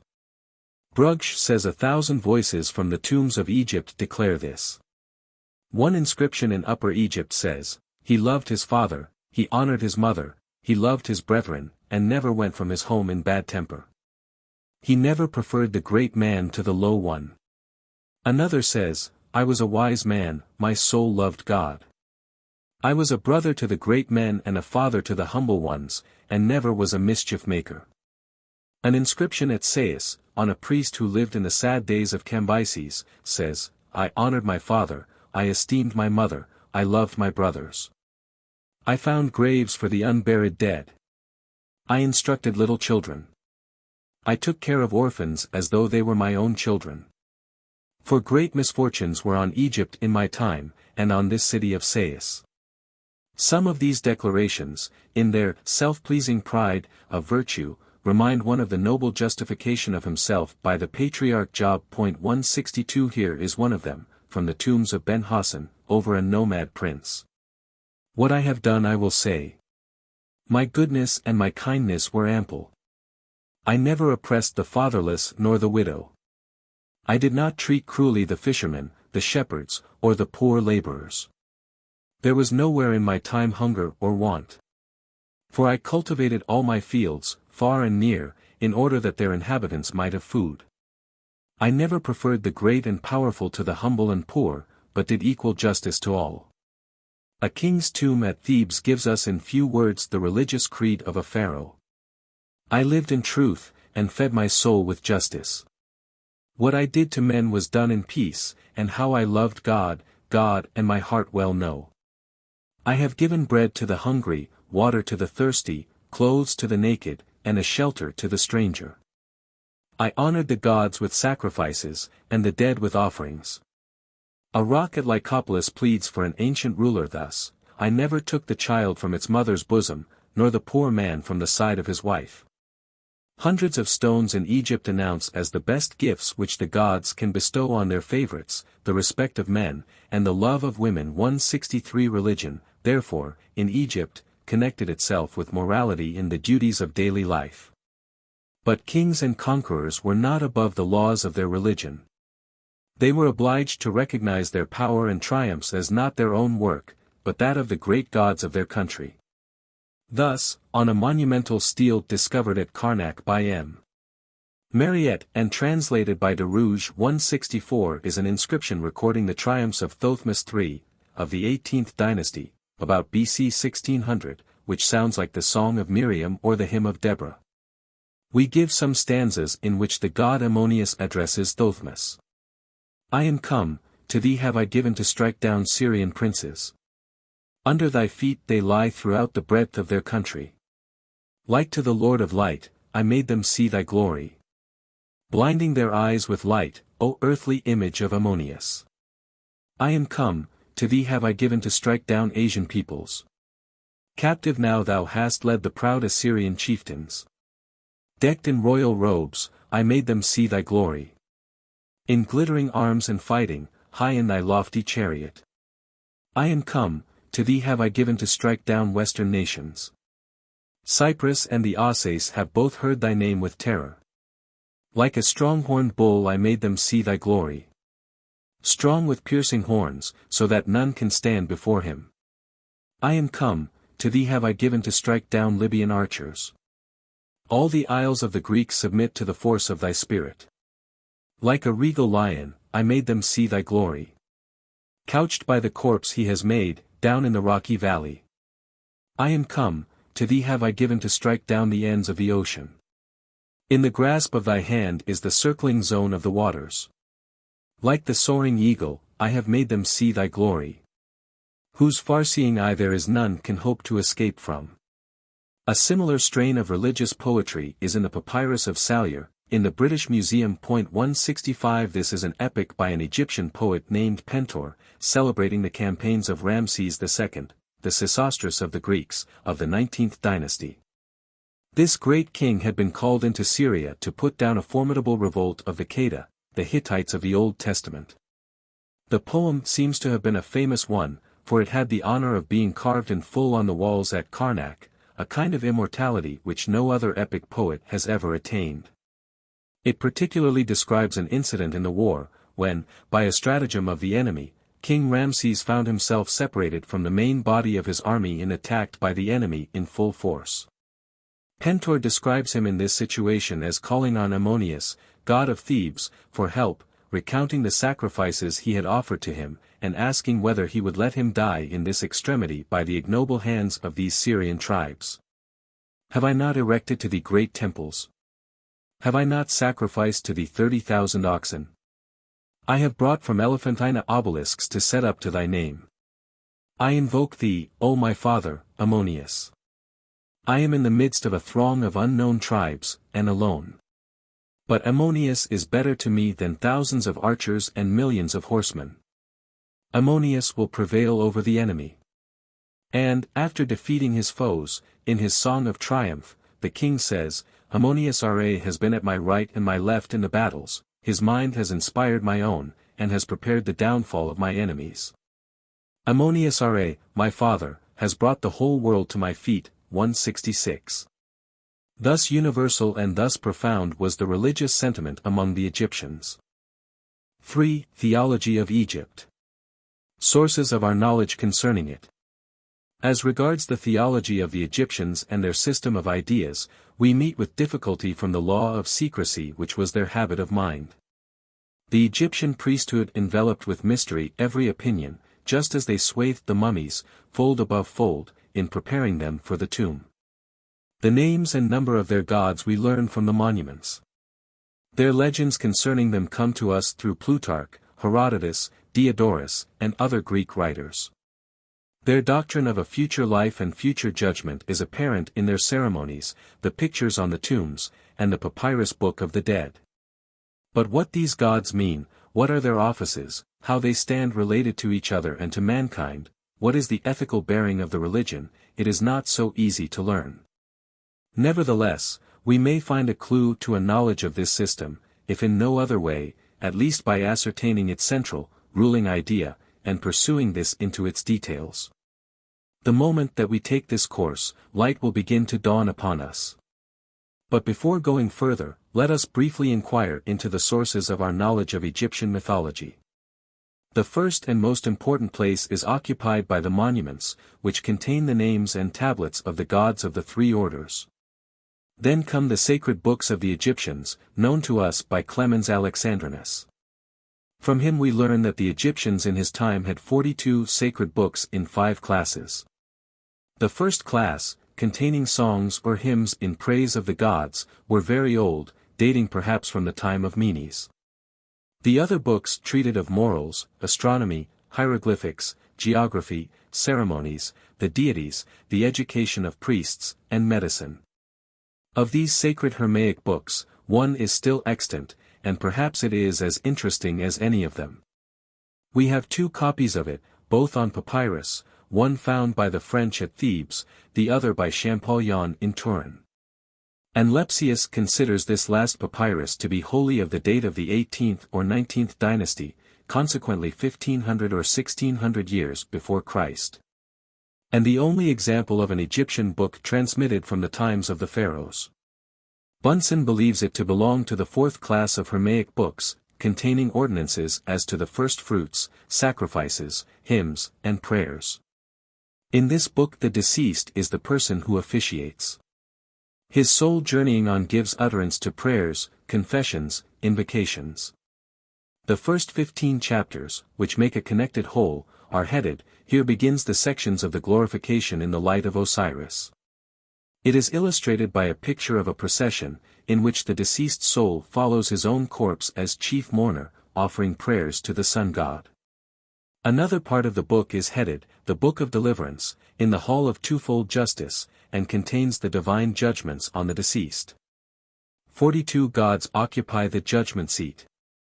Osiris, their president, bears on his breast the small tablet of chief judge, containing a figure of justice. Before him are seen the scales of divine judgment. In one is placed the statue of justice, and in the other the heart of the deceased, who stands in person by the balance containing his heart, while Anubis watches the other scale. Horus examines the plummet indicating which way the beam inclines. Thoth, the justifier, the Lord of the divine word, records the sentence. 167. 4. Central idea of Egyptian theology and religion. Animal worship. We now proceed to ask what is the idea of Egyptian mythology and theology. We have seen that the idea of the religion of India was spirit, the one, the infinite, the eternal. A pure spiritual pantheism, from which the elements of time and space are quite excluded. The religion of Egypt stands at the opposite pole of thought as its antagonist. Instead of spirit, it accepts body; instead of unity, variety. Instead of substance, form. It is the physical reaction from Brahmanism. Instead of the worship of abstract deity, it gives us the most concrete divinity, wholly incarnated in space and time. Instead of abstract contemplation, it gives us ceremonial worship. Instead of the absorption of man into God, it gives us transmigration through all bodily forms. 168 It so completely incarnates God, as to make every type of animal existence divine. Hence the worship of animals. It makes body so sacred, that the human body must not be allowed to perish. As the Brahman, contemplating eternity, forgot time, and had no history, so on the other hand the Egyptian priest, to whom every moment of time is sacred, records everything and turns every event into history.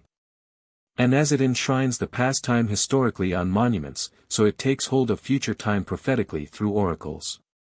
The chief peculiarity about the religion of Egypt, and that which has always caused the greatest astonishment to foreigners, was the worship of animals. Herodotus says, Book 2.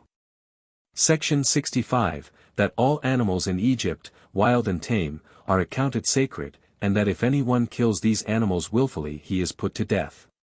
He is, however, mistaken in asserting that all animals are sacred. For many were not so, though the majority were. Wilkinson gives a list of the animals of Egypt to the number of over 100, more than half of which were sacred, and the others not. As hunting and fishing were favorite sports of the Egyptians, it is apparent that there must have been animals whom it was lawful to kill. Nevertheless, it is certain that animal worship is a striking peculiarity of the Egyptian system. Cows were sacred to Isis, and Isis was represented in the form of a cow. The gods often wore the heads of animals, and Neph, or Ammonius, with the ram's head, is one of the highest of the gods, known among the Greeks as Jupiter Ammon. The worship of Apis, the sacred bull of Memphis, the representative of Osiris, was very important among the Egyptian ceremonies. Plutarch says that he was a fair and beautiful image of the soul of Osiris. He was a bull with black hair, a white spot on his forehead, and some other special marks. He was kept at Memphis in a splendid temple. His festival lasted 7 days, when a great concourse of people assembled. When he died his body was embalmed and buried with great pomp, and the priests went in search of another Apis, who, when discovered by the marks, was carried to Memphis, carefully fed and exercised, and consulted as an oracle. The burial place of the Apis bulls was, a few years ago, discovered near Memphis. It consists of an arched gallery hewn in the rock, 2,000 feet long and 20 feet in height and breadth. On each side is a series of recesses, each containing a large sarcophagus of granite, 15 by 8 feet, in which the body of a sacred bull was deposited. In 1852 30 of these had been already found. Before this tomb is a paved road with lions ranged on each side, and before this a temple with a vestibule. In different parts of Egypt different animals were held sacred. The animal sacred in one place was not so regarded in another district. These sacred animals were embalmed by the priests and buried, and the mummies of dogs, wolves, birds, and crocodiles are found by thousands in the tombs. The origin and motive of this worship is differently explained. It is certain that animals were not worshipped in the same way as the great gods, but were held sacred and treated with reverence as containing a divine element. So, in the East, an insane person is accounted sacred, but is not worshipped. So the Roman Catholics distinguish between dulia and latria, between the worship of gods and reverence of saints. So, too, Protestants consider the Bible a holy book and the Sabbath a holy day, but without worshipping them. It is only just to make a similar distinction on behalf of the Egyptians.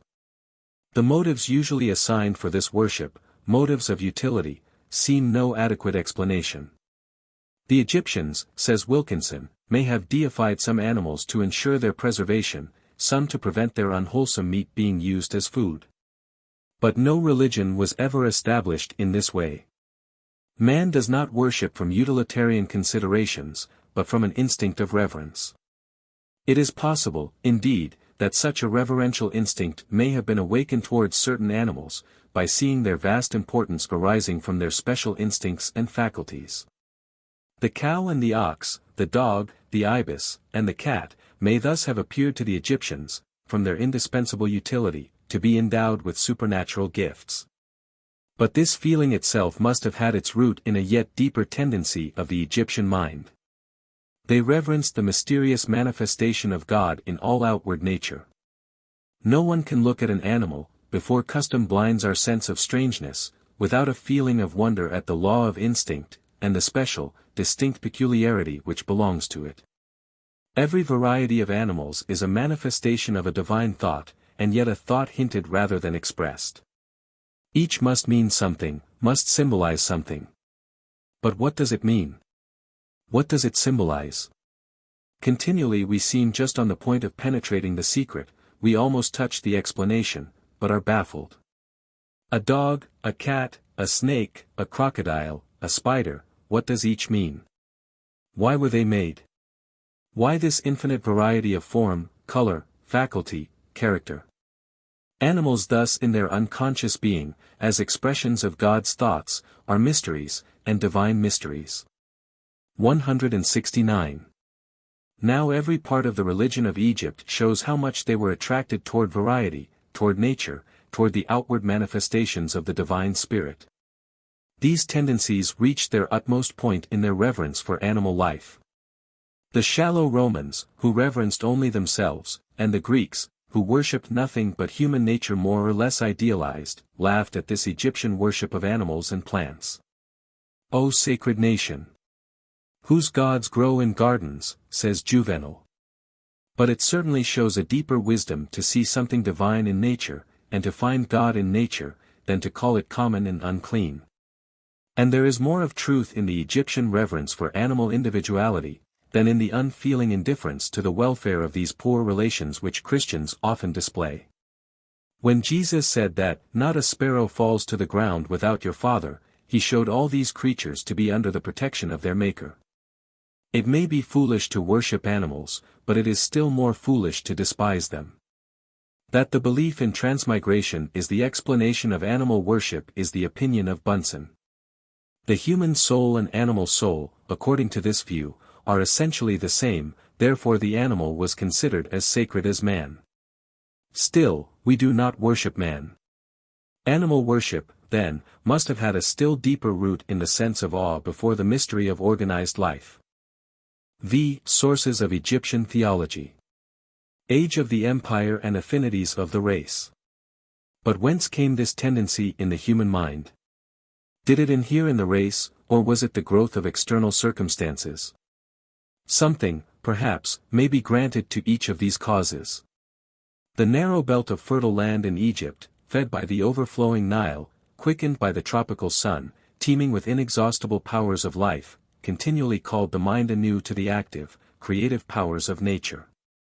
And yet it may be suspected that the law of movement by means of antagonism and reaction may have had its influence also here. The opinion is now almost universal, that the impulse of Egyptian civilization proceeded from Asia. This is the conclusion of Bunsen at the end of his first volume. The cradle of the mythology and language of Egypt, says he, is Asia. This result is arrived at by the various ethnological proofs of language which find Sanskrit words and forms in Egypt, and of comparative anatomy, which shows the oldest Egyptian skulls to have belonged to Caucasian races. If, then, Egyptian civilization proceeded from Central Asia, Egyptian mythology and religion probably came as a quite natural reaction from the extreme spiritualism of the Hindus. The question which remains is, whether they arrived at their nature worship directly or indirectly, whether, beginning with fetishism, they ascended to their higher conceptions of the immortal gods. Or, beginning with spiritual existence, they traced it downward into its material manifestations, whether, in short, their system was one of evolution or emanation. For every ancient theogony, cosmogony, or ontogony is of one kind or the other. According to the systems of India and of Platonism, the generation of beings is by the method of emanation. Creation is a falling away, or an emanation from the absolute. But the systems of Greek and Scandinavian mythology are of the opposite sort. In these, spirit is evolved from matter, matter up to spirit works. They begin with the lowest form of being, night, chaos, a mundane egg, and evolve the higher gods therefrom. It is probable that we find in Egypt a double tendency. One is the Asiatic spiritualism, the other the African naturalism. The union of the ideal and the real, of thought and passion, of the aspirations of the soul and the fire of a passionate nature, of abstract meditation and concrete life, had for its result the mysterious theology in philosophy which, 20 centuries after its burial under the desert sands, still rouses our curiosity to penetrate the secret of this Sphinx of the Nile. We have seen in a former section that the institutions of Egypt, based on a theocratic monarchy, reach back into a dim and doubtful antiquity. Monuments, extending through 35 centuries, attest an age preceding all written history. These monuments, so far as deciphered by modern Egyptologists, have confirmed the accuracy of the lists of kings which have come to us from Manetho.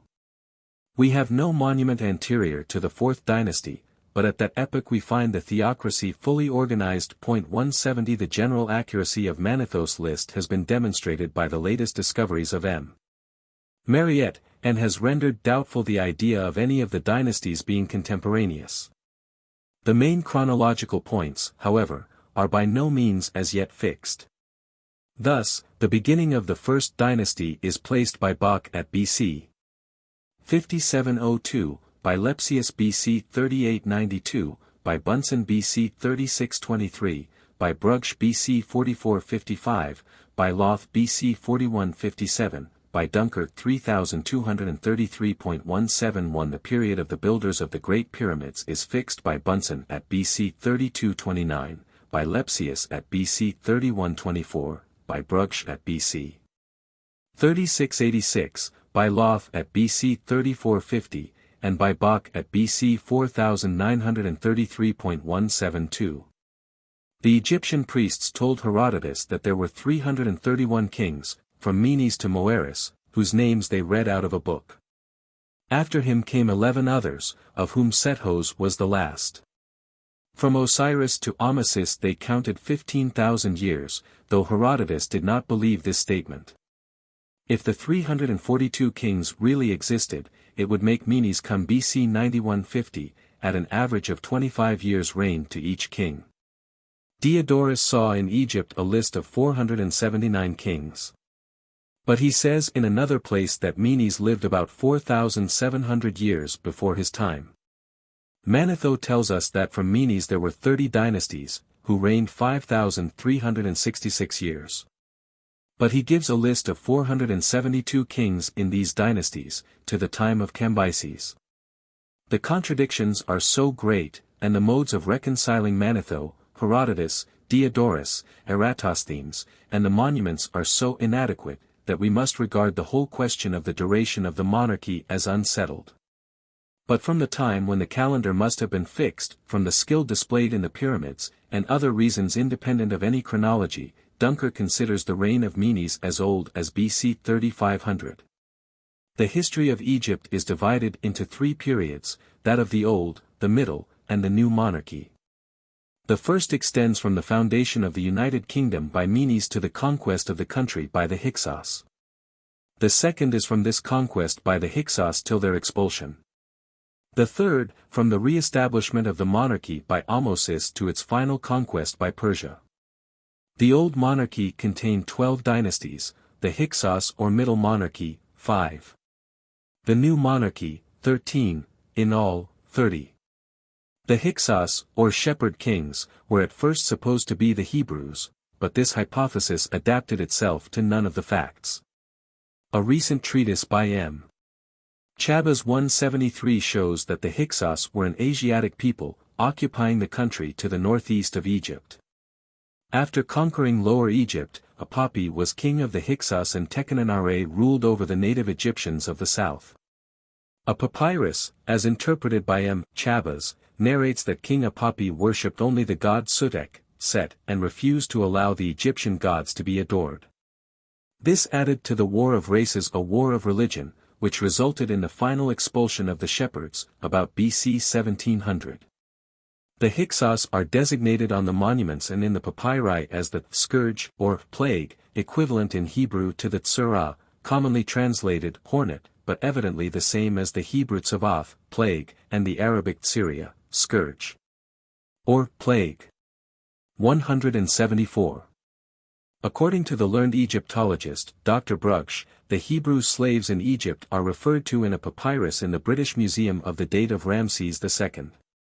BC 1400, in a description by a scribe named Penebsa of the new city of Ramses. He tells how the slaves throng around him to present petitions against their overseers.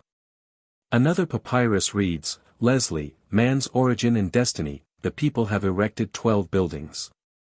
They made their tale of bricks daily, till they were finished. The first corroboration of the biblical narrative which the Egyptian monuments afford, and the first synchronism between Jewish and Egyptian history, appear in the reign of Ramses II. About BC 1400, in the 19th dynasty. It appears from the monuments and from the historians that somewhere about BC 2000, or earlier, this great movement of warlike nomadic tribes occurred, which resulted in the conquest of Lower Egypt by the pastoral people known as Hyksos. It was perhaps a movement of Semitic races, the Bedouins of the desert, like that which nearly 3,000 years after united them as warriors of Islam to overflow North Africa, Syria, Persia, and Spain. They oppressed Egypt for 500 years, Brucksch, and appear on the monuments under the name of Amu, the herdsmen, or of Adu, the hated ones. Their kings resided at Tanis, in Egyptian Avaris, in the Delta. That their conquests had a religious motive, and were made, like that of Muhammad, in the interest of monotheism, seems possible. At all events, we find one of them, Apapi, erecting a temple to Sutek, the Semitic Baal, and refusing to allow the worship of other deities. 175. The majority of Egyptologists believe that the Hebrews entered Egypt while these Hyksos kings, men of the same Semitic family and monotheistic tendencies, were ruling in Lower Egypt. The bare subterranean temple discovered by M. Mariette, with the well near it filled with broken statues of the Egyptian gods, is an indication of those tendencies. The other king, who knew not Joseph, was a king of the 18th dynasty, who conquered the Hyksos and drove them out of Egypt. Apparently the course of events was like that which many centuries later occurred in Spain. In both cases, the original rulers of the land, driven to the mountains, gradually reconquered their country step by step. The result of this reconquest of the country would also be in Egypt, as it was in Spain, that the Semitic remnants left in the land would be subject to a severe and oppressive rule. The Jews in Egypt, like the Moors in Spain, were victims of a cruel bondage. Then began the most splendid period of Egyptian history, during the 17th, 16th, 15th, and 14th centuries before Christ. The Egyptian armies overran Syria, Asia Minor, and Armenia as far as the Tigris. Ramses II, the most powerful monarch of this epoch, is probably the king whose history is given by Herodotus and other Greek writers under the name of Sesostris. 176 M. de Rouge believes himself able to establish this identity. He found in the museum at Vienna a stone covered with inscriptions, and dedicated by a person whose name is given as Ramses Mayamoun, exactly in the hieroglyphics of the great king. But this person's name is also written elsewhere on the stone Ses, and a third time as Ses Mayamoun, showing that Ses was a common abbreviation of Ramses. It is also written Sesu, or Sesisu, which is very like the form in which Diodorus writes Sesostris, namely, Sesosis.177. Now Ramses II, whose reign falls about BC 1400, erected a chain of fortresses to defend the northeastern border of Egypt against the Syrian nomads. One of these fortresses was named from the king Ramses, and another Pactum. The papyri contain accounts of these cities. One papyrus, in the British Museum 178, is a description by a scribe named Penepsa, of the aspect of the city Ramses, and of the petitions of the laborers for relief against their overseers. These laborers are called Apuru, Hebrews. In a papyrus of the Leiden Museum, an officer reports to his superior thus, "May my lord be pleased. I have distributed food to the soldiers and to the Hebrews, dragging stones for the great city Ramses Mayamoun. I gave them food monthly." This corresponds with the passage, Exodus I:11, they built for Pharaoh treasure cities, Pithom and Ramses 179. The birth of Moses fell under the reign of Ramses II. The Exodus was under that of his successor, Menephthes. This king had fallen on evil times, his power was much inferior to that of his great predecessor, and he even condescended to propitiate the anti-Egyptian element, by worshipping its gods. He has left his inscription on the monuments with the title, Worshipper of Sutekbal in Tanis. The name of Moses is Egyptian, and signifies, the child. Joseph, says Brugsch, was never at the court of an Egyptian pharaoh, but found his place with the Semitic monarchs, who reigned at Avaristanis in the Delta, and whose power extended from this point as far as Memphis and Heliopolis. The king who knew not Joseph was evidently the restored Egyptian dynasty of Thebes. These monarchs would be naturally averse to all the Palestinian inhabitants of the land. And the monuments of their reigns represent the labors of subject people, under taskmasters, cutting, carrying, and laying stones for the walls of cities. To what race do the Egyptians belong? The only historic document which takes us back so far as this is the list of nations in the 10th chapter of Genesis. We cannot, indeed, determine the time when it was written. But Bunsen, Ebers, 180 and other ethnologists are satisfied that the author of this chapter had a knowledge of the subject derived either from the Phoenicians or the Egyptians.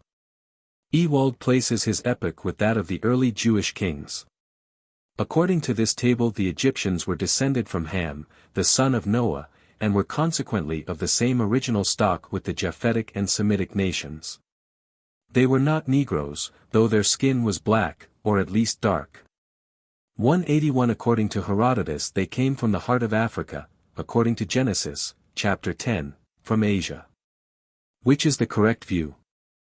The Egyptians themselves recognized no relationship with the Negroes, who only appear on the monuments as captives or slaves. History, therefore, helps us little in this question of race. How is it with comparative philology and comparative anatomy? The Coptic language is an idiom of the Old Egyptian tongue, which seems to belong to no known linguistic group. It is related to other African languages only through the lexicon, and similarly with the Indo-European. Some traces of grammatic likeness to the Semitic may be found in it. Yet the view of Bunsen and Schwartz, that in very ancient times it arose from the union of Semitic and Indo-European languages, remains only a hypothesis. 182 Merckx, in Schenkel's Biblolexicon, says this view rests upon a wish formed in the interest of the philosophy of history, and the belief of a connection between these tongues is not justified by any scientific study of philology. No such ethnological affinity can be granted, a proof of which is that all facts in its favor are derived from common roots, none from common grammar. Ben Fay, however, assumed two great branches of Semitic nationalities, one flowing into Africa, the other into Western Asia. 183 Ebers 184 gives some striking resemblances between Egyptian and Chaldaic words, and says he possesses more than 300 examples of this kind. And in Bunson's fifth volume are comparative tables which give as their result that a third part of the old Egyptian words in Coptic literature are Semitic, and a tenth part Indo-European. If these statements are confirmed, they may indicate some close early relations between these races. The anatomy of the mummies seems to show a wide departure from Negro characteristics. The skull, chin, forehead, bony system, facial angle, hair, limbs, are all different. The chief resemblances are in the flat nose, and form of the backbone. 185 scientific ethnologists have therefore usually decided that the old Egyptians were an Asiatic people who had become partially amalgamated with the surrounding African tribes. Max Dunker comes to this conclusion 186 and says that the Berber languages are the existing representatives of the old Egyptian. This is certainly true as concerns the Copts, whose very name is almost identical with the word Gupti, the old name from which the Greeks formed the term Egypti. 187 Alfred Maury, Review D.D.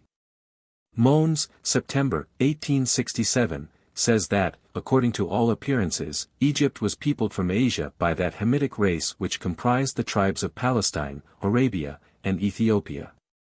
Its ancient civilization was, consequently, the sister of that which built Babylon and Nineveh.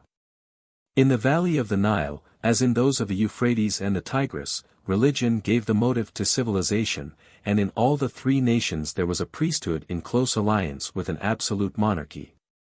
M. de Rouge is of the same opinion.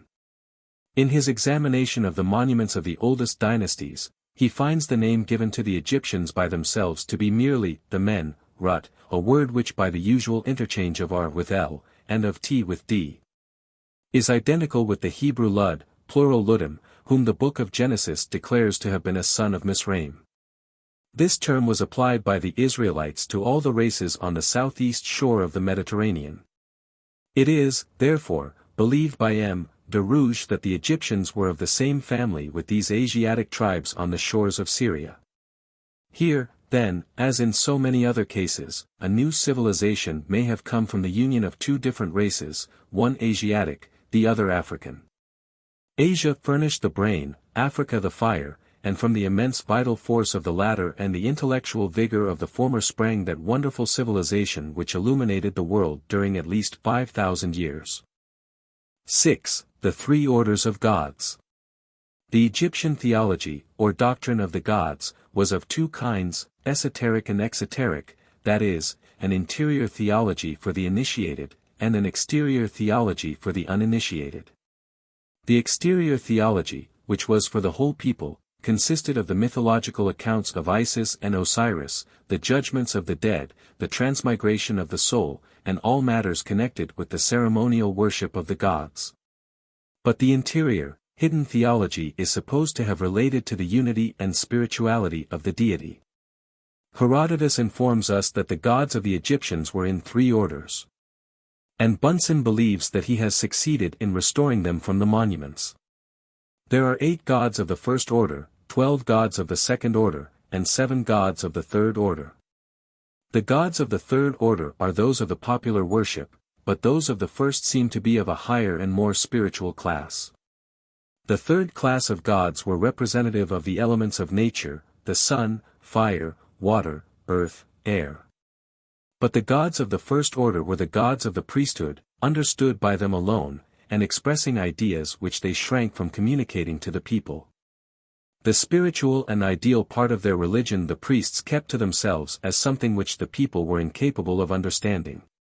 The first 8 gods seem to have been a representation of a process of divine development or emanation, and constituted a transition from the absolute spiritualism of the Hindus to the religion of nature and humanity in the West. The Hindu gods were emanations of spirit, the gods of Greece are idealizations of nature. But the Egyptian gods represent spirit passing into matter and form. Accordingly, if we examine in detail the gods of the first order, who are 8, we find them to possess the general principle of self-revelation, and to constitute, taken together, a process of divine development. These 8, according to Bunsen, are Amn, or Ammon, Chem, or Chemis, Mut, the mother goddess, Number, or Neph, Seti, or Sate, Ta, the artist god, Net, or Neith, the goddess of Sais, and Ra, the sun, the god of Heliopolis. But according to Wilkinson they stand in a little different order: 1. Neph, or Neph, 2. Ammonius, or Ammon, 3. Ta, 4. Chem, 5. Sate, 6. Maut, or Mut, 7. Pasht, or Diana, and 8. Neith, or Minerva, in which list Pasht, the goddess of Bubastis, is promoted out of the second order and takes the place of Ra, the sun, who is degraded. Supposing these lists to be substantially correct, we have, as the root of the series, Ammon, the concealed god, or absolute spirit. His titles indicate this dignity. The Greeks recognized him as corresponding to their Zeus. He is styled king of the gods, the ruler, the lord of heaven, the lord of the thrones, the Horus or god of the two Egypts. Thebes was his city.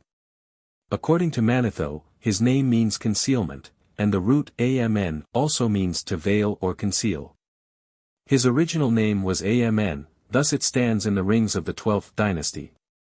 But after the 18th dynasty it is Amnra, meaning the sun. Incontestably, says Bunsen, he stands in Egypt as the head of the great cosmogonic development. Next comes Neph, or God as spirit, the spirit of God, often confounded with Amn, also called Nubis and Number. Both Plutarch and Diodorus tell us that his name signifies spirit, the number having an evident relation with the Greek pi nu epsilon mu alpha, and the Coptic word neph, meaning also to blow. So too the Arabic neph means breath, the Hebrew nuf, to flow, and the Greek pi nu omega, to breathe. At Esne he is called the breath of those in the firmament, at Elephantina, lord of the inundations. He wears the ram's head with double horns, by mistake of the Greeks attributed to Ammon, and his worship was universal in Ethiopia. The sheep are sacred to him, of which there were large flocks in the Thebaid, kept for their wool. And the serpent or asp, a sign of kingly dominion, hence called basilisk, is sacred to Neph.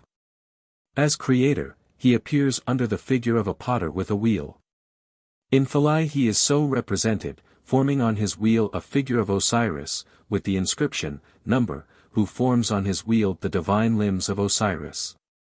He is also called the sculptor of all men, also the god who made the sun and moon to revolve.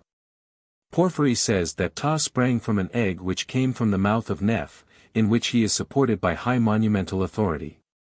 The result of this seems to be that Neph represents the absolute being as spirit, the spirit of God moving on the face of the waters, a moving spirit pervading the formless chaos of matter. Perhaps the next god in the series is Ta, by the Greeks called Hephaestus, or Vulcan, representing formation, creation by the truth, stability. Called in the inscriptions, Lord of Truth, Lord of the Beautiful Face, Father of the Beginnings, moving the egg of the sun and moon. With Horapollo and Plutarch, we may consider the Scarabaeus, or beetle, which is his sign, as an emblem of the world and its creation. An inscription calls him creator of all things in the world. Iamblichus says, the God who creates with truth is Ta. He was also connected with the sun, as having 30 fingers, the number of days in a month. He is represented sometimes as a deformed dwarf. The next god in the series is Chem, the Greek Pan, the principle of generation, sometimes holding the plowshare. Then come the feminine principles corresponding with these three latter gods. Ammonius has naturally no companion. Mut, the mother, is the consort of Chem the father. Seti, the ray or arrow, a female figure, with the horns of a cow, is the companion of Neph. And Neith, or Net, the goddess of Sais, belongs to Ta. The Greek Minerva Athene is thought to be derived from Neith by an inversion of the letters 188, the Greeks writing from left to right and the Egyptians from right to left. Her name means, I came from myself. Clemens says that her great shrine at Sais has an open roof with the inscription, I am all that was and is to be, and no mortal has lifted my garment, and the fruit I bore is Helios. This would seem to identify her with nature. For the eighth god of the first order we may take either Helios or Ra or Phra, the sun god, from whence came the name of the pharaohs, or we may take Pasht, Bubastis, the equivalent of the Greek Diana. On some accounts it would seem that Ra was the true termination of this cycle. We should then have, proceeding from the hidden abyss of pure spirit, first a breathing forth, or spirit in motion, then creation, by the word of truth. Then generation, giving life and growth, and then the female qualities of production, wisdom, and light, completed by the sun god, last of the series. Amen, or Ammon, the concealed god, is the root, then the creative power in Neph, then the generative power in Chem, the demiurgic power in Ta, the feminine creative principle of nature in Neith, the productive principle in Mut. Or perhaps the nourishing principle, and then the living stimulus of growth, which carries all forward in Ra. But we must now remember that two races meet in Egypt, an Asiatic race, which brings the ideas of the East, and an Ethiopian, inhabitants of the land, who were already there. The first race brought the spiritual ideas which were embodied in the higher order of gods. The Africans were filled with the instinct of nature worship. These two tendencies were to be reconciled in the religion of Egypt. The first order of gods was for the initiated, and taught them the unity, spirituality, and creative power of God. 189 The third order, the circle of Isis and Osiris, were for the people, and were representative of the forms and forces of outward nature. Between the two come the second series, a transition from the one to the other, children of the higher gods, parents of the lower, neither so abstract as the one nor so concrete as the other. Representing neither purely divine qualities on the one side, nor merely natural forces on the other, but rather the faculties and powers of man. Most of this series were therefore adopted by the Greeks, whose religion was one essentially based on human nature, and whose gods were all, or nearly all, the ideal representations of human qualities. Hence they found in Khunsu, child of Ammon, their Hercules, god of strength; in Thoth, child of Neph, they found Hermes, god of knowledge; in Pecht, child of Ta, they found their Artemis, or Diana, the goddess of birth, protector of women. In Ather, or Hathor, they found their Aphrodite, goddess of love. Seb was Kronos, or time, and Nutpi was Rhea, wife of Kronos. The third order of gods are the children of the second series, and are manifestations of the divine in the outward universe. But those standing lowest in the scale, they were the most popular gods of the pantheon. Had more individuality and personal character than the others, were more universally worshipped throughout Egypt, and that from the oldest times. The Osiris deities, says Herodotus, are the only gods worshipped throughout Egypt. They stand on the oldest monuments, are the center of all Egyptian worship, and are perhaps the oldest original objects of reverence, says Bunsen. How can this be if they belong to a lower order of deities, and what is the explanation of it? There is another historical fact also to be explained.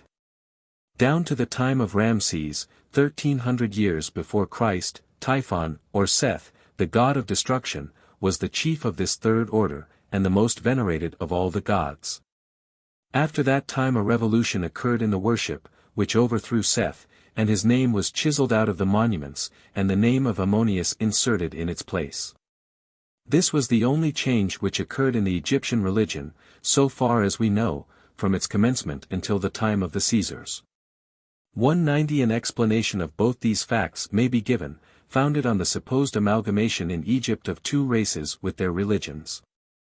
Supposing that the gods of the higher orders represented the religious ideas of a Semitic or Aryan race entering Egypt from Asia, and that the Osiris group were the gods of the African nature worship, which they found prevailing on their arrival. It is quite natural that the priests should in their classification place their own gods highest, while they should have allowed the external worship to go on as formerly, at least for a time. But, after a time, as the tone of thought became more elevated, they may have succeeded in substituting for the god of terror and destruction a higher conception in the popular worship.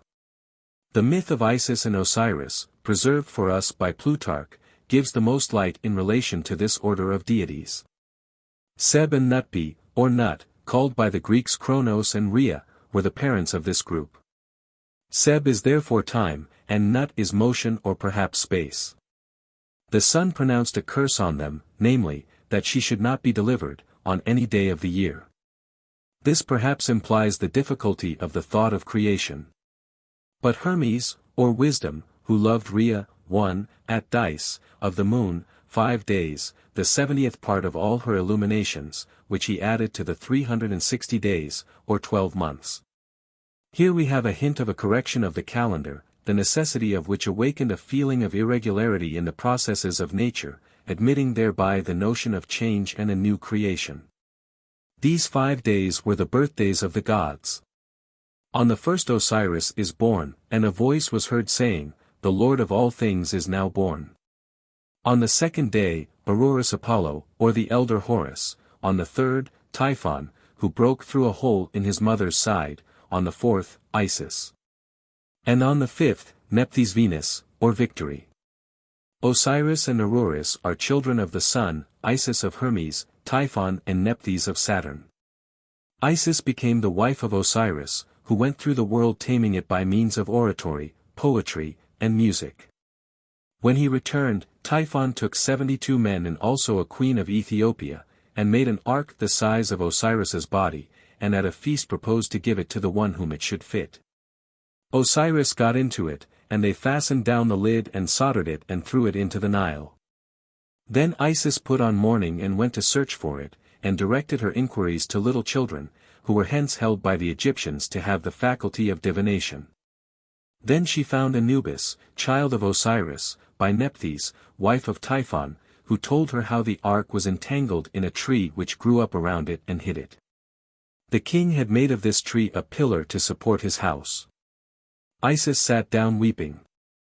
The women of the queen came to her, she stroked their hair, and fragrance passed into it. She was made nurse to the queen's child, fed him with her finger, and in the night time, by means of a lambent flame, burned away his impurities. She then turned herself into a swallow and flew around the house, bewailing her fate. The queen watched her operations, and being alarmed cried out, and so robbed her child of immortality. Isis then begged the pillar, took it down, took out the chest, and cried so loud that the younger son of the king died of fright. She then took the ark and the elder son and set sail. The cold air of the river chilled her, and she became angry and cursed it, and so dried it up. She opened the chest, put her cheek to that of Osiris and wept bitterly. The little boy came and peeped in. She gave him a terrible look, and he died of fright. Isis then came to her son Horus, who was at nurse at Buto. Typhon, hunting by moonlight, saw the ark, with the body of Osiris, which he tore into 14 parts and threw them about. Isis went to look for them in a boat made of papyrus, and buried each part in a separate place. After this the soul of Osiris returned out of Hades to train up his son.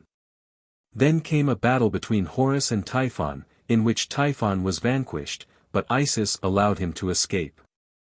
There are other less important incidents in the story, among them that Isis had another son by the soul of Osiris after his death, who is the god called Harpocrates, represented as lame and with his finger on his mouth.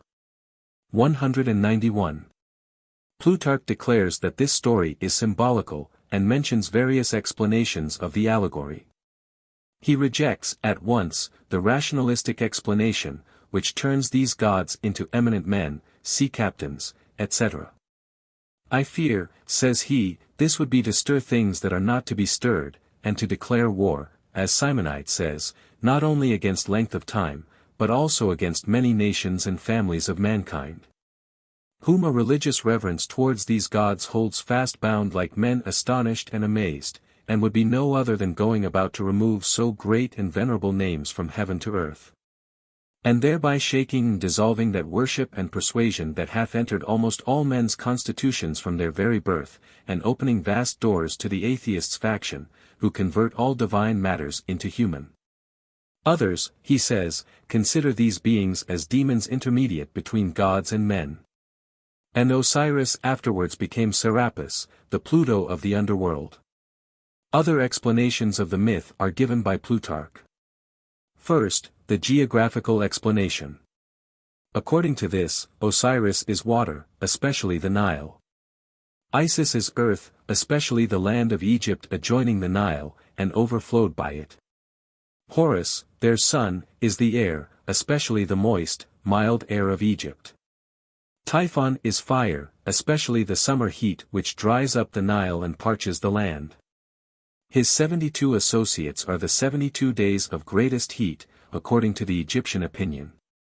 Nephthys, his wife, sister of Isis, is the desert outside of Egypt, but which in a higher inundation of the Nile being sometimes overflowed, becomes productive, and has a child by Osiris, named Anubis. When Typhon shuts Osiris into the ark, it is the summer heat drying up the Nile and confining it to its channel. This ark, entangled in a tree, is where the Nile divides into many mouths at the delta and is overhung by the wood. Isis, nursing the child of the king, the fragrance, etc., represent the earth-nourishing plants and animals. The body of Osiris, torn by Typhon into 14 parts, signifies either the division of the Nile at its mouths or the pools of water left after the drying up of the inundation. There is so much in this account which accords with the facts, that there can be no doubt of its correctness so far as it goes. At the same time it is evidently an incomplete explanation. The story means this, but something more. Beside the geographical view, Plutarch therefore adds a scientific and an astronomical explanation, as well as others more philosophical. According to these, Osiris is in general the productive, the creative power in nature. Isis, the female property of nature, hence called by Plato the nurse, and Typhon the destructive property in nature, while Horus is the mediator between creation and destruction. And thus we have the triad of Osiris, Typhon, and Horus, essentially corresponding to the Hindu triad, Brahma, Shiva, and Vishnu, and also to the Persian triad, Ormuzd, Ahriman, and Mitra. And so this myth will express the Egyptian view of the conflict of good and evil in the natural world. But it seems very likely that it was the object of the priests to elevate this Osiris worship to a still higher meaning, making it an allegory of the struggles, sorrows, and self-recovery of the human soul. Every human soul after death took the name and symbols of Osiris, and then went into the underworld to be judged by him. Connected with this was the doctrine of transmigration, or the passage of the soul through various bodies, a doctrine brought out of Egypt by Pythagoras. These higher doctrines were taught in the mysteries. I know them, says Herodotus, but must not tell them. Iamblichus professes to explain them in his work on the mysteries. But it is not easy to say how much of his own Platonism he has mingled therewith. According to him, they taught in the mysteries that before all things was one God immovable in the solitude of unity. The one was to be venerated in silence. Then Emeph, or Neph, was God in his self-consciousness. After this in Ammonius, his intellect became truth, shedding light. Truth working by art is Ta, and art producing good is Osiris. Another remarkable fact must be at least alluded to. Bunsen says, that, according to the whole testimony of the monuments, Isis and Osiris not only have their roots in the second order, but are also themselves the first and the second order. Isis, Osiris, and Horus comprise all Egyptian mythology, with the exception of Ammonius and Neph. Of this fact I have seen no explanation and know of none, unless it be a sign of the purpose of the priests to unite the two systems of spiritualism and nature worship into one, and to elevate and spiritualize the lower order of gods. One reason for thinking that the religious system of the priests was a compromise between several different original tendencies is to be found in the local worship of special deities in various places. In Lower Egypt the highest god was Ta, whom the Greeks identified with Vulcan, the god of fire or heat, father of the sun. He was in this region the chief god, corresponding to Ammon in Upper Egypt. Manetho says that Ta reigned 9,000 years before the other gods, which must mean that this was by far the oldest worship in Egypt. As Ammon is the head of a cosmogony which proceeds according to emanation from spirit down to matter, so Ta is at the beginning of a cosmogony which ascends by a process of evolution from matter working up to spirit. For from Ta, heat, comes light, from light proceeds life, from life arise gods, men, plants, animals, and all organic existence. The inscriptions call Ta, father of the gods, king of both worlds, the God of all beginnings, the former of things. The egg is one of his symbols, as containing a germ of life. The scarabaeus, or beetle, which rolls its ball of earth, supposed to contain its egg, is dedicated to Ta. His sacred city was Memphis, in Lower Egypt. His son, Ra, the sun god, had his temple at On, nearby, which the Greeks called Heliopolis, or City of the Sun. The cat is sacred to Ra. As Ta is the god of all beginnings in Lower Egypt, so Ra is the vitalizing god, the active ruler of the world, holding a scepter in one hand and the sign of life in the other. The goddesses of Lower Egypt were Neith at Sais, Leto, the goddess whose temple was at Buto, and Pact at Bubastis. In Upper Egypt, as we have seen, the chief deity was Ammonius, or Ammon, the concealed god, and Neph, or Nubis. With them belonged the goddess Mut 192, the mother, and Khonso. The two oldest gods were Mentu, the rising sun, and Atmu, the setting sun. We therefore find traces of the same course of religious thought in Egypt as we shall afterward find in Greece. The earlier worship is of local deities, who are afterwards united in a pantheon. As Zeus was at first worshipped in Dodona and Arcadia, Apollo in Crete and Delos, Aphrodite in Cyprus, Athene at Athens, and afterward these tribal and provincial deities were united in one company as the 12 gods of Olympus. So in Egypt the various early theologies were united in the 3 orders, of which Ammon was made the head. But, in both countries, each city and province persevered in the worship of its particular deity. As Athene continued to be the protector of Athens, and Aphrodite of Cyprus, so, in Egypt, Set continued to be the god of Ombos, Leto of Buto, Horus of Edfu, Chem of Coptos. Before concluding this section, we must say a word of the practical morality connected with this theology. We have seen, above, the stress laid on works of justice and mercy. There is a papyrus in the Imperial Library at Paris which M. Chabas considers the oldest book in the world. It is an autograph manuscript written BC 2200, or 4,000 years ago, by one who calls himself the son of a king. It contains practical philosophy like that of Solomon in his Proverbs. It glorifies, like the Proverbs, wisdom. It says that, man's heart rules the man, that, the bad man's life is what the wise know to be death, that, what we say in secret is known to him who made our interior nature, that, he who made us is present with us though we are alone. Is not the human race one, when this Egyptian 4,000 years ago, talks of life as Solomon spoke 1,000 years after, in Judea, and as Benjamin Franklin spoke, 3,000 years after Solomon, in America? 7. Influence of Egypt on Judaism and Christianity. How much of the doctrine and ritual of Egypt were imported into Judaism by Moses is a question by no means easy to settle. Of Egyptian theology proper, or the doctrine of the gods, we find no trace in the Pentateuch. Instead of the 3 orders of deities we have Jehovah, instead of the images and pictures of the gods, we have a rigorous prohibition of idolatry. Instead of Osiris and Isis, we have a deity above all worlds and behind all time, with no history, no adventures, no earthly life. But it is perhaps more strange not to find any trace of the doctrine of a future life in Mosaism, when this was so prominent among the Egyptians. Moses gives no account of the judgment of souls after death. He tells nothing of the long journey and multiform experiences of the next life according to the Egyptians, nothing of a future resurrection and return to the body. His severe monotheism was very different from the minute characterization of gods in the Egyptian pantheon. The personal character of Jehovah, with its awful authority, its stern retribution and impartial justice, was quite another thing from the symbolic ideal type of the gods of Egypt.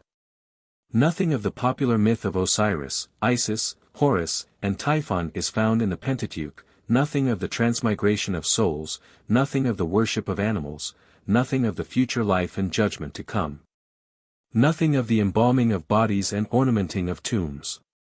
The cherubim among the Jews may resemble the Egyptian Sphinx. The priest's dress in both are of white linen, the Urim and Thummim, symbolic jewels of the priests, are in both. A quasi-hereditary priesthood is in each, and both have a temple worship. But here the parallels cease. Moses left behind Egyptian theology, and took only some hints for his ritual from the Nile. There may perhaps be a single exception to this statement. According to Bruch 193 and other writers, the papyrus buried with the mummy contained the doctrine of the divine unity. The name of God was not given, but instead the words Nukpunuk, I am the I am, corresponding to the name given in Exodus 3:14, Yahweh, in a corrupt form Jehovah. This name, Yahweh, has the same meaning with the Egyptian Nukpunuk, I am the I am. At least so say Egyptologists. If this is so, the coincidence is certainly very striking. That some of the ritualism to which the Jews were accustomed in Egypt should have been imported into their new ceremonial, is quite in accordance with human nature. Christianity, also, has taken up many of the customs of heathenism. 194 The rite of circumcision was probably adopted by the Jews from the Egyptians, who received it from the natives of Africa. Livingstone has found it among the tribes south of the Zambesi, and thinks this custom there cannot be traced to any Mohammedan source. Pritchard believes it, in Egypt, to have been a relic of ancient African customs. It still exists in Ethiopia and Abyssinia. In Egypt it existed far earlier than the time of Abraham, as appears by ancient mummies. Wilkinson affirms it to have been as early as the 4th dynasty, and probably earlier, long before the time of Abraham. Herodotus tells us that the custom existed from the earliest times among the Egyptians and Ethiopians, and was adopted from them by the Syrians of Palestine. Those who regard this rite as instituted by a divine command may still believe that it already existed among the Jews, just as baptism existed among them before Jesus commanded his disciples to baptize. Both in Egypt and among the Jews it was connected with a feeling of superiority. The circumcised were distinguished from others by a higher religious position. It is difficult to trace the origin of sentiments so alien to our own ways of thought. But the hygienic explanation seems hardly adequate. It may have been a sign of the devotion of the generative power to the service of God, and have been the first step out of the untamed license of the passions, among the Africans. It has been supposed that the figure of the cherubim among the Jews was derived from that of the Sphinx. There were 3 kinds of sphinxes in Egypt, the Androsphinx, with the head of a man and the body of a lion. The Criosphinx, with the head of a ram and the body of a lion, and the Hieracosphinx, with the head of a hawk and a lion's body. The first was a symbol of the union of wisdom and strength. The Sphinx was the solemn sentinel, placed to watch the temple and the tomb, as the cherubim watched the gates of paradise after the expulsion of Adam.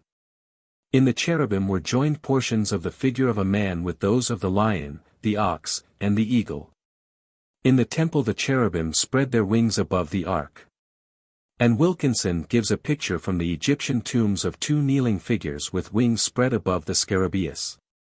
The Persians and the Greeks had similar symbolic figures, meant to represent the various powers of these separate creatures combined in one being, but the Hebrew figure was probably imported from Egypt. The Egyptians had in their temples a special interior sanctuary, more holy than the rest. So the Jews had their Holy of Holies, into which only the high priest went, separated by a veil from the other parts of the temple. The Jews were commanded on the Day of Atonement to provide a scapegoat, to carry away the sins of the people, and the high priest was to lay his hands on the head of the goat and confess the national sins. Putting them upon the head of the goat, Lev. 16, 21, 22, and it was said that, the goat shall bear upon him all their iniquities unto a land not inhabited. So, among the Egyptians, whenever a victim was offered, a prayer was repeated over its head, that if any calamity were about to befall either the sacrifices or the land of Egypt, it might be averted on this head. 195. Such facts as these make it highly probable that Moses allowed in his ritual many ceremonies borrowed from the Egyptian worship. That Egyptian Christianity had a great influence on the development of the system of Christian doctrine is not improbable. 196. The religion of ancient Egypt was very tenacious and not easily effaced. Successive waves of Syrian, Persian, Greek, and Roman conquest rolled over the land, scarcely producing any change in her religion or worship. Christianity conquered Egypt, but was itself deeply tinged with the faith of the conquered. Many customs found in Christendom may be traced back to Egypt. The Egyptian at his marriage put a gold ring on his wife's finger, as a token that he entrusted her with all his property, just as in the Church of England service the bridegroom does the same, saying, "With all my worldly goods I thee endow." Clemens tells us that this custom was derived by the Christians from the Egyptians. The priests at Philae threw a piece of gold into the Nile once a year, as the Venetian Doge did into the Adriatic. The Feast of Candles at Sais is still marked in the Christian calendar as Candlemas Day. The Catholic priest shaves his head as the Egyptian priest did before him. The Episcopal minister's linen surplice for reading the liturgy is taken from the dress of obligation, made of linen, worn by the priest in Egypt. 2,000 years before the Pope assumed to hold the keys, there was an Egyptian priest at Thebes with the title of Keeper of the Two Doors of Heaven. 197.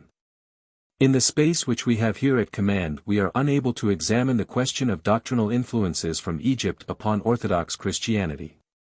For doctrines, however, are stated by the learned Egyptologist, Samuel Sharp, to be common to Egyptian mythology in Church orthodoxy. They are these. 1. That the creation and government of the world is not the work of one simple and undivided being, but of one God made up of several persons. This is the doctrine of plural unity. 2. That salvation cannot be expected from the justice or mercy of the Supreme Judge, unless an atoning sacrifice is made to him by a divine being. 3. That among the persons who compose the Godhead, one, though a God, could yet suffer pain and be put to death. 4. That a God or man, or a being half God and half a man once lived on earth, born of an earthly mother but without an earthly father. The gods of Egypt generally appear in triads, and sometimes as three gods in one. The triad of Thebes was Ammonius Ra, Ather, and Chonso, or father, mother, and son. In Nubia it was Ta, Ammonius Ra, and Horus Ra. At Philae it was Osiris, Isis, and Horus. Other groups were Isis, Nephthys, and Horus, Isis, Nephthys, and Osiris, Osiris, Ather, and Ra. In later times Horus became the supreme being, and appears united with Ra and Osiris in one figure, holding the two scepters of Osiris, and having the hawk's head of Horus and the son of Ra. Eusebius says of this god that he declared himself to be Apollo, Lord, and Bacchus. A porcelain idol worn as a charm combines Ta the supreme god of nature, with Horus the sun god, and Neph the spirit god. The body is that of Ta, god of nature, with the hawk's wings of Horus, and the ram's head of Neph. It is curious that Isis the mother, with Horus the child in her arms, as the merciful gods who would save their worshippers from the vengeance of Osiris the stern judge, became as popular a worship in Egypt in the time of Augustus as that of the Virgin and Child is in Italy today. Juvenal says that the painters of Rome almost lived by painting the goddess Isis, the Madonna of Egypt, which had been imported into Italy, and which was very popular there. In the trial of the soul before Osiris, as represented on tablets and papyri, are seen the images of gods interceding as mediators and offering sacrifices on its behalf. There are 4 of these mediatorial gods, and there is a tablet in the British Museum in which the deceased is shown as placing the gods themselves on the altar as his sin offering, and pleading their merits. 198. The death of Osiris, the supreme god of all Egypt, was a central fact in this mythology. He was killed by Typhon, the Egyptian Satan, and after the fragments of his body had been collected by the sad Isis, he returned to life as king of the dead and their judge. 199. In connection with these facts, it is deserving of notice that the doctrine of the Trinity and that of the Atonement began to take shape in the hands of the Christian theologians of Egypt. The Trinity and its symbols were already familiar to the Egyptian mind. Plutarch says that the Egyptians worshipped Osiris, Isis, and Horus under the form of a triangle. He adds that they considered everything perfect to have three parts, and that therefore their good God made himself threefold, while their god of evil remained single. Egypt, which had exercised so powerful an influence on the old religion of Rome, was destined also greatly to influence Christianity. Alexandria was the headquarters of learning and profound religious speculations in the first centuries. Clemens, Origen, Dionysius, Athanasius, were eminent teachers in that school. Its doctrines were 200 that God had revealed himself to all nations by his logos, or word. Christianity is its highest revelation. The common Christian lives by faith, but the more advanced believer has gnosis, or philosophic insight of Christianity as the eternal law of the soul.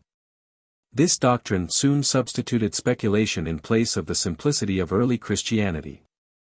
The influence of Alexandrian thought was increased by the high culture which prevailed there, and by the book trade of this Egyptian city.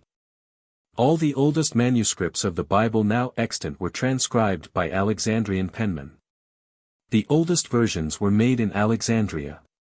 Finally, the intense fervor of the Egyptian mind exercised its natural influence on Christianity, as it did on Judaism and heathenism. The Oriental speculative element of Egyptian life was reinforced by the African fire, and in Christianity, as before in the old religion, we find both working together. By the side of the Alexandrian speculations on the nature of God and the Trinity appear the maniacal devotion of the monks of the Thebaid. The ardor of belief which had overcome even the tenacity of Judaism, and modified it into its two Egyptian forms of the speculations of Philo and the monastic devotion of the Therapeuti, reappeared in a like action upon Christian belief and Christian practice. How large a part of our present Christianity is due to these two influences we may not be able to say. But palpable traces of Egyptian speculation appear in the church doctrines of the Trinity and Atonement, and the material resurrection 201 of the same particles which constitute the earthly body. And an equally evident influence from Egyptian asceticism is found in the long history of Christian monasticism, no trace of which appears in the New Testament, and no authority for which can be found in any teaching or example of Christ. The mystical theology and mystical devotion of Egypt are yet at work in the Christian Church. But beside the doctrines directly derived from Egypt, there has probably come into Christianity another and more important element from this source. The spirit of a race, a nation, a civilization, a religion is more indestructible than its forms, more pervasive than its opinions, and will exercise an interior influence long after its outward forms have disappeared. The spirit of the Egyptian religion was reverence for the divine mystery of organic life, the worship of God in creation, of unity in variety, of each in all. Through the Christian Church in Egypt, the schools of Alexandria, the monks of the Thebaid, these elements filtered into the mind of Christendom. They gave a materialistic tone to the conceptions of the early Church, concerning God, Satan, the angels and devils, heaven, hell, the judgment, and the resurrection. They prevented thereby the triumph of a misty Oriental spiritualism. Too gross indeed in themselves, they yet were better than the Donatism which would have turned every spiritual fact into a ghost or a shadow. The African spirit, in the fiery words of a Tertullian and an Augustine, ran into a materialism, which, opposed to the opposite extreme of idealism, saved to the Church its healthy realism.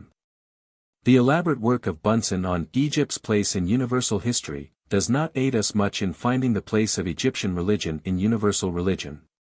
It was strictly an ethnic religion, never dreaming of extending itself beyond the borders of the Nile, until long after the conquest of Egypt by the Romans. Then, indeed, Egyptian temples were welcomed by the large hospitality of Rome, and any traveler may see the ruins of the Temple of Serapis 202 at Pozzuoli, and that of Isis at Pompeii. The gods of Greece, as we have seen, took some hints from Egypt, but the Greek Olympus, with its bright forms, was very different from the mysterious somber worship of Egypt. The worship of variety, the recognition of the divine in nature, the sentiment of wonder before the mystery of the world, the feeling that the deity is in all life, in all form, in all change as well as in what is permanent and stable. This is the best element and the most original part of the Egyptian religion. So much we can learn from it positively, and negatively, by its entire dissolution, its passing away forever, leaving no knowledge of itself behind. We can learn how empty is any system of faith which is based on concealment and mystery. All the vast range of Egyptian wisdom has gone, and disappeared from the surface of the earth, for it was only a religion of the priests, who kept the truth to themselves and did not venture to communicate it to the people. It was only priestcraft, and priestcraft, like all other craft, carries in itself the principle of death. Only truth is immortal, open, frank, manly truth. Confucius was true, he did not know much, but he told all he knew. Buddha told all he knew. Moses told all he heard. So they and their works continue, being built on faith in men. But the vast fabric of Egyptian wisdom, its deep theologies, its mysterious symbolism, its majestic art, its wonderful science, remain only as its mummies remain and as its tombs remain, an enigma exciting and baffling our curiosity, but not adding to our real life. 7. The gods of Greece. I, the land and the race. The little promontory and peninsula, famous in the history of mankind as Greece, or Hellas, projects into the Mediterranean Sea from the south of Europe. It is insignificant on the map, its area being only 2/3 as large as that of the state of Maine. But never was a country better situated in order to develop a new civilization. A temperate climate, where the vine, olive, and fig ripened with wheat, barley, and flax, a rich alluvial soil, resting on limestone, and contained in a series of valleys, each surrounded by mountains. A position equally remote from excesses of heat and cold, dryness and moisture, and finally, the ever-present neighborhood of the sea, constituted a home well fitted for the physical culture of a perfect race of men. Comparative geography, which has pointed out so many relations between the terrestrial conditions of nations and their moral attainments, has laid great stress on the connection between the extent of seacoast and a country's civilization. The sea line of Europe, compared with its area, is more extensive than that of any other continent, and Europe has had a more various and complete intellectual development than elsewhere. Africa, which has the shortest sea line compared with its area, has been most tardy in mental activity. The sea is the highway of nations and the promoter of commerce. And commerce, which brings different races together, awakens the intellect by the contact of different languages, religions, arts, and manners. Material civilization, it is true, does not commence on the seashore, but in river intervals. The arts of life were invented in the valleys of the Indus and Ganges, of the yellow and blue rivers of China, of the Euphrates and the Nile. But the Phoenician navigators in the Mediterranean brought to the shores of Greece the knowledge of the arts of Egypt, the manufactures of Tyre, and the products of India and Africa. Every part of the coast of Greece is indented with bays and harbors. The Mediterranean, large enough to separate the nations on its shores, and so permit independent and distinct evolution of character, is not so large as to divide them. Coasting vessels, running within sight of land, could easily traverse its shores. All this tempted to navigation, and so the Greeks learned to be a race of sailors. What the shore line of Europe was to that of the other continents, that the shore line of Greece was to the rest of Europe. Only long after, in the Baltic, the northern Mediterranean, did a similar landlocked sea create a similar love of navigation among the Scandinavians. 203. Another feature in the physical geography of Greece must be noticed as having an effect on the psychical condition of its inhabitants. Mountains intersected every part, dividing its tribes from each other. In numerous valleys, separated by these mountain walls, each clan, left to itself, formed a special character of its own. The great chain of Pindus with its many branches, the lofty ridges of the Peloponnesus, allowed the people of Thessaly, Boeotia, Attica, Phocis, Locris, Argolis, Arcadia, Laconia, to attain those individual traits which distinguish them during all the course of Greek history. Such physical conditions as we have described are eminently favorable to a free and full development of national character. But this word, development, so familiar to modern thought, implies not only outward circumstances to educate, but a special germ to be educated. So long as the human being is regarded as a lump of dough, to be molded into any shape by external influences, no such term as development was needed. But philosophical historians now admit national character to be the result of two factors, the original ethnic germ in the race, and the terrestrial influences which unfold it. 204. A question, therefore, of grave moment concerns the origin of the Hellenic people. Whence are they derived? What are their affinities? And from what region did they come? The science of comparative philology, one of the great triumphs of modern scholarship, has enabled us now, for the first time, to answer this question. What no Greek knew, what neither Herodotus, Plato, nor Aristotle could tell us, we are now able to state with certainty. The Greek language, both in its grammar and its vocabulary, belongs to the family of Indo-European languages, of which the Sanskrit is the elder sister. Out of 11,633 Greek words, some 2,000 are found to be Sanskrit, and 3,000 more to belong to other branches of the Indo-European tongues. As the words common to the Greek and the Sanskrit must have been in use by both races before their separation, while living together in Central Asia, we have a clue to the degree of civilization attained by the Greeks before they arrived in Europe. Thus it appears that they brought from Asia a familiarity with oxen and cows, horses, dogs, swine, goats, geese, that they could work in metals. That they built houses, and were acquainted with the elements of agriculture, especially with farinaceous grains, they used salt, they had boats propelled by oars, but not sails, they divided the year by moons, and had a decimal notation. 205. The Greeks, as a race, came from Asia later than the Latin races.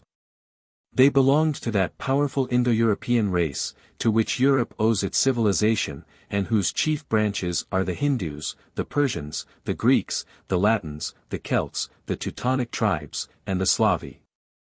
The original site of the race was, as we have seen in our chapter on Brahmanism, in Bactria, and the earliest division of this people could not have been later than 3,000 or 4,000 years before the Christian era. When the Hellenic branch entered Europe we have now no means of saying. It was so long anterior to Greek history that all knowledge of the time was lost, and only the faintest traditions of an Asiatic origin of their nation are to be found in Greek writers. The Hellenic tribes, at the beginning of the 7th century before Christ, were divided into four groups, the Achaeans, Aeolians, Dorians, and Ionians, with outlying tribes more or less akin. But this Hellenic people had been preceded in Greece by another race known as Pelasgians. It is so difficult to say who these were, that Mr. Grote, in despair, pronounces them unknowable, and relinquishes the problem. Some facts concerning them may, however, be considered as established. Their existence in Greece is pronounced by Thirlwall to be the first unquestionable fact in Greek history. Homer speaks, Iliad, 2. 681, of Pelasgian Argos, and of spear-skilled Pelasgians, noble Pelasgians inhabiting fertile Larissa, 2. 840, x. 429. Herodotus frequently speaks of the Pelasgians. He says that the Dorians were a Hellenic nation, the Ionians were Pelasgic. He does not profess to know what language the Pelasgians used, but says that those who in his time inhabited Crestona, Placia, and other regions, spoke a barbarous language, and that the people of Attica were formerly Pelasgic.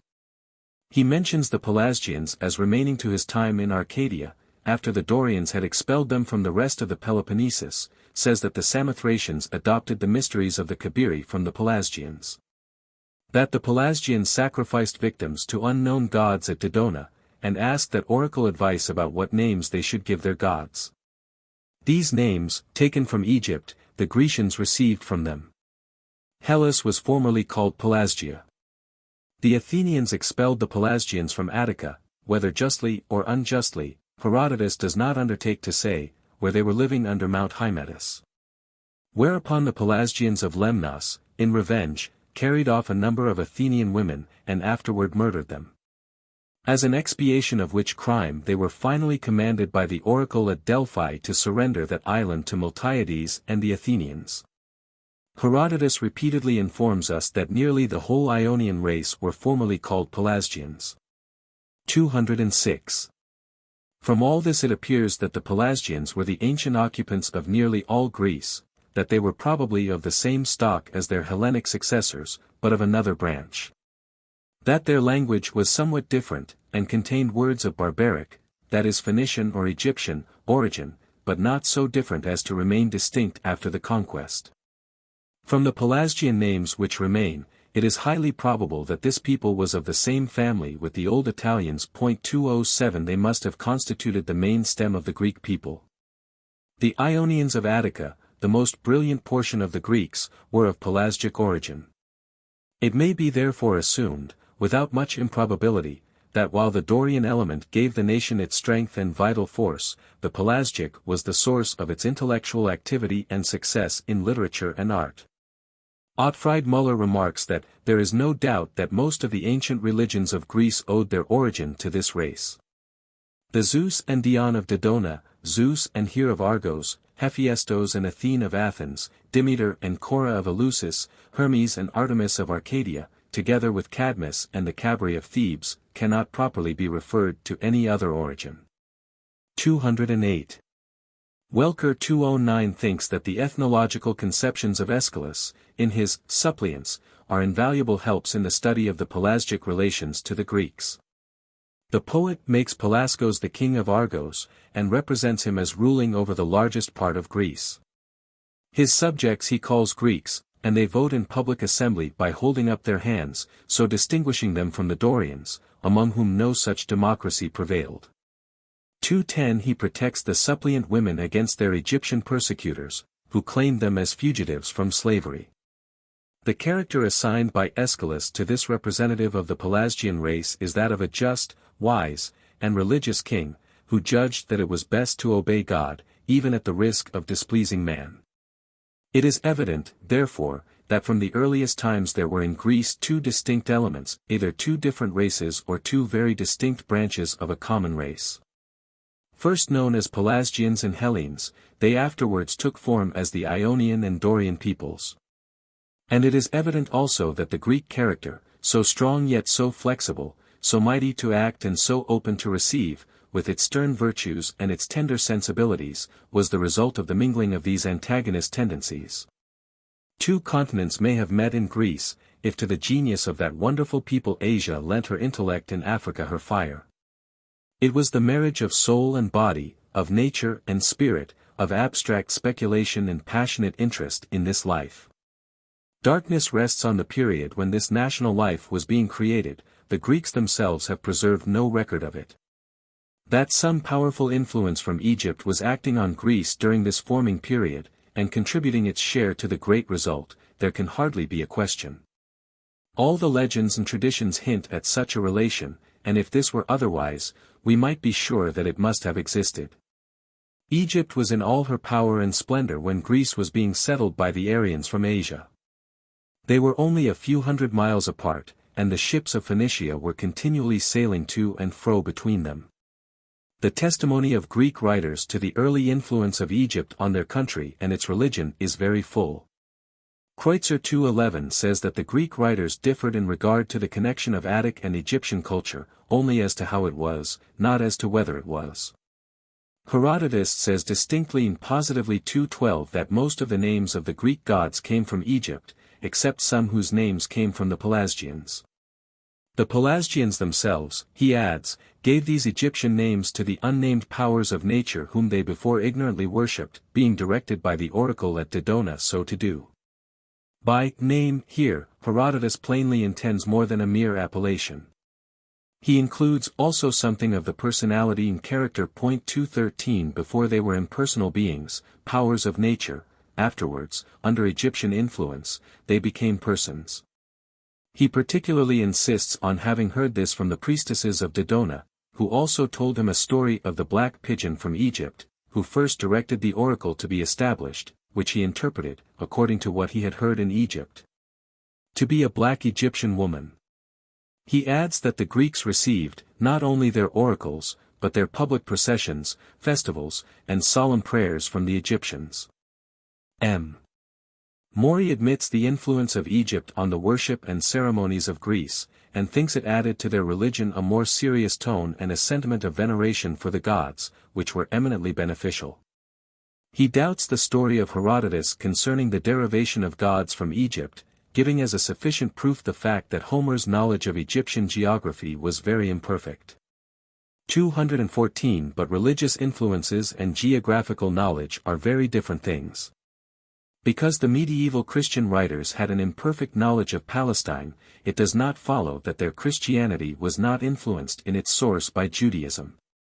The objection to the derivation of the Greek gods from Egypt, on account of the names on the monuments being different from those of the Hellenic deities, is sufficiently answered by Kreutzer, who shows that the Greeks translated the Egyptian word into an equivalent in their own language. Orphic ideas came from Egypt into Greece, through the colonies in Thrace and Samothrace. 215 The story of the Argive colony from Egypt, with their leader Danaus, connects some Egyptian immigration with the old Pelasgic ruler of that city, the walls of which contained Pelasgic masonry. The legends concerning Cecrops, Io, and Lelix, as leading colonies from Egypt to Athens and Megara, are too doubtful to add much to our argument. The influence of Egypt on Greek religion in later times is universally admitted. 216. 2. Idea and general character of Greek religion. The idea of Greek religion, which specially distinguishes it from all others, is the human character of its gods. The gods of Greece are men and women, idealized men and women on a larger scale, but still intensely human. The gods of India, as they appear in the sacred books, are vast abstractions. And as they appear in sculpture, hideous and grotesque idols. The gods of Egypt seem to pass away into mere symbols and intellectual generalizations. But the gods of Greece are persons, warm with life, radiant with beauty, having their human adventures, wars, loves. The symbolical meaning of each god disappears in his personal character. These beings do not keep to their own particular sphere nor confine themselves to their special parts, but, like men and women, have many different interests and occupations. If we suppose a number of human beings, young and healthy and perfectly organized, to be gifted with an immortal life and miraculous endowments of strength, wisdom, and beauty, we shall have the gods of Olympus. Greek religion differs from Brahmanism in this, that its gods are not abstract spirit, but human beings. It differs also from Buddhism, the god in which is also a man, in this, that the gods of Greece are far less moral than Buddha, but far more interesting. They are not trying to save their souls, they are by no means ascetic, they have no intention of making progress through the universe by obeying the laws of nature, but they are bent on having a good time. Fighting, feasting, and making love are their usual occupations. If they can be considered as governing the world, it is in a very loose way and on a very irregular system. They interfere with human affairs from time to time, but merely from whim or from passion. With the common relations of life they have little to do. They announce no moral law, and neither by precept nor example undertake to guide men's consciences. The Greek religion differs from many other religions also in having no one great founder or restorer, in having no sacred books and no priestly caste. It was not established by the labors of a Zoroaster, Gautama, Confucius, or Muhammad. It has no Avesta, no Vedas, no Quran. Every religion which we have thus far considered has its sacred books, but that of Greece has none, unless we accept the works of Homer and Hesiod as its Bible. Still more remarkable is the fact of its having no priestly caste. Brahmanism and Egypt have an hereditary priesthood, and in all other religions, though the priesthood might not be hereditary, it always constituted a distinct caste. But in Greece kings and generals and common people offer sacrifices and prayers, as well as the priests. Priests obtained their office, not by inheritance, but by appointment or election, and they were often chosen for a limited time. Another peculiarity of the Greek religion was that its gods were not manifestations of a supreme spirit, but were natural growths. They did not come down from above, but came up from below. They did not emanate, they were evolved. The Greek pantheon is a gradual and steady development of the national mind. And it is still more remarkable that it has three distinct sources: the poets, the artists, and the philosophers. Jupiter, or Zeus in Homer, is oftenest a man of immense strength, so strong that if he has hold of one end of a chain and all the gods hold the other, with the earth fastened to it beside, he will be able to move them all. Far more grand is the conception of Jupiter as it came from the chisel of Phidias, of which Quintilian says that it added a new religious sentiment to the religion of Greece. Then came the philosophers and gave an entirely different and higher view of the gods. Jupiter becomes with them the supreme being, father of gods and of men, omnipotent and omnipresent. One striking consequence of the absence of sacred books, of a sacred priesthood, and an inspired founder of their religion, was the extreme freedom of the whole system. The religion of Hellas was hardly a restraint either to the mind or to the conscience. It allowed the Greeks to think what they would and to do what they chose. They made their gods to suit themselves, and regarded them rather as companions than as objects of reverence. The gods lived close to them on Olympus, a precipitous and snow-capped range full of vast cliffs, deep glens, and extensive forests, less than 10,000 feet in height, though covered with snow on the top even in the middle of July. According to the Jewish religion, man was made in the image of God, but according to the Greek religion the gods were made in the image of men. Heraclitus says, "Men are mortal gods, and the gods immortal men." The Greek fancied the gods to be close to him on the summit of the mountain which he saw among the clouds, often mingling in disguise with mankind, a race of stronger and brighter Greeks, but not very much wiser or better. All their own tendencies they beheld reflected in their deities. They projected themselves upon the heavens, and saw with pleasure a race of divine Greeks in the skies above, corresponding with the Greeks below. A delicious religion. Without austerity, asceticism or terror, a religion filled with forms of beauty and nobleness, kindred to their own, with gods who were capricious indeed, but never stern, and seldom jealous or very cruel. It was a heaven so near at hand, that their own heroes had climbed into it, and become demigods. It was a heaven peopled with such a variety of noble forms, that they could choose among them the protector whom they liked best, and possibly themselves be selected as favorites by some guardian deity. The fortunate hunter, of a moonlight night, might even behold the graceful figure of Diana flashing through the woods in pursuit of game, and the happy inhabitant of Cyprus come suddenly on the fair form of Venus resting in a laurel grove. The Dryads could be seen glancing among the trees, the Oreads heard shouting on the mountains, and the Naiads found asleep by the side of their streams. If the Greek chose, he could take his gods from the poets. If he liked it better, he could find them among the artists, or if neither of these suited him, he might go to the philosophers for his deities. The Greek religion, therefore, did not guide or restrain, it only stimulated. The Greek, by intercourse with Greek gods, became more a Greek than ever. Every Hellenic feeling and tendency was personified and took a divine form, which divine form reacted on the tendency to develop it still further. All this contributed unquestionably to that wonderful phenomenon, Greek development. Nowhere on the earth, before or since, has the human being been educated into such a wonderful perfection, such an entire and total unfolding of itself, as in Greece. There, every human tendency and faculty of soul and body opened in symmetrical proportion. That small country, so insignificant on the map of Europe, so invisible on the map of the world, carried to perfection in a few short centuries every human art. Everything in Greece is art, because everything is finished, done perfectly well. In that garden of the world ripened the masterpieces of epic, tragic, comic, lyric, didactic poetry, the masterpieces in every school of philosophic investigation, the masterpieces of history, of oratory, of mathematics. The masterpieces of architecture, sculpture, and painting. Greece developed every form of human government, and in Greece were fought and won the great battles of the world. Before Greece, everything in human literature and art was a rude and imperfect attempt. Since Greece, everything has been a rude and imperfect imitation. 3. The gods of Greece before Homer. The Theogony of Hesiod, or Book of Genesis of the Greek gods, gives us the history of 3 generations of deities. First come the Euronids, secondly, the Titans, and thirdly, the gods of Olympus. Beginning as powers of nature, they end as persons. 217. The substance of Hesiod's charming account of these 3 groups of gods is as follows. First of all things was chaos. Next was broad-bosomed earth, or Gaia. Then was Tartarus, dark and dim, below the earth. Next appears Eros, or love, most beautiful among the immortals.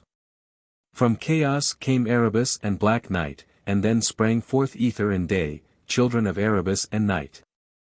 Then earth brought forth the starry heaven, Uranos, like to herself in size, that he might shelter her around. Gaia, or earth, also bore the mountains, and Pontus, or the barren sea. Then Gaia intermarried with Uranos, and produced the Titans and Titanides, namely, Ocean, Koios, Krios, Hyperion, Iapetus, Thea and Rhea, Themis, Mnemosyne, Phoebe with golden coronet, and lovely Tethys. Lastly came Kronos, or Time. With the Cyclopes and the 100-headed giants. All these children were hid in the earth by Uranos, who dreaded them, till by a contrivance of Gaia and Kronos, Uranos was dethroned. And the first age of the gods was terminated by the birth from the sea of the last and sweetest of the children of the heaven, Aphrodite, or immortal beauty, the only one of this second generation who continued to reign on Olympus. An awful, beauteous goddess, says Hesiod, beneath whose delicate feet the verdure throve around, born in wave-washed Cyprus, but floating past divine Cythera. Her Eros accompanied, and fair desire followed. Thus was completed the second generation of gods, the children of heaven and earth, called Titans. These had many children. The children of Ocean and Tethys were the nymphs of Ocean.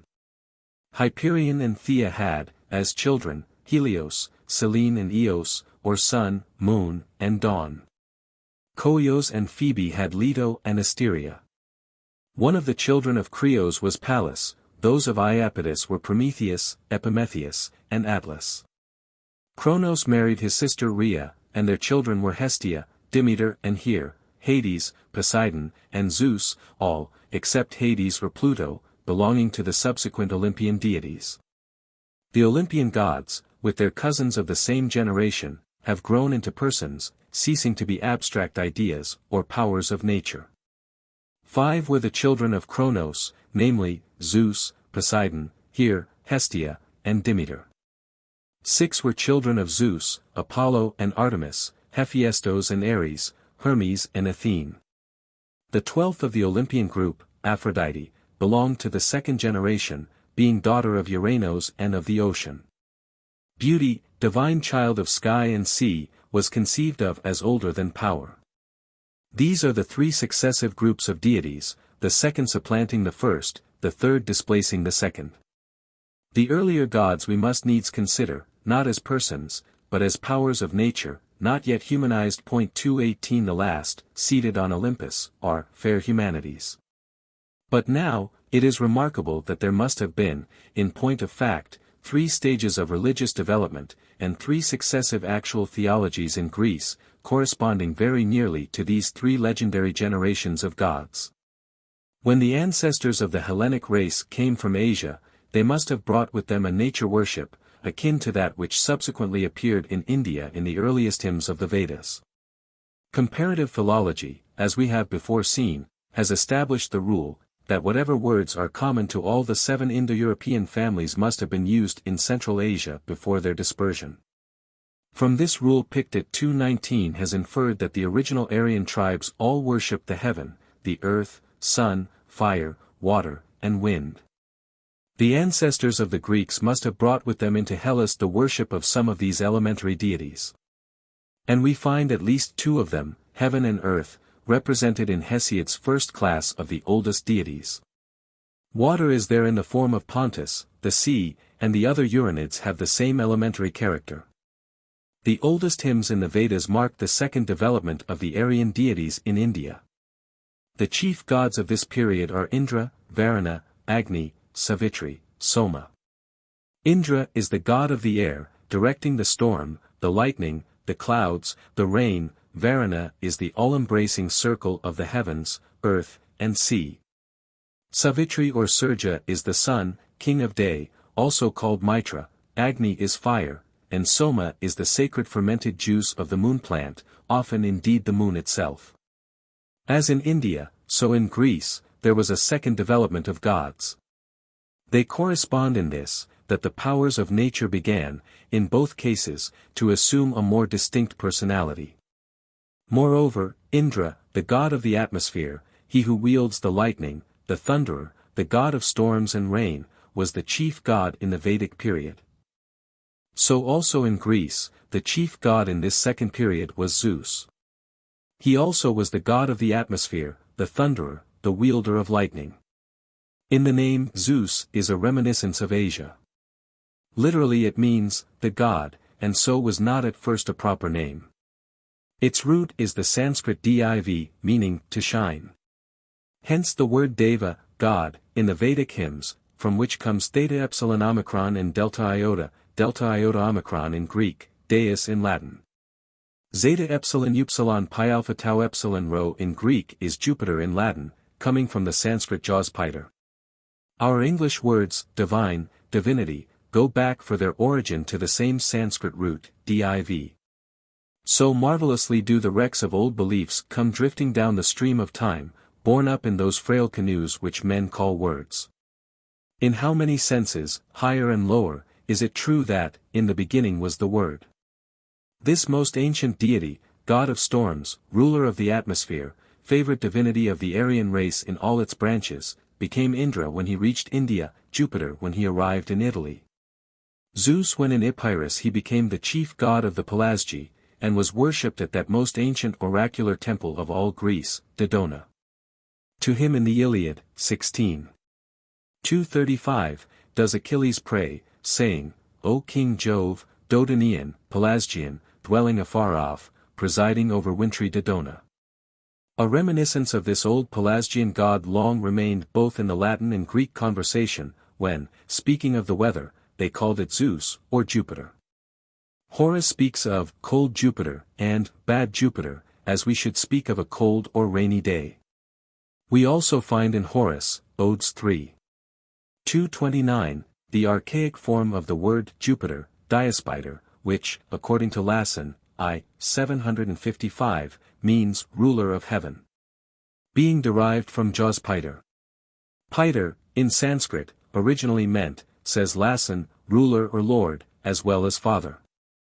In Arcadia and Boeotia the Pelasgi declared that their old deities were born.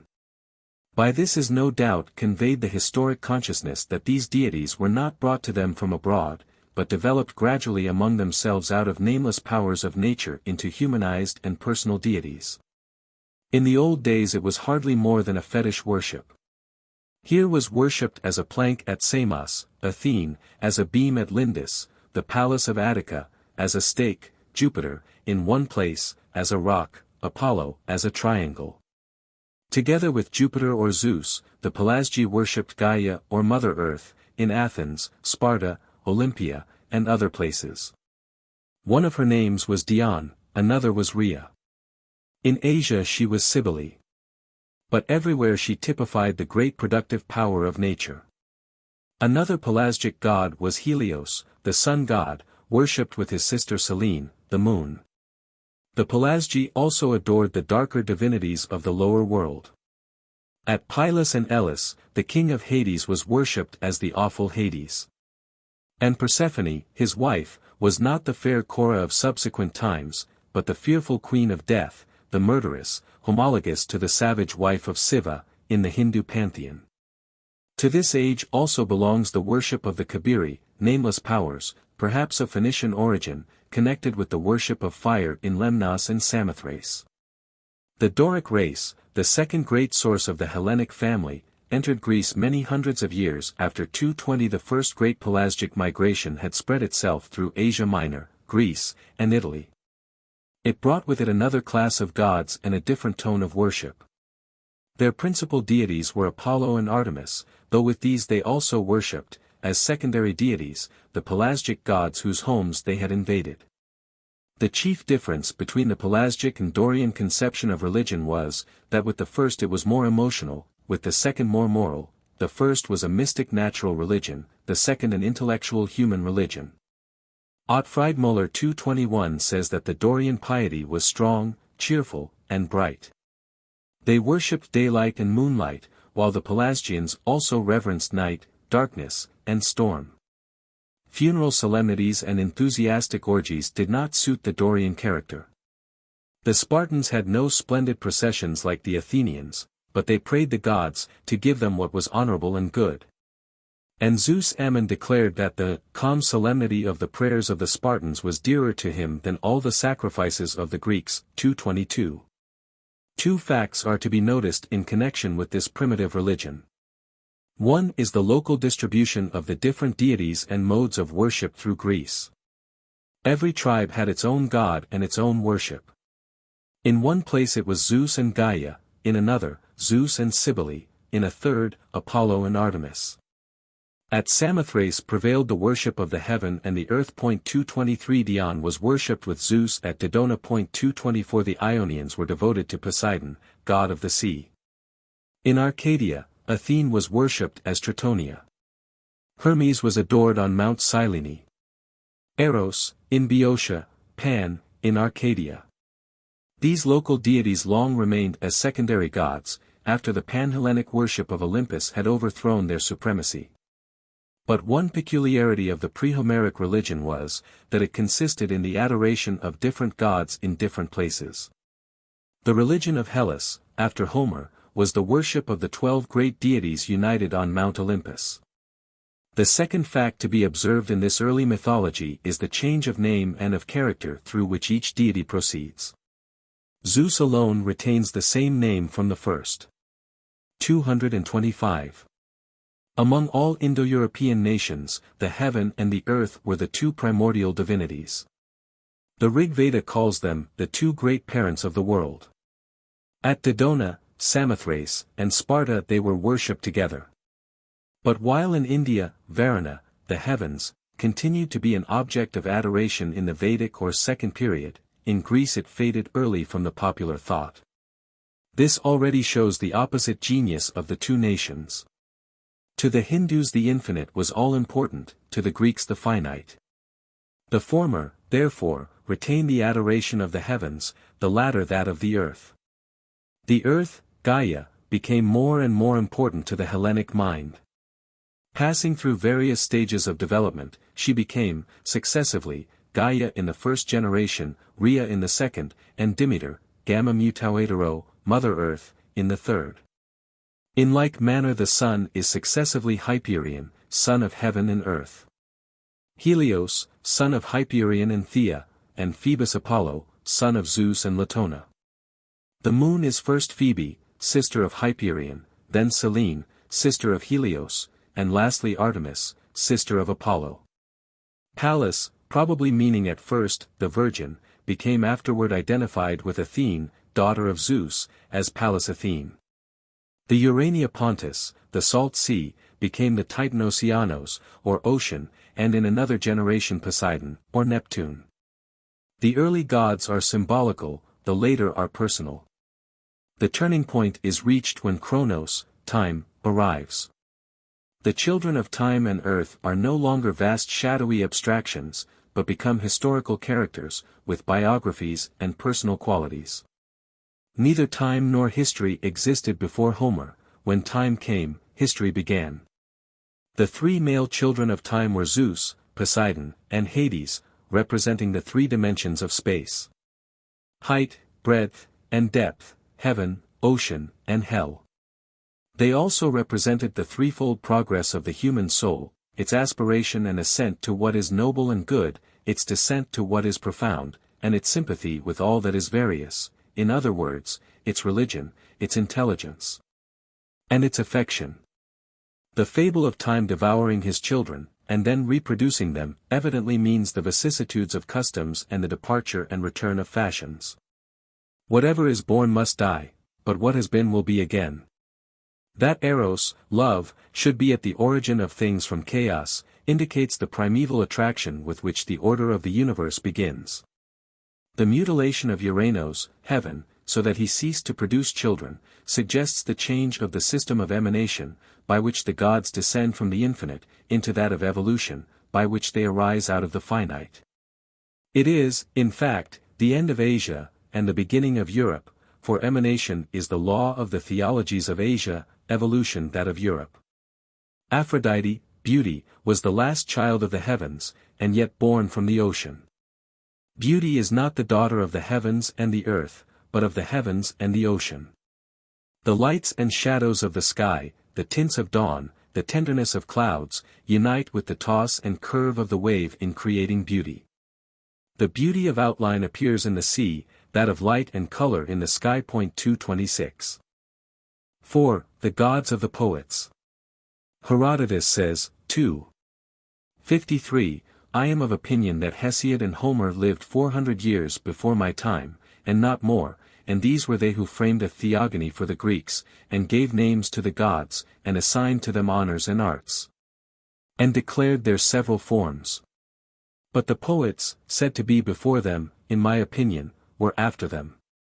That two poets should create a theology and a worship for a great people, and so unite its separate tribes into a commonwealth of United States, seems to modern minds an absurdity. But the poets of Greece were its prophets. They received, intensified, concentrated, the tendencies of thought already in the air. All the drift was toward pan-Hellenic worship and to a humanized theology, when the Homeric writers sang their song. The Greeks must be conceived of as a nation of poets, hence all their mythology was poetry. Poetry was their life and joy, written or unwritten, sung or spoken. They were poets in the deeper sense of the word. Not by writing verses, but by looking at all nature and all life from its poetic side. Their exquisite mythology arose out of these spontaneous instincts. The tendency of the Greek mind was to vitalize and harmonize nature. 227. All the phenomena of nature, all the powers of the human soul, and all the events of life, became a marvelous tissue of divine story. They walked the earth, surrounded and overshadowed by heavenly attendants and supernatural powers. But a striking peculiarity of this immense spiritualism was that it was almost without superstition. Their gods were not their terror, but their delight. Even the great gods of Olympus were around them as invisible companions. Fate itself, the dark Moira, supreme power, mistress of gods and men, was met manfully and not timorously. So strong was the human element, the sense of personal dignity and freedom, that the Greek lived in the midst of a supernatural world on equal terms. No doubt the elements of mythology are in all nations the same, consisting of the facts of nature and the facts of life. The heavens and the earth, day and night, the sun and moon, storms, fire, ocean, and rivers, love and beauty, life and progress, war, wisdom, doom, and chance, these, among all nations, supply the material for myths. But while, with some races, these powers remained solemn abstractions, above and behind nature, among the Greeks they descended into nature and turned to poetry, illuminating all of life. Let us imagine a Greek, possessed by the spirit of his nation and acquainted with its legendary history, visiting the holy places of that ideal land. On the northern boundary he sees the towering summit of Olympus, on whose solemn heights reside the 12 great gods of his country. When the dark clouds roll along its defile, and the lightning flashes from their black depths, it is Zeus, striking with his thunderbolt some impious offender.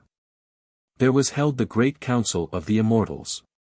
When the ocean was quiet, Poseidon had left it to visit Olympus.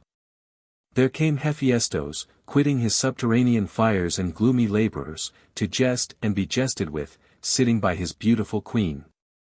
There, while the sun hung motionless in mid-heaven, Apollo descended from his burning chariot to join the feast. Artemis and Demeter came from the woods and fields to unite in the high assembly, and war was suspended while Ares made love to the goddess of beauty. The Greek looked at Parnassus, soaring snow-clad through its native sky, with its Delphic cave and its Castalian fount, or at the neighboring summits of Helicon, where Pegasus struck his hoof and Hippocrene gushed forth. And believed that hidden in these sunny woods might perhaps be found the muses who inspired Herodotus, Homer, Aeschylus, and Pindar. He could go nowhere without finding some spot over which hung the charm of romantic or tender association. Within every brook was hidden a naiad, by the side of every tree lurked a dryad. If you listen, you may hear the oreads calling among the mountains. If you come cautiously around that bending hill, you may catch a glimpse of the great Pan himself. When the moonlight showers filled the forests with a magical light, one might see the untouched Artemis gliding rapidly among the mossy trunks. Beneath, in the deep abysses of earth, reigned the gloomy Pluto with the sad Persephone, homesick for the upper air. By the seashore Proteus wound his horn, the sirens sang their fatal song among the rocks, the Nereids and Oceanides gleamed beneath the green waters, the vast Amphitrite stretched her wide-embracing arms. And Thetis with her water-nymphs lived in their submarine grottos. When the morning dawned, Eos, or Aurora, went before the chariot of the sun, dropping flowers upon the earth. Every breeze which stirred the treetops was a god, going on some errand for Aeolus. The joy of inspired thought was breathed into the soul by Phoebus, the genial glow of life, the festal mirth, and the glad revel were the gift of Dionysus. All nature was alive with some touch of a divine presence. So, too, every spot of Hellas was made interesting by some legend of Hercules, of Theseus, of Prometheus, of the great Dioscuri, of Minos, or Daedalus, of Jason and the Argonauts. The Greeks extended their own bright life backward through history, and upward through heroes and demigods to Zeus himself. In Homer, the gods are very human. They have few traits of divinity, scarcely of dignity. Their ridicule of Vulcan is certainly coarse, the threats of Zeus are brutal. As a family, they live together on Olympus, feasting, talking, making love, making war, deceiving each other, angry, and reconciled. They feed on nectar and ambrosia, which makes them immortal, just as the Amrita makes the Hindu god so. So in the Iliad we see them at their feast, with Vulcan handing each the cup, pouring out nectar for them all. And then inextinguishable laughter arose among the immortal gods, when they saw Vulcan bustling through the mansion. So they feasted all day till sundown. Nor did the soul want anything of the equal feast, nor of the beautiful harp which Apollo held, nor of the muses, who accompanied him, responding in turn with delicious voice. But when the splendid light of the sun was sunk, they retired to repose, each one to his house, which renowned Vulcan, lame of both legs, had built. But Olympian Zeus went to his couch, and laid down to rest beside white-armed Here. 228. Or sometimes they fight together, or with mortals, instances of both appear in the Iliad. It must be admitted that they do not appear to advantage in these conflicts. They usually get the worst of it, and go back to Zeus to complain. In the 21st book they fight together, Ares against Athene, Athene also against his helper, Aphrodite, Poseidon and Here against Apollo and Artemis, Vulcan against the river god, Scamander. Ares called Athene impudent, and threatened to chastise her. She seized a stone and struck him on the neck, and relaxed his knees. 7 acres he covered falling, and his back was defiled with dust, but Pallas Athene jeered at him. And when Aphrodite led him away groaning frequently, Pallas Athene sprang after, and smote her with her hand, dissolving her knees and dear heart. Apollo was afraid of Poseidon, and declined fighting with him when challenged, for which Artemis rebuked him. On this, Here tells her that she can kill stags on the mountains, but is afraid to fight with her betters, and then proceeds to punish her, holding both the hands of Artemis in one of hers, and beating her over the head with her own bow. A disgraceful scene altogether, we must confess, and it is no wonder that Plato was scandalized by such stories. Thus purely human were these gods, spending the summer's day in feasting beneath the open sky. Going home at sundown to sleep, like a parcel of great boys and girls. They are immortal indeed, and can make men so sometimes, but cannot always prevent the death of a favorite. Above them all broods a terrible power, mightier than themselves, the dark fate and irresistible necessity. For, after all, as human gods they were like men, subject to the laws of nature. Yet as men, they are free, and in the feeling of their freedom sometimes resist and defy fate. The Homeric gods move through the air like birds, like wind, like lightning. They are stronger than men, and larger. Ares, overthrown by Pallas, covers 7 acres of ground. When wounded by Diomedes he bellowed as loud as 9 or 10,000 men, says the accurate Homer. The bodies of the gods, inexpressibly beautiful, and commonly invisible, are, whenever seen by men, in an aureola of light. In Homer, Apollo is the god of archery, prophecy, and music. He is the far darter. He shoots his arrows at the Greeks, because his prophet had been ill-treated. He descended from Olympus, says Homer, enraged in heart, having his bow and quiver on his shoulders. But as he moved the shafts rattled on the shoulders of him enraged. And he went onward like the night. Then he sat near the ships, and sent an arrow, and dreadful was the clangor of the silver bow. Later in the Iliad he appears again, defending the Trojans and deceiving Achilles. In the Homeric hymn his birth on Delos is sweetly told, and how, when he was born, earth smiled around, and all the goddesses shouted. Themis fed him on nectar and ambrosia. Then he sprang up, called for a lyre and bow, and said he would declare henceforth to men the will of Jove, and Delos, exulting, became covered with flowers. 229. The second book of the Iliad begins thus: the rest, both gods and horse-arraying men, slept all the night, but Jove sweet sleep possessed not, but he pondered how he might destroy many at the Greek ships, and honor Achilles. But this device appeared best to his mind, to send a fatal dream to Agamemnon. And he said, Haste, pernicious dream, to the swift ships, and bid Agamemnon arm the Achaeans to take wide-street Troy, since Juno has persuaded all the gods to her will. This was simply a lie, sent for the destruction of the Greeks. In the first book, Jupiter complains to Thetis that Juno is always scolding him, and good right had she to do so. Presently she comes in and accuses him of plotting something secretly with Thetis, and never letting her know his plans. He answers her by accusations of perversity: Thou art always suspecting, but thou shalt produce no effect, but be further from my heart. He then is so ungentlemanly as to threaten her with corporal punishment. The gods murmur. But Vulcan interposes as a peacemaker, saying, There will be no enjoyment in our delightful banquet if you twain thus contend. Then he arose and placed the double cup in her hands and said, Be patient, my mother, lest I again behold thee beaten, and cannot help thee.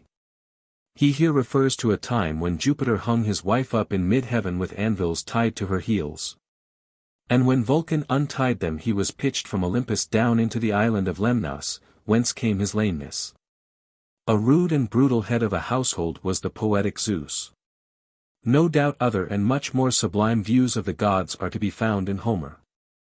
Thus, Il. 1580, he compares the motion of Juno to the rapid thought of a traveler, who, having visited many countries, says, I was here, I was there. Such also is the description, Il. 1317, of Neptune descending from the top of Samothrace, with the hills and forests trembling beneath his immortal feet. Infinite power, infinite faculty, the gods of Homer possessed. But these were only human faculty and power pushed to the utmost. Nothing is more beautiful than the description of the sleep of Jupiter and Juno, imparadized in each other's arms, Il. 14. 350, while the divine earth produced beneath them a bed of flowers, softly lifting them from the ground. But the picture is eminently human, quite as much so as that which Milton has imitated from it. After Homer and Hesiod, among the Greek poets, come the lyrists. Caulinus, the Ephesian, made a religion of patriotism. Tertius, BC 660, somewhat later, of Sparta, was devoted to the same theme. Pindar, the Theban, began his career, BC 494, in the time of the conquests of Darius, and composed one of his Pythian odes in the year of the Battle of Marathon. He taught a divine retribution on good and evil. Taught that, the bitterest end awaits the pleasure that is contrary to right. 230 taught moderation, and that, a man should always keep in view the bounds and limits of things. 231 He declared that, law was the ruler of gods and men. Moreover, he proclaimed that gods and men were of one family, and though the gods were far higher, yet that something divine was in all men. 232 And in a famous fragment, quoted by Bunsen 233, he calls mankind the majestic offspring of earth. Mankind, a gentle race, beloved of heaven. The tragic poet, Aeschylus, is a figure like that of Michelangelo in Italian art, grand, somber, and possessed by his ideas. The one which rules him and runs darkly through all his tragedies is the supreme power of Nemesis, the terrible destiny which is behind and above gods and men. The favorite theme of Greek tragedy is the conflict of fate and freedom, of the inflexible laws of nature with the passionate longings of man, of the emergency of the case with the despotism of the rule. This conflict appears most vividly in the story of Prometheus, or Forethought, he, whose godlike crime was to be kind, he who resisted the torments and terrors of Zeus, relying on his own fierce mind. 234 In this respect, Prometheus in his suffering is like Job in his sufferings. Each refuses to say he is wrong, merely to pacify God, when he does not see that he is wrong. As Prometheus maintains his inflexible purpose, so Job holds fast his integrity. Sophocles is the most devout of the Greek tragedians, and reverence for the gods is constantly enjoined in his tragedies. One striking passage is where Antigone is asked if she had disobeyed the laws of the country, and replies, yes, for they were not the laws of God. They did not proceed from justice, who dwells with the immortals. Nor dared I, in obeying the laws of mortal man, disobey those of the undying gods. For the gods live from eternity, and their beginning no man knows. I know that I must die for this offense, and I die willingly. I must have died at some time, and a premature death I account again, as finishing a life filled with sorrows. 235 This argument reminds us of the higher law discussions of the anti-slavery conflict, and the religious defiance of the fugitive slave law by all honest men. Euripides represents the reaction against the religious tragedy. His is the anti-religious tragedy. It is a sneering defiance of the religious sentiment, a direct teaching of pessimism. Bunsen, God and History, goes at length into the proof of this statement, showing that in Euripides the theology of the poets encountered and submitted to the same skeptical reaction which followed in philosophy the divine teachings of Plato. 236 After this time Greek poetry ceased to be the organ of Greek religion. It is true that we have subsequent outbreaks of devout song, as in the Hymn of Cloths, the Stoic, who followed Zeno as teacher in the Porch, BC 260. Though this belongs rather to philosophy than to poetry, yet on account of its truly monotheistic and also devout quality, I add a translation here, 237. Greatest of the gods, God with many names, God ever ruling and ruling all things. Zeus, origin of nature, governing the universe by law. All hail! For it is right for mortals to address thee. Since we are thy offspring, and we alone of all that live and creep on earth have the power of imitative speech. Therefore will I praise thee, and hymn forever thy power. Thee the wide heaven, which surrounds the earth, obeys. Following where thou wilt, willingly obeying thy law. Thou holdest at thy service, in thy mighty hands, the two-edged, flaming, immortal thunderbolt, before whose flash all nature trembles. Thou rulest in the common reason, which goes through all, and appears mingled in all things, great or small, which, filling all nature, is king of all existences. Nor without thee, O deity, does anything happen in the world. From the divine ethereal pole to the great ocean, except only the evil preferred by the senseless wicked. But thou also art able to bring to order that which is chaotic, giving form to what is formless, and making the discordant friendly. So reducing all variety to unity, and even making good out of evil. Thus, through all nature is one great law, which only the wicked seek to disobey. Poor fools, who long for happiness, but will not see nor hear the divine commands. But do thou, O Zeus, all-bestower, cloud-compeller, ruler of thunder, guard men from sad error. Father, dispel the clouds of the soul, and let us follow the laws of thy great and just reign. That we may be honored, let us honor thee again, chanting thy great deeds, as is proper for mortals. For nothing can be better for gods or men than to adore with perpetual hymns the law common to all.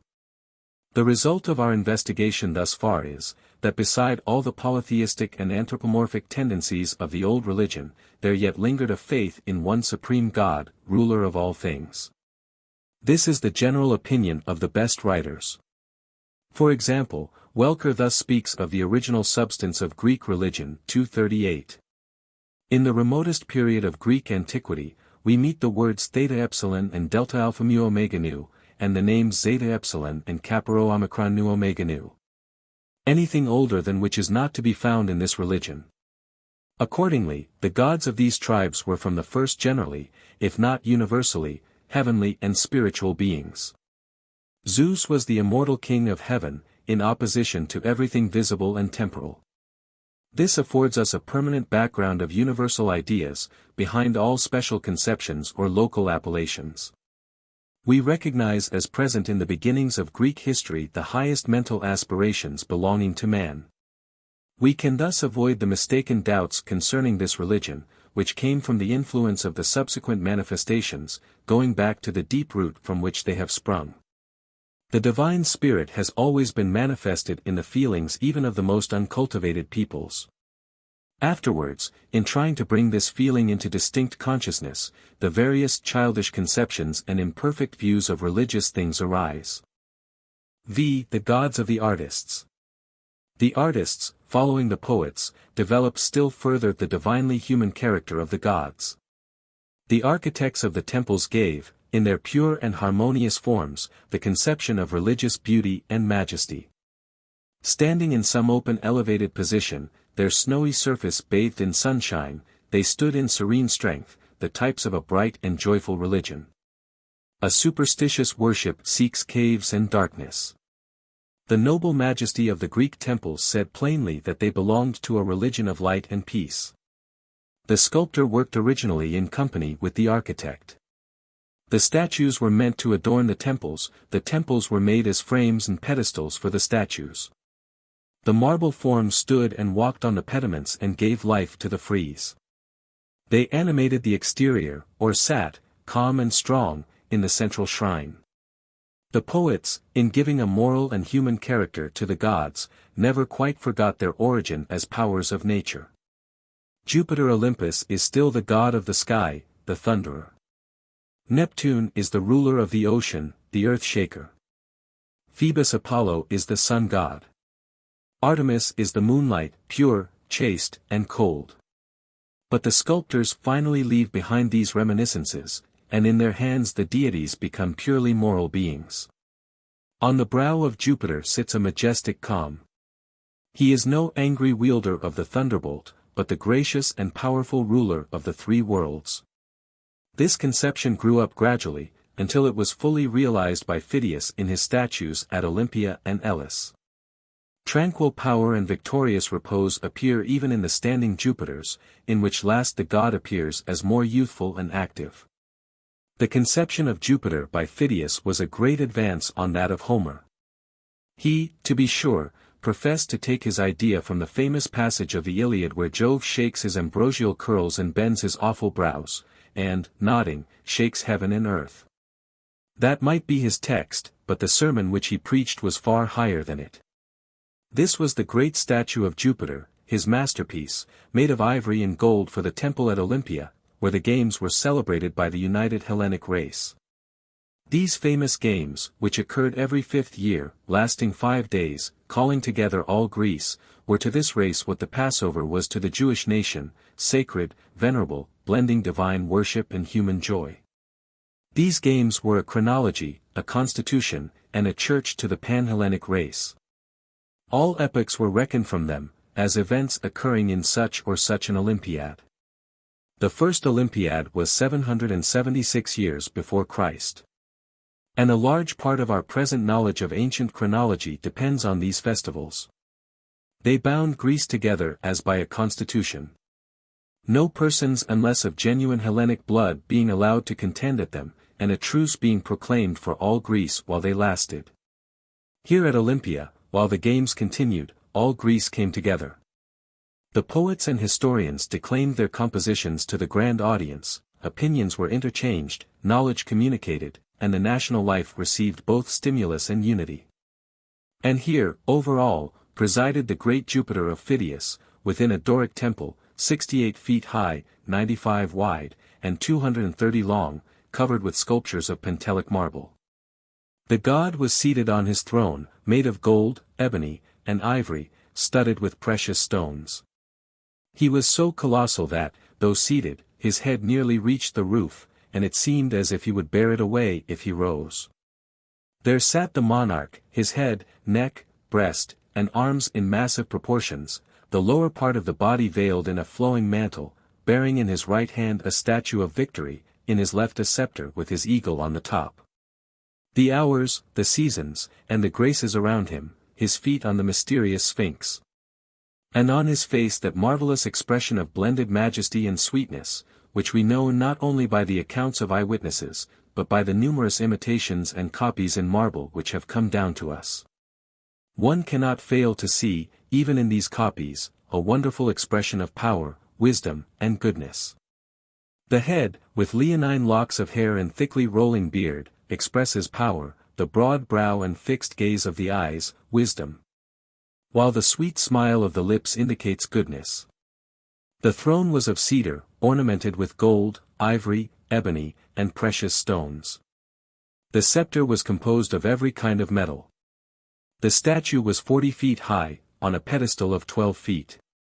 To die without having seen this statue was regarded by the Greeks as almost as great a calamity as not to have been initiated into the mysteries. 239. In like manner the poetic conception of Apollo was inferior to that of the sculptor.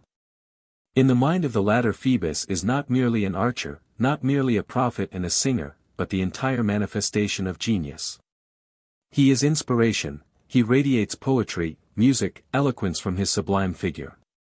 The Phidian Jupiter is lost to us, except in copies, but in the Belvedere Apollo we see how the sculptor could interpret the highest thought of the Hellenic mind.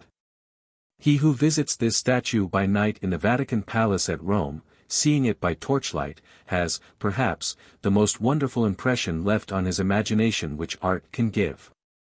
After passing through the long galleries of the Vatican, where, as the torches advance, armies of statues emerge from the darkness before you, gaze on you with marble countenance, and sink back into the darkness behind. You reach at last the small circular hall which contains the Apollo. The effect of torchlight is to make the statue seem more alive. One limb, one feature, one expression after another, is brought out as the torches move, and the wonderful form becomes at last instinct with life. Milman has described the statue in a few glowing but unexaggerated lines. For mild he seemed, as in Elysian towers. Wasting, in careless ease, the joyous hours. Haughty, as bards have sung, with princely sway. Curbing the fierce flame-breathing steeds of day. Beauteous, as vision seen in dreamy sleep. By holy maid, on Delphi's haunted steep. All divine. No struggling muscle glows. Through heaving vein no mantling lifeblood flows. But, animate with deity alone. In deathless glory lives the breathing stone. 240. In such a statue we see the human creative genius idealized. It is a magnificent representation of the mind of Greece, that fountain of original thought from which came the songs of Homer and the dialogues of Plato, that unfailing source of history, tragedy, lyric poetry, scientific investigation. In the Belvedere Apollo we see expressed at once the genius of Homer, Aristotle, Herodotus, Aeschylus, Pindar, Thales, and Plato. With Apollo is associated his sister Artemis, or Diana, another exquisite conception of Greek thought.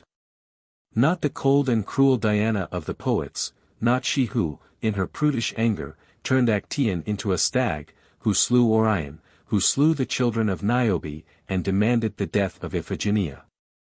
Very different is the beautiful Diana of the sculptors, the Artemis, or untouched one, chaste as moonlight, a wild girl, pure, free, noble. The ideal of youthful womanhood, who can share with man manly exercises and open-air sports, and add to manly strength a womanly grace. So she seems in the statue. In swift motion, the air lifting her tunic from her noble limbs, while she draws a shaft from the quiver to kill a hind. No Greek could look at such a statue, and not learn to reverence the purity and nobleness of womanhood. Pallas Athene was the goddess of all the liberal arts and sciences. In battle she proves too strong for Ares or Mars, as scientific war is always too strong for that wild, furious war which Mars represented. She was the civilizer of mankind. Her name Pallas means virgin, and her name Athene was supposed to be the same as the Egyptian Neith, reversed, though modern scholars deny this etymology. The Parthenon, standing on the summit of Athens, built of white marble, was surrounded by columns 34 feet high. It was 230 feet long, 102 feet wide, and 68 high, and was perhaps the most perfect building ever raised by man. Every part of its exterior was adorned with Phidian sculpture, and within stood the statue of Athene herself, in ivory and gold, by the same master hand. Another colossal statue of the great goddess stood on the summit of the Acropolis, and her polished brazen helmet and shield, flashing in the sun, could be seen far out at sea by vessels approaching Athens. The Greek sculptors, in creating these wonderful ideals, were always feeling after God, but for God incarnate, God in man. They sought for and represented each divine element in human nature. They were prophets of the future development of humanity. They showed how man is a partaker of the divine nature. If they humanized deity, they divinized humanity. 6. The gods of the philosophers. The problem which the Greek philosophers set themselves to solve was the origin of things. As we have found a double element of race and religion running through the history of Greece, so we find a similar dualism in its philosophy. An element of realism and another of idealism are in opposition until the time of Plato, and are first reconciled by that great master of thought. Realism appears in the Ionic nature philosophy. Idealism in Orpheism, the schools of Pythagoras, and the Eleatic school of southern Italy. Both these classes of thinkers sought for some central unity beneath the outward phenomena. Thales the Milesian, BC 600, said it was water. His disciple, Anaximander, called it a chaotic matter, containing in itself a motive power which would take the universe through successive creations and destructions. His successor, Anaximenes, concluded the infinite substance to be air. Heraclitus of Ephesus, BC 500, declared it to be fire, by which he meant, not physical fire, but the principle of antagonism. So, by water, Thales must have intended the fluid element in things. For that Thales was not a mere materialist appears from the sayings which have been reported as coming from him, such as this: of all things, the oldest is God, the most beautiful is the world, the swiftest is thought, the wisest is time. Or that other, that death does not differ at all from life. Thales also taught that a divine power was in all things. The successor of Heraclitus, Anaxagoras, BC 494, first distinguished God from the world, mind from matter, leaving to each an independent existence. While the Greek colonies in Asia Minor developed thus the Asiatic form of philosophy, the colonies in Magna Graecia unfolded the Italian or ideal side. Of these, Pythagoras was the earliest and most conspicuous. Born at Samos, BC 584, he was a contemporary of Thales of Miletus. He taught that God was one, yet not outside of the world, but in it, wholly in every part, overseeing the beginnings of all things and their combinations. 241. The head of the Italian school, known as Eleatics, was Xenophanes, born BC 600, who, says Zeller, 242, both a philosopher and a poet, taught first of all a perfect monotheism. He declared God to be the one and all, eternal, almighty, and perfect being, being all sight, feeling, and perception. He is both infinite and finite. If he were only finite, he could not be; if he were only infinite, he could not exist. He lives in eternity, and exists in time. 243. Parmenides, scholar and successor of Xenophanes at Elea, taught that God, as pure thought, pervaded all nature. Empedocles, about B.C. 460, 244 followed Xenophanes, though introducing a certain dualism into his physics. In theology he was a pure monotheist, declaring God to be the absolute being, sufficient for himself, and related to the world as unity to variety, or love to discord. We can only recognize God by the divine element in ourselves.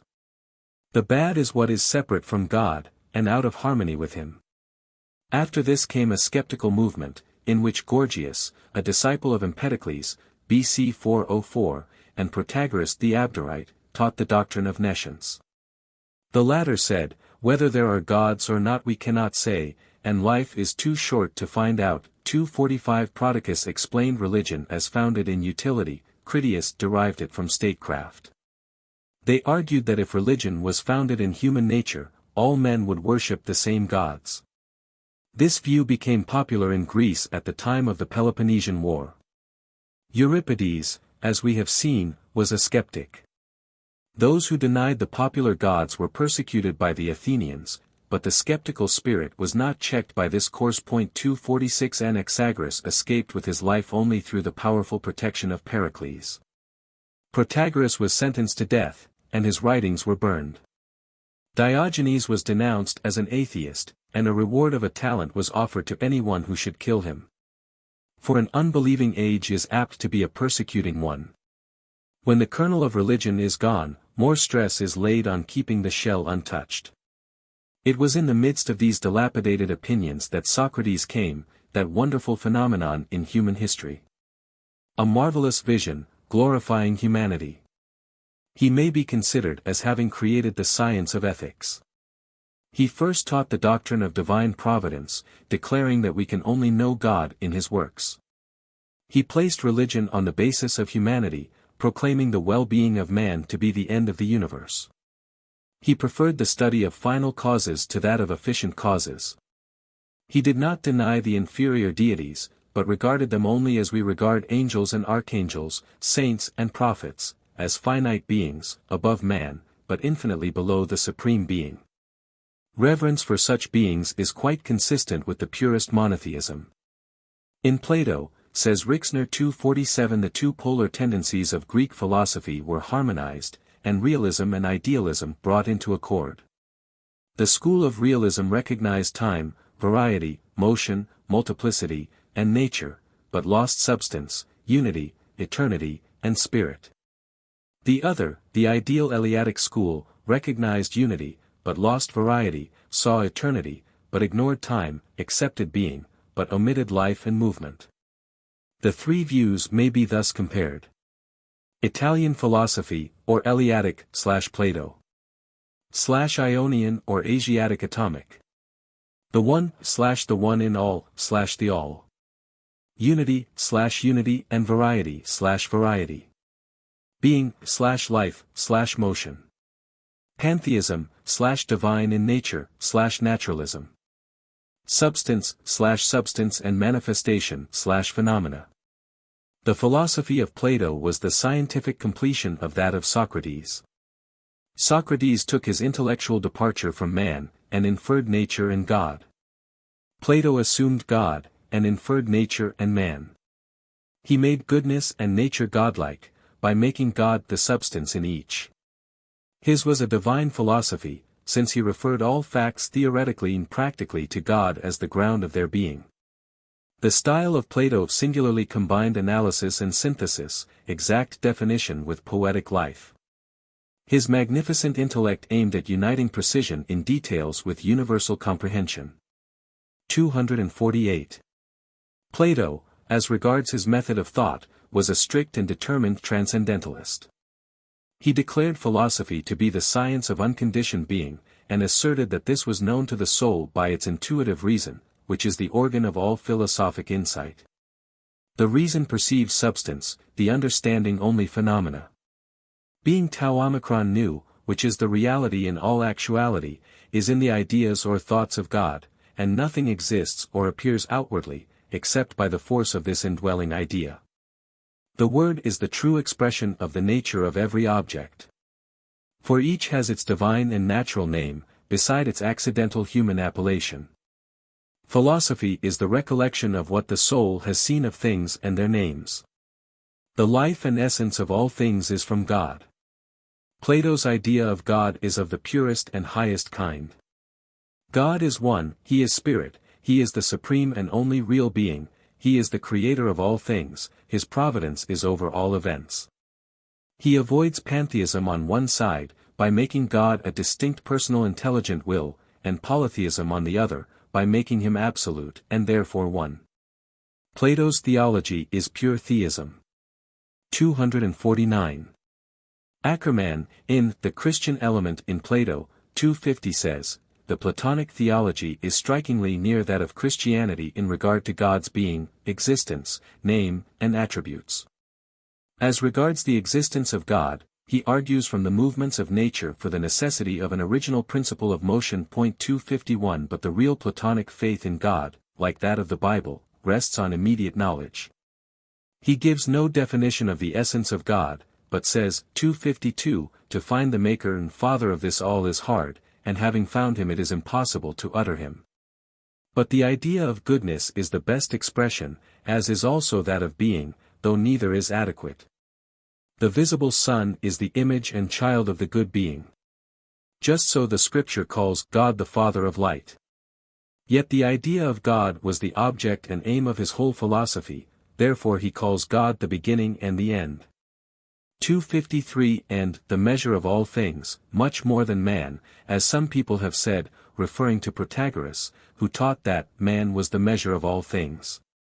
So even Aristotle declared that, since God is the ground of all being, the first philosophy is theology, and Eusebius mentions that Plato thought that no one could understand human things who did not first look at divine things. And tells a story of an Indian who met Socrates in Athens and asked him how he must begin to philosophize. He replied that he must reflect on human life. Whereupon the Indian laughed and said that as long as one did not understand divine things he could know nothing about human things. There is no doubt that Plato was a monotheist, and believed in one God, and when he spoke of gods in the plural, was only using the common form of speech. That many educated heathen were monotheists has been sufficiently proved. And even Augustine admits that the mere use of the word gods proved nothing against it, since the Hebrew Bible said, the God of gods has spoken. Aristotle, B.C. 384, the first philologian and naturalist of antiquity, scholar of Plato, called the scribe of nature, and reversed Plato, differing diametrically from his master in his methods, arrived at nearly the same theological result. He taught that there were first truths, known by their own evidence. He comprised all notions of existence in that of the kappa sigma mu omicron, in which were the two spheres of the earthly and heavenly. The earthly sphere contained the changeable in the transient, the heavenly sphere contained the changeable in the permanent. Above both spheres is God, who is unchangeable, permanent, and unalterable. Aristotle, however, omits God as providence, and conceives him less personally than is done by Plato. In the Stoical system, theism becomes pantheism. 254 There is one being, who is the substance of all things, from whom the universe flows forth, and into whom it returns in regular cycles. Zeller 255 sums up his statements on this point thus: from all that has been said it appears that the Stoics did not think of God and the world as different beings. Their system was therefore strictly pantheistic. The sum of all real existence is originally contained in God, who is at once universal matter and the creative force which fashions matter into the particular materials of which things are made. We can, therefore, think of nothing which is not either God or a manifestation of God. In point of being, God and the world are the same, the two conceptions being declared by the Stoics to be absolutely identical. The Stoic philosophy was materialism as regards the nature of things, and necessity as regards the nature of the human will. The Stoics denied the everlasting existence of souls as individuals, believing that at the end of a certain cycle they would be resolved into the divine being.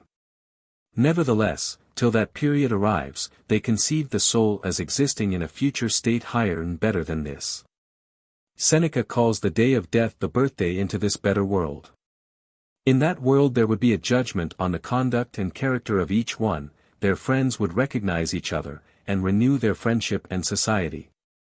While the Epicureans considered religion in all its usual forms to be a curse to mankind, while they believed it impious to accept the popular opinions concerning the gods, while they denied any divine providence or care for man.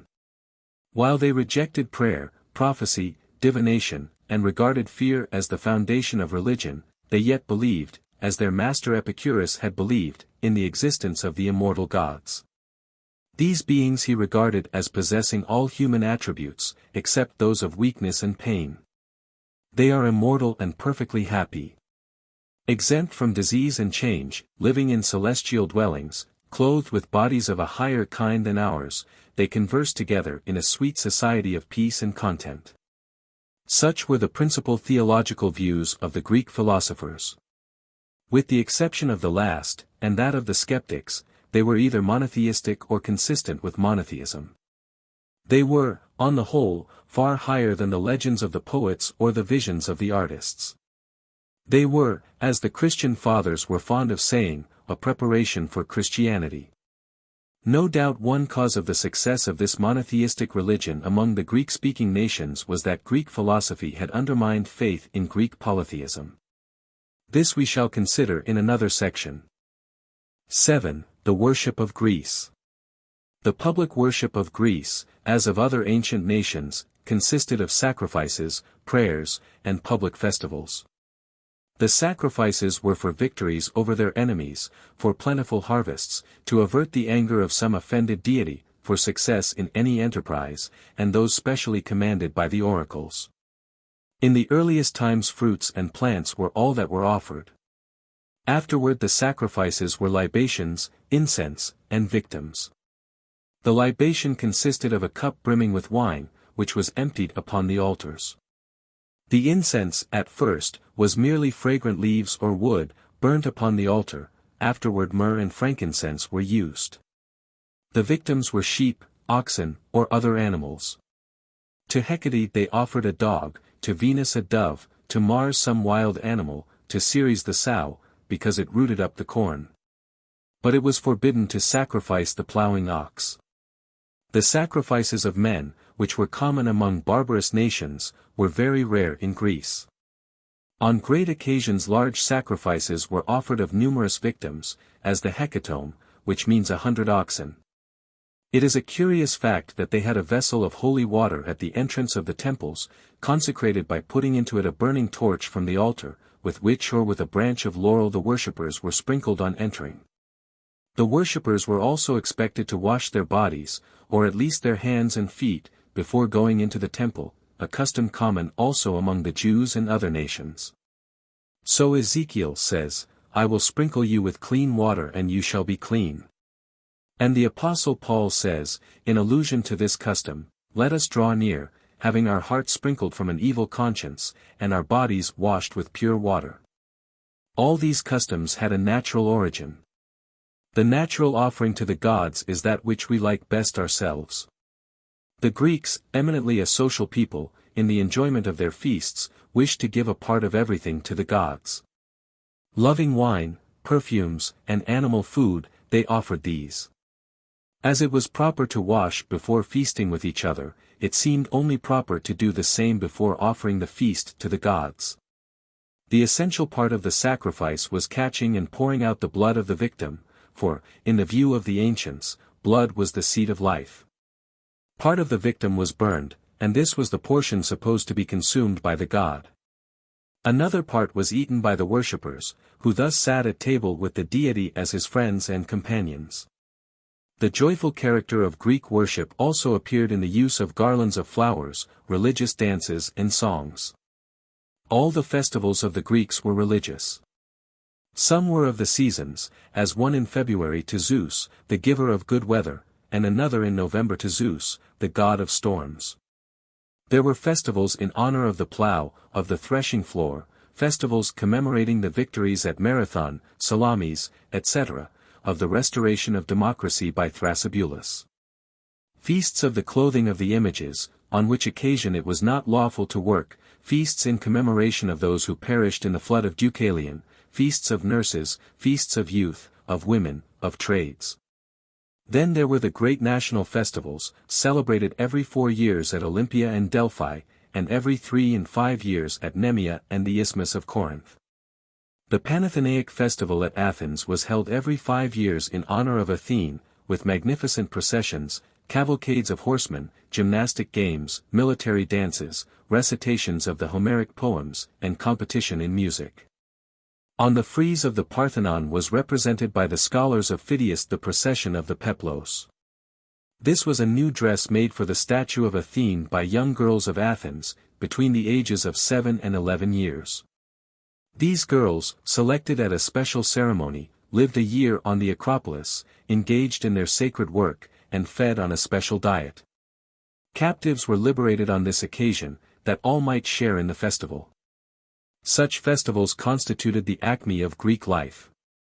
They were celebrated in the open air with pomp and splendor, and visitors came from far to assist on these occasions. Prizes were given for foot and chariot races, for boxing, leaping, music, and even for kissing. The temples, therefore, were not intended for worship, but chiefly to contain the image of the god. The cella, or adytum, was small and often dark. But along the magnificent portico or peristyle, which surrounded the 4 sides of the Doric temples, the splendid processions could circulate in full view of the multitude. 256 The temple was therefore essentially an outdoor building, with its beauty, like that of a flower, exposed to light and air. It was covered everywhere, but not crowded, with sculpture, which was an essential part of the building. The pediments, the pedestals on the roofs, the metopes between the triglyphs, are as unmeaning without the sculpture as a picture frame without its picture. So says Mr. Ferguson. 257 and adds that, without question, color was also everywhere used as an integral part of the structure. Priesthood was sometimes hereditary, but was not confined to a class. Kings, generals, and the heads of a family acted as priests and offered sacrifices.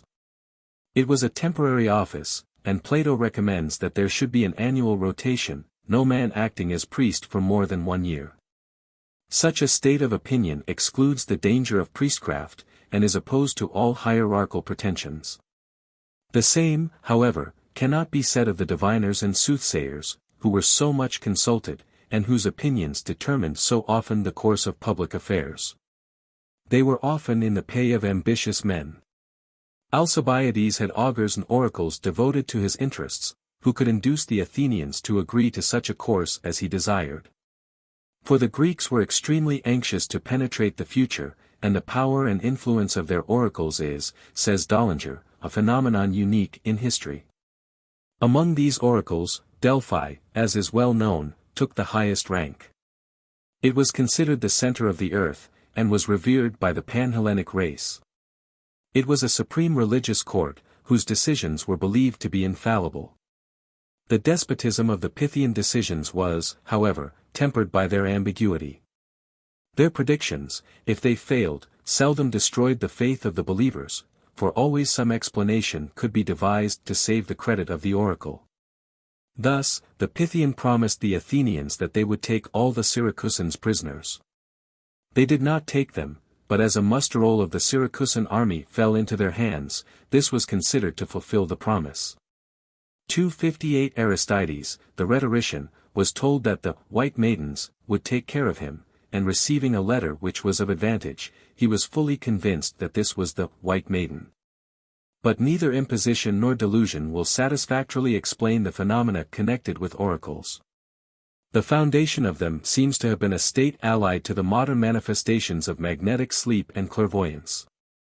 As the whole life of the Greeks, says Dollinger, was penetrated by religion, they instinctively and naturally prayed on all occasions.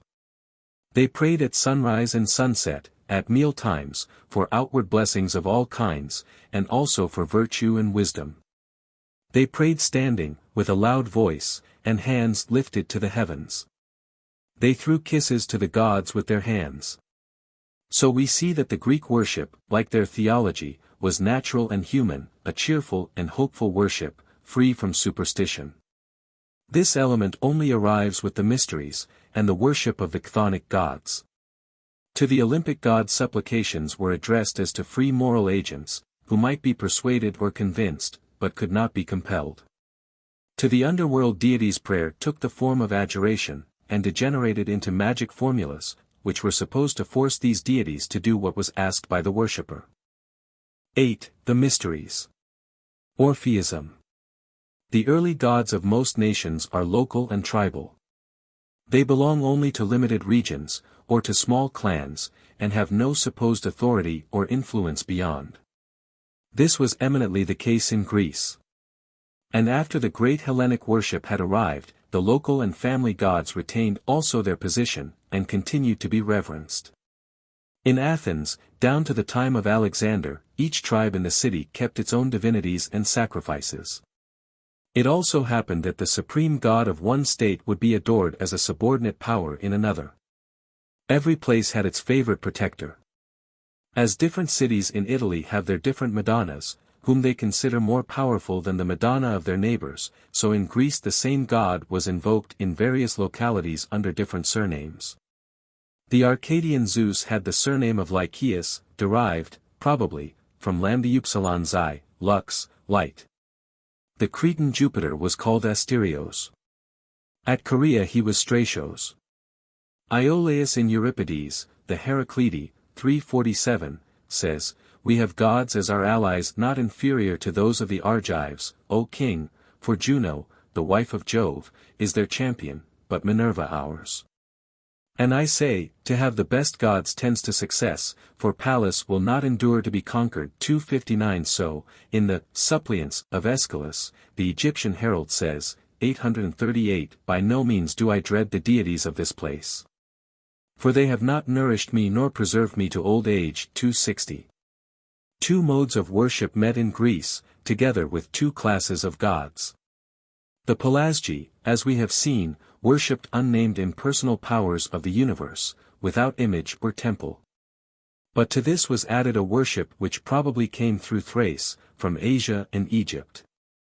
This element introduced religious poetry and music, the adoration of the Muses, the rites and mysteries of Demeter, and the reverence for the Kabiri, or dark divinities of the lower world.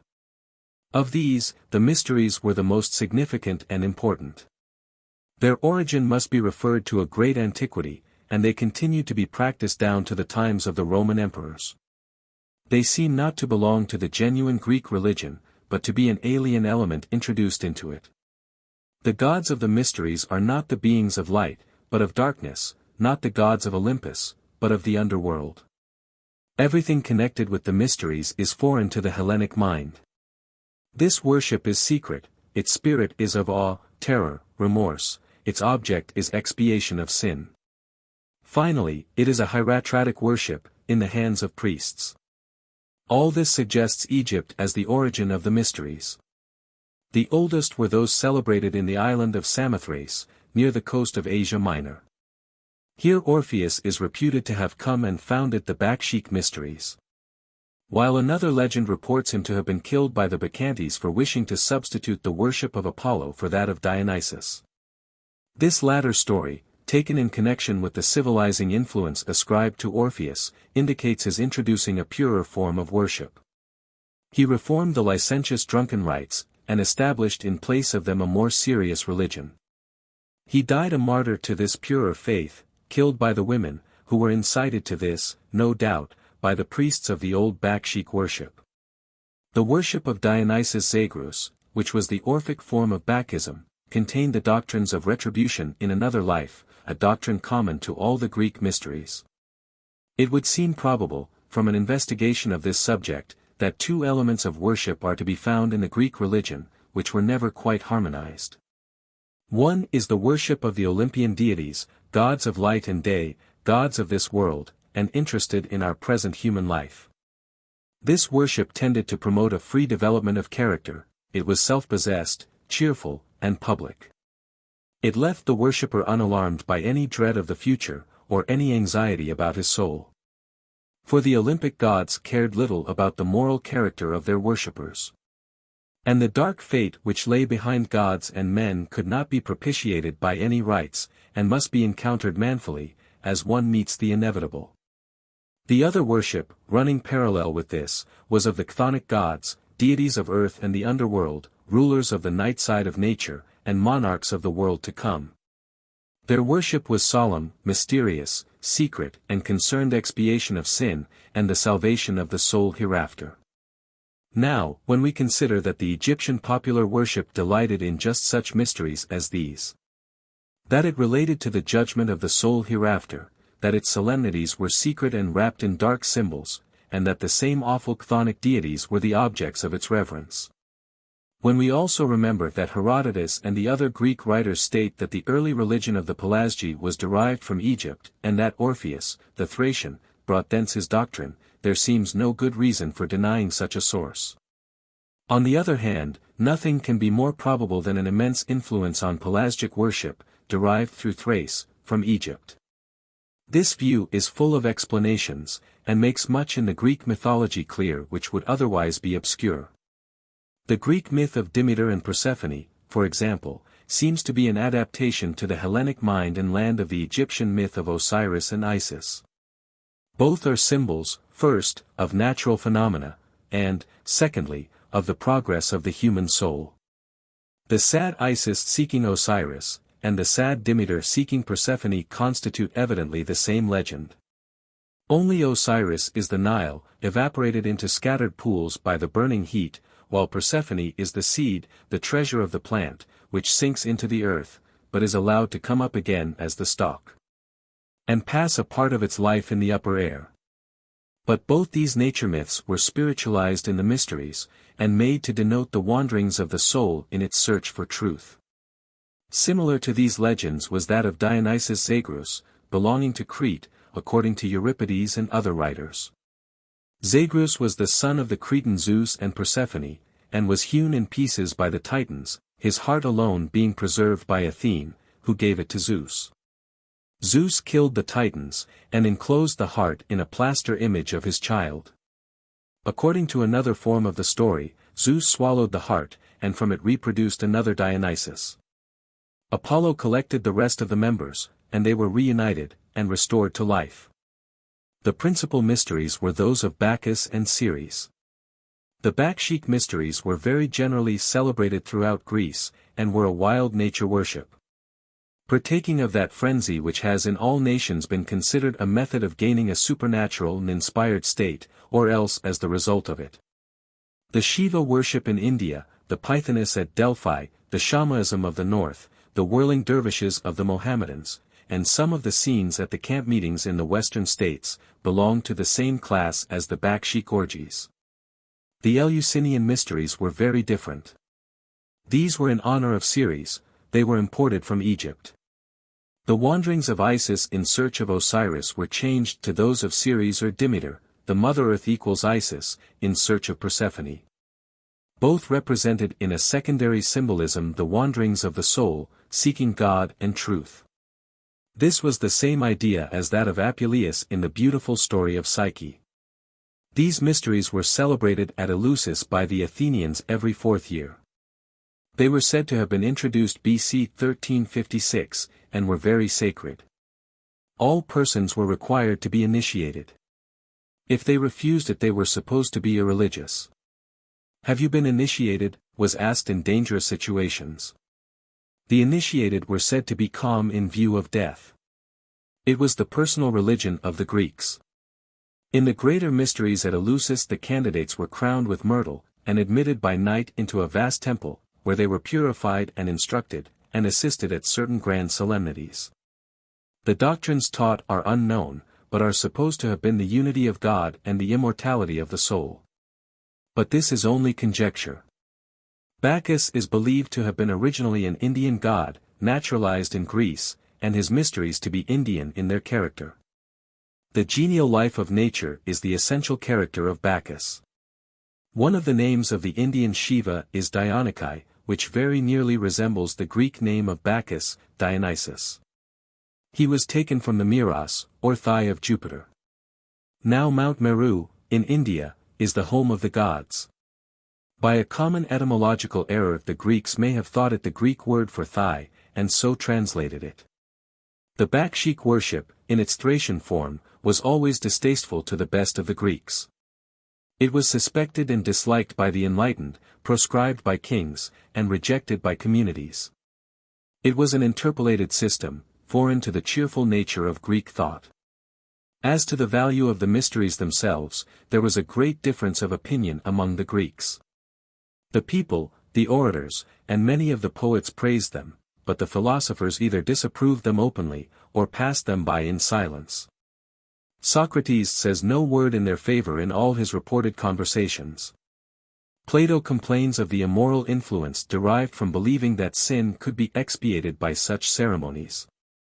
261 They seem to have contained, in reality, little direct instruction, but to have taught merely by a dramatic representation in symbolic pictures. Who Orpheus was, and when he lived, can never be known. But the probabilities are that he brought from Egypt into Greece, what Moses took from Egypt into Palestine, the Egyptian ideas of culture, law, and civilization. He reformed the Bakshik mysteries, giving them a more elevated and noble character, and for this he lost his life. No better account of his work can be given than in the words of Lord Bacon. The merits of learning, says he, in repressing the inconveniences which grow from man to man, was lively set forth by the ancients in that feigned relation of Orpheus Theatre, where all beasts and birds assembled. And, forgetting their several appetites, some of prey, some of game, some of quarrel, stood all sociably together, listening to the airs and accords of the harp. The sound thereof no sooner ceased or was drowned by some louder noise, but every beast returned to his own nature. Wherein is aptly described the nature and condition of men, who are full of savage and unreclaimed desires of profit, of lust, of revenge, which, as long as they give ear to precepts, to laws, to religion, sweetly touched by eloquence and persuasion of books, of sermons, of harangues, so long is society in peace maintained.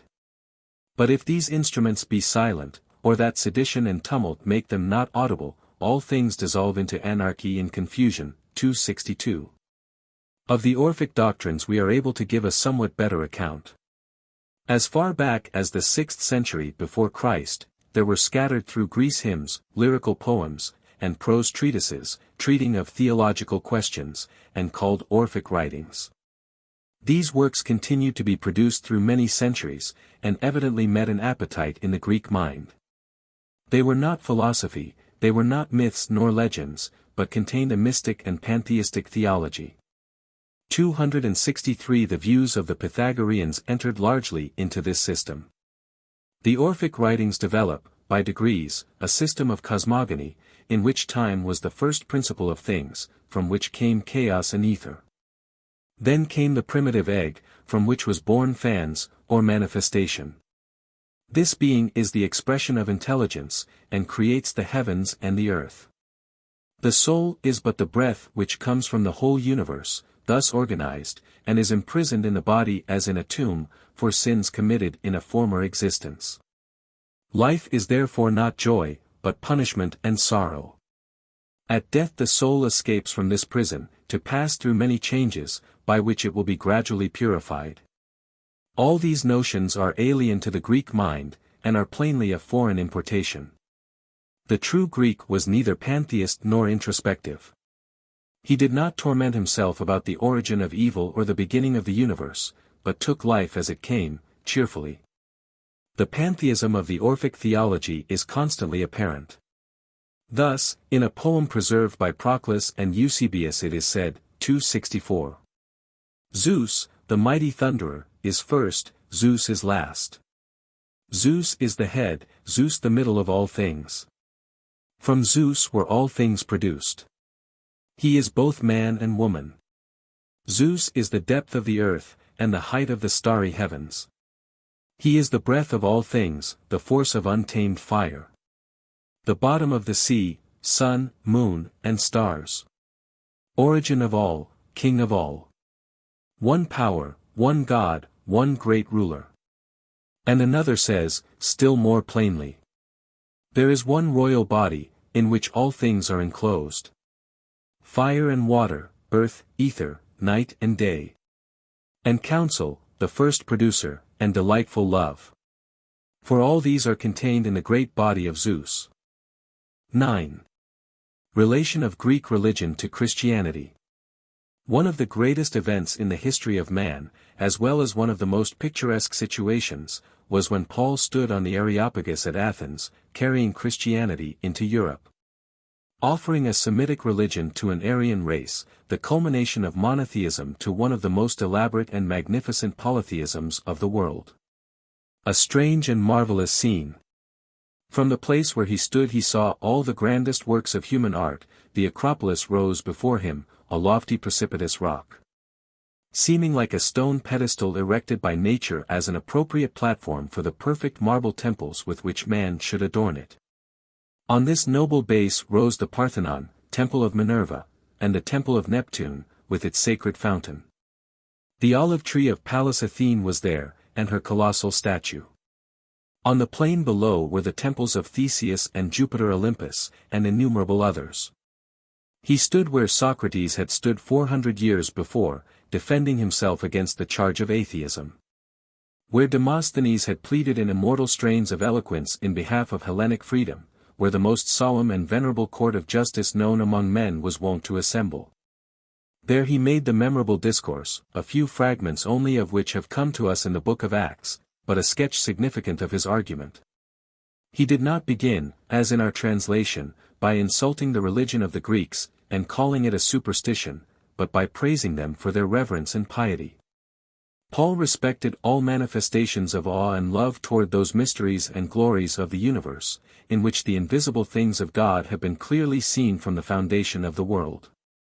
Then he mentions his finding the altar to the unknown God, mentioned also by Pausanias and other Greek writers, one of whom, Diogenes Laertius, says that in a time of plague, not knowing to what god to appeal, they let loose a number of black and white sheep, and wherever any one laid down they erected an altar to an unknown god, and offered sacrifices thereon. Then he announced as his central and main theme the Most High God, maker of heaven and earth, spiritual, not needing to receive anything from man, but giving him all things. Next, he proclaimed the doctrine of universal human brotherhood. God had made all men of one blood, their varieties and differences, as well as their essential unity, being determined by a divine providence. But all were equally made to seek him, and in their various ways to find him, who is yet always near to all, since all are his children. God is immanent in all men, says Paul, as their life. Having thus stated the great unities of faith and points of agreement, he proceeds only in the next instance to the oppositions and criticisms, in which he opposes, not polytheism, but idolatry, though not blaming them severely even for that. Lastly, he speaks of Jesus, as a man ordained by God to judge the world and govern it in righteousness, and proved by his resurrection from the dead to be so chosen. Here we observe, in this speech, monotheism came in contact with polytheism, and the two forms of human religion met, that which makes man the child of God, and that which made the gods the children of men. The result we know. The cry was heard on the sandy shore of Eurotas and in green Sithnis. Great Pan is dead. The Greek humanities, noble and beautiful as they were, faded away before the advancing steps of the Jewish peasant, who had dared to call God his father and man his brother. The parables of the prodigal son and the good Samaritan were stronger than Homer's divine song and Pindar's lofty hymns. This was the religion for man. And so it happened as Jesus had said, "My sheep hear my voice and follow me." Those who felt in their hearts that Jesus was their true leader followed him. The gods of Greece, being purely human, were so far related to Christianity. That, too, is a human religion. A religion which makes it its object to unfold man, and to cause all to come to the stature of perfect men. Christianity also showed them God in the form of man, God dwelling on the earth, God manifest in the flesh. It also taught that the world was full of God, and that all places and persons were instinct with a secret divinity. Schiller, as translated by Coleridge, declares that love was the source of these Greek creations. "'Tis not merely the human being's pride that peoples space with life and mystical predominance, since likewise for the stricken heart of love, this visible nature, and this common world, is all too narrow. Yea, a deeper import lurks in the legend told my infant years, that lies upon that truth, we live to learn. For fable is love's world, his home, his birthplace. Delightedly dwells he 'mong fays and talismans, and spirits, and delightedly believes divinities, being himself divine. The intelligible forms of ancient poets, the fair humanities of old religion, the power, the beauty, and the majesty, that had their haunts in dale or piny mountain, or forest by slow stream, or pebbly spring, or chasms or watery depths. All these have vanished. They live no longer in the faith of reason. But still the heart doth need a language, still doth the old instinct bring back the old names." The Piccolomini, Act 2. Scene 4. As a matter of fact, we find the believers in the Greek religion more ready to receive Christianity than were the Jews.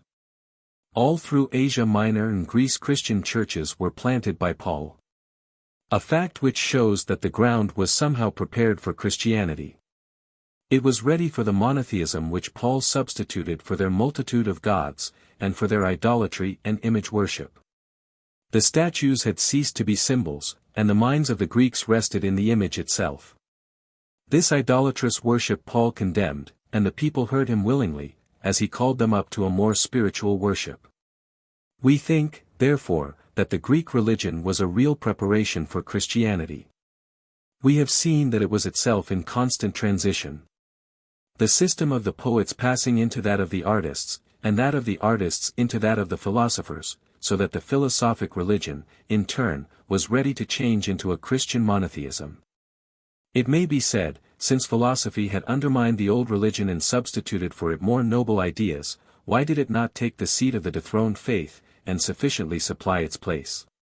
If it taught a pure monotheism and profound ethics, if it threw ample and adequate light on the problem of God, duty, and immortality, what more was needed? If ideas are all that we want, nothing more. That Greek philosophy gave way before Christianity shows that it did not satisfy all the cravings of the soul, shows that man needs a religion as well as a religious philosophy, a faith as well as an intellectual system. A religion is one thing, a speculation is a very different thing. The old Greek religion, so long as it was a living faith, was enough. When men really believed in the existence of Olympian Jove, Pallas Athene, and Phoebus Apollo, they had something above them to which to look up. When this faith was disintegrated, no system of opinions, however pure and profound, could replace it. Another faith was needed, but a faith not in conflict with the philosophy which had destroyed polytheism, and Christianity met the want, and therefore became the religion of the Greek-speaking world. Religion is a life, philosophy is thought. Religion looks up, philosophy looks in. We need both thought and life, and we need that the two shall be in harmony. The moment they come in conflict, both suffer. Philosophy had destroyed the ancient simple faith of the Hellenic race in their deities, and had given them instead only the abstractions of thought. Then came the apostles of Christianity, teaching a religion in harmony with the highest thought of the age, and yet preaching it out of a living faith. Christianity did not come as a speculation about the universe, but as a testimony. Its heralds bore witness to the facts of God's presence and providence, of his fatherly love, of the brotherhood of man, of a rising to a higher life, of a universal judgment hereafter on all good and evil, and of Jesus as the inspired and ascended revealer of these truths. These facts were accepted as realities, and once more the human mind had something above itself solid enough to support it. Some of the early Christian fathers called on the heathen poets and philosophers to bear witness to the truth. Clement of Alexandria 265 after quoting this passage of Plato, "Around the king of all are all things, and he is the cause of all good things," says that others, through God's inspiration, have declared the only true God to be God. He quotes Antisthenes to this effect, "God is not like to any, wherefore no one can know him from an image." He quotes Cleanthes the Stoic. "If you ask me what is the nature of the good, listen. That which is regular, just, holy, pious, self-governing, useful, fair, fitting, grave, independent, always beneficial. That feels no fear or grief. Profitable, painless. Helpful, pleasant, safe, friendly. Nor, says Clement, must we keep the Pythagoreans in the background, who say, God is one, and he is not, as some suppose, outside of this frame of things, but within it. In all the entireness of his being he pervades the whole circle of existence, surveying all nature, and blending in harmonious union the whole, the author of his own forces and works, the giver of light in heaven, and father of all. The mind and vital power of the whole world, the mover of all things." Clement quotes Aratus the poet. "That all may be secure. Him ever they propitiate first and last. Hail, Father! Great marvel, great gain to man." Thus also, says Clement, the Ascrean Hesiod dimly speaks of God. "For he is the king of all, and monarch of the immortals, and there is none that can vie with him in power." And Sophocles, the son of Sophilus, says, "One, in truth, one is God, who made both heaven and the far-stretching earth, and ocean's blue wave, and the mighty winds. But many of us mortals, deceived in heart, have set up for ourselves, as a consolation in our afflictions, images of the gods, of stone, or wood, or brass, or gold, or ivory. And, appointing to these sacrifices and vain festivals, are accustomed thus to practice religion.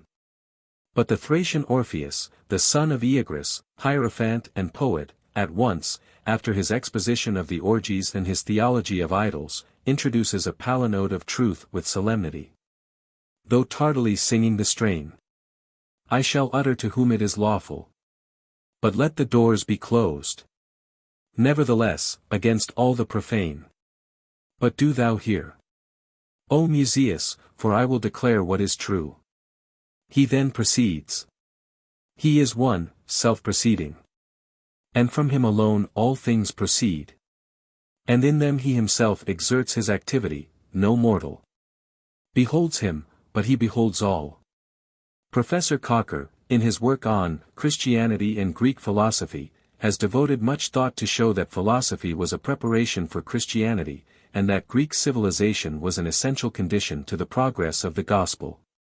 He points out how Greek intelligence and culture, literature and art, trade and colonization, the universal spread of the Greek language, and especially the results of Greek philosophy, were schoolmasters to bring men to Christ. He quotes a striking passage from Preface to this effect.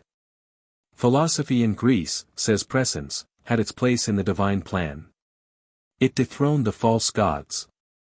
It purified the idea of divinity. Cocker sums up this work of preparation done by Greek philosophy, as seen. 1. In the release of the popular mind from polytheistic notions, and the purifying and spiritualizing of the theistic idea. 2. In the development of the theistic argument in a logical form. 3. In the awakening and enthronement of conscience as a law of duty, and in the elevation and purification of the moral idea. 4. In the fact that, by an experiment conducted on the largest scale, it demonstrated the insufficiency of reason to elaborate a perfect ideal of moral excellence, and develop the moral forces necessary to secure its realization. 5. It awakened and deepened the consciousness of guilt and the desire for redemption. 266. The large culture of Greece was evidently adapted to Christianity. The Jewish mind recognized no such need as that of universal culture, and this tendency of Christianity could only have found room and opportunity among those who had received the influence of Hellenic culture. The points of contact between Christianity and Greek civilization are therefore these.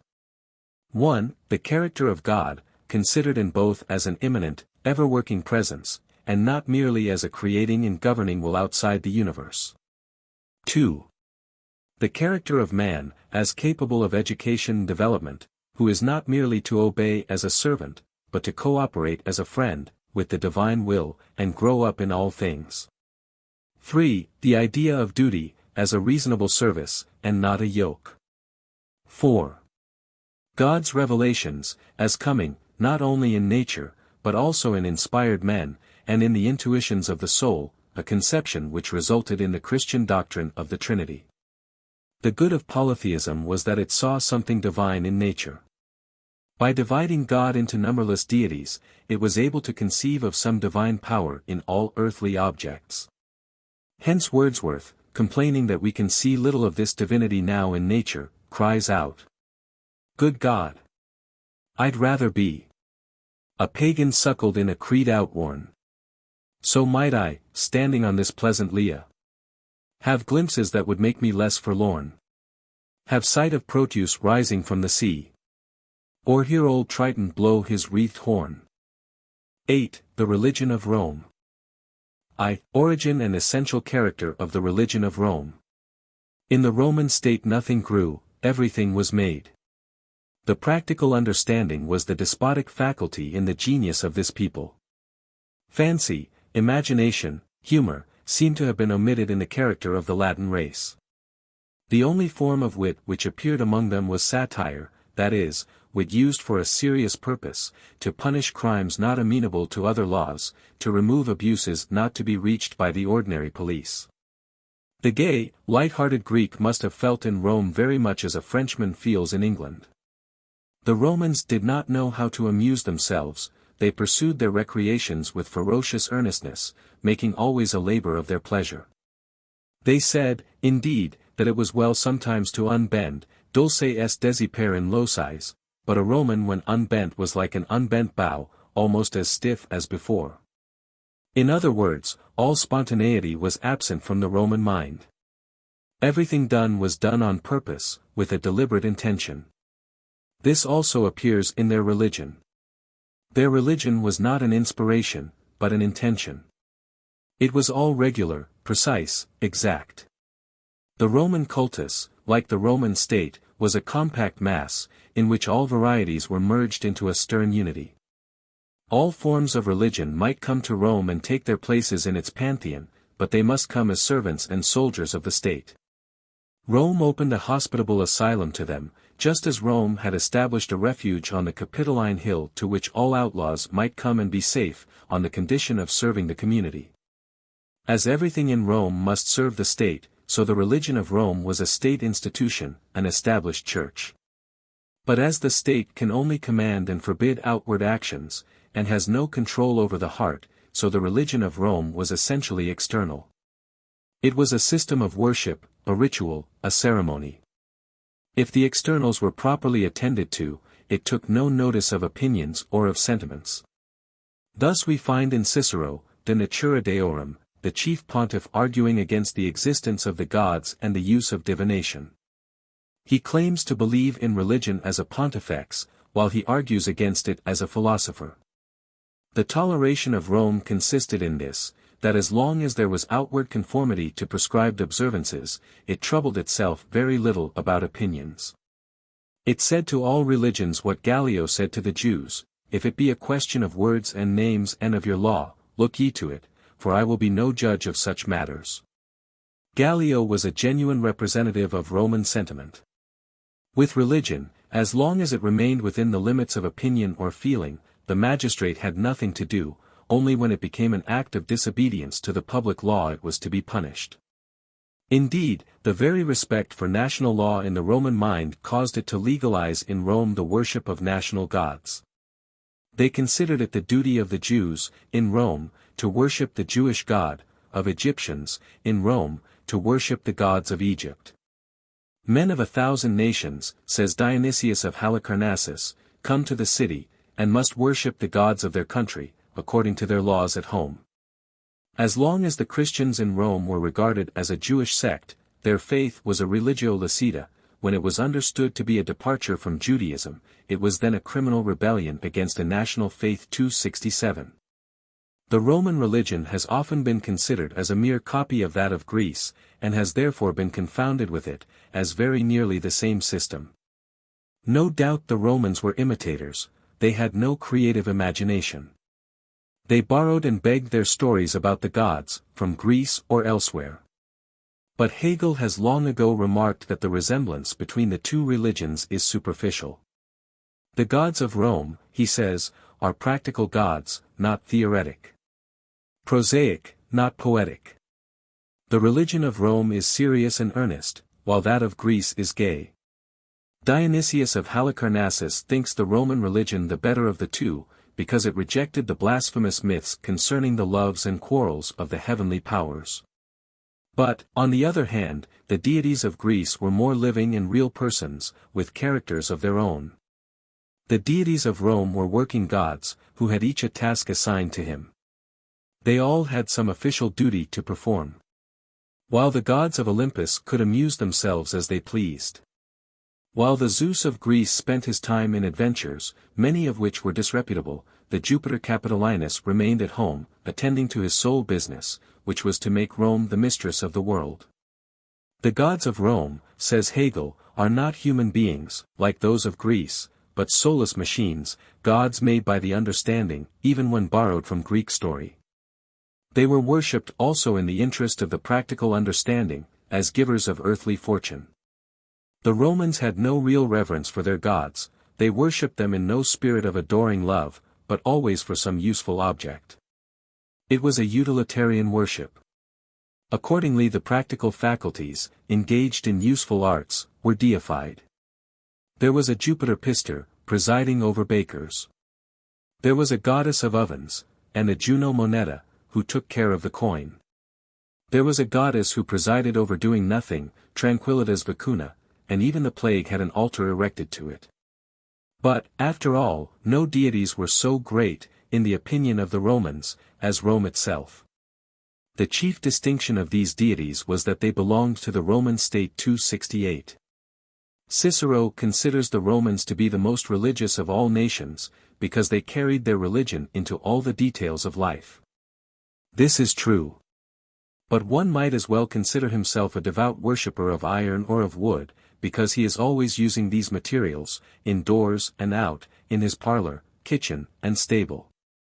As the religion of Rome had no doctrinal system, its truths were communicated mostly by spectacles and ceremonies, which chiefly consisted in the wholesale slaughter of men and animals.